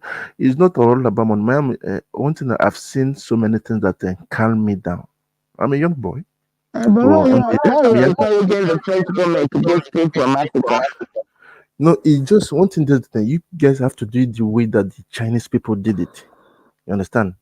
You people have to do it the way the Chinese people did it. One thing that you copy. Well, everything I do here, only innovate what they have done. And it generate me more funds. I'm somebody that loves learning. If you say you know too much, because I've been hearing you guys speaking, the people quiet are the people I fear most. If I see somebody quiet, I'm interested in that person. I say, why is that person quiet? They say empty bottles, vessels, made the largest noise. You understand? That's why I don't argue. I don't like arguing. I don't like arguing. So one thing is that you guys have to, there's a way to do things. We all are learning every day. You understand? We are trying to help. I said that it's only we in the diaspora that can liberate Nigeria back home. Because people with the back home, the environment have already controlled them, overshadowed them, that they cannot even speak anymore. They don't even know their right from their wrong. I used to speak with them on different platforms. I just want to hear from the I choose this platform because I learn more from you guys. So I learn more about Nigeria. Also, I talked to Baba Jali Koko. I talked to Mr. Ola. I've not spoken very fine with Mr. Thomas. I don't know him a deep, but I can talk about Mr. Ola, Mr. Jali Koko. Those are the people I've changed words with. You understand? Mr. Prince Daddy. I'm not Prince Daddy. I'm Prince Daddy also. I speak with Prince Daddy privately. We talk on phone privately. So there's one thing that we need people of integrity now. Understand? When I listen to Mr. Biggie, even though I want to do business with him, I will be afraid. The way he portrayed himself. As I lie, I know this. What do you mean? No, I'm sorry. I never told you, Amanda. I'm telling you. No. I'm telling you, I am going twice. Don't make me what I never said, please. If you need security like that, Mr. Biggie got your back. Don't paint me what I am not. I don't like that statement. Sorry, you can correct yourself. Okay. I'm telling you, I am street smart. Yeah, street smart. That's good. That's great of you. I agree. That's good. That's great. I'm not fighting with you. Understand? I'm not. No, I just didn't like the way you portrayed me. No. I only just gave an expression what you just said. You know that in the business world, we watch the way we talk. I'm sorry to say. You understand? We watch the way you talk. So that's the advice I will give you. You're in a public. It depends on the kind of business you're doing. I do businesses too. I don't want to argue, but one thing that is the result that counts. You can say what you want talking about. My president does business. Trump is a business guy, but he still talks to me. No, one thing is that the guy is legitimate. One thing that Trump is a successful businessman. Nigeria like force. Understand? One thing that because I remember when I spoke with Mr. Remy few weeks back, he said that sometimes you have to force them to do things. I understand. It's just the environment. The environment makes them lazy. Everybody wants quick money. We call them the microwave. I know Mr. Jellikoko, we laugh now. We laugh. We call them the microwave. We want quick. If I might say something, can you speak to the question that what investment can you do in Nigeria? There are so many things now. Investment, where there is problem, we're there is listening. money. Where there is problem, there's one thing that I would like to speak at the background now, not what we. I'm sorry to say, Mr. Ola. Ejo. Don't be angry, eh? So one thing that I would like to hear, I would like you people to talk about the problems of Nigeria and to bring a solution. How can we bring solution? That's what I'm interested in. So if you people can help me with the more problems, you understand? That's because I like where there's problem. Number one problem in Nigeria is security. What is the solution to the insecurity in Nigeria? The security. I'm a former security operative person. Understand? We've said it that there's a way to do something that some people will not agree with me. Understand? The religious background of Nigeria will not agree with me. To end, if I go, it's a bit extreme. First of all, let me disclose I'm not an antichrist. One, for this Christian background, I'm not a devil, but I will say that they should chip everybody in Nigeria. Let me see how they want to kidnap anybody. Nobody can get kidnapped. One thing that it's an insider. It is an insider. All is about business. They use it to catch out now. We know them very well now. It is from this platform they advised me that even though I learned something, even though I went the other day, nobody knew that I came. I do what I want to do. I came out. Understand? I learn also. You understand? One thing is that this place is for information. Information will learn because if we don't know what's going on over there, like if now I need a backup now in Lagos now, I will come and meet Biggie. No, I'm not there. You said what you said. That if I need backup now, we call for you now. At least you give me a security back in Lagos. So that's just it. One thing just that I'm only joking. So one thing is that I just for the security. He will be your security advisor. That would be great. That would be good. Right, yeah. So one thing is that we just want unity. We know that they use it for political gain, and when you speak against somebody, they will send their thugs over you. It's because of the one thing when people are shouting corruption. These people they don't even know the solution. If they can put food on everybody's table, a poor man's table, I bet it with you, nobody want to do any illegal stuff in Nigeria. That's not Because true. I'm That's telling not you, true. That is not when true. you are hungry, you can do many things. No, that When is you are not true. hungry, when you are hungry, The most corrupt set of people in Nigeria, they are not on the middle class. you don't understand what I'm saying. I say they use people for talks. Those talks they use. Listen, please listen. Those guys, those poor children, those poor men children they use. If they have, if they are informed, you understand, it's all about awareness. The problem we have in Nigeria is awareness. The moment you can put a little thing on their table, I bet it with you, they will be okay. Nobody wants to do it. It's just a matter of enticing them with enough money. They will still do it. No. Let me tell you, let me tell you something you have to understand. You understand? You when everybody, if everybody, they say, if people can have what I'm telling you, it is because they sent me to many countries, African countries. All for they use hungry to control people. If you don't understand, hungry, I can they tell use you're a hungry. super. So you are one of the version of US France CIA, right? I can't answer you in public. Please. I know. I can tell the way you talk. No, I don't know what you're saying. They use a lot of Africans as puppets, and you're one of them. I can tell. I won't see anything. Understand? One thing that you guys have to understand: you copy their system. When you people are solid, when you guys are solid, you can keep. You understand? Like here in Europe, when I see some Africans, we blacks African, the sub-Saharan, we are not one. I'm sorry to say, but the Northern Africans, they are one. When they do their business, they bring the whole people in their village to do the same thing. Even an outsider cannot penetrate. I'm telling you with experience what I've seen. If a Nigerian person has a deal today, is he going to bring it out? It's only few Nigerians are ready to share their ideas out. I know of three from this platform. Only 3 people from this platform. Some people are just hugging. So that's it. One thing is that the day we sub-Saharan Africans start loving each other, start learning to share things, I bet it will be danger to the world. Even when I was working with the French government, I remember it was not the white or the Northern African. It was my fellow people like me. Mr. Triumph, sorry, one second. Okay. Do you know that the reason why the Northern African culture is very different from our culture in that aspect is because of the kind of law they have. Sharia law is very strict. Sorry. Can you mute don't say yourself, that Mr. now. Triumph? Don't It's say that. echoing. It's echoing. Okay, it's echoing. I'm sorry. Let me say something. I do business with them. They sign contracts with me. They work under me. I give them things to do. I use their network to sell my goods and services to. I use them. Honestly speaking, I learned a lot. I told them in France. I tell my African brothers here. They say that whenever you see an Arab man in a business, that means there is money there. People are looking at me. That's what I told them. I said that nothing. They paid me how much to come and speak for 2 hours. I only spoke 2 minutes.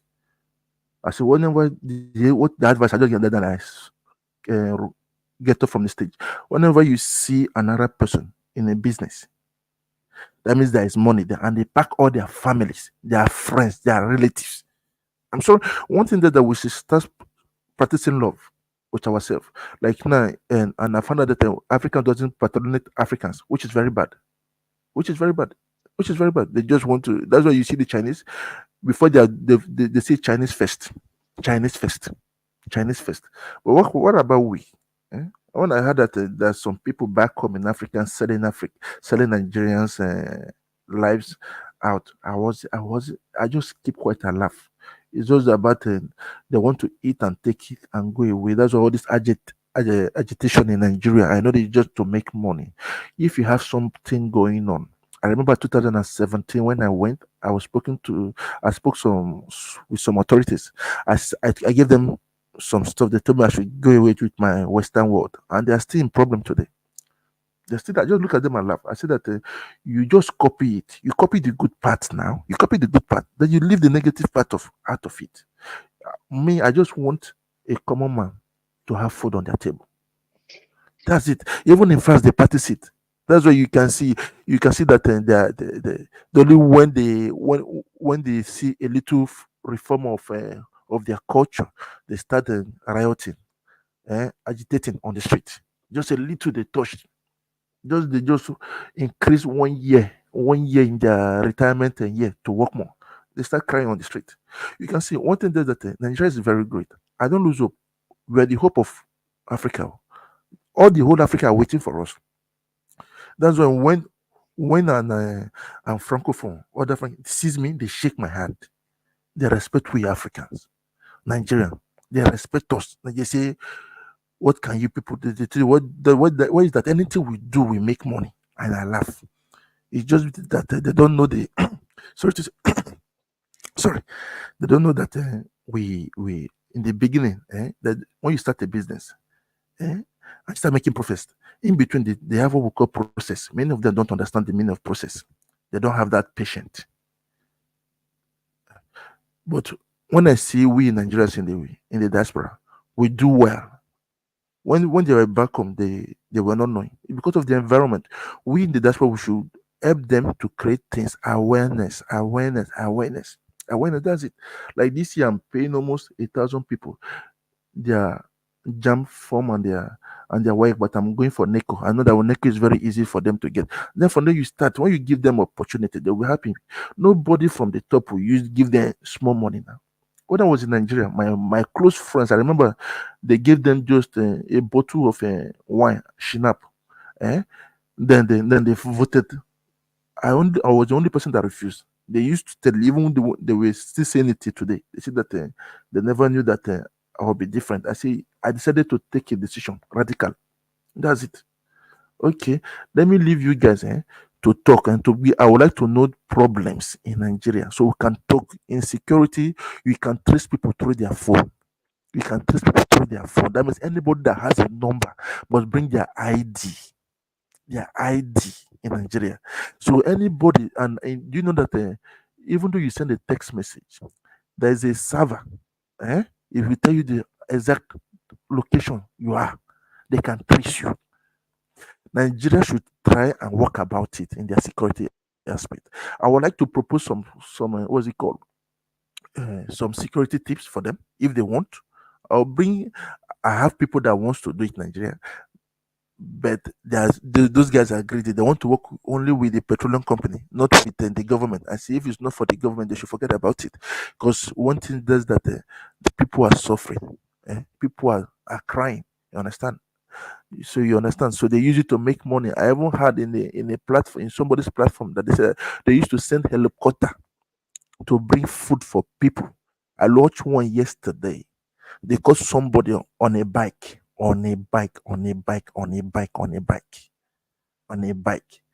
bringing food to kidnappers.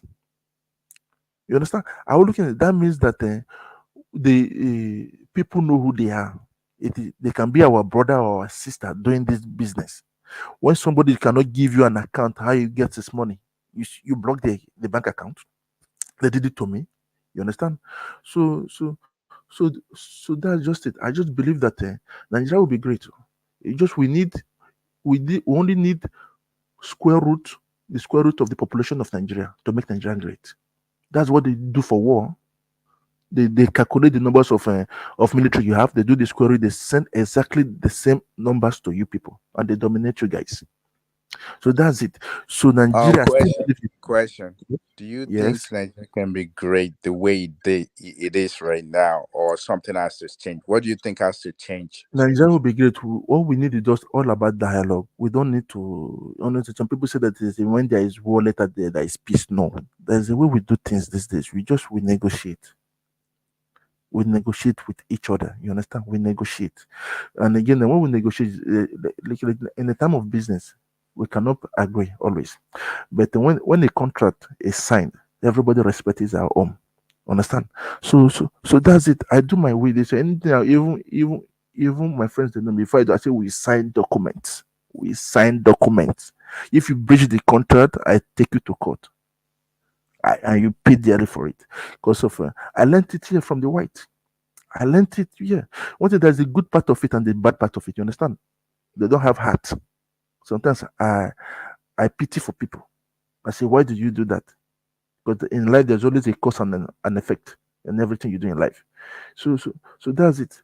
So you just give me a good So it can't work the way it is.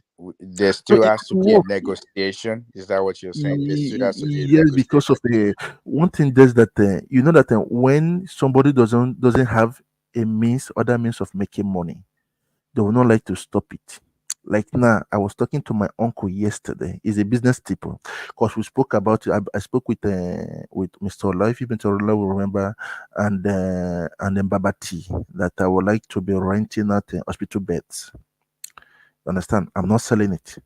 I'll be renting it for hospitals, because I found out that in Nigeria, many hospitals, even the general hospital, they sleep on a mat. I was shocked. There was one person I know. You have to sit with that baby with a drip on the baby's hand. No hospital bed. It's just a solution, you understand? Just a solution. So the person was just thinking and saying, no, you do it the way I want.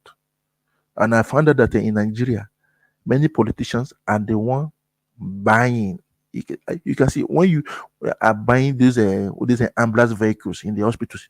I'm telling you, they gave me the insight yesterday that they got it, that the one renting it out. So what do you think that they want to develop what they used to make money?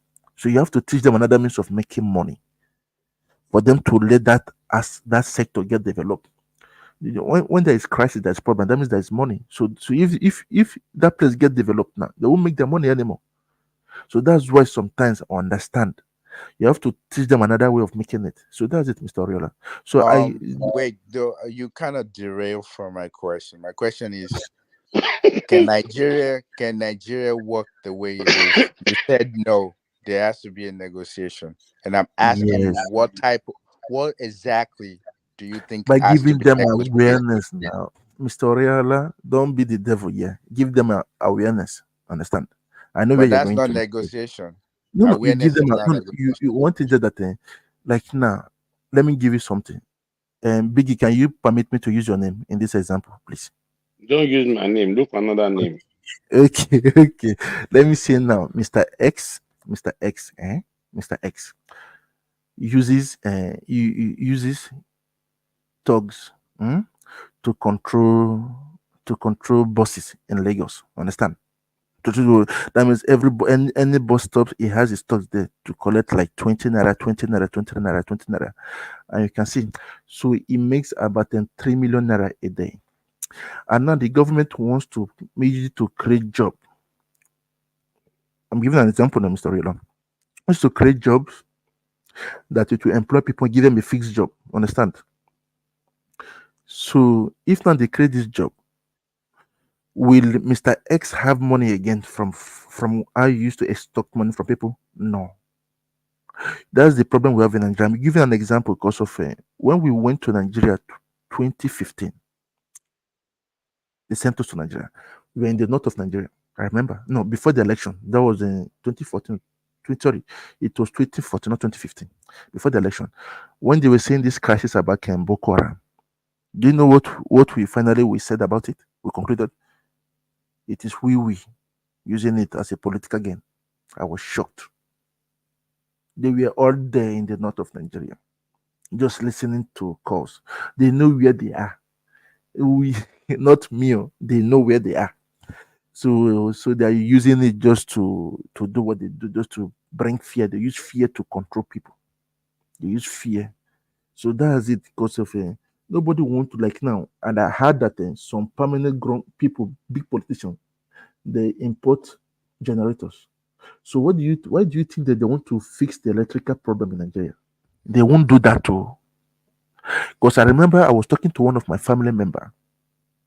When there's no light, it makes about 1 million a day. But when there's light, it doesn't make money. So I was surprised when he was talking with me on the phone that he would like to explode to make sure that there's no more light in that area for him to continue. You understand now? You understand? So that is it. So we have to create another is means that of not funding. criminality? Is that I'm talking now. You is understand? true now? It's what That is is going on in true. Nigeria now. Nobody wants to stop where they make money now. I understand it's business. It's business. It's business. So that's it. So I leave the Yeah, floor for you but guys now. Shayo, can You I understand? come in 1 second? Let me leave the floor for you guys now. Okay, Oh thank you. yes, yeah. Come in here. If I'm asked that what is the solution to Nigerian problem, the first thing we need is, I think we need capital punishment. Yes. You see, if somebody does, imagine if I steal £1 billion and they take me to the court. Right there in the court, I pretend and I faint. They take me to the hospital, everything becomes a story. Everything that is the end of the But story. if somebody that has done that has been tied to the stake and taken out, the next person planning to do it would think it twice.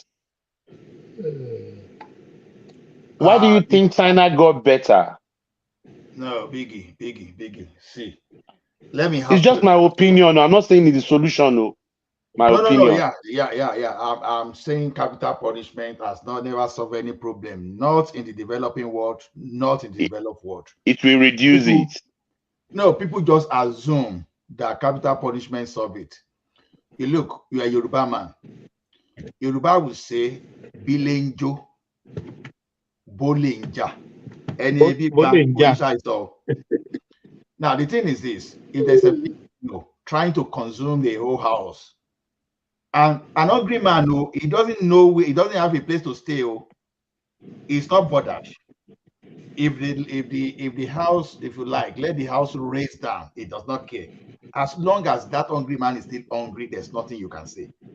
So the thing is this, there is a positive correlation between lack of job, lack of opportunity, and crime on one hand for people. I'm not saying that's why the big people are stealing, but for the big people, there's a correlation between lack of control. I intentionally use that word control, lack of control and corruption. What do I mean by the lack of control? You don't have a system that can track what people are doing. That's another one. Then there is this another big issue, that's policy. There's a positive correlation between policy and development in any country. You understand? Oh, can do is say. Okay. So I'm saying this just because if you don't have the right policy, you are not going to develop. I listened to someone that said, Mr. Trump said, it's just because people like are selling generator. That's why we are not getting electricity. Baba, we were born into darkness in Nigeria. So it's not a function of today. And those days, they were not selling generators. So we're born into darkness. So we can't use that as an excuse. The thing is this, where government undo things, that's where the problem is.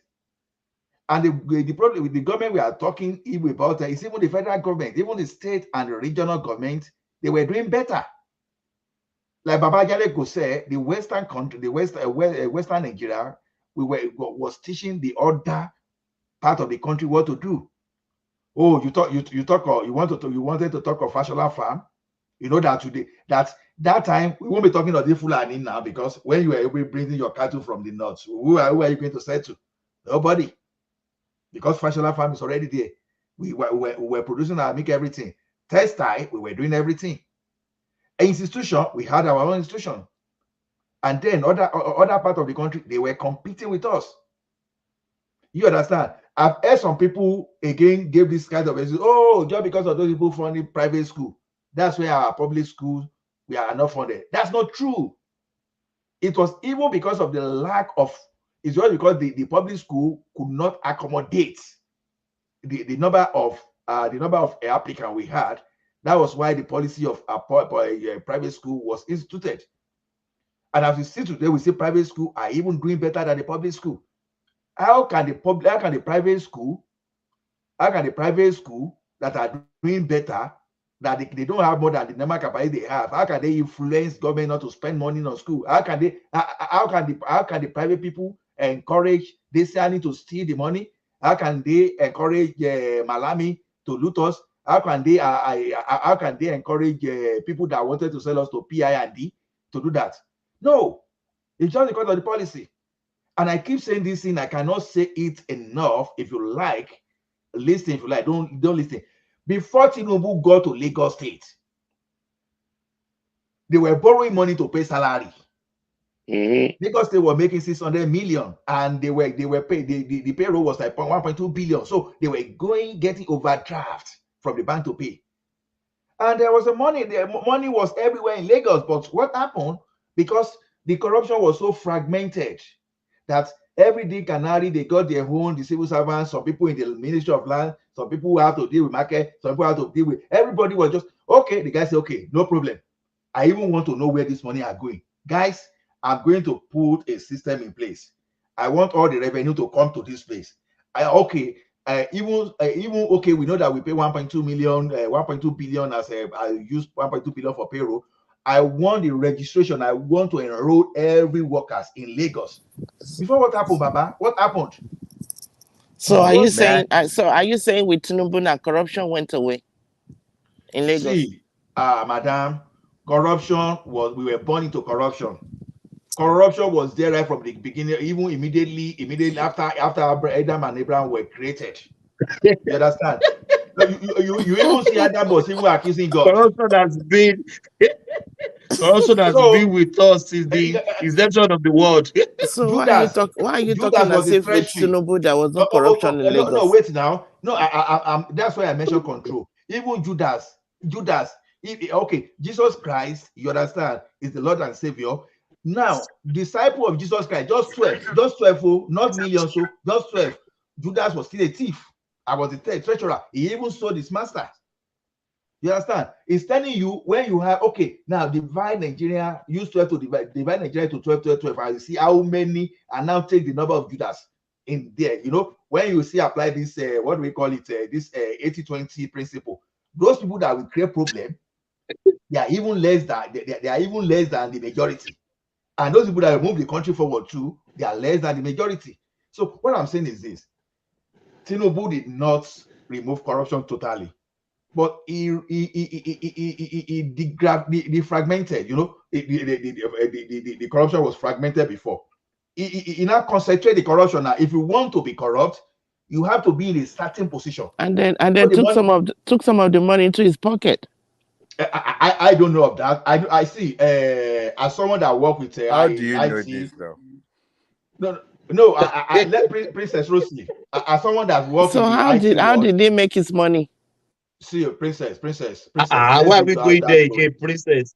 That's another. The question is this. Those people accusing you know I'm a troublemaker. No, Princess. I know. Those people accusing Tinubu about how he made his money. What Yoruba will say, kini koko ori nse ti gege fi gboro to fi gboro orun kan.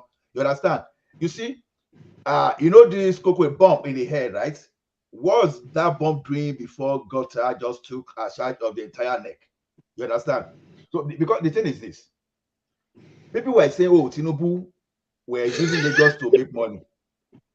You that were there before, what were you doing that you were not even raising the revenue of Lagos, that you were not doing enough? So we had this type of sentiment that we weep over time. This is not to absorb Tinubu, but I just want to focus on the larger picture. People fighting, accusing, they are actually focusing on that money that, oh, this money should be coming to me, rather than say they are fighting on your behalf. Because some of them, they put them in position. So with this, that means with this, Nigeria we're gonna get out of this broke stage and then make so much money, right? Just like it transformed Lagos. It's going to transform Nigeria. As I speak to you, one jolly of Canada. Course, one jolly be no now. Because if it's one jolly, is this, you put a control system to reduce the corruption. You can never eliminate the corruption. If corruption can be eliminated, good point. The Christian will not be preaching hellfire. I was going to ask you a question about that. Yeah, you can't eliminate it. You can only reduce it. Yeah. So you can eliminate. You can put the system in place at the end of it. Half of the money goes to your pocket, right? Princess, okay. Let's assume that half of the money goes to Tinubu's pocket. Can you compare the Lagos in the day of Marwa to now in the day of this guy there now. The question is this: there's a difference between when you have 1 million people stealing from your purse and when you reduce the number to, like, let's say few thousands. That is exactly what I'm saying. And some of I this have a corruption we are question for saying. you. I Okay, have a no question. wonder Sanwo Olu took his side chick to this Well, thing she and just pulling your leg. She teasing. She just pulling your leg. The thing is, the policy thing. Don't you think all we need is policy enforcement? Because we already have all this policy in place. When it comes to police, the police doing their job, they already have rules. They have policy in place for them what to do. But that doesn't stop them from asking for a bribery. So don't you think enforcement is what we need? Not really policy, No, because the policy is Oriola, there already. that is exactly what, that's one of those things I've been preaching. I suggested something like that. We were in my former company, this thing we're chatting, and I said, see, do you know why it is very easy for our police to be corrupt? We allow them to interface and we allow them to gather themselves together and form something like a roadblock. I said, why can't we find a way and spend massively and do what is obtainable here? Maximum, don't let more than 2 police person in a vehicle. Let them be patrolling, not standby. Don't want any roadblock. Just be standby. Don't go and block and say you want to. Okay, I've given an example now. For example, when Tinubu was going to eliminate a robbery in Lagos, he got armored personnel vehicle. What did they do? They just position police under the bridge with armored personnel vehicle. Just stay there. Don't want any roadblock and be correcting for 5 kobo. You don't do that. What happened? They eliminated the problem. If you want to solve the problem of police collecting bribe and harassing people, make sure, number one of those things you want to do is this: give them vehicle with camera and get some monitoring a third party that would be like having some oversight over them in terms of the monitoring. And don't give police of Nigeria that power to prosecute. If you catch anybody, transfer to another department that prosecutes, and make sure that department too can be under the governor of the state or the Ministry of Justice. Now, your detention facility now, where they threaten people to detain people so that people don't want to go into jail, because the like of Femi Falana and Ganifa, they fought for this thing. That all the magistrates, the justices around, they should move around and go to all those detention centers and ask, what's these people offense? What is these people offense? Let's start doing these things. So when police even arrest people and put them in jail, let the judiciary let them go there and free those people. By the time they make your effort futile for a while, you will be discouraged from arresting people and be putting them in detention. So another thing, like I said, don't let them be using that their pick whereby there will be about 5 police or 10 police. No, let them have a vehicle and make sure that vehicle you have camera.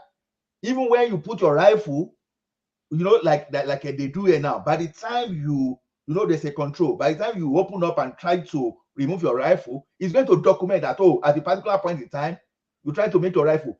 You, the police officer, you don't even have control. You cannot even control the counter and the event. Is going to be automatic. So if you could do that for revenue in Lagos, you can do that too to control our police. How they use their weapon, their movement. It's not bad if you introduce body camera. Nigeria, before America started using the chip and pin card, Nigeria was using it. We were in time of payment system that we were like almost 10 years ahead of the United States, even though we were a developing country, thanks to the like of InterSwitch. So we can have a special reason. Because everything that would discourage police from having contact with people, do that. So once they don't have, it's just like, they will say, they pay them poorly, that's why they are corrupt. What a rubbish excuse. Can a teacher, because you don't have, why can't teachers and other civil servants doing that? Why can't they do that, for example? Because they don't have gun. So you that you have gun, that you are now doing the people. So what's the difference between you and armed robbers that you are supposed to deflect from the people? So to me, it is policy enforcement, like you said. Are you saying teachers doesn't collect bribery? Because I went to boarding house and I know that my parents do give them gifts. I know. No, I'm just talking of the level of the police zone. I know. Even I work in NEPA now. I told you when Mr. Trump was saying no, it's just because of this. No, that time. Let me give you something, because public NEPA is a public company. Was a public company then, at least. I will tell you something. Every month, I'm even talking of 97, 98, 99. Every month. Undertaking, we used to have undertaking of service center, then we have the district office, then we have the zonal office. Every month, the undertaking stations, they were receiving 500,000 just to maintain. So when there's a problem within your within the area you cover, if the transformer goes bad, you will have to maintain, you will have to build bus bar chamber, you will have to buy cable to maintain. Do you know what happened to this money? Before the money will even land, and would now be sent to those undertakings, the district office will have taken like 200,000 from all those money each, right? Then the one that was supposed to go to the service center, they must have taken 135,000 naira each. You understand? What do you think the undertaking manager and the service and service station manager will do with the remaining money? When the organs too were even already stealing, will you expect them not to steal? That is why your transformer will break down and people will ask you to contribute. It's not as if there's no money, but just because this thing is government things, nobody cares. It's national cake. Everybody were behaving the way they like. That's just the point. But Mr. Sorry to interject. Please, just a minute. You can see what I was saying earlier, where people used to have money. Do you think that they will let that problem go away because they lack awareness? That's it. Thank you.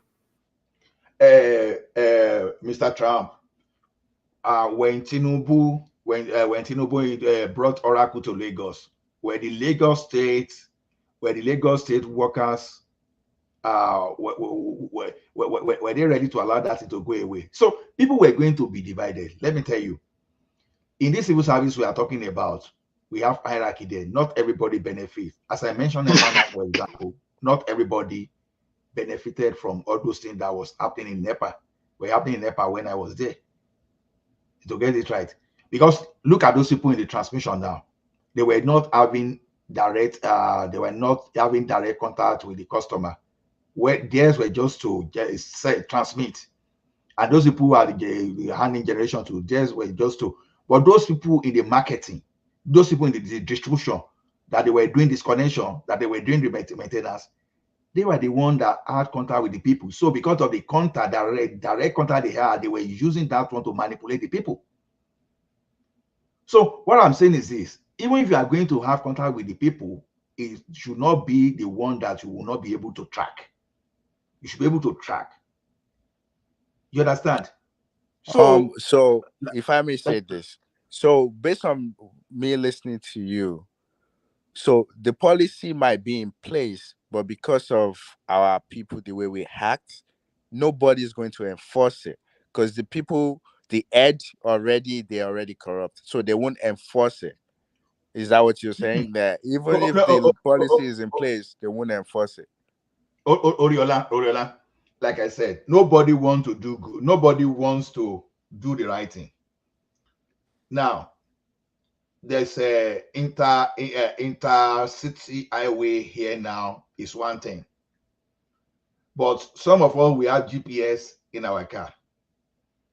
You know, I mean, the tracker.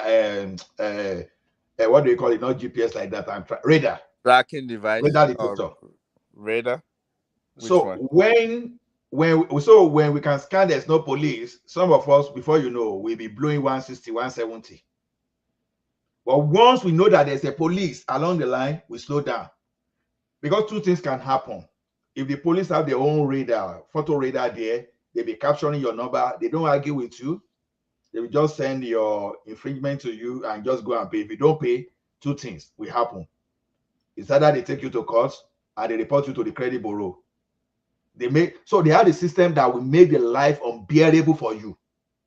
Instead of you not to even pay the fine, you will go and beg to say, please reduce this thing for me. You start begging for them to reduce. That is the same way I'm talking that if you have a system in Nigeria that it catches people, now who are those people to enforce it? You expect the civil servant to do the right thing on their own? No. That's why we have the ministries, we have minister, we have commissioner. So what they are supposed to have supervisory role in those this. So what you do is this: you find a system. Don't trust human being to say, "Oh, you are not a good." No, don't do that.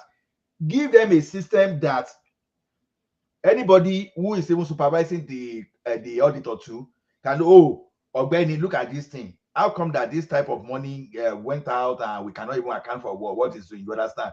From there, you'll be able to uncover things. Even if someone commit fraud today, in 10 years, you should still be able to uncover the fraud. So that's exactly what I'm saying. Like that of land registry in Ogun State.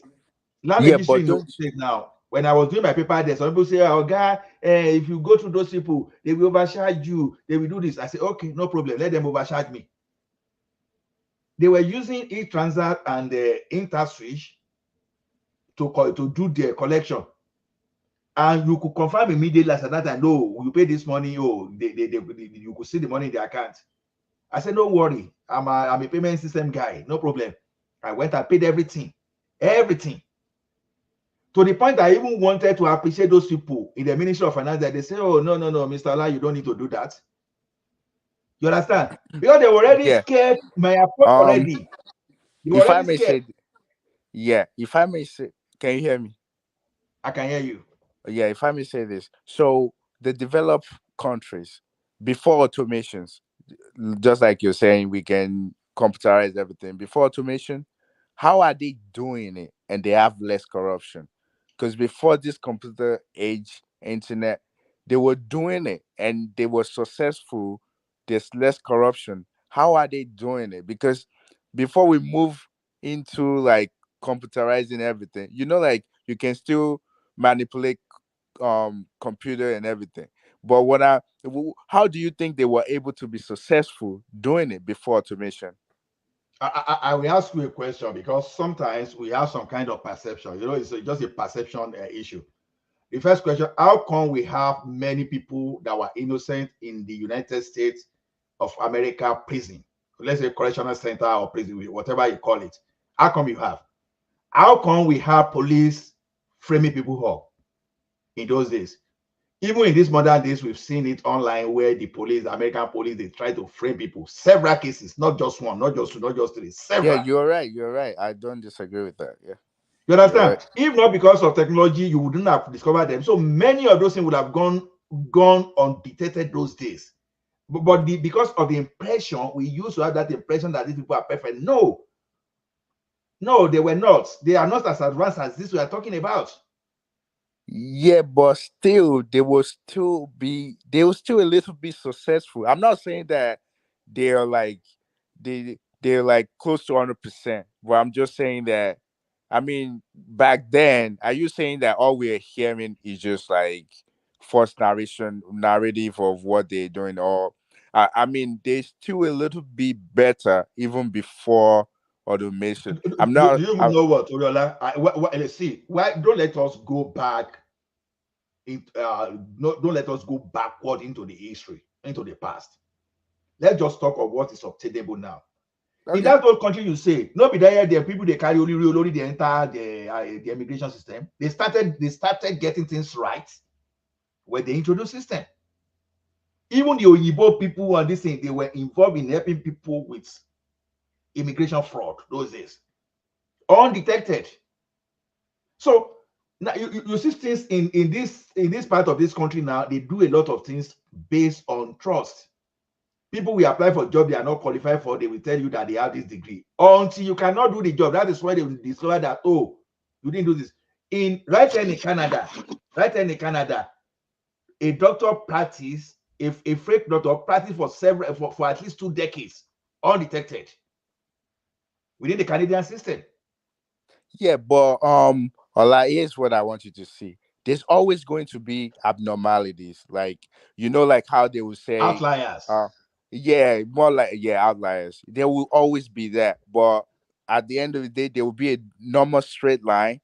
Then you have those outliers, but at least a lot of things are still normal. compared to alliance is just a little, like the percent. It's not even. It won't matter much. So if we're seeing one here, one there, it's not to say like it's the same thing as we're seeing like close to 80%. If we're just seeing like 1%, 5%, even 10%, that's still okay. But when it becomes a normal thing, then that's a problem. So you are right that there might be some people that's not qualified, just like you said, or there's problem with the police and all of that. But it's not as common. It's not like a normality thing. It's just like We something think. outlier. I like to use with the word we think. Do you know why I say we think? Let me tell you something. Professor Estefani. Okay, yeah, I remember the name. Professor of economics. Now, one day like that, we were in that class. We were trying to say, okay, that politicians in the Western world they buy votes. People were saying, no, it's impossible. How do you say, okay? We now brought out World Bank and IMF data and started proving. You will see whenever there will be a major elections, the government will start giving some kind of money. They can say, oh, child benefit, carbon tax, all those things. They will start rolling out money to people, all those stuff. You understand? You know what? You may not want to agree, you may not know, but they are spending it for the people. The question you ask yourself that what were they doing 3 years before that and they were not giving to the people? How come that they started doing that just less than 12 months towards a major election? By the time we exploit the data, you know this hypothesis now, when you use null hypothesis and all those jargons, right? We apply all those stuff to that thing. You know what? United States of America, Canada, UK, France, Italy, and some of all those Western world, they were all involved in bribery towards a major election. You understand? So the Yeah, thing is I this. agree with you. They do that, but they So try to have influence on people. Yeah, I agree with you. exactly. They do. Yeah, but what But but but but I but but understand the but point you're making. but if I was not in the class, how will I know? For example, if that professor was not proving it to us, how will I know? So we had perception about these people that things were perfect for them. Yeah, That's the but perception we used to that's have. not bribe. You can't call that bribery.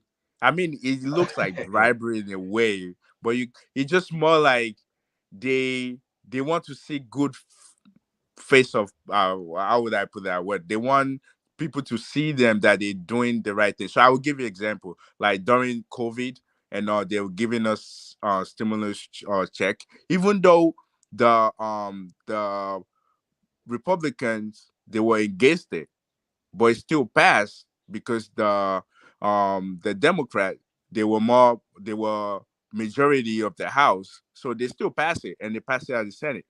Donald Trump still put his name on those checks, even though his party was against it. So he kind of have influence in a way. I understand what you're saying, but Oriola, do you know why it doesn't look like bribery to you? Even as we are speaking now, if the government make a law that we cannot speak as we are speaking now, so it becomes a crime. Bribery becomes bribery just because there is a law that says, okay, you use money to influence outcome of something.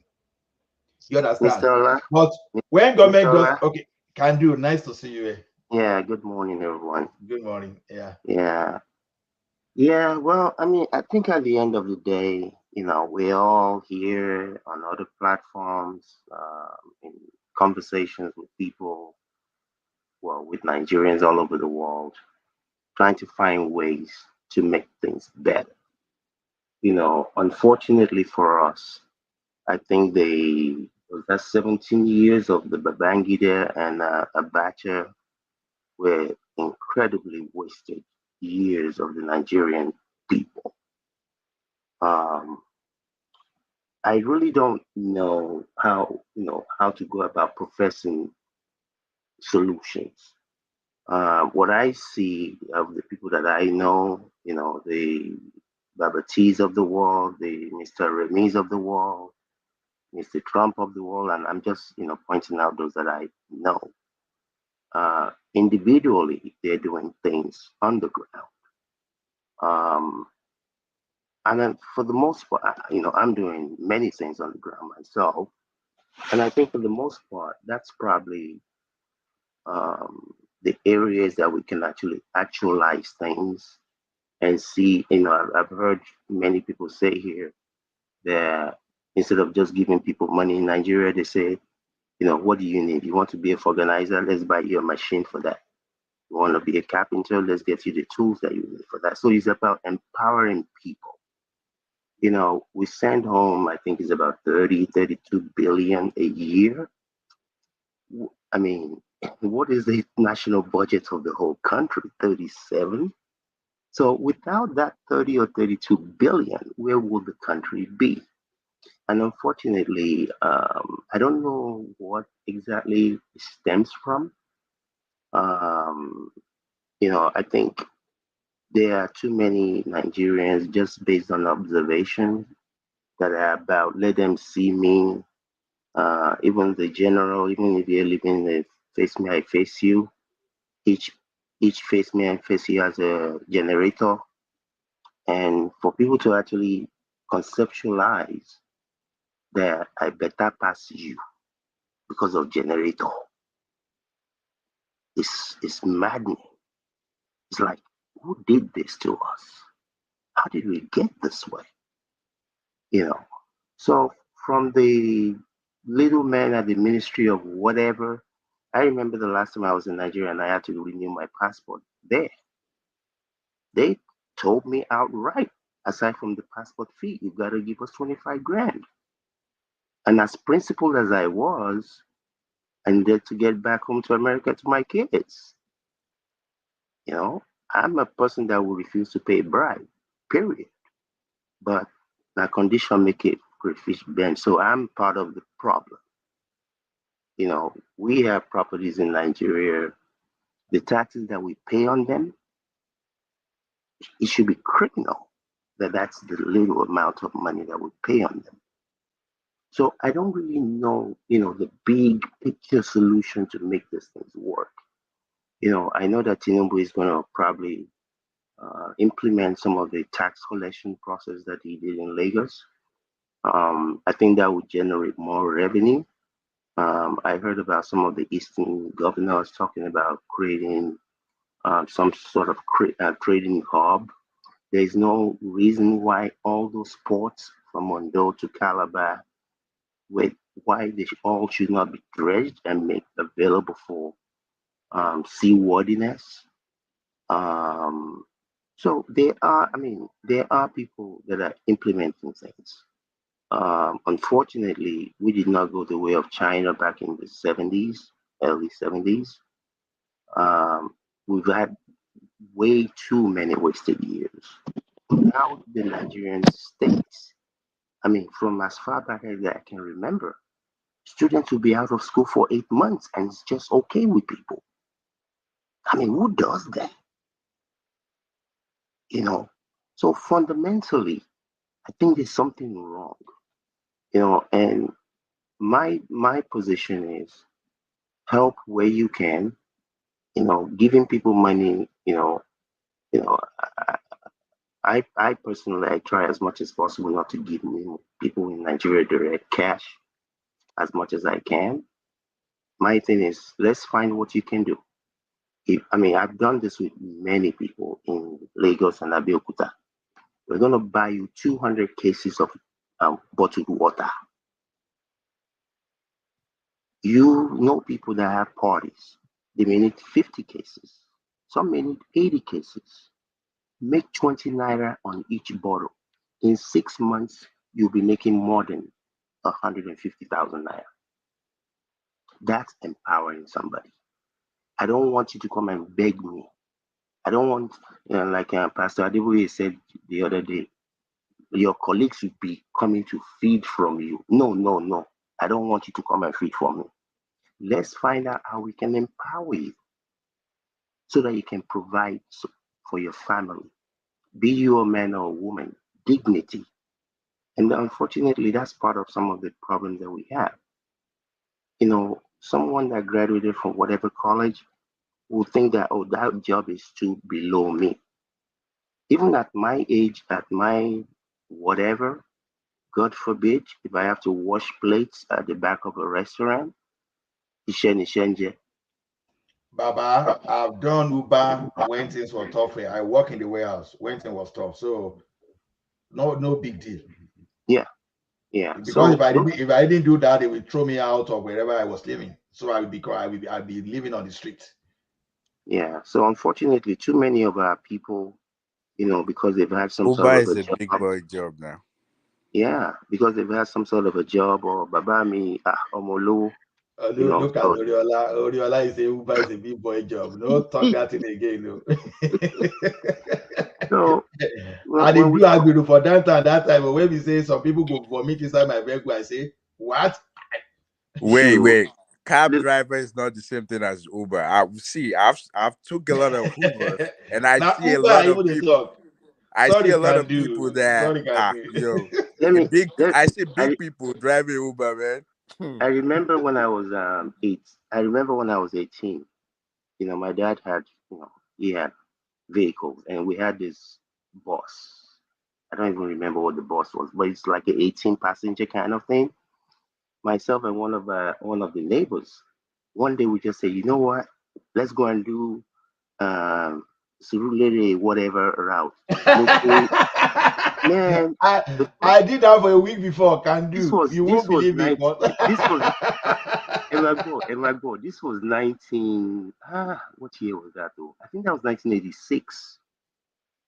And how much was the transport? I don't know if it was 10 kobo or whatever it was. It was some ridiculous thing. We came back home the first day. We were gone for like 4 hours. We made like 100 and something naira. We were rich. I mean, back then, how much was Coke? I remember back then, my mom was building an apartment building in Lagos. A bag of cement, because I used to go with her, a bag of cement was 7 naira. They didn't tell me I was there. So how our fortune has turned to what it is, I don't know. Regardless of whether anyone dislike, hate Tinubu or not, we can only all hope and work as diligently as humanly possible. Let me ask one question real quick. Sure. What do you think is easier to make money in this world? Like you just give an example. Like one day you just woke up decide to drive your dad's car and just make money. You couldn't have done that. You can't do something like that in the West. Like in America, they want to start making money like that. Absolutely not. So in Africa, it's almost like you're just free. It's like a free place to just be creative and do whatever and just make money. So to me, I'll be honest with you. We don't have rules, and the rules that we have, we don't respect because we don't have enough people that have been punished. Sorry, can do. Mike, it is easier to become a multimillionaire in Nigeria than in the Western world. Yeah. Yes. Because when we say these things, sometimes some people think we are joking. It is because there are more than enough problems to solve, and people are not solving those problems. Exactly. And so you don't even need to routine. You're right. Yeah, I mean, anywhere in the world, if you want to be quote unquote rich in terms of money, just figure out to solve problems. Just go and look for people need water, provide water. People need houses, provide housing. People need their track. Can do. What you just said now is this. I like to use that of my wife to do example because he opened my senses to things. Like this thing you were suggesting, I once said it here that there are some people who are empowered, and I said I did not even spend much to empower. I give an example. If I want to send laptop to someone in Nigeria today, you'll be shocked that thing may not even cost me $80 to get it. Sometimes I can even get it free of charge. So everybody will be asking my wife for money. Oh, we want to do this, we want to do that. Some people will also some will start asking my wife for 300,000 to pay their primary school child school fees per term. You understand? Those are kind of the demand that I personally will never meet for anybody. Yeah, but that's Nigerian culture. Is the culture? I'm telling you. Now wait. No, for no, let me everything. land. Let me That's land. how Let me I Ariola, I land. don't care. I don't care about your culture. I want efficiency. What's going to empower Exactly. you? Can do. Now. Someone now ask my wife, say, hey, madam, I've not been able to feed just because I don't have anything to work. I'll be looking for someone to buy me a compressor. For organizing is what I learned, all those things. Okay, my wife say, okay, what do you need? Hey, if you can buy me that machine. My wife bought that machine about 10 years now. That guy has never come to my wife to ask for one penny. Yes, that's what we're Someone that talking. we've given money for Empowering like somebody. 6, 7, 8 times. The day we did not give that money, roof wanted to fall. And you guys were proud. You are this, you are that. Mr. Ola, you see the default, and I've done the numbers, and I've done this with, like I said, I've done it with a number of people in Lagos and in Abeokuta. You see, my for a place like that, I've had people that say, "Oh, I want to be selling bags." I say, "Well, I know that women love bags, but that's not my interest. I want you to go into something that people cannot do without. People have to drink water, whether they like it or not. And especially now, things have gotten so bad. How much is the naira to the dollar now? But someone said something about being rich. Me personally, I don't really care about being rich. Maybe it's because I have a couple of dollars, but I don't think it's because of that. Because I understand that you cannot take it with you, even if you make the money yourself. You're Elon Musk. You can't take it with you. What's this guy's name? All the people that were billionaires in the 70s, So, Jeff. that people used to speak their names. Where are they today? So you and I are going to be gone one day. You cannot take this thing with you. The best that any one of us can ever hope for is people say, that Mr. Lagbajao, when he was alive, this is how he helped some people. That's the best you're gonna get. Well, I don't like your narrative. Oh, no, that's the Let me truth, tell though. you why. Let me tell you why. So there are a couple of people. I'll give you names. There's somebody named Henry Ford. There's somebody named JB. Is it JP Morgan? There's somebody Yep, named Chase. There's yep. somebody named Rockefeller. There's somebody named this I Siemens. got There's you. I somebody. got you. I Now got you. you see those people, their legacy still exists today because the company they founded then, they pass it on. Walmart, you can name them, they're still there. Okay. So I think that's what we should need in Africa, like But where that's it's what you not said all now. Okay, about okay, me, that's me, what I me. said. I'm not. I'm Look, me and money, we don't have a problem. Actually, money likes me It's not their more than money I that we're like it. remembering them from No, for no, I their understand. It's the legacy. legacy. It's the Yeah. legacy. But you see, well, I guess it depends on where you are in life. You see, part of, I understand the setup that I have now. The money will live way past me, way past my children. It's just the way it is set up. So it is going to be enriching the lives of well, it's already enriching the lives of my children, my grandchildren, and other people as well. But you see, part of where I come from is this. From the little that I kind of know, they said that there are about 2 point something billion galaxies in the world. So this heaven, no heaven, this little earth is nothing. If you live a healthy life and God blesses you with good health and all whatnot, you're only going to be here for 120 years tops. So all this mufedogun is foolishness. If you can do ogun and ogun without stealing a kobo from anybody, without pomolomolekun, show, please be all that you can be. I'm not saying that people should not strive. I'm not saying that people should not leave a legacy. But people say, if you're in Nigeria, if they put you in Abuja, you will steal. I tell people, me, I can't, because money doesn't rule me. I'm not ruled by money. I understand it's just stuff. There's nothing wrong in owning and having stuff. But at the end of the day, if you really understand what you're about, it's just stuff. Get as much of it as you can. Set up situations where you'll be able to be a blessing. I call myself blessed to be a blessing to others. I'm not interested in a Bugatti car. Um, I have houses. The one I live in my own self is just me. I live in 4 bedroom. I can only be in one room at a time. I can't be in all four. So what is the thing? What are we fighting about? What is all this arguing? If I don't do this, the world is going to end. No world is going to end. At least from I'm not anyone, and everyone should do what works for them and what they believe in. But I understand that maximum you're only here for maybe 120. Me personally, I think anything over 80 is overtime. If I'm 80. Can do. Let me quickly add to what you said the other time. For people that may want to help people in Nigeria, I want to tell you, I've said this in here before. You can do it to help people. See, I said it here that yeah, we are here. We are here, Thomas. That if I want to do anything politically in Nigeria, that I would love to be the chairman of my local government. And I said my reason.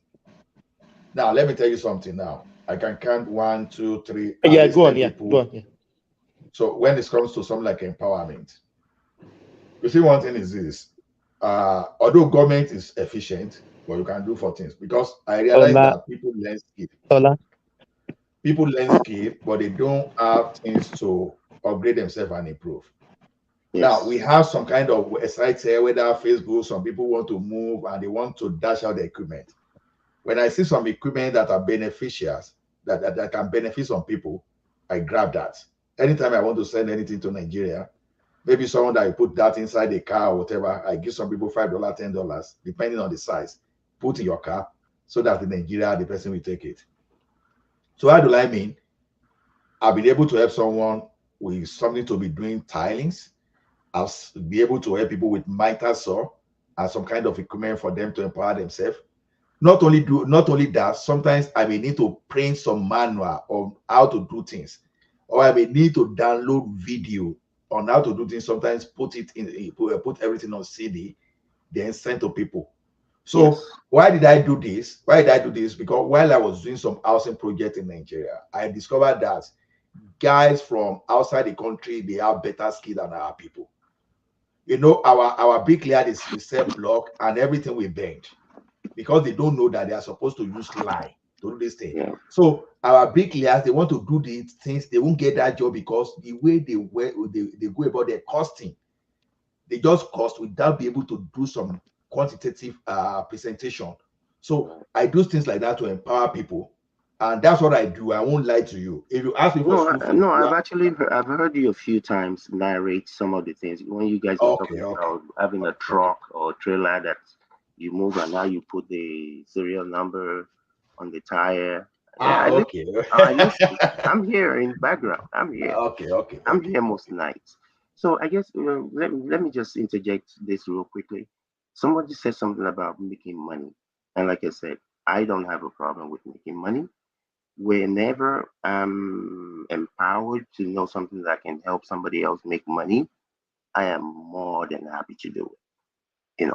So, but I wrote something in Sahara Reporter I guess it's 8 years now.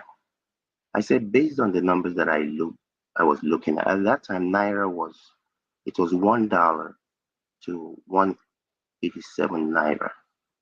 And I said in 7 years, based on the metrics that I look at, that Naira will go from 1 Naira 87 to 1 Naira 1,000. And I think 15 months ago, when Naira was about 700 and something, I said, based on the numbers I'm looking at, in 2 years, unless certain things are implemented, regardless of whether it's OB or you go and bring Jesus, Naira will be at 1 to 2,000 Naira. So when somebody says about making money, where can you make more money in Nigeria or wherever? Money, the way I understand that money works is whether it's Goldman Sachs or BlackRock Money has to go and find return. Money can just not sit down and do nothing. Your money is like your employee. It's got to be working 24/7, even while you're sleeping. So when people are looking to invest money, institutions especially, they have to not only consider the return, the rate of return, and what is me investing $1 million in whatever project in China? What is the Chinese economy looking like? What is the projection that in 5 years, my 1 million, even if I turn into 2 million, will not effectively become 1.5 million? Because if you're in Nigeria, for example, 2 years ago, and you're generating 1 billion, right now, your 1 billion is only worth 750 million, even though you're doing the same thing. The rate of your money, if you're making, when Naira was 1,000 to 1, if you're making 1 billion, for you to maintain that billion, when it's 2,000 to 1, you need to make 2 billion. So who is chasing who? So I am not. Wait. What you're saying is partly right. I don't agree with everything. So when so like the exchange rate now, so the exchange rate maybe a couple months ago is like 400, and now it's like 1,000. You have to remember that there's inflation that will go in Nigeria as well. Like every price will go up. So basically, you look don't look at it as if like in terms of, oh, if I'm making a million, of course, a million, 4 million, a million 4 months ago or 6 months ago, whatever, when it went up, it's not the same a million today. So definitely, with the business side, even that 400, if they're selling something for like $20 in Nigeria, they already moved that to like $60. So meaning they're not losing money as we all think they are, unless your price stayed the same, and that's not true. Like they moved, even the airline. If you're flying 4 months ago, Okay, you're flying for like 100 grand. Now it's like 300 or 200 grand. So okay. I don't think we should look at it that way. No, just like you said, just like you said, I partly agree with you. But the problem with your analysis is qu- um, quantity. I saw, I've seen a couple of videos in the last 2 months or so of some airlines going from Abuja, I mean, from Lagos to Abuja, that are like 1/4 filled, that used to be filled all the time. So you can increase the price of your product, especially when your consumer base, their income is not appreciating at a relative rate. So, okay, you were selling it for 100 naira last year.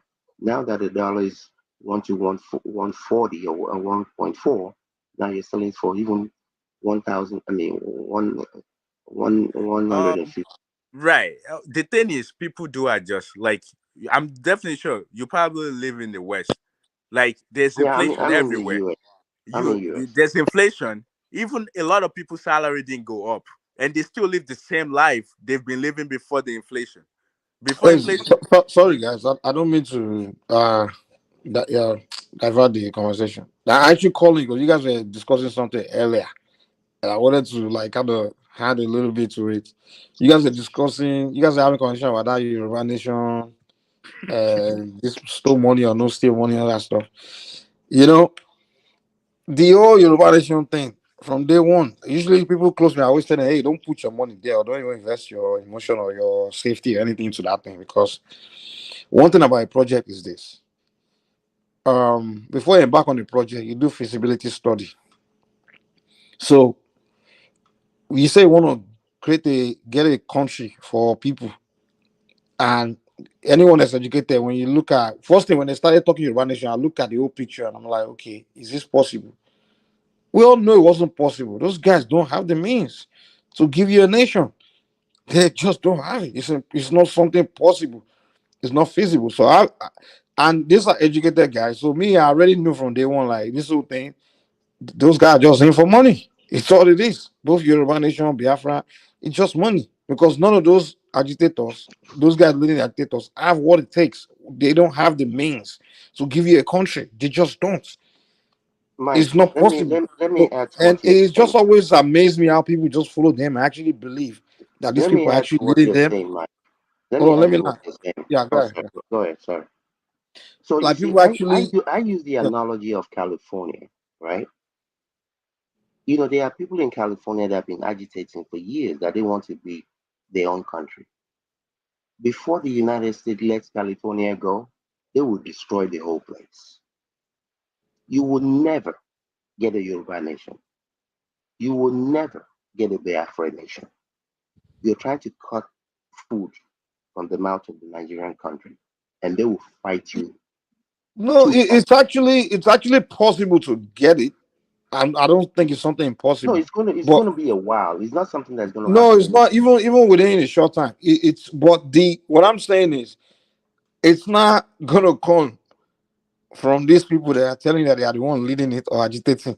It's not gonna come. It's Yeah, just not they don't feasible. have the But resources and the no manpower. resources or no resources. Yeah, that's one. Um, okay, first of all, look at the Yoruba nation, Igbo, and then some Yoruba people in London and America. They are spearheading uh, a movement to create a Yoruba country under who? Uh, when you have traditional rulers, you have kings, you have political leaders. I mean, sorry, yeah, political leaders, traditional leaders, elite. I mean, who under whose nose are you trying to? So you coming from London or you go? Who are you? Just a normal, a regular, a guy on the streets, and you create a country what under the nose of the Nigerian government, and what is that even possible at all? And then on the east as well, one guy Yeah, called Kanu is in London. yeah. Is what's the process? First of all, they should be created. There has to be Another one in Finland, Abby. documentation. I know, yeah. There has to be some kind of documentation. I mean, you have to for you to create a country. There have to be some legislation agreement between you, the current state affair. I mean, And other is it nations. so much And that got to other be done? nations. And the other Huh? nations as well. I said, and other Exactly. nations. Yeah. There is so much process to creating a country. So much. It's not just I want it, I want it. Even if the president of the country today say, okay, take me, it's just that they just do the take our country is created. That's not the way it works. Setting up a country requires a lot of process, a lot of things that have to be established. It's so much. It's not just that countries are not created like that. So when these guys are telling people, "Hey, this nation want it, we are bringing it, we come," and people are following them, may I just look, may I just rather my, hey, me too, I wish to have it, I Mike, just give my support. Mike, But Mike. my problem is not that they are doing it and they are making money. When I begin to irritate me, annoy me, is when people start to die. The moment Mike. people, when Igbo started doing it, I was people here saying, yeah, future, I want Yoruba nation. I just play along. But the moment people start losing their life, I'm like, hold on now. Now, you're now leading people to their grave. Yeah, Now that's the no. Me, yeah, you Mike. can make money however you want, whatever. But once you start revolving human life, that's human sacrifice you're doing. Yeah, That's Mike. why I You don't like see, that kind of guy too. These what people are they're just doing, dying. what they're doing reminds me of when I was like 8 years old, and we used to play soccer on the streets. And when the car passes by, we say, "That's my car." Another person will say, "No, that's my car." All this Exactly. whatever nation, they're just playing. They're not ready. They're not ready. Yeah, I mean, if there were serious people, first of all, the only people that can create, do the process of maybe creating these countries you are talking about. Let's say Yoruba nation, for example, it will have to be all the traditional rulers and all the political leaders coming together saying, okay, we are done with Nigeria. And then they will now engage the Nigerian states, whether through passing bills in the Senate and discussing it. That's the only way you can create a Yoruba nation. Or even with the Biafra too. It has to be, let's say the Igbos want to leave Nigeria, it has to be through their political leaders and their socio-cultural Mike, leaders. how So you Mike, can't. how many country has like having a discussion and they separate. Like, how many country has that worked for? Do you No, ever think any country that no, kind of situation works for them? Like, name a so okay, you give me name a countries that have been separated and tell me how they got okay, separated. so like Maybe the South Sudan, Yugoslavia maybe and maybe some. Sudan. Okay, No, no, and was it yeah, who yeah. led it? Was okay It was South Sudan? war. Who? They had to fight. They had to Oh, fight it yeah, I and know, but later who come did it? back on the Hold table. on now. Okay, who did the fighting? Was he not the political leader and the ethnic leaders? Was he one Yes, guy? yeah. Now, It was yeah, he?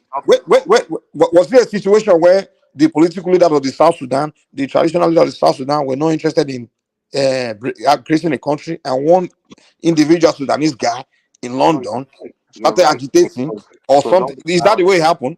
no, No, it no, was no. always Me, I'm about not their even. faith. I'm just saying that the only way a country can separate or form their different countries, They went to it is war not like it's of not going to war. be how you're saying that they will just come to the table. It won't. I don't think it will work Yes, that way. You have to have yes, it will. disagreement Yes, it first. will. No, In the but case of later, Nigeria, yes, it will. yeah, you think everything can just we can just come on the table and just talk it out without Yeah. any Mike, fights. Mike, It Mike, You depends. think it Mike, will Wait, happen that hold on, way? hold on, hold on. Wait. It depends who you are saying is coming on the table. If you are telling me like it's Igbo or Kanu, yeah, of course you fight now because nobody was who are they. But if you're telling me that the ethnic leadership of the entire Yorubas, entire Igbos, and the political leadership and or even of several ethnic groups in Nigeria are all saying, okay, we are done with this, and they are coming on the table to discuss it and uh, of course, who's going to say no? Which ethnic group is going to force you to stay? You're going to split now.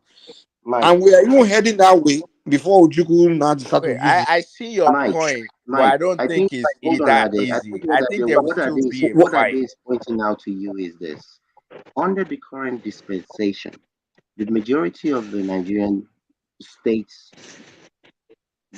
income comes from crude oil. They will not let you go. who's who?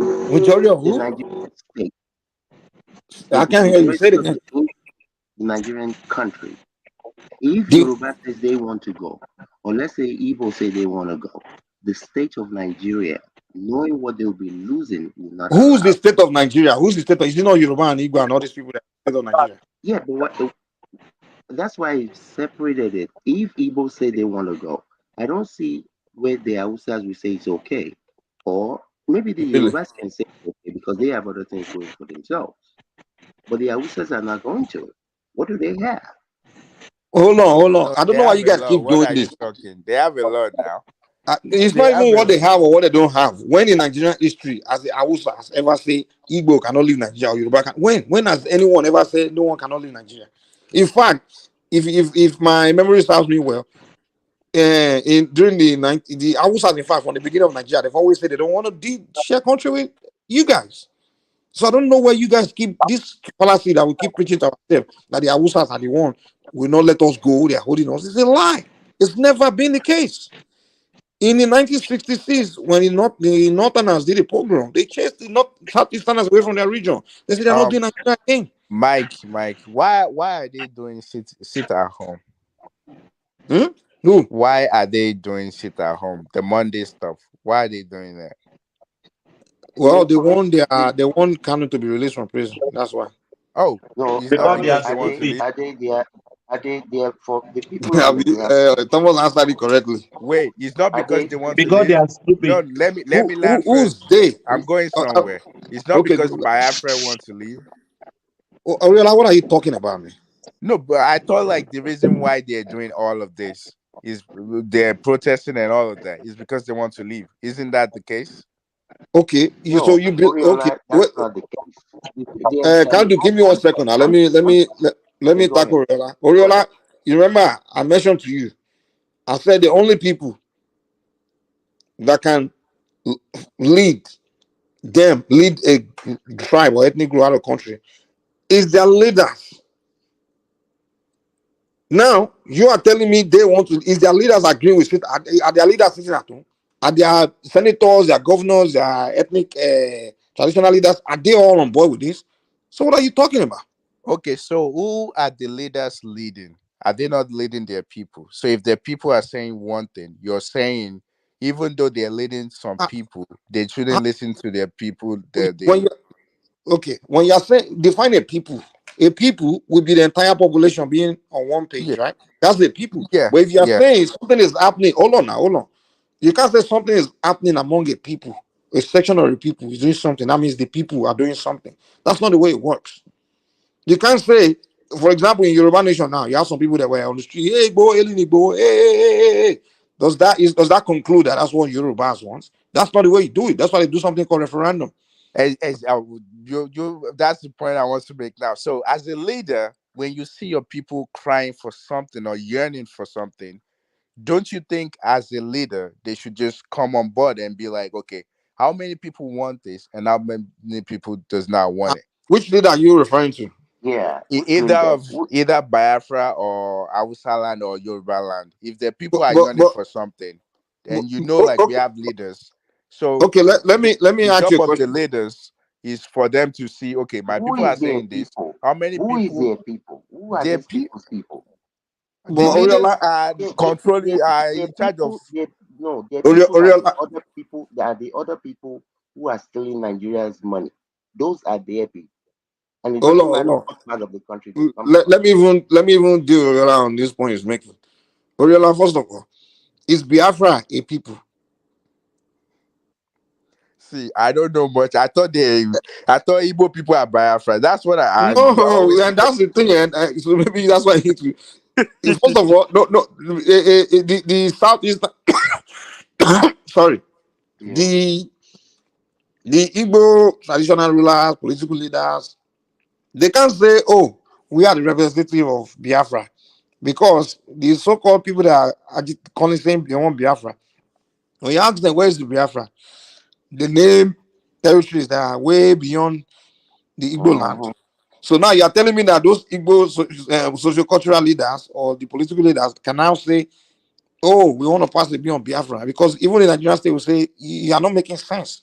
You want to pass the bill on behalf of Akwa Ibom, Rivers, Edo, Delta, Cross River, Bayelsa. These are not Igbos. So Yeah, they're all Biafran thing. That one is just a rubbish. Now, yeah, if you'll be making an argument, Oriola, if you're saying that the Igbo as a tribe, the five eastern state, and maybe some extra villages they have outside of the five eastern state because they always want to claim now Igbos are everywhere. I think they say Igbo land is agitating. We are sitting at home for that. And then even me, we have case with their social cultural leader and their political leader. Like, okay, your tribe wants to leave. And then even other people can say, okay, your tribe, your people are saying you need to listen to them unless but you can't talk to these people right now because their Biafra does not make sense. So that one does not even make sense. That one is not really a agitation for creating a nation. That thing is just a yeah. mental problem. Mike, It's Mike. a it's a it's a You see, mental problem. So ignore that part, Biafran side. part of the problem is even some of those states that these agitators want to be part of Biafra. Some of those people say, "No, we're not part of you. This part is not Igbo land." They fought So against them. Even yeah, during the problems are many. So even the quote unquote Biafra, there is no unity as to who and who qualifies as a Biafran.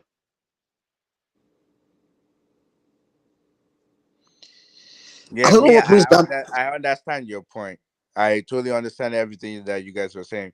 But I was just saying that even without, let's take out Biafra or Yoruba, as a country, if people are yearning for something and we have leaders, their job is to listen to us as the citizens and take whatever we're saying. So if there's a conflict, now they can determine that, okay, that's where referendum can come in. That, okay, if you are saying this, does the majority want what you are Oriola, yearning for? Yeah, Oriola, so Oriola, yeah, name a country in history that were created by citizens.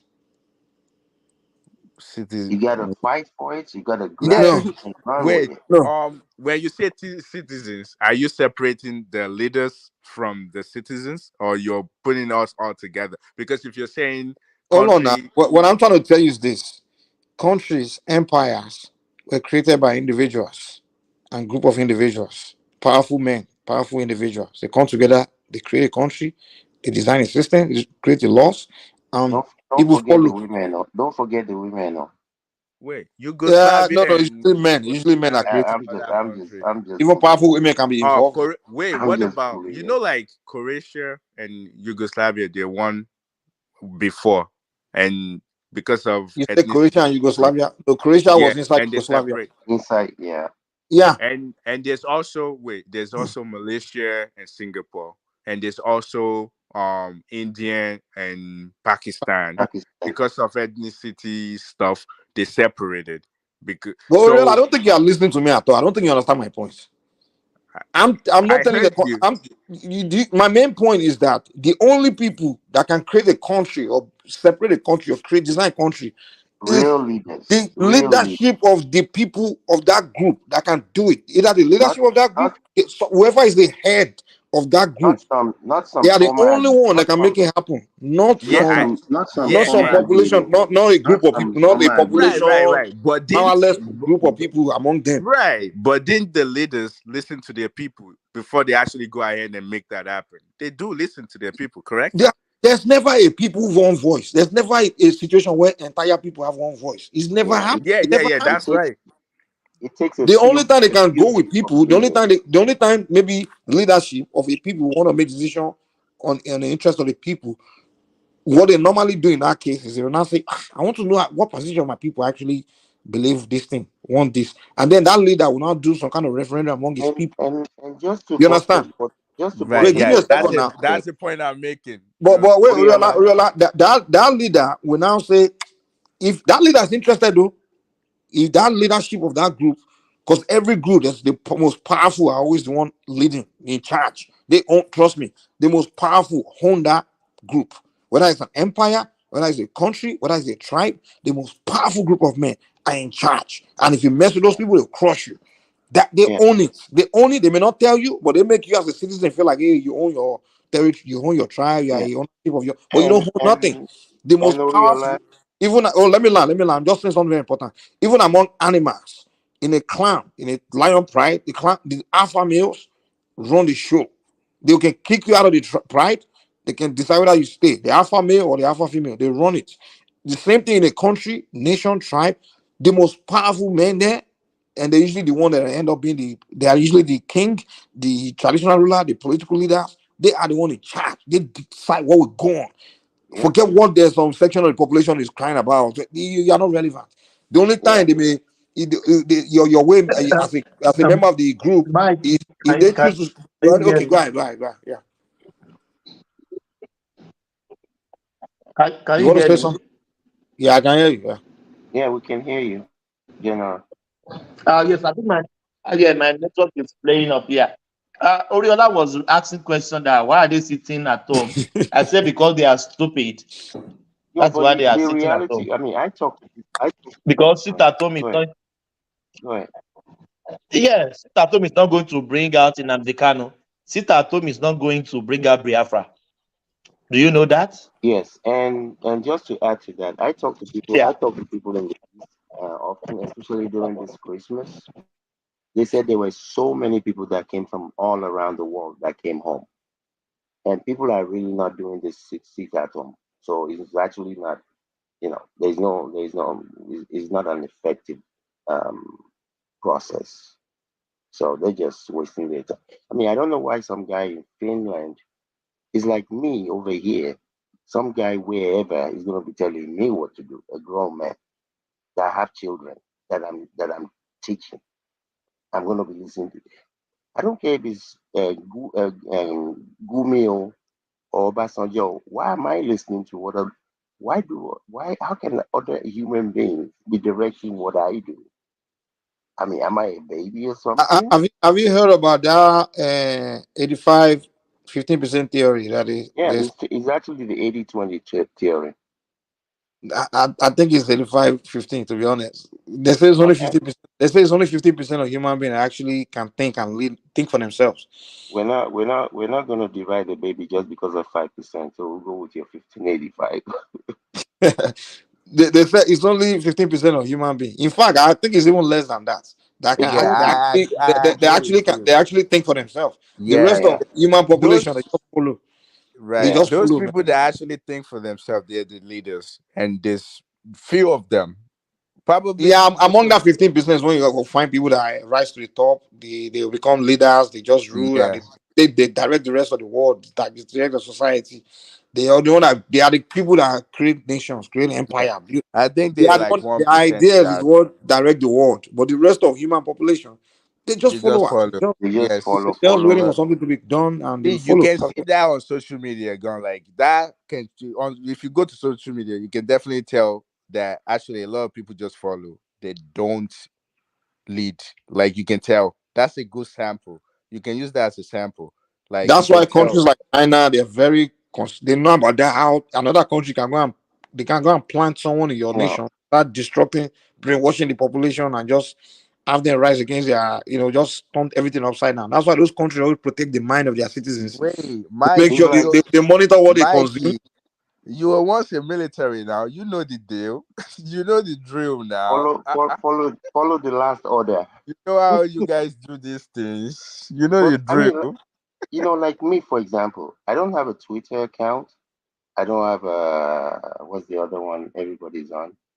Uh, which are the two very popular ones? Twitter Instagram, and what? Instagram. IG. Mm. I have never followed any human being. I mean, don't get me wrong. There are people that I listen to because of what they've proven in the past as to how how well knowledgeable they are. But for me to be following somebody, how does that work? I mean, I Wait, respect let me people. ask you a question. Do you Sure, think all leaders are smart? not necessarily. Leadership is just is a gift. It's not really like that Yeah, person I just mean, smart. look at Just, Hitler. Look at it's a a great talent now. example. A great You know why I example is said that? Adolf If you Hitler. look majority of like those billionaires that have billions, they create different companies. They're the one leading, but not all of them are actually smart. I could give it one guy example, Jack Mark, the guy that owns Yeah, Alibaba. I'm yeah, sorry, but that guy is not smart. let Yeah, me tell you this: you don't have to be. I mean, I You don't have remember to be a leader to become wealthy. yeah, You I just have to remember be gifted in something. That's all. yeah, I remember there was a man called I don't know if he's still alive, Alaji. The man never went to school in Nigeria. And back in the days, they said he was worth like half a billion yeah. naira when naira was. Eleganza Yeah, too. He yeah. dropped out. So He just went to grade 6 or so, and he became. yeah, He's so still rich. you don't have to It's be. I mean, talent. the Yeah. people that run the American economy, Secretary of States, Secretary of Treasury, none of them that I can remember has a No, net worth over 10 million. yeah, but they're smart. Those guys are Yeah, smart. They that's what I'm went to saying. Ivy League school. Yeah, Yo, that's those what I'm guys saying. That run Wall Street. yeah, but what Those I'm guys are saying is, smart. it's not necessarily the richest Oh, yeah, or the yeah. whatever people that Yeah, are. Yeah, the leadership is not about how rich you are. Who's yeah, leading is not the richest and being yeah. rich is just gift, talent, and something. Yeah, but they Or control natural. a lot of stuff, though. They control a lot of stuff. Like look Nah, Billionaire, Um, for example. no, you mean sure there's guys, some guys are rich and they don't use there's their money to control anything. They don't even know what yeah to their control. They don't know how speeches. to think. Yeah, They their just have Wait, the speeches are money you in are their wait? account. powerful. Are you sure? You know the Oh yeah, manipulation. Are you telling me Shaquille O'Neal is controlling stuff? Wait, Those that's guys are exactly. not we're they not are rich, talking about. We're not talking about but they are rich. We're talking rich. about No, wealth. Wealth. Shaquille is are just you Shaquille saying rich. O'Neal, Shaquille is not wealthy? He's not Shaquille wealthy. O'Neal is wealthy. Huh? Oh yes, He's he not in is. $1 billion. He's not. Okay, what Yes, does he he is. create? What does he Yes, Hold on own he now? now. is. Hold on. That guy, Oriola, you have to understand something. that guy is incredibly business savvy. Don't let the Bible fool you. Shaquille is very business savvy. He's invested in so many things that are going to create generational wealth. I mean, I know most footballers and basketballers are idiots. Yeah. So, but I mean, I guess the point we're making is that if you look at the people that run, whether the economy in France, in the UK, they're not necessarily the richest people. Yeah, they're educated Ivy League and connection, but they don't really control stuff outside of their space. But when they speak, people listen. You know. Real leaders are people that. they are gifted with the knowledge of how the world works and how, and direction of where things should go, Exactly. and then they lead. That's what leaders are. It's not because you have wealth. Some people may Yeah. have, but they don't understand. They don't really understand the world works. Yeah. They have money. They just understand how one particular thing work, and they use it to Yeah. become wealthy. So they are Yeah. master of that one particular area of life. You understand? Exactly. But can they Yeah. now lead everybody else? No, they don't. They don't understand the word. And that's why I Yeah. give you an example of people like Shaquille and so many others like that. They have wealth and they may have Yeah. businesses, but they don't. Shaquille probably can't name 10 African countries. Those Yeah. guys don't know the word. They don't know the word. They just know what they just have money, but they don't Yeah. understand the. Don't know how the world works. They don't understand. They can't even go change their communities because they don't understand how anything works. They are society for they don't know. They are not leaders. But leaders are One the of ones that just on that they are born without not job, yeah. not a big Well, I picture. mean, one of the leaders I have admired and adored is Mahatma Gandhi. What that man did for Those are people. human beings that are born to understand big pictures. They know the Yes, art of you knowing big you picture, you knowing how the got world you works, you got it, Mike. You got it. and The they power. become powerful because they have that knowledge. Yes, Those are leaders. It's not, and they are not yes. rich. When I talk about leaders, that's the type of person I talk about. Not all these yeah people. People that understand their people, where they want their country to go. They sit down and create a future that they're not going to be a part of. Exactly. That They can see vision. They can see future. They can yes, the visionary people. Those are leaders. yes. Not You all know. this. Oh, if I'm not there, I'm not going to enjoy it with you. They have to be. They have to be the Moses that are going to create the promised land that they themselves are not going to get to, and that's And, what we lack. and one thing, one secret, the advanced countries. That's one thing they understand that. Hey, we have to. These visionary people are very essential to future of their country. So they always pay attention to those kind of human beings, and whenever they discover them, they bring them, find a way to grill them and involve them in the nation's planning, future, think all those kind of things. So that's how these countries always have brighter future. They Yeah, always have plans for 20, 30 years because those kind of human beings they always involve them in the nation. The government have special area where they put those people, and they are the one to do the thinking for the country. And they be like, okay, in the next 10 years, we are heading this way. This is where we're projecting. They start projecting. But yeah, countries that don't go nowhere, they don't understand that yeah. principle. Countries in The Nigeria, for last example, they don't understand that those kind of human beings are people you need. You need to yeah, the bring them, last have few a special times department for them, in a yeah, special department where they be the one doing the thinking yeah. The last few you times know. I was in Lagos, and I was like, especially there was one day I was in Surrey and I saw all these kids coming out of school. I was like, oh my God, where are these people going to be working? Where are they going to be living? The trash removal. Are people sitting down and creating the future, the businesses? Because the government cannot employ everyone. Creating an environment that will allow these people to create businesses They're and supposed to be creating employ. an economic model for the future or for those population, right? You know Yeah. what I'm saying? That's what they're supposed to be thinking. A country like Nigeria should be like, oh Lord, we have this high number of children. They are Yeah. going to be that in the next 20 years, they'll be working they are And going they straight will to have the children workforce. in the next 20 years themselves. Exactly. So instead of them start thinking the economic model, they will start designing for that time to when that time comes to meet those children. You understand? So when they Yeah. grow up, there's something set up. They already set up the system where they will just go right into, Mm-hmm. right? But they are not thinking like that. Everybody just think about Mike, today, Mike, you Mike, know, what do you and they think were they never think? thinking like that. That's why we find Mike, ourselves where we are. Mike, what do you think these people when they do their meetings, whether it's at Lagos, whatever council or in Abuja, what do these people think about?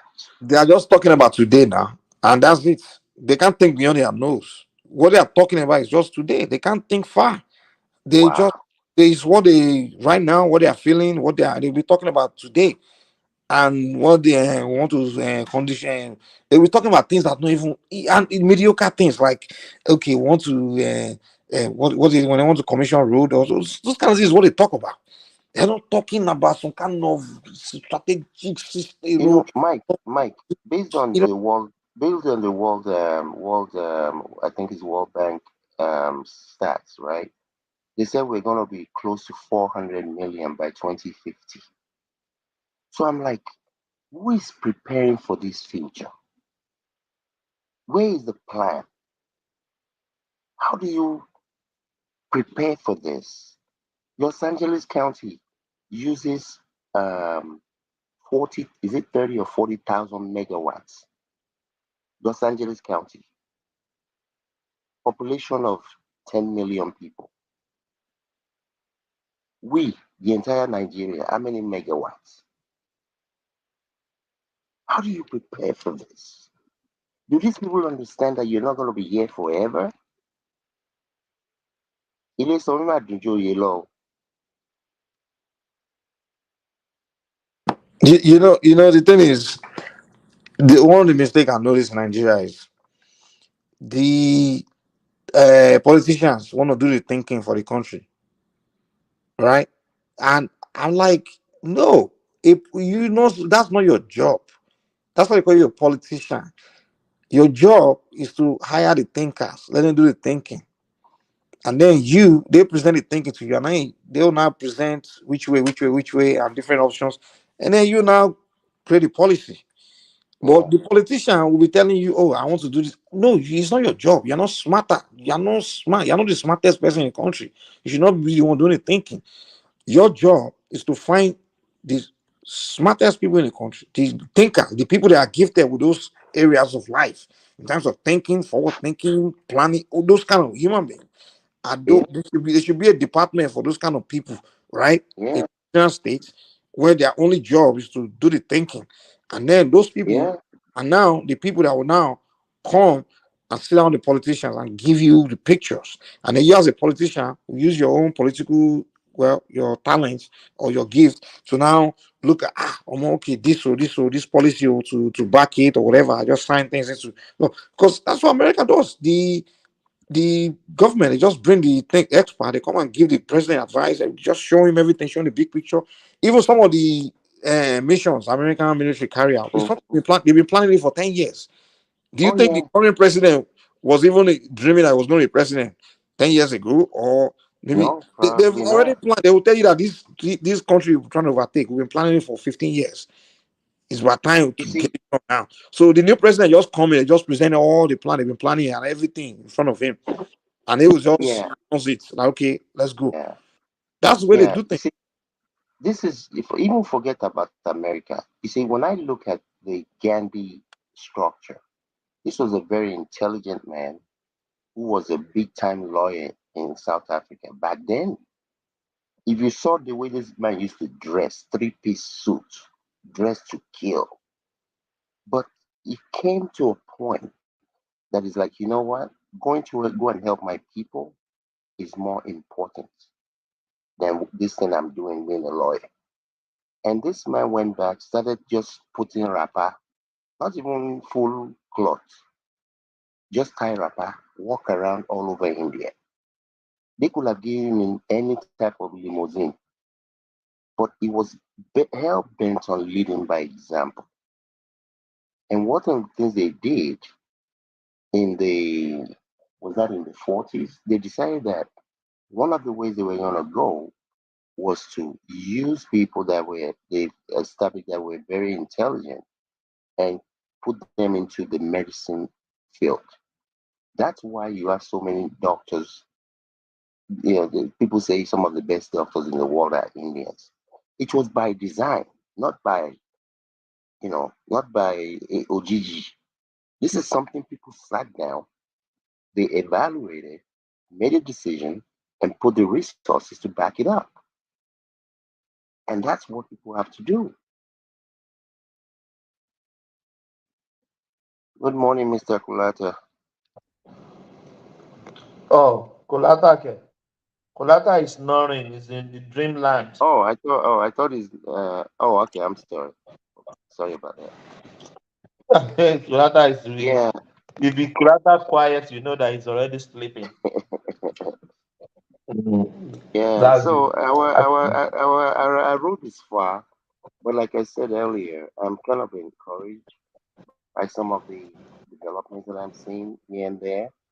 So hopefully, we'll unfortunately, like I said, we have wasted so many years, unfortunately. Let me throw And something to Mike, please. Mike, only Peter Obi's son is a gay. yeah, yeah, he is. But what can you That know? was I said earlier. I'm like, obedience. Obedient to the ring, they won't see that one. No. They will never Yeah, see but that one. I mean, but people should not talk If like it that. is, I mean, if if it somebody's is Sheyi child is Tinubu, if it is Sheyi Tinubu is a gay now, no, all the internet but, will blow. but general, you see, I don't, yeah, I don't really understand where people have time to have those type of conversations. Honestly, if somebody's child is gay, which one? If my child is gay, am I going to now disown my child because he or he is gay? I mean, I no, you know the stigma now in Africa. yeah, I don't know. I mean, if you're gay, you're gay. I don't care. You're gay, you're straight, as long as you're No, good. not the point. The obedience were the one going after other people Yeah, taking. but who are these quote That unquote? is it. That Who is are They the were they? drill. taking trying to call Tinubu's daughter lesbian. This and I Yeah, don't know why they are playing all these dirty propaganda, but you see, Mike, you see, blackmailing politics. it becomes important because there are people that listen to them. I will never listen to such people. The second they open their mouth, I'm done. The conversation is over. I got So things. you are one of those people that believe that let's just let this Southeasterner do their ranting and leave them alone and just let them Mike, talk. my policy is this: as long as you don't touch me. If you say my mama na ashawo, I know who my mother is. But the danger is not really about you though. That's No, the I'm danger. just But no. hold on, give me a second. Give me a second. All right. If people are out there brainwashing entire people or using maybe they are blackmailing you, right, as an individual. Of course, it doesn't. They can't touch you as an individual. They can, yeah, but they can create a lot of damage as far as your image or a lot of uh, creating this reality in the head of other people about you. So at some point, it may become dangerous. But what I do notice, especially for example, during Buhari time, they create a lot of like so much, you know, propaganda and emotional blackmailing against the guy. And they did it against my ethnic group, the Yoruba people. They did it to us for so long that they create all kinds of stereotypes, typical things, and just stuff to the point where even our own children will believing that, we are cowards and we are, to the point where even we have Yoruba children believing like David Ondain, like, even growing up to believe those things are saying about their own ethnic group. So at one point, you can't just say, "Oh, let's just leave them. You just don't listen to them. Let them talk. Let them." No, you got to Well, push back. Mike, you see, me, I can't speak for But any, and making it about my, you no, again, it's not but about you. listen, If it's about me, I but won't listen, care either. listen, Mike. You see, I actually used to be a part of a group in California. We had a soccer program that we have about 500 kids in the program every year, and the majority of those kids come from divorce home, whatever home. Um, I was coach. Well, we had 11 teams, and I was coaching two of the teams, and I coached some of the other teams defense, different age groups. In practice, right? Sometimes when the ball goes out and it belongs to this side, and everybody and their mama can see that it belongs to this side, I give it to the other side. And the reason is this: I want to teach you in practice that life is not going to be fair. You're going to run into situations where you should get things that are not going to come to you. How are you going to react? If you sit down and say, you this boy, Olushini, kò ní dá fún ẹ, ó máa bàjẹ́ fún ẹ. Shake me from now to tomorrow, kò ní bàjẹ́ fún mi, because I know what I'm doing. If you say, my mama na ashawo, We get your point. We get your point. You're somebody that you believe in. So Just that's all I can do is teach other uh, people. Those who don't learn that, I can help them. I'm not gonna because when it comes somebody but said something about listen. I understand that in life, yeah, sometimes, but you can't say in all cases. That's just the way you oh accept it. there's never all cases, Can man. do, can do. You listen. Let me tell you something. In life, yes, you have to measure your losses or what's at stake. You understand? A situation like that, yeah, of course, it will be a way to go if you got something to lose. For example, let's say I got something important I'm heading somewhere, I have something important to really achieve, and someone is stopping to be calling me names and things like that and things like that. I won't give him my time because I have better things to go and do. You understand? I have other things at stake, I have stuff to lose. But we're talking about a situation where I know that somebody here, this person here, is a person that if he slap you today, you don't do anything, the next thing is gonna do Can is I to chop interject? your head off.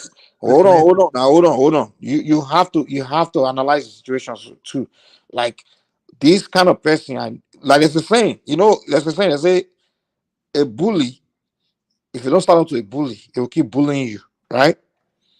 So you're not standing up because you want to stand up. Of course, you want to ignore, but you know that hey, the only way you can stop this person is you have to stand up. Like my uh one of my mentors always say, hey, if he's a bully, even if he's 10 times your size, if you don't want him to continue to bully you, the first time he bully you, just stand up and hit him hard, like, or do some, like, smash him or whatever.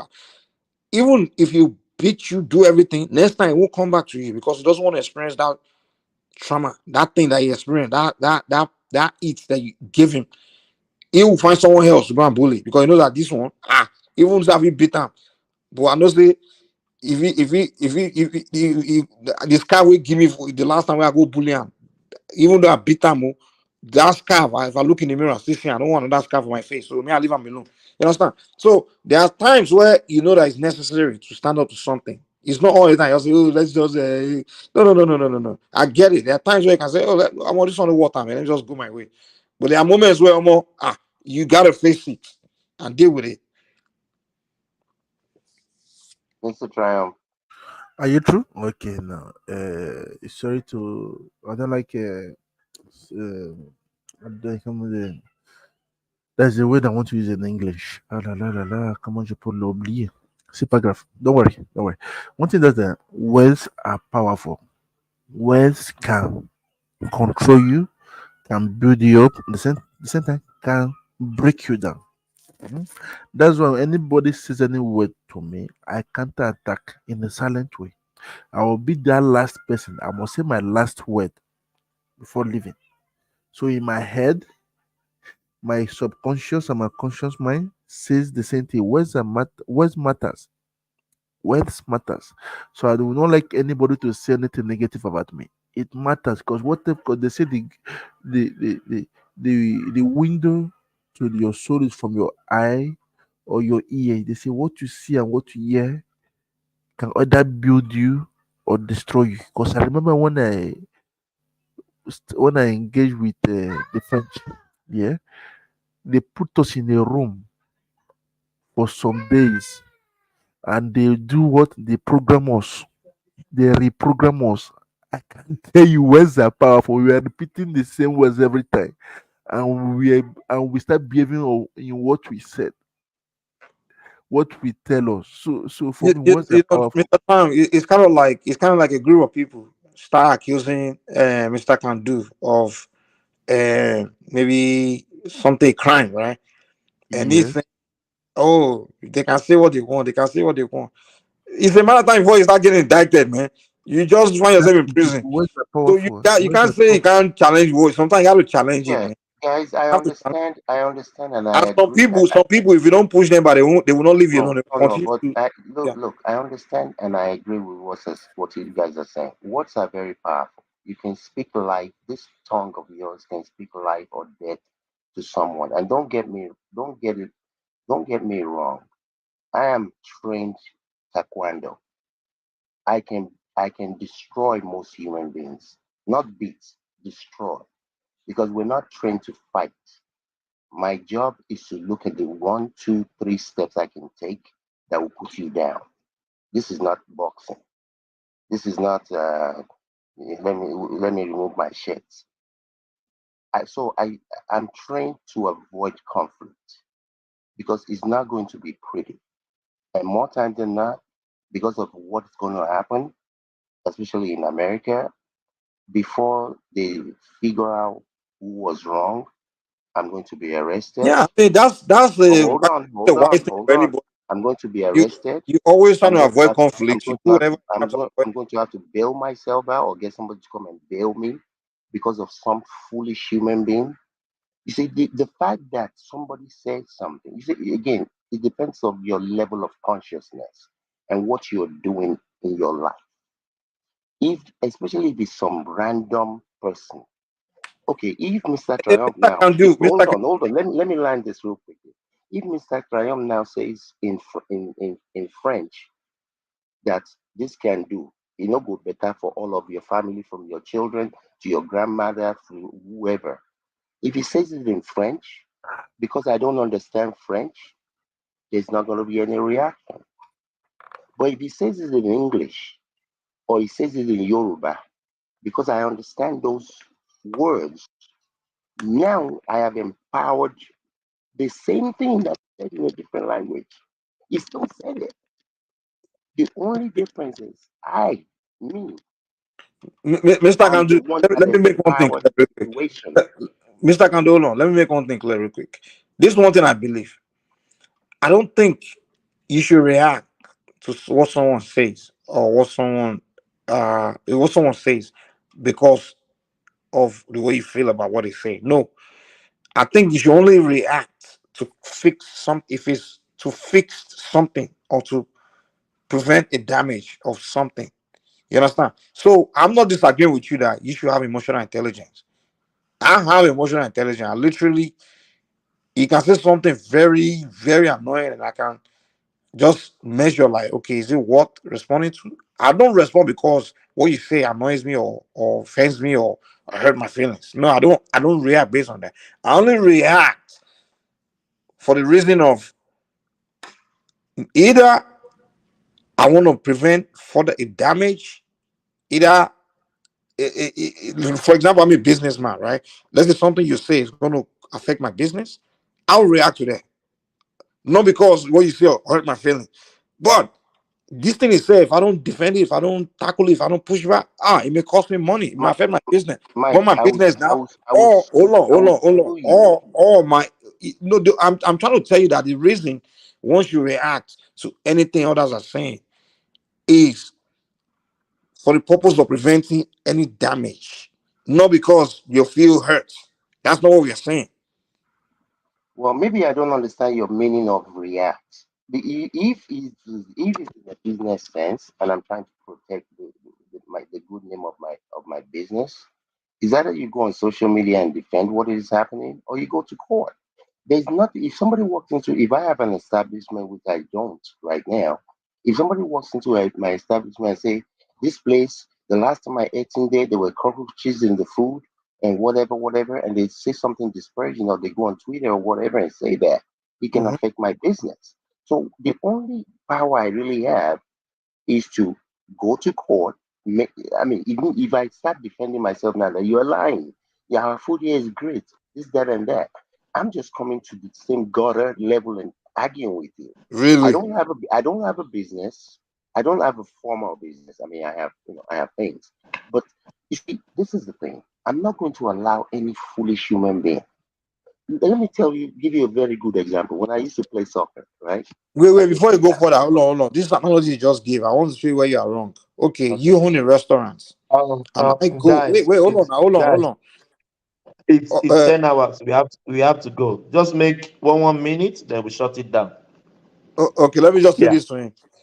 yeah. Can do this analogy you just made? Think about it. Sure. You own a restaurant, and somebody goes online to tell your customers that they are riches, they are you lie about your restaurant, and you ignore it. You just taking to call is part of it, but you will not. You're not going to respond to those customers that is lying. guess what? You lose all those customers in the name of, oh, I'm not responding. No, So I you need didn't to say I would understand. not respond. What I'm saying is I'm not going to get in a fight, a draw out fight with somebody. I'm not going to do that, regardless of what you But anyway, say. I Sha, mean, good night, man. Thomas. yeah, Next yeah, time. same here. Yeah, thank you So I mean, it's guys. all Yeah. good. I think most of us are working towards making Nigeria better in our own way, and we should just continue to strive and help wherever we can. Yeah, thank you, Kandu. Thank you, Mr. Trump, Triumph. Thank you, Kolata Snoring. And thank you, Bibi. Thank you, the Father Christmas Ola.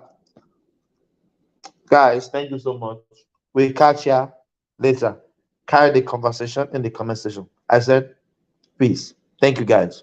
God bless you all. Thank you. My convoy is 5 vehicles, and you cannot buy fuel unless I'm inside the car. So I will pay them. No more. I know. The governor was paying for petrol himself for his convoy. When they get to a gas station, he will come out and bring out money and pay. In fact, at Oka Government House, then when he was governor, forget about drinking champagne, what they are now doing there. Then he gave out old newspapers as substitute for toilet roll. If you are going to the toilet, he will just to save money. Yeah. He was going to run somewhere. He said he's going for interview for job. Peter, can't you give him a job? Peter, can't you do this? The boy doesn't even have. I said, none of my children have car. I was the only person who is governor and bank chairman, not to them. Isn't that mesmerizing? But I know that Peter B. I know that he's a smart man. But the governor, that Obi, did he say anything about that 200 million from security vote that he was caught? His convoy was trying to smuggle out of the country. Did he say anything about that? No, he didn't. No, but he talked about that 72 billion he left behind for his handpicked successor. Because when you hear that Peter B left 75 billion, if anybody doubts it, call me. I know where the money is. I kept it. Did he talk about? Yeah, he did. Yeah, he did. I know the man that he's now fighting. Remember? Yes, I know. Of course. Did he talk about what is it called again? The liabilities he left behind. Did he talk about that? No. Like signed contracts that were not paid for. Did he talk about? No. Like thousands of workers that he hired during the last weeks of his administration without provision for their pay in the budget. Did he talk? No. But definitely he must have talked about the millions and millions he was dashing out to schools, churches, town hall, traditional. Yeah. At the end of the administration, he was just giving out money without appropriation. He talked about that, huh? Of course. Of course. Okay, one last thing. Did P2B finally explain how bodies of Biafran activists ended up floating on Anambra River when he was governor? Did he explain that? No, he didn't. Why? It must be an omission. You can only see, but you can never get there. You can only see, but you can never get there. You can only see, but you can never get there. You can only see, but you can never get there. You can only see, but you can never get there. You can only see, but you can never get there. You can only see, but you can never get there. You can only see, but you can never get there. Listen,